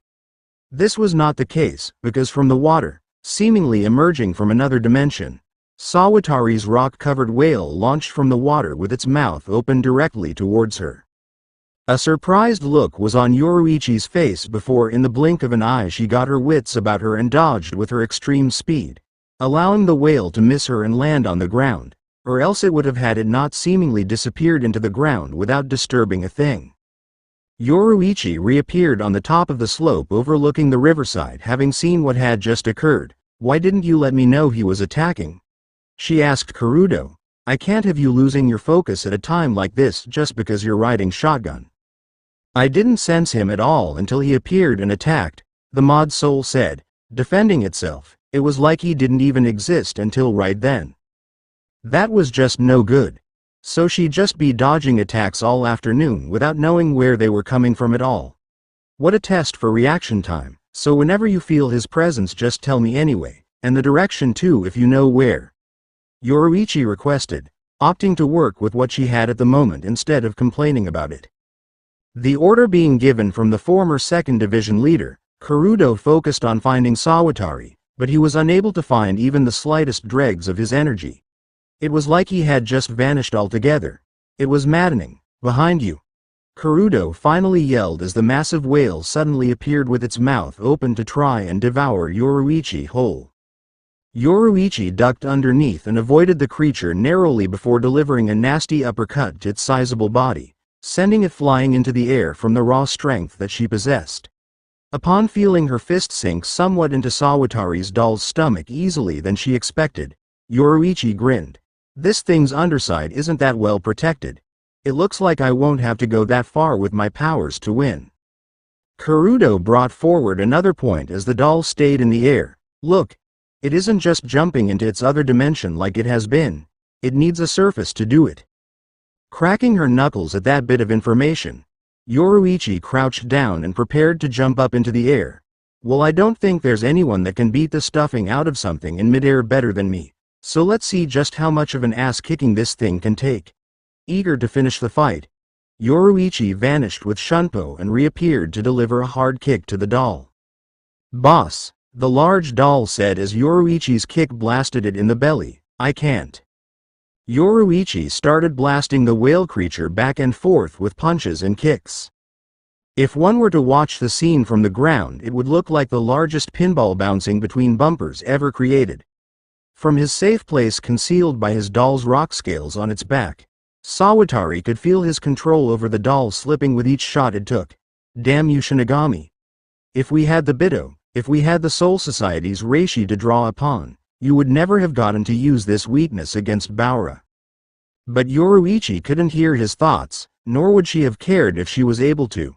She had her advantage and she was going to work it over for all it was worth with her non-stop barrage. It's just a matter of time now. He can't take this for long, it doesn't matter how durable this thing is. And true to form, Bora's body began to crumble. With one more authoritative kick the entire frame of the doll broke, exposing Sawatari who had been covered by Bora's rock scales for protection. Zeroing in on his form, Yoruichi channeled every bit of power she had to deliver one stiff axe kick right to the old man. To Kitanbo, bamboo dragonfly. The kick shot him like a bullet right out of the sky into the ground by the side of the river, shattering the earth with the impact the move generated and leaving a large impression in the ground. Yoruichi landed on the ground right by the hole she had just made and looked inside to see Sawatari turning to dust before her eyes, glaring up at her hatefully. She didn't say a word as his body finished changing and merely walked away from the scene now that the battle was over. XXX. Chad versus Koga. All of that training trying to break Gaara's toughest mineral defense was invaluable, but Chad still couldn't smash through Dalk. It just wasn't happening. And the metalwoman humanoid thing moved fast enough to keep him from openly attacking Koga with a spiritual blast of his own. With a laugh, Dalk shot off several sickles comprised of her own metal body at Chad. In response, Chad used his armored right arm to punch the ground and kick up large chunks of asphalt in the form of a defensive wall around his entire body to block the weapons. After the barrage stopped, the wall was felled with another massive blast of spiritual energy in Koga's direction, but true to her master, Dalk once again intervened and took the hit with her durable body. However, much to the surprise of the Bount and the doll, Chad somehow had gotten close to Dalk using his blast as a feint. He grabbed the deadly walking weapon tightly and quickly turned towards Koga before yelling in great effort, hurling Dalk directly at him with all of his strength. Even as he lifted Dalk, he noted how heavy she was. Even if she put her weapons away in mid-flight, she would still deal crippling damage to Koga when she hit him. But instead of showing fear at Dalk being thrown at him, Koga just smirked. The burly man stood in place as right before Dalk would have hit him she simply turned into numerous metal spheres the size of ball bearings, missing him altogether and making Chad's strategic attack null and void. But when he saw Chad directly in front of him, he was forced to put his arms up defensively, as the teen of Mexican descent had managed to get close enough with no Dalk about to deliver a punishing blow to Koga. The punch easily sent Koga flying across the parking lot to smash into an iron fence, deeply denting it with his entire body. He fell out of the impression in the gate and landed on his knees, blood coming from his mouth due to how hard he hit the gate. Chad prepared to follow up with a distance blast of spiritual energy, but one of the small ball bearings that Dalk had turned into hit him in the head. Chad recoiled from the bloody knot that was quickly forming on his head, only to take another shot from another ball bearing in the stomach. Soon enough his entire body was taking a beating from the metal balls that seemed to swarm all around him, and Chad wound up using his spiritual blast to get the metal away from him so that he could get away. Bruised and bloodied somewhat from the beating along with the wound he had earlier sustained from Dalk's blades, Chad stepped back as Koga got up and Dalk reformed her normal body. Dalk can do anything she wishes with her body. Even in multiple pieces like you saw, she can move each part of herself effortlessly. You can't win, young man. I'm not quitting. Chad said with complete conviction in his stern and sturdy voice. I can't let the bounce continue to hurt innocent people by taking their souls. I don't think I'll lose, even if that's the case I still won't run. He held his right arm out showingly. This arm of mine is meant to protect people, and that's what I'll do. That's a strong, responsible attitude to have. Koga thought to himself before shaking his head, if only I had been able to steer Kane to a similar belief. But there was no reason to think of that at the moment. He had a job to do. This Sado Yasutora had to go down whether he himself liked it or not. I stand with my brethren. We're the only ones that the other can rely on in the end. You humans don't care. The Shinigami would rather we just vanish, it's all we have. Instead of trying to convince him otherwise, Chad just nodded. I understand. I guess this isn't going to be settled any other way. He was about to prepare a spiritual blast in his fist until he noticed that all of the cars he had been using for cover against Dalk up to that point were overturned, knocked too far away, or were no longer in any condition to stop any kind of attack from the walking can opener. And you have no more protection, Koga said as Dalk sent off some more ball-formed pieces of her body to batter Chad from a distance. He would try not to kill the boy. He despised killing younger enemies. It just never sat well with him and he avoided it whenever possible. The barrage of metal flew at Chad and he began to dodge, but they just kept following after him, catching up to him steadily. It wasn't going to take long for them to blat into him again. Until a red field of energy came between Chad and the metal, and a figure that emerged from it held up a blue shield that then became enshrouded in a similar red field and forced the metal balls to disappear without a trace. Before anyone could realize what happened, a red field appeared behind Koga and the metal balls flew out and slammed into him from behind, knocking him to the ground. Koga, Dalk said in alarm as she had no idea of what had just occurred. Chad stopped running and turned around to face Noba, blinking upon seeing him back in his gigai, remembering that the last time he had seen him that morning he had been in the plushie that was used to disguise the strange-looking mod souls. Noba, how did you get back into your gigai? I could sense all of the fighting, so I ran to change and teleported here, Noba said, watching through his zippered mask as Koga stood back up off of the ground. I think I picked the right fight to jump into. A nod came from Chad as he was thankful for the support. Well, I'm glad you chose this one. The two men of few words stood at the ready to continue fighting against Koga and his doll partner. You do know how they fight, don't you? Noba nodded and it seemed like nothing more needed to be said between them. It seemed like Noba had a plan of action to take against them, and his powers would more than protect Chad now that he was there. Koga stood up, shaking the cobwebs off from the forceful impact of his doll's sturdy metal. I'm fine, Dalk. But make sure you don't hit that shield of his when you attack again. I've got it, Dalk said confidently before breaking into a massive amount of metal balls again that began flying around the whole parking lot. Chad and Noba ducked and jumped around to avoid the attacks, but they soon found themselves entirely surrounded by every bit of metal that comprised Dalk, seeming to take aim at them all before slamming inward all at once to crush them. Take that. Noba quickly formed another portal and threw himself and Chad into it just as the ball bearings all slammed together, making a horrible clacking and clanging noise as they did so. Another wormhole opened up and out of it came Noba, only for Dalk's combined metal to fly at him in one complete metal ball as he flew out of his own dimension. The ball slammed into him and propelled him across the ground, but there was no Chad to be found. Instead of emerging from Noba's point of exit, another wormhole opened up behind Koga that Chad flew out of with his armored right arm already cocked back and ready to strike. The extensions on the end of the armored arm's shoulder opened up like an exhaust port, spurting out power as he delivered a powerful punch right to Koga, who had turned to face him after feeling the sudden influx of Ryotsu from Chad's buildup. Without Dalk there though, there was nothing in particular that he could do to protect himself from Chad's supercharged attack. El Directo. One strike of the giant. The punch hit Koga and let off a three-pronged burst of power that split off and then reconvened on the center prong to force a rather large explosion that rocked the entire parking lot. Dalk could feel the amount of pain that Koga was in from the successful sneak attack and immediately made to rush to his side. Koga, no. You have to be Al. Doc was stopped when Noba got in front of her during her dash to Koga and made sure that she flew completely into a wormhole before closing it off. There was no return portal made as he simply locked her inside of his alternate dimension, effectively ending Doc's effectiveness in the battle, even if Koga had been in a better condition to fight. Following the trail that had been torn through the pavement to the downed Koga, Chad stood over the prone Bount and looked down at him. I don't like killing. And you held back against me. Why didn't you continue to use the bullets and the blades that you had been attacking with at the start? Like I said, Koga uttered softly, feeling the full effects of Chad's final attack, I dislike killing the young. I suppose I should have kept going all out though. Even though you're young you were strong enough to take it. With that he shut his eyes and passed out.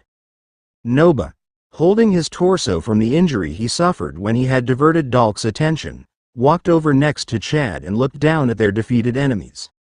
The two of them shared a look and nodded before Chad picked Koga up and they all disappeared into one of Noba's portals. XXX. Meanwhile, Bount Mansion. Knock knock knock. Outside at the front door of the mansion, Urahara stood knocking spiritedly with Tessai standing at his side and with Jinta, Ururu, Nell, Dondoshaka, and Pesci standing behind them holding boxes. Hello. Urahara called out as he continued to knock at the door, is anyone home? What do you want? A mass of floating eyes seemed to come out of nowhere and surrounded the group, appraising them all carefully from a moderate distance. Upon noticing that the voice had come from the disembodied eyes, Urahara blinked and put a smile back on his face as he held his fan out in front of his mouth, waving it as he spoke. Well, I like to make it a habit to introduce myself to neighbors of mine. And even though this mansion is a good 10 miles away from my shop, that's no reason to be discourteous, right? I love meeting new people. The eyes scanned the group over before the same voice from before spoke with an edge to the speech. And you would be?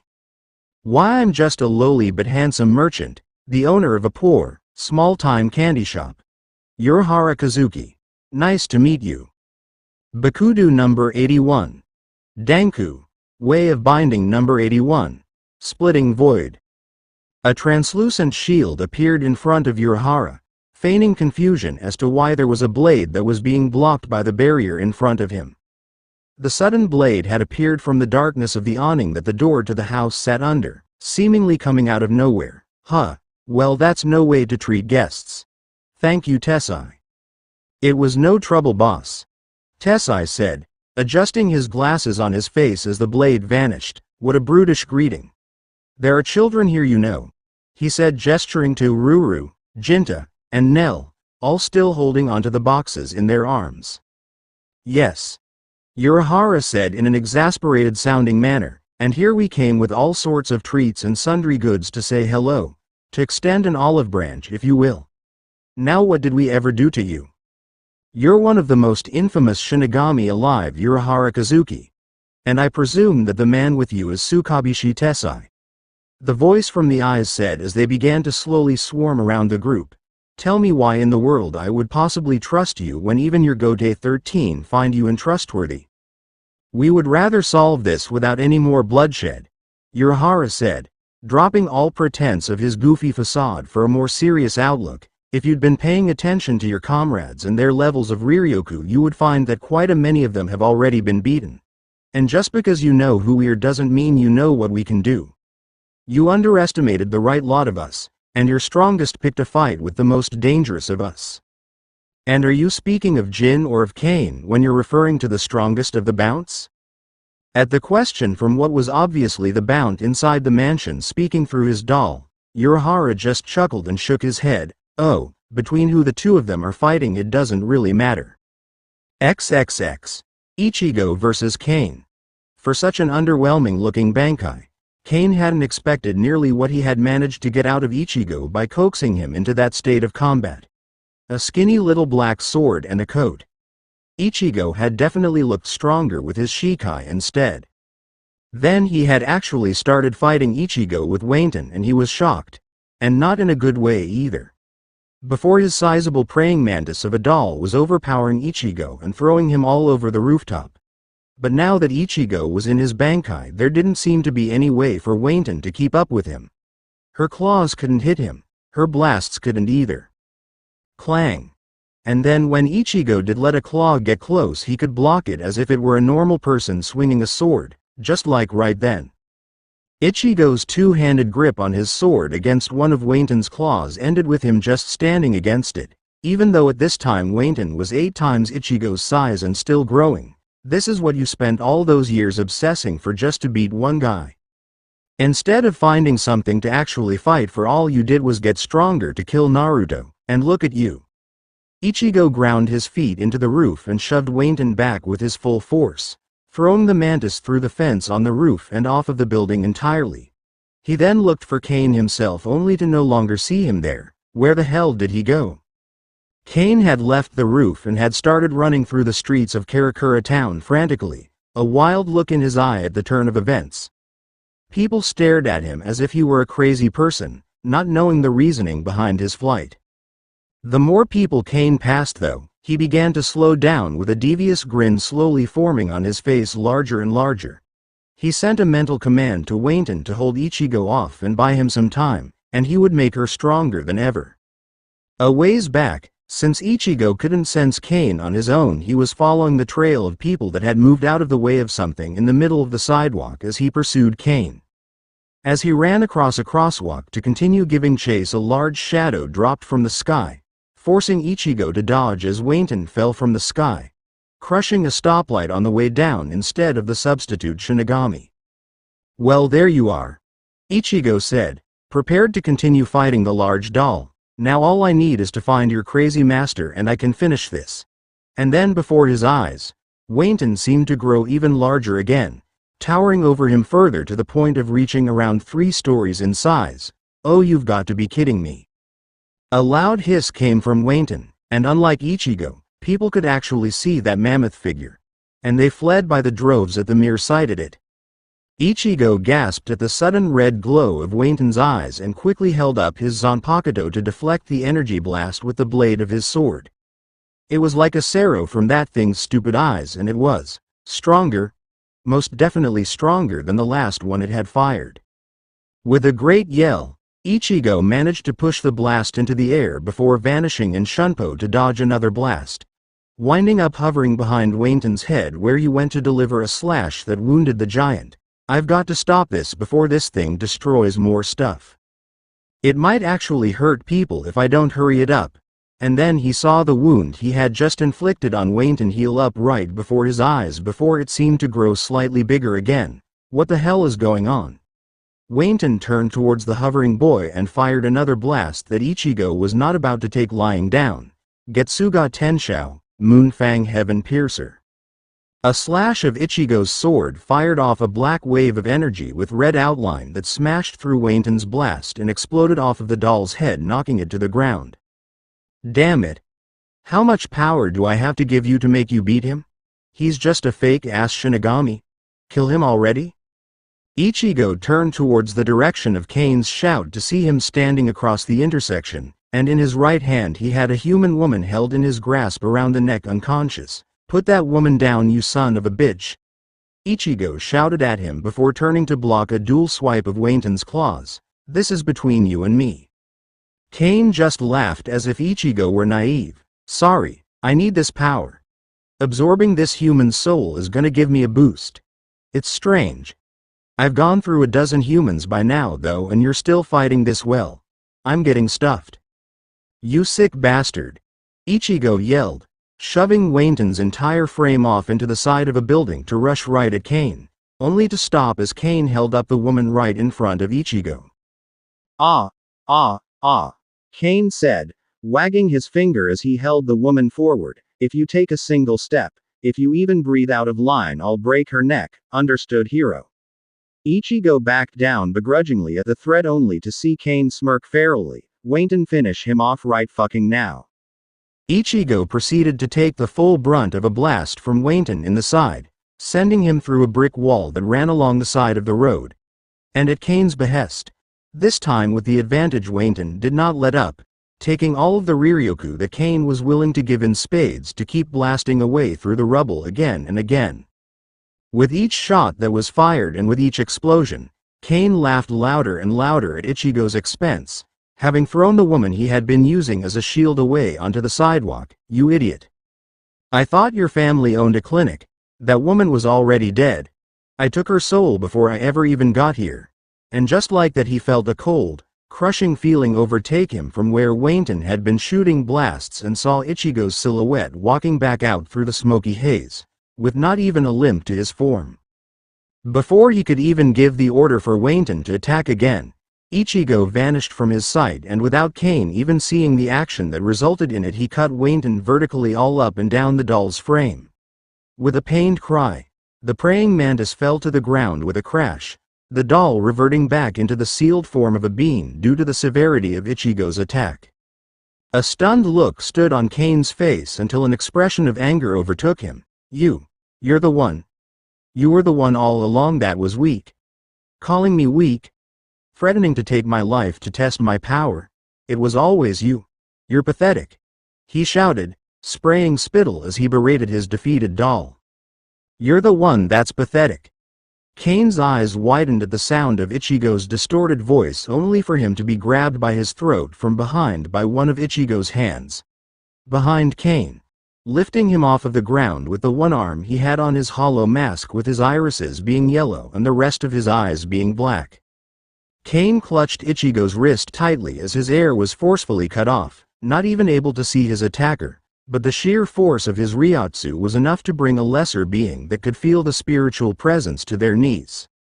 Ichigo just held him off of the ground, glaring at him hatefully from behind his mask as he could hear his inner hollow cackling at what he was currently doing to prolong Kane's suffering. "You're just a depraved piece of crap with a little bit of power. It's like you're some kind of spoiled kid, and you were calling me the brat. It would be funny seeing someone centuries old acting like you if you didn't hurt so many people." All Kane could do was strain for breaths that he did not receive as Ichigo's grip got tighter and tighter. Finally he felt and could swear that he heard a crack. At least he would have if he could have made any other thoughts after that point. The right-handed example of Ichigo's grip continued to tighten on Kane's neck until the deceased Bounce body turned to dust and floated away in his hand, leaving a pile of what used to be part of him in Ichigo's fist. Ichigo's mask broke and he let out a sigh, 45 seconds without even feeling the strain of the mask breaking. "I can still go way longer with it on though." He stomped over to the bean that was Wayton's sealed form and stomped on it hard enough to leave a footprint in the street, sparing a glance over where the woman had been deposited. He couldn't have hurt Kane enough to make him pay for such wanton loss of life. He wished he could resurrect Kane just so he could kick the shit out of him some more. He was given the substitute Shinigami badge to protect Karakura Town from things and people like Kane. And now those people Kane had taken souls from were just gone. Their bodies didn't get those spirits back. He would never let that many people get hurt again. Not while he was supposed to be watching over that town. XXX. With Uryu. Outskirts of Karakura Town. It had taken forever, but Uryu had finally managed to force Masashi to a stop. It was a wonder what a few arrows could do when it came to corralling someone inside of a cave. It was a cave that was admittedly deeper than he had originally figured it to be, but he had forced the blonde bound to a dead end. Somewhere he could corner him and finally fight him in a straight battle instead of in a pursuit. Now in that location he could try to keep a smarter eye on that damn super fast doll of his and take his shots accordingly. And Uryu liked being able to pick his shots like an opponent was a fish in a barrel. All he managed to take from that damn doll Ritz was a small wound that came in between steps when he was jumping between rooftops. A baby scratch in comparison to the wounds he had taken when in the Soul Society. And now it was time to finish things off. I'll let you know right now that I don't exactly like taking my opponents alive. You can surrender now, but I won't be asking you again after this point. In response to Uryu, Masashi just started to laugh. Man, if this is how you Quincy used to handle things, then I can see why you were all taken down. But then again, Ritz is a stealthy little thing when she wants to be. Isn't that right, Ritz? Uryu was on guard, looking around to make sure he could dodge the next attack from the little thing, only for his lips to move and for Ritz's high voice to come out of his mouth. It was so boring being stuck inside of this guy doing nothing. Masashi, why didn't you let me take control sooner? I heard that Quincy's were a tricky bunch when they were around. Masashi said as Uryu's body started to struggle for control. I didn't want to risk him finding a possible way to break the control before we really needed him. Managing to find his voice again, Uryu found a way to fight back some control. How did you? What did you do to my body? A chuckle came from Masashi. You didn't really think that Ritz's attack just glanced you and that was that, did you? Her power isn't to kill. It's to take control of whomever she hits during a fight. He then turned his head to yell through the cave. Hey Maki, are you here yet? I've been here the whole time. Ichino's Maki said as he appeared, standing not too far from Masashi and Uryu. So this is the Quincy that Kariya-san spoke of? He seemed to observe the teenage student before nodding to himself. Very well. I guess we should begin. Masashi nodded in return and looked at the Ritz-possessed Uryu. I guess we should begin infiltrating and starting the next phase of things. With a gesture of his hand he forced Ritz to move Uryu's body in the posture to fire an arrow.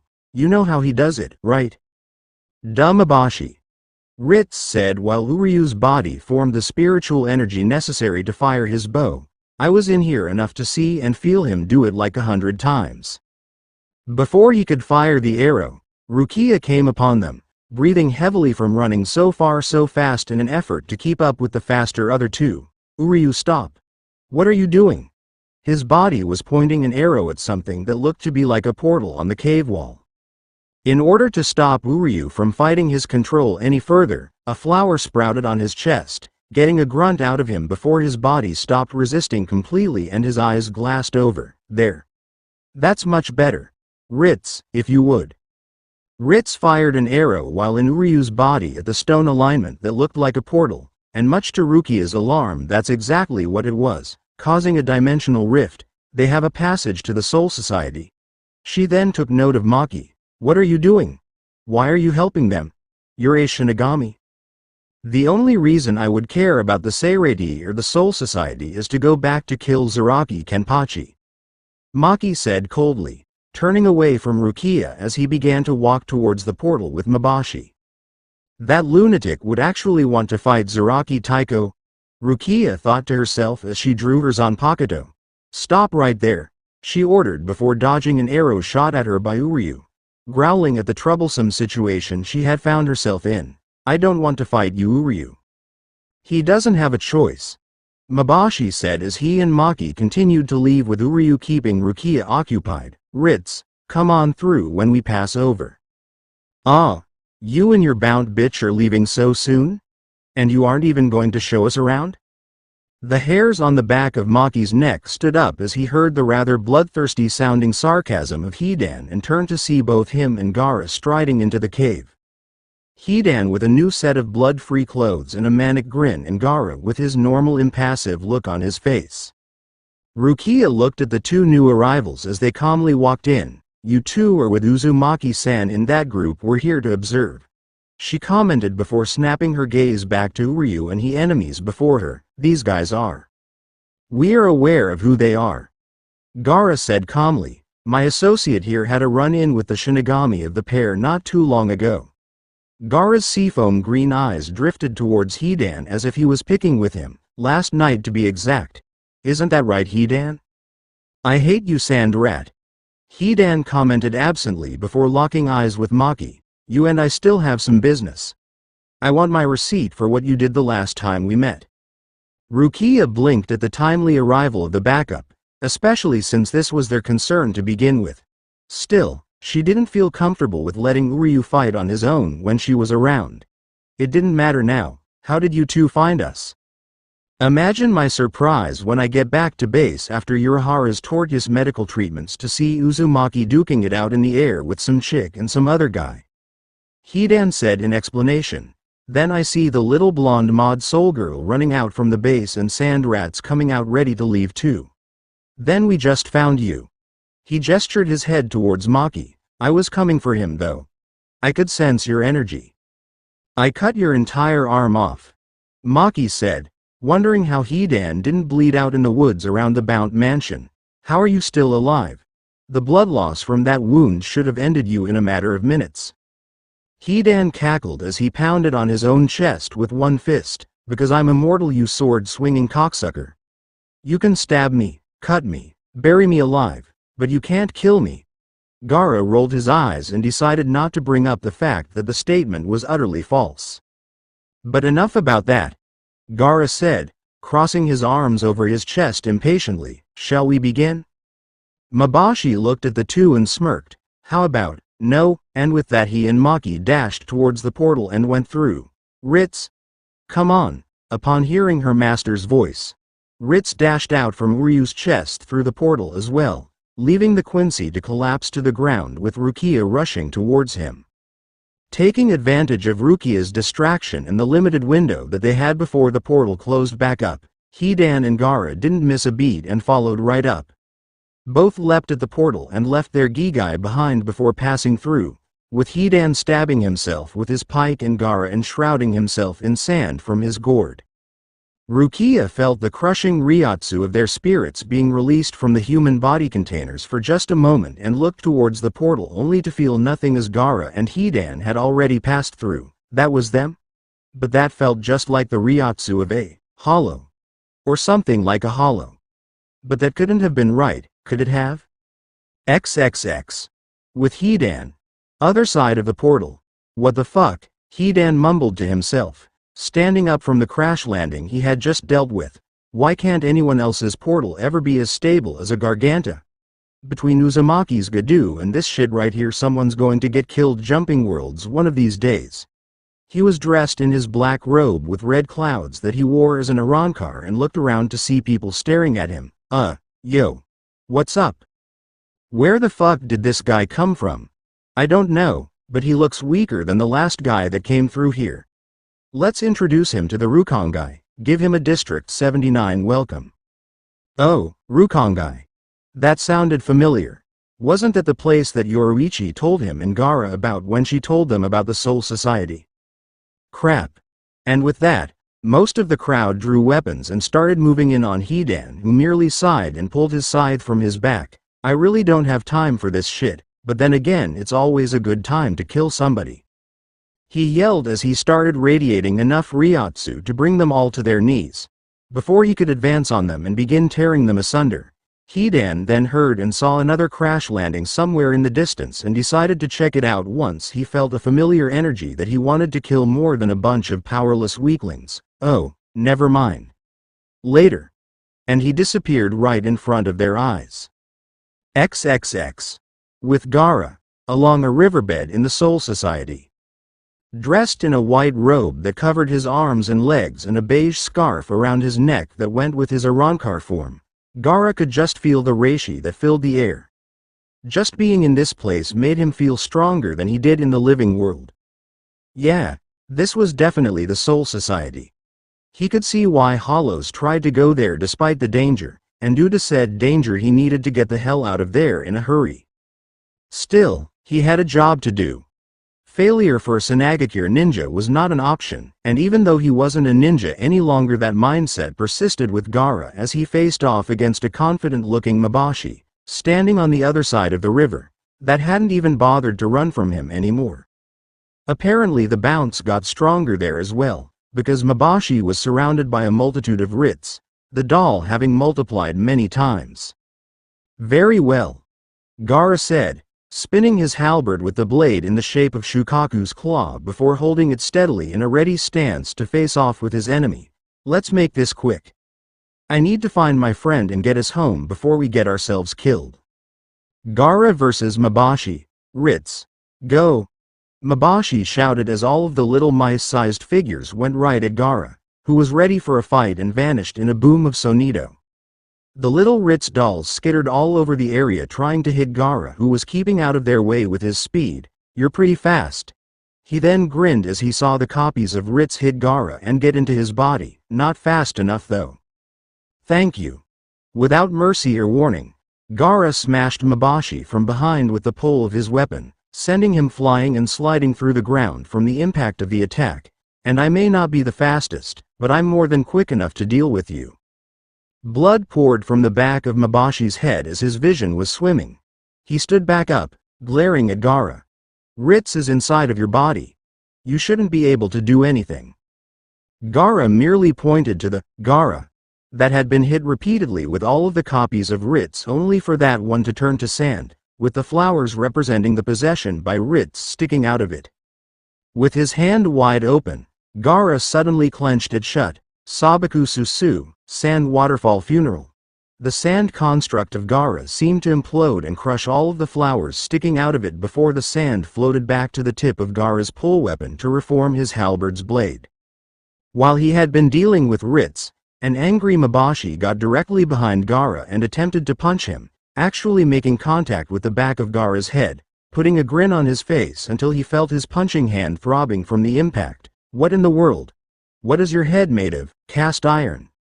It's Hierro, steel skin, actually, Gaara said casually.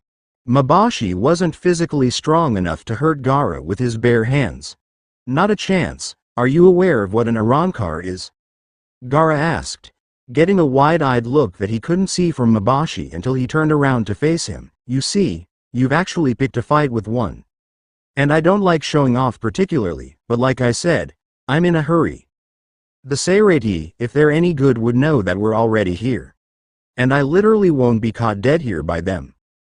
The raw Ryotsu began to pour off of Gaara to the point that a wispy yellow aura was visible. While not visually imposing, the feeling of the oppressive power was what mattered. Mabashi backed away before dozens of copies of Ritz formed all around him. Ritz. Kill him now. They never go quietly. And here Gaara was hoping to just capture him. Oh well. Placing a hand over one eye, the dark ring on the other one that adorned them both began to glow red. Goodbye, Bount. He said as all of the little dolls began to attack him. Sero, Hollow Flash.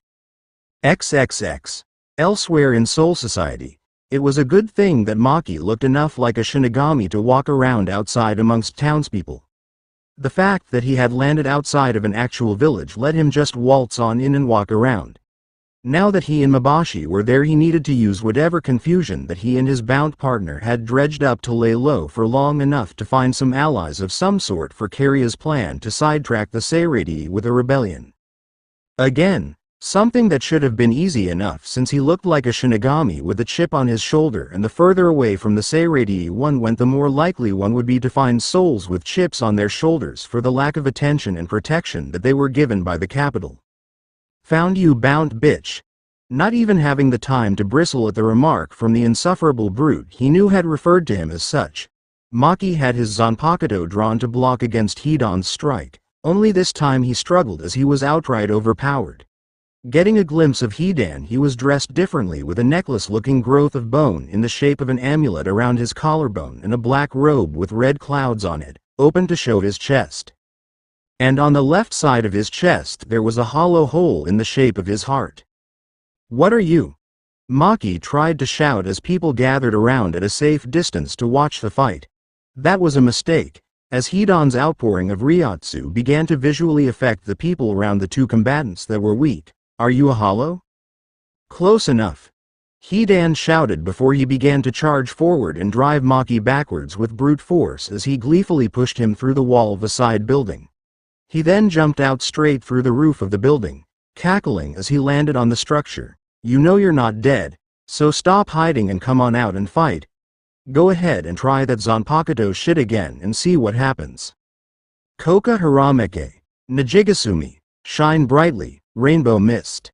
That's more like it, Hidan yelled as a bright light flashed out of the hole in the roof and every visible way into the building.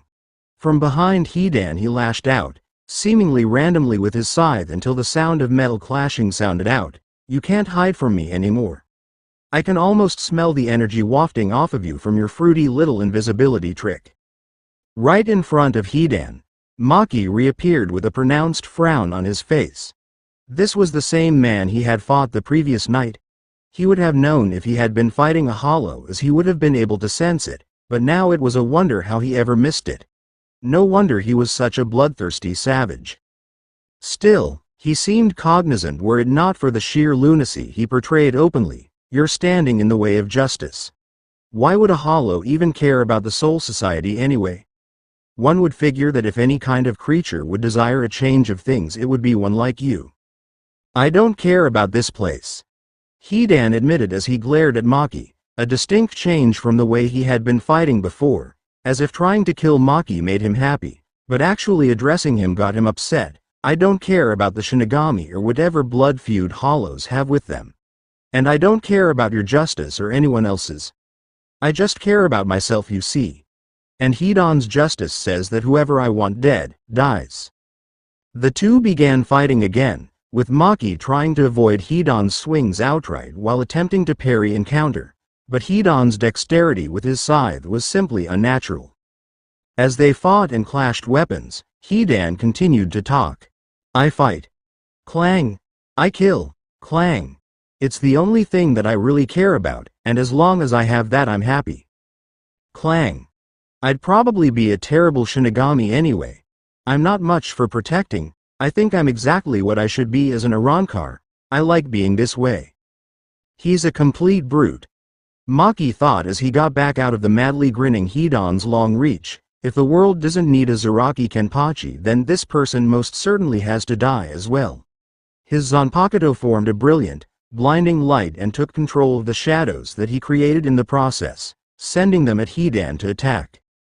But upon seeing the very first shadow move, something more or less snapped within Hidan. Probably because his last waking and living experience with living shadows ended very poorly for him. They tore up parts of his cloak upon reaching him, but his hierro was strong and a blunt shadow simply wasn't going to bust through the defense. Hidan let out a loud scream of lunacy at being attacked by a shadow and shot a red-covered fist right at Maki. Bala. Hollow bullet. Firing the swift blast of spiritual energy right at Maki from his fist. Hidan simply hadn't had enough yet as he saw the former Gotei 13 Shinigami narrowly avoid the attack. Hidan threw his entire scythe at Maki only to miss again and impale a blade in the rooftop. Seeing Hidan disarmed made Maki believe he had an opening he simply couldn't ignore and used Shunpo to get close to Hidan for a shock-style speed attack. The fool threw his weapon.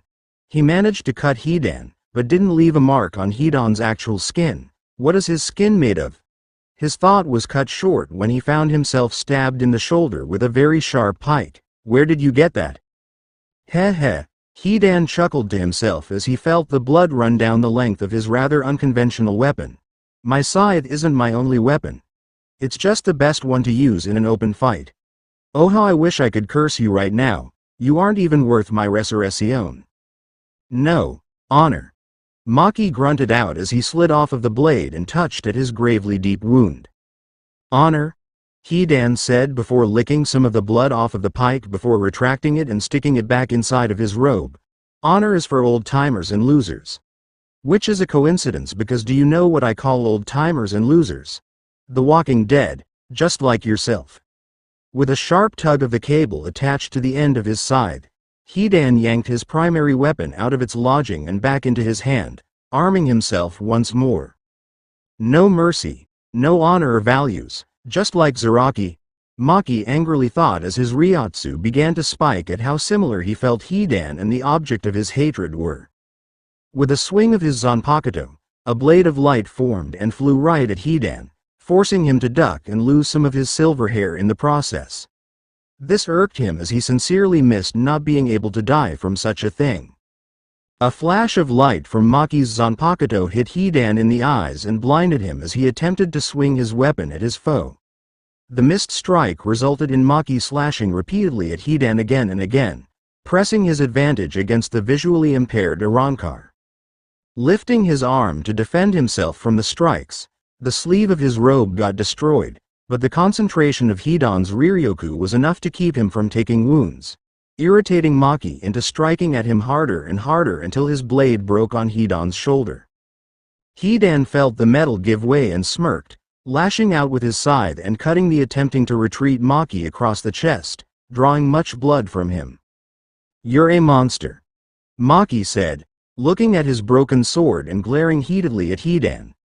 He tried to retreat with Shunpo in order to comprise a plan, but his first step wound up with Hidan appearing right in front of him using Sonito.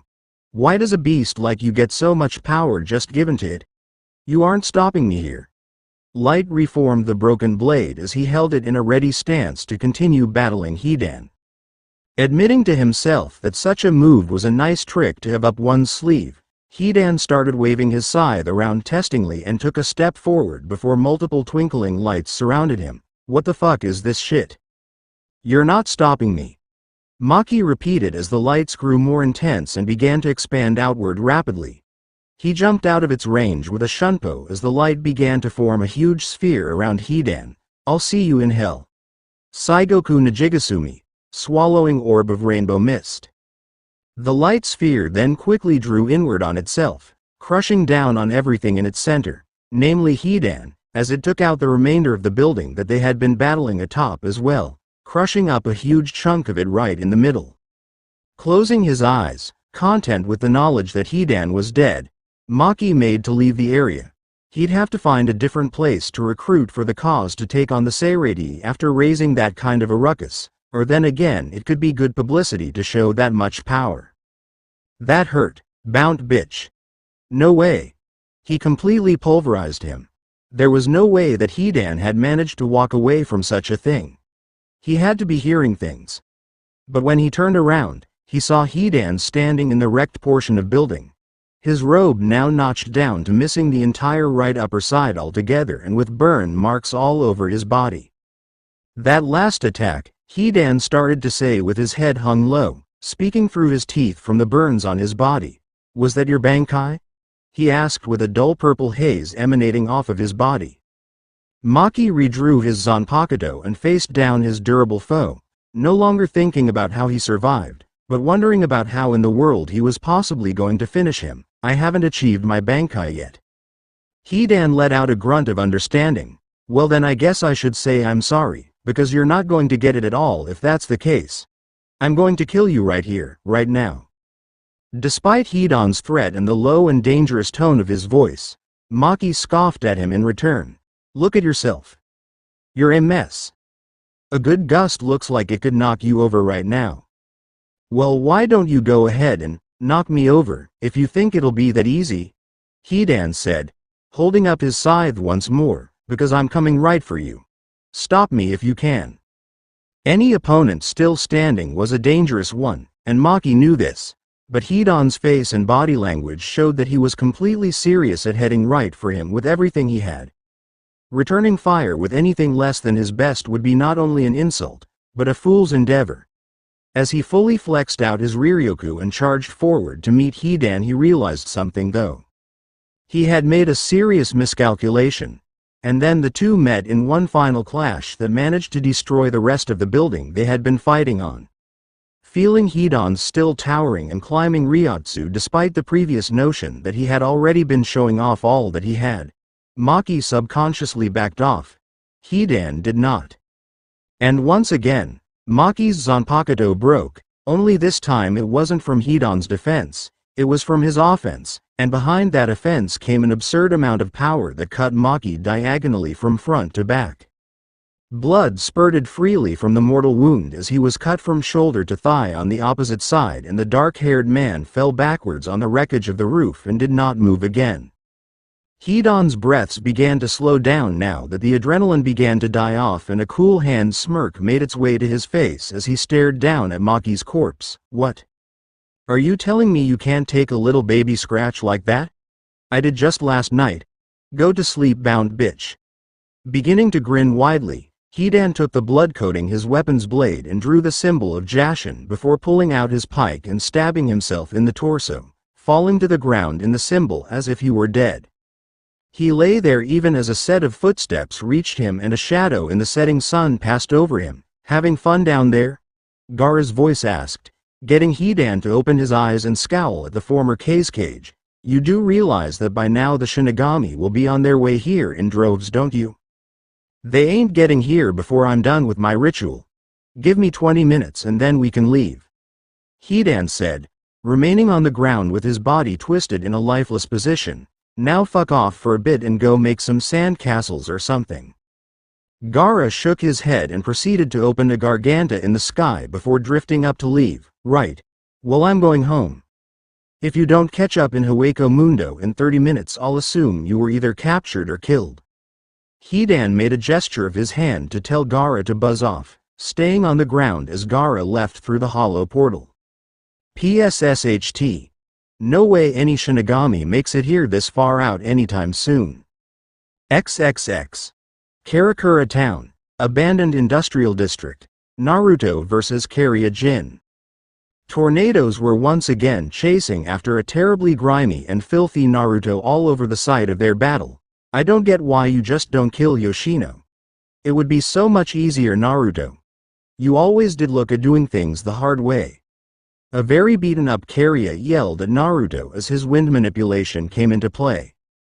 Nothing worth doing is easy, Naruto replied, shouting over the sound of the wind as he stood atop a light post as the tornadoes closed in on him from three sides. If my first response to any problem was to kill it, then I really wouldn't be the same person I was when we met. You should know that. But if you have enough determination, enough time, and you know what you're doing. Naruto formed 5 Kage Bunshin in the air just as the tornadoes seemingly collided with him, giving him enough wiggle room to escape the breadth of the attack and slip behind the floating Kariya in the air. You can do anything. You're right about one thing, Kariya said as a crackling noise escaped his wind sword and the blade turned to one of lightning that he lashed out at Naruto with, missing him, but tagging him with some stray static. With enough time, anything is possible. He's got a sword of lightning too. Naruto thought to himself with a frown. Of course you have to bite my style. And why wouldn't you? Just why are you doing this crap now? You didn't seem like a scheming sort of guy back when we met. You had ideals of your own. And you believed that we could get peace. I believed that I could get peace. That much is true enough. Kariya admitted calmly as if he were thinking back to such a time before. His red eyes hardened and seemed to age right before Naruto's gaze. But you've seen it just like I have. Clearly you have, because I haven't heard any rumblings of your attempts to help the world in over 50 years. Peace is a myth. It's not real. The only thing that is real is you and I. And the ambitions that we have are only as concrete as their literal tangibility. A dream we can touch. And I can touch the destruction of the Seirei. I can see and feel and taste the crowning and the revenge of my kind against the Soul Society and humankind in general. We were friends, Eugene, Naruto said, a sad look reflecting in his ripple-patterned blue eyes. It doesn't have to come to this, does it? 10 years. I knew you for 10 years back then before I ran, and we worked together for the same cause. You believed in it back then. I'll admit that I've changed the way I try going about it, but I'm still trying. He then saw Kariya shake his head in the negative. What do you mean, no? Maybe at first. Kariya said, when we first started working together and I saw some of your abilities and how sincerely you believed in your cause, I believed myself, but I had already been alive for centuries at that point. I've seen the ways of both worlds. Even if you managed to settle things on this world, once the discovery of those with unique abilities like ours came forward, there would be a witch hunt amongst those that were deemed peaceful. However, when I found that you had discovered a bounty, imagine my surprise. That had been bothering Naruto. If Yoshino hadn't reached out to him about her special circumstances, then why did she go to someone else that she hadn't even met before about it? It had to be the fact that he went to her about it. There would have been no other foreseeable way for him to get her. How in the hell did you get Yoshino to join up with you? Naruto wondered aloud. And how did you ever even figure out that she was a bounty? Yoshino was very good at keeping that a secret if Naruto hadn't suspected a thing the entire time. It was fairly easy to sense one of my own, Kariya said. I knew who she was from past visits to your base of operations at the time. You were there for years. I had plenty of time to confirm the fact that she was the bounty. I saw her absorbing a soul of the deceased and knew for certain. At that point I had more interest in her than you, since I also knew that you were not a bounty. But she was completely enamored with you and would never have listened to anything I said. So I had to get you out of the way to set up a meeting to reveal myself to her. Get him out of the way. There wasn't any explanation needed for Naruto. Kariya stooged to the Prussian court on Naruto's whereabouts and forced him to leave to get to Yoshino. Why? Why would you even tell me that? There wasn't any advantage for Kariya to tell him that. There wasn't any reason at all to do so except to make Naruto feel stupid for trusting in him. You can't be angry, Kariya commented, observing Naruto's eyes being shadowed by his bangs and his lowered head, as well as his fists shaking at his side. Naruto, when I finally approached her, it was several years after you had fled the country. Your disappearance was the last straw as far as she was concerned. After centuries of loneliness, she had lost the will to live, and I simply gave it to her again. Something better than pining after someone that would never have her. Their mid-air conversation could be heard by one person from below. A motionless Yoshino, now awake but without her sealed doll, was able to hear every word now that the winds from Kariya's constant attacks to break Naruto down had faded. Naruto's mouth moved around in angry motions before finally settling in a slight frown. Okay, Eugene. Last chance. Back down right now, or I won't give you a choice again. I don't like fighting friends, but I've done worse things to people closer to me than you were. Did he tell him about how he ousted him to the Prussian military so that he would finally just fight? A betrayal from 250 years ago didn't sting as badly as Naruto thought it would have, since it had been a while, but this was more than far enough. We're too far gone to back down now, Naruto, Kariya replied, holding up his sword and building his power to the point where he began to radiate red. I somehow always knew it would come to this when I first saw you in action all those years ago. I never realized the depth of your powers, though. I wonder how much power I could gain by taking your soul. You still don't know how strong I am. You never did. He took that previous statement as his old friend's final answer to his query. And with that, Naruto formed two clones and lifted his right hand above his head, forming a Rasengan as the two clones added chakra to it. No one does. A light but visible shuriken-like outline began to take over the Rasengan as a bell-like screech began to emit from it as well. Kariya lifted his lightning sword up and called down a strike of electricity to hit his sword, giving his entire body a powerful charge of visible yellow power that shot off random jolts that cracked concrete and pavement, turning it to rubble when it hit something. Blitzkonzert, lightning concerto. He rushed directly at Naruto with the full force of his attack driving him. If he hadn't been about to kill someone, Naruto would have smiled at that point. He couldn't have been given an easier target to aim at. For someone that used both elements, he never looked for the weakness. Naruto dispelled his clones and let the wind-based jutsu fly directly at Kariya. Fuden. Rasen Shuriken, wind release. Spiraling Shuriken. The Rasen Shuriken with its powerful wind coating cut through Kariya's lightning shell with a terrible grating noise before the impact of the jutsu hit its mark. It resulted in a large sphere of wind forming in the air that freely shredded absolutely everything caught within. Through the visible vortex of wind blades, Naruto was able to see Kariya's body take the visible damage, with small cuts forming all over his body, his mouth held open in a yell of pain that made no sound. Eventually he fell out of the vortex from the sky and to the ground with an audible thud.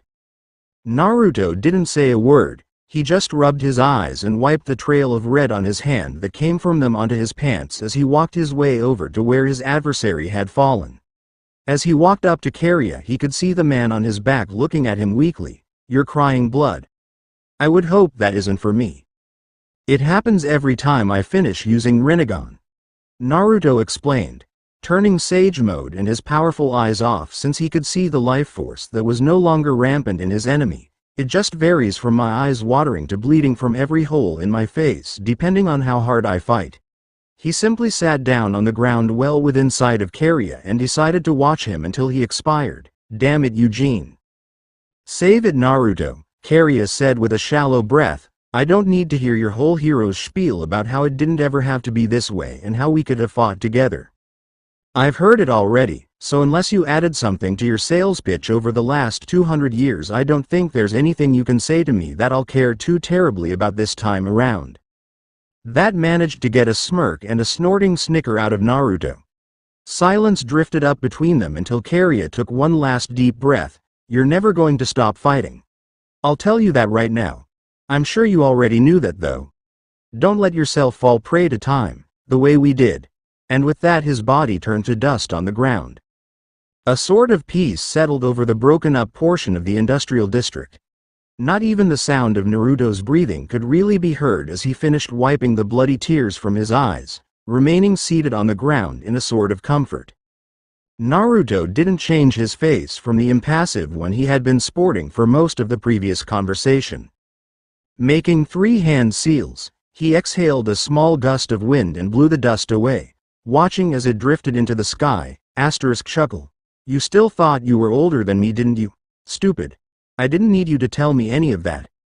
A quick presence made itself known behind him, and because he was quite well acquainted with the person, he let it be. "You're so late, Yoruichi-chan.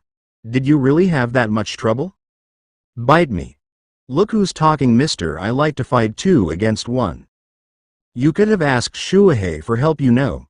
Those restrictions on Shinigami are made to be broken," Yoruichi said as she stood directly behind him, whistling at how messed up the place was. "And I thought this part of town was a dump already." She heard him scoff and saw him turn away from her slightly to tease her. "Oh, I see how it is," she said slyly, playing along with his little game. "And here I thought I was doing you a favor by getting that bound woman out of your crossfire.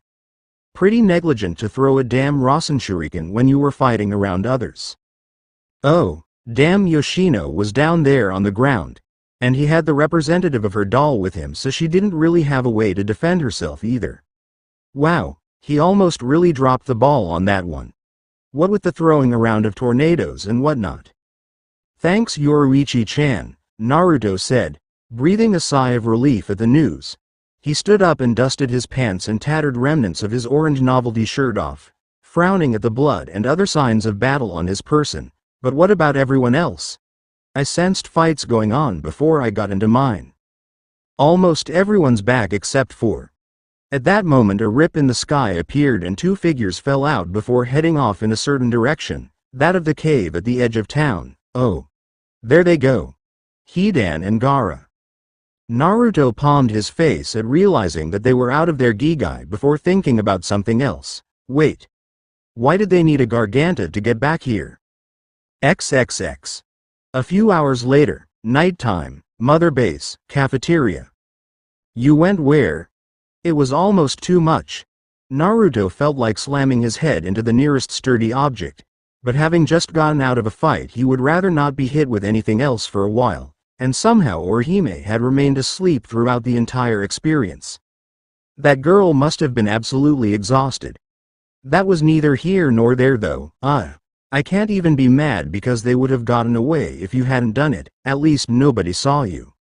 Neither Gaara nor Hidan, who was busying himself by tearing apart a plate of spare ribs, answered, with both of them averting their eyes from the blonde man standing by the door. This of course did not sit well with him. A raise of an eyebrow and tone accompanied Naruto's next question. "Nobody saw you, right?" Gaara elbowed Hidan, getting a growl out of him before he finished chewing and decided to sack up and answer. "Well, I might have killed the Shinigami-bound bitch in the middle of a town, or something. One of those district places. No big deal." I didn't kill anyone else. He went to keep eating before adding something as an afterthought. I did tear apart a whole housing project and some of the buildings around it in front of some people though. What was a fight without a little collateral damage and an audience? Instead of headbutting the wall like he wanted to do, Naruto simply settled for biting his knuckle to hold back a yell.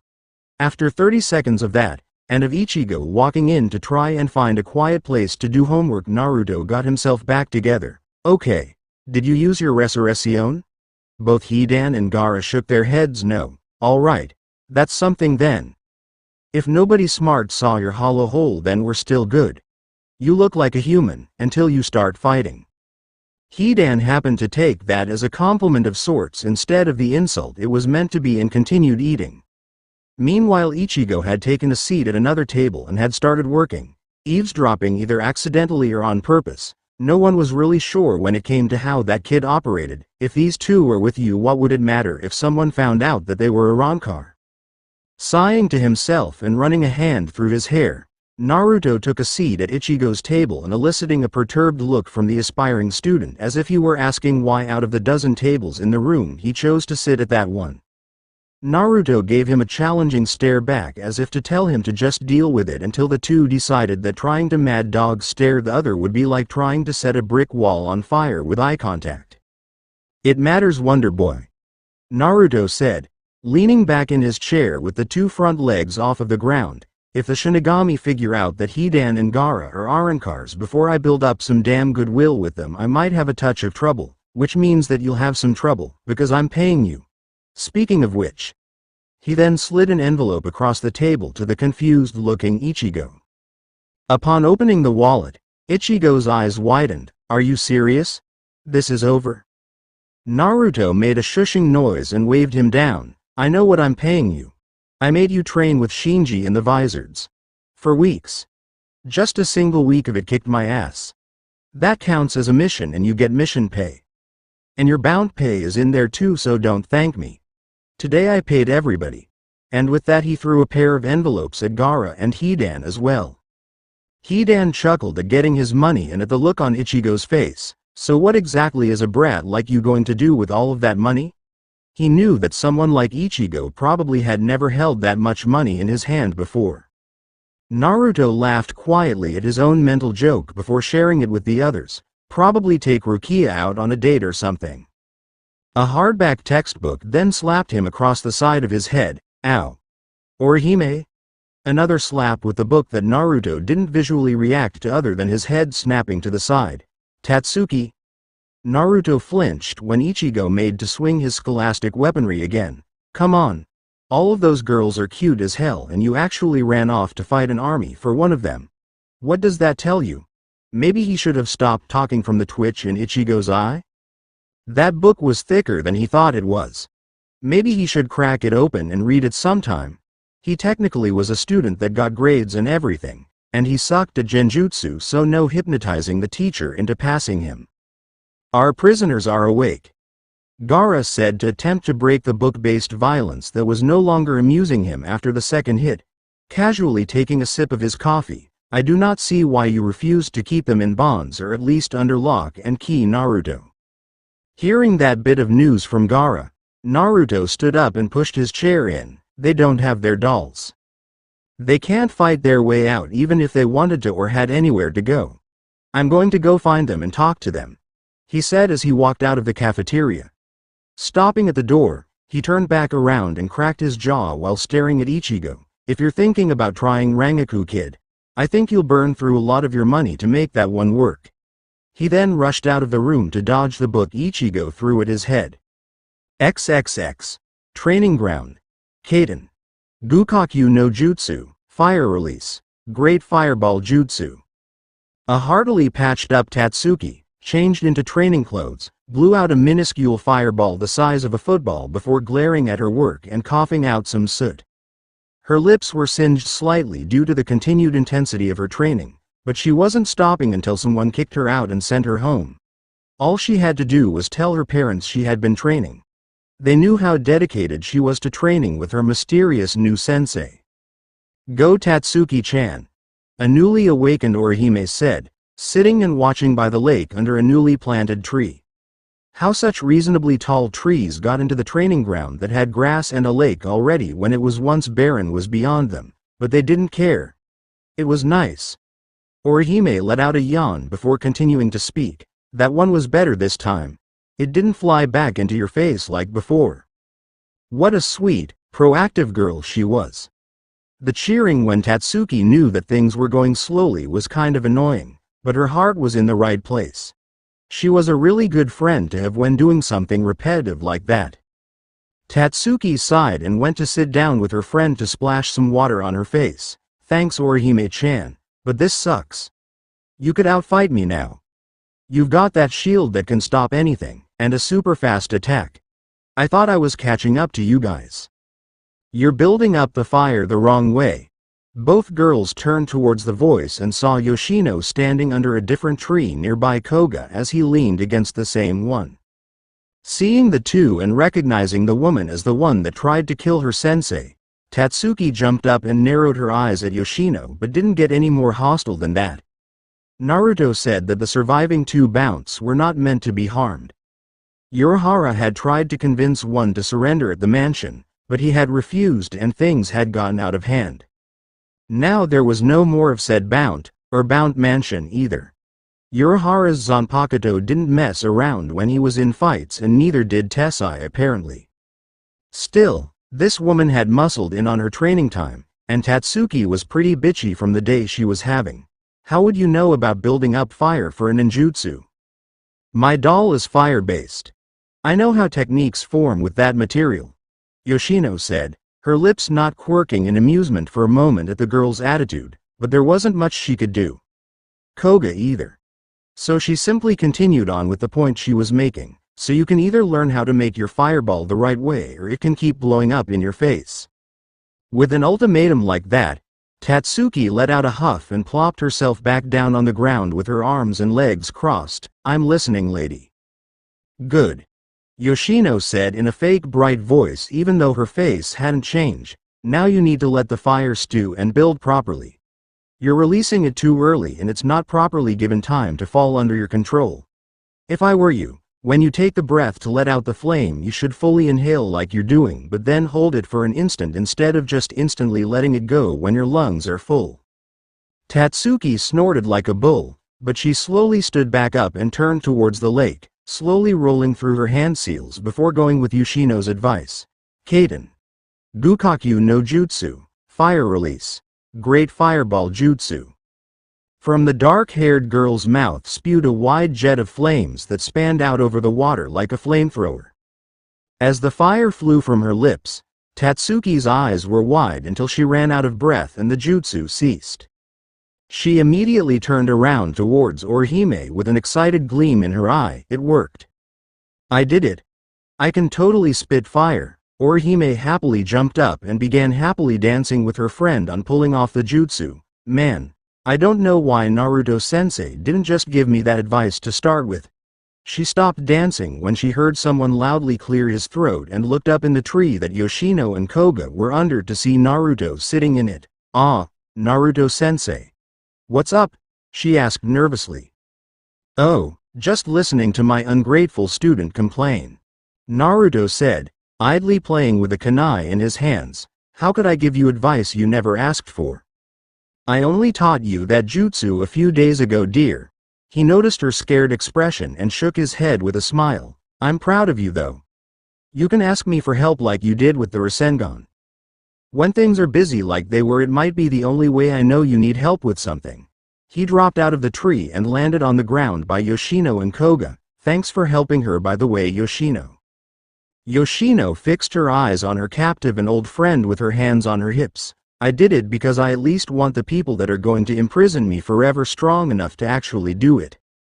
From his pockets, Naruto pulled out both the metal orb that represented Dalk, and the bracelet and finger claw that represented Gerda. I'm not keeping you here. What's the point? So you're handing us over to the Seirei? Koga said questioningly, or are you just going to kill us yourself? Naruto fixed the large, burly man with a confused stare before looking at Yoshino. Who do you think I am? I thought you and Eugene would have told them better than that when you found out I was here in this town. Well, I told them all you were a bastard of a deserter with no sense of honor or attachment, even to someone that you spent over 3 years with. Yoshino said, intentionally trying to grate on his nerves, but it only served to put Naruto into something of a funk. To be fair, 3 years isn't that much time to me. Naruto mumbled, crouching on the ground with a storm cloud over his head. He heard Tatsuki snicker at him and shot her a glare. Anyone less than 100 years old is not a part of this conversation unless you want me to show you how to really shoot a fireball. He turned his attention back to Yoshino, who was smirking with a raised eyebrow. Eugene snitched my location out to the military, and unless I wanted to turn your village into a war zone, I had to go. Yoshino's smirk fell and she frowned at the point being made. I know. I heard him when he told you Naruto. You know, he was actually my husband for a time afterwards. There was never really anything there though. She turned away from him and walked a few steps. I'm not going to just forget about it. But I'm not going to apologize either. I'm not telling you to. Placing their respective sealed dolls on the ground, Naruto walked away towards Tatsuki, giving them one last statement to leave on. I'm not going to kill you or give you to the Seirei. You can go do whatever you want because your ringleader is gone. You can leave, but if I hear about you again I will be coming to see you though. Without saying another word to them that wouldn't serve any purpose, Naruto walked over to Tatsuki, who had just shot off another fireball to test out that the first time wasn't a fluke. Well, now you can use a jutsu with your element. As someone that also specialized in fighting up close, Naruto could appreciate the sincere smile on Tatsuki's face at learning a move with a little range on it. I really wish I could take this stuff back to the dojo, Tatsuki said, fidgeting in place at the mere thought of going back to that place to show off what she had learned. Those guys would crap their pants if they saw just a bit of what I can do now. She would have continued, but catching sight of something behind Naruto got her attention instead. Naruto turned around at Tatsuki's and Orihime's strange looks and he saw Koga bowing on the ground to him. What the hell are you doing? Yoshino wasn't even in the room anymore. Having left earlier, Yoshino isn't even here anymore. She's still confused about many things. Give her some time, Naruto. Koga said, still on the ground. I on the other hand have a debt to repay to you. 2 debts actually. You saved my student Kane. Back before he was lost. Back when there was still hope to form him into something to be proud of.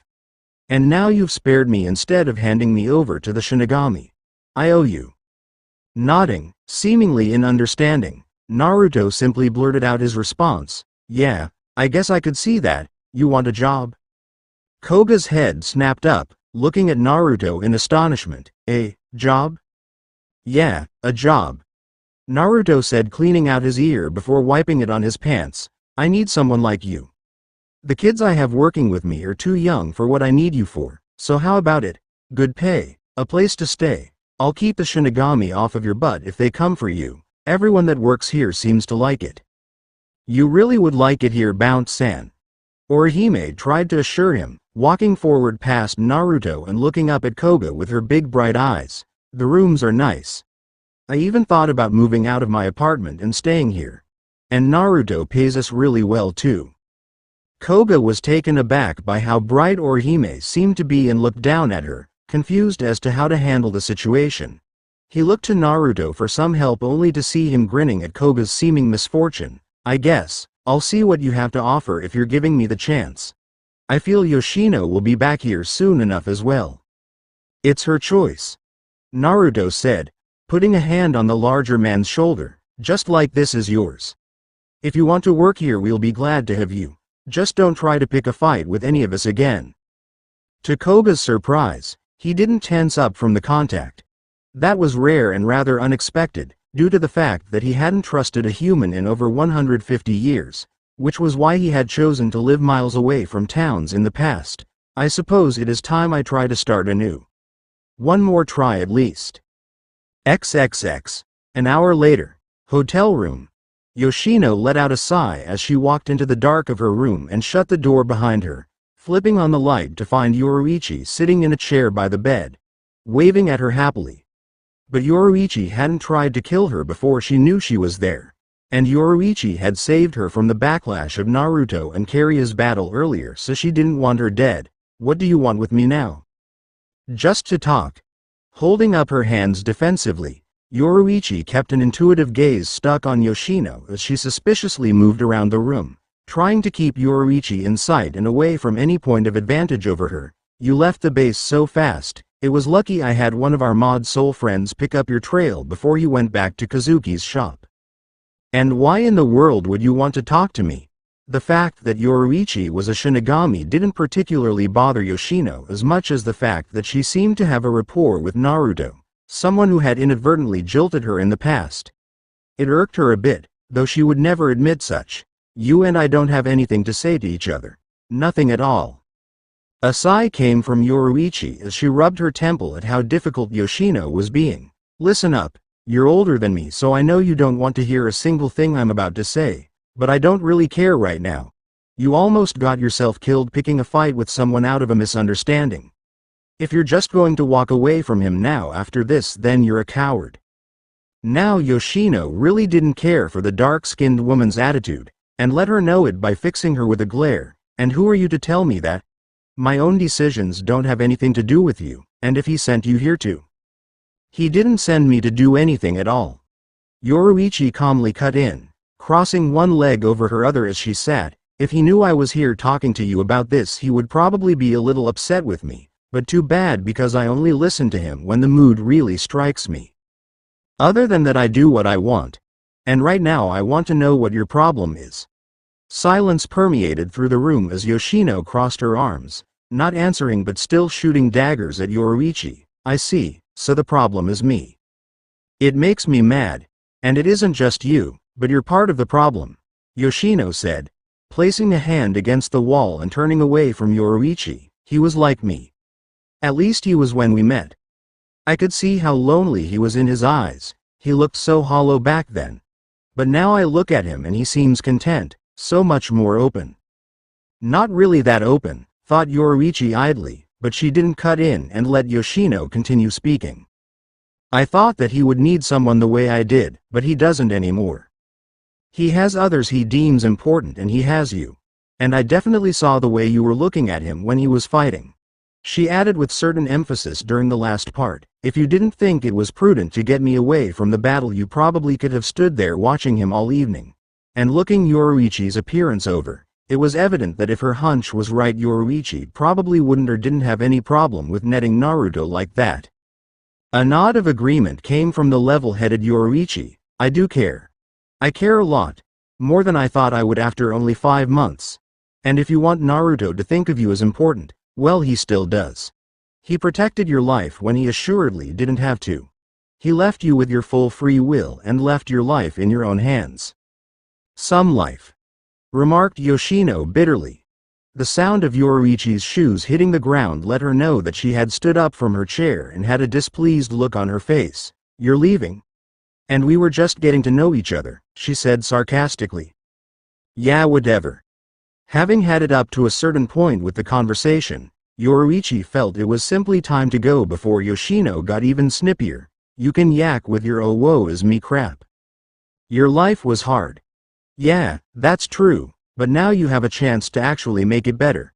So if you want to just sulk by yourself until the end of time, that's your business, but you've been doing that for so long, and how did that work out? Even being angry and wanting revenge made you miserable. She reached the door and opened it to leave. If you really want to be left alone, we'll give you that. But if you want to stay with us, we can do that for you too. Stay with them? Since she hadn't seen Koga leave the base anytime after she did, it could be assumed that he took Equilibrium up on their offer, so would it really be a bad thing to give it a try? Before she could think too deeply about it, Yoruichi rolled a shoulder out and cracked her neck, getting Yoshino's attention. Where are you going now?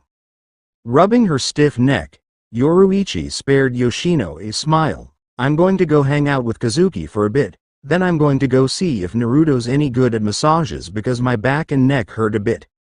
Being alive for this long had to give him some kind of useful skill outside of fighting, right? With that she shut the door and went on her way, leaving Yoshino with much to think about. This it for today guys, this was the part 7 of What If Naruto Was Immortal Naruto X Bleach. Stay tuned for more.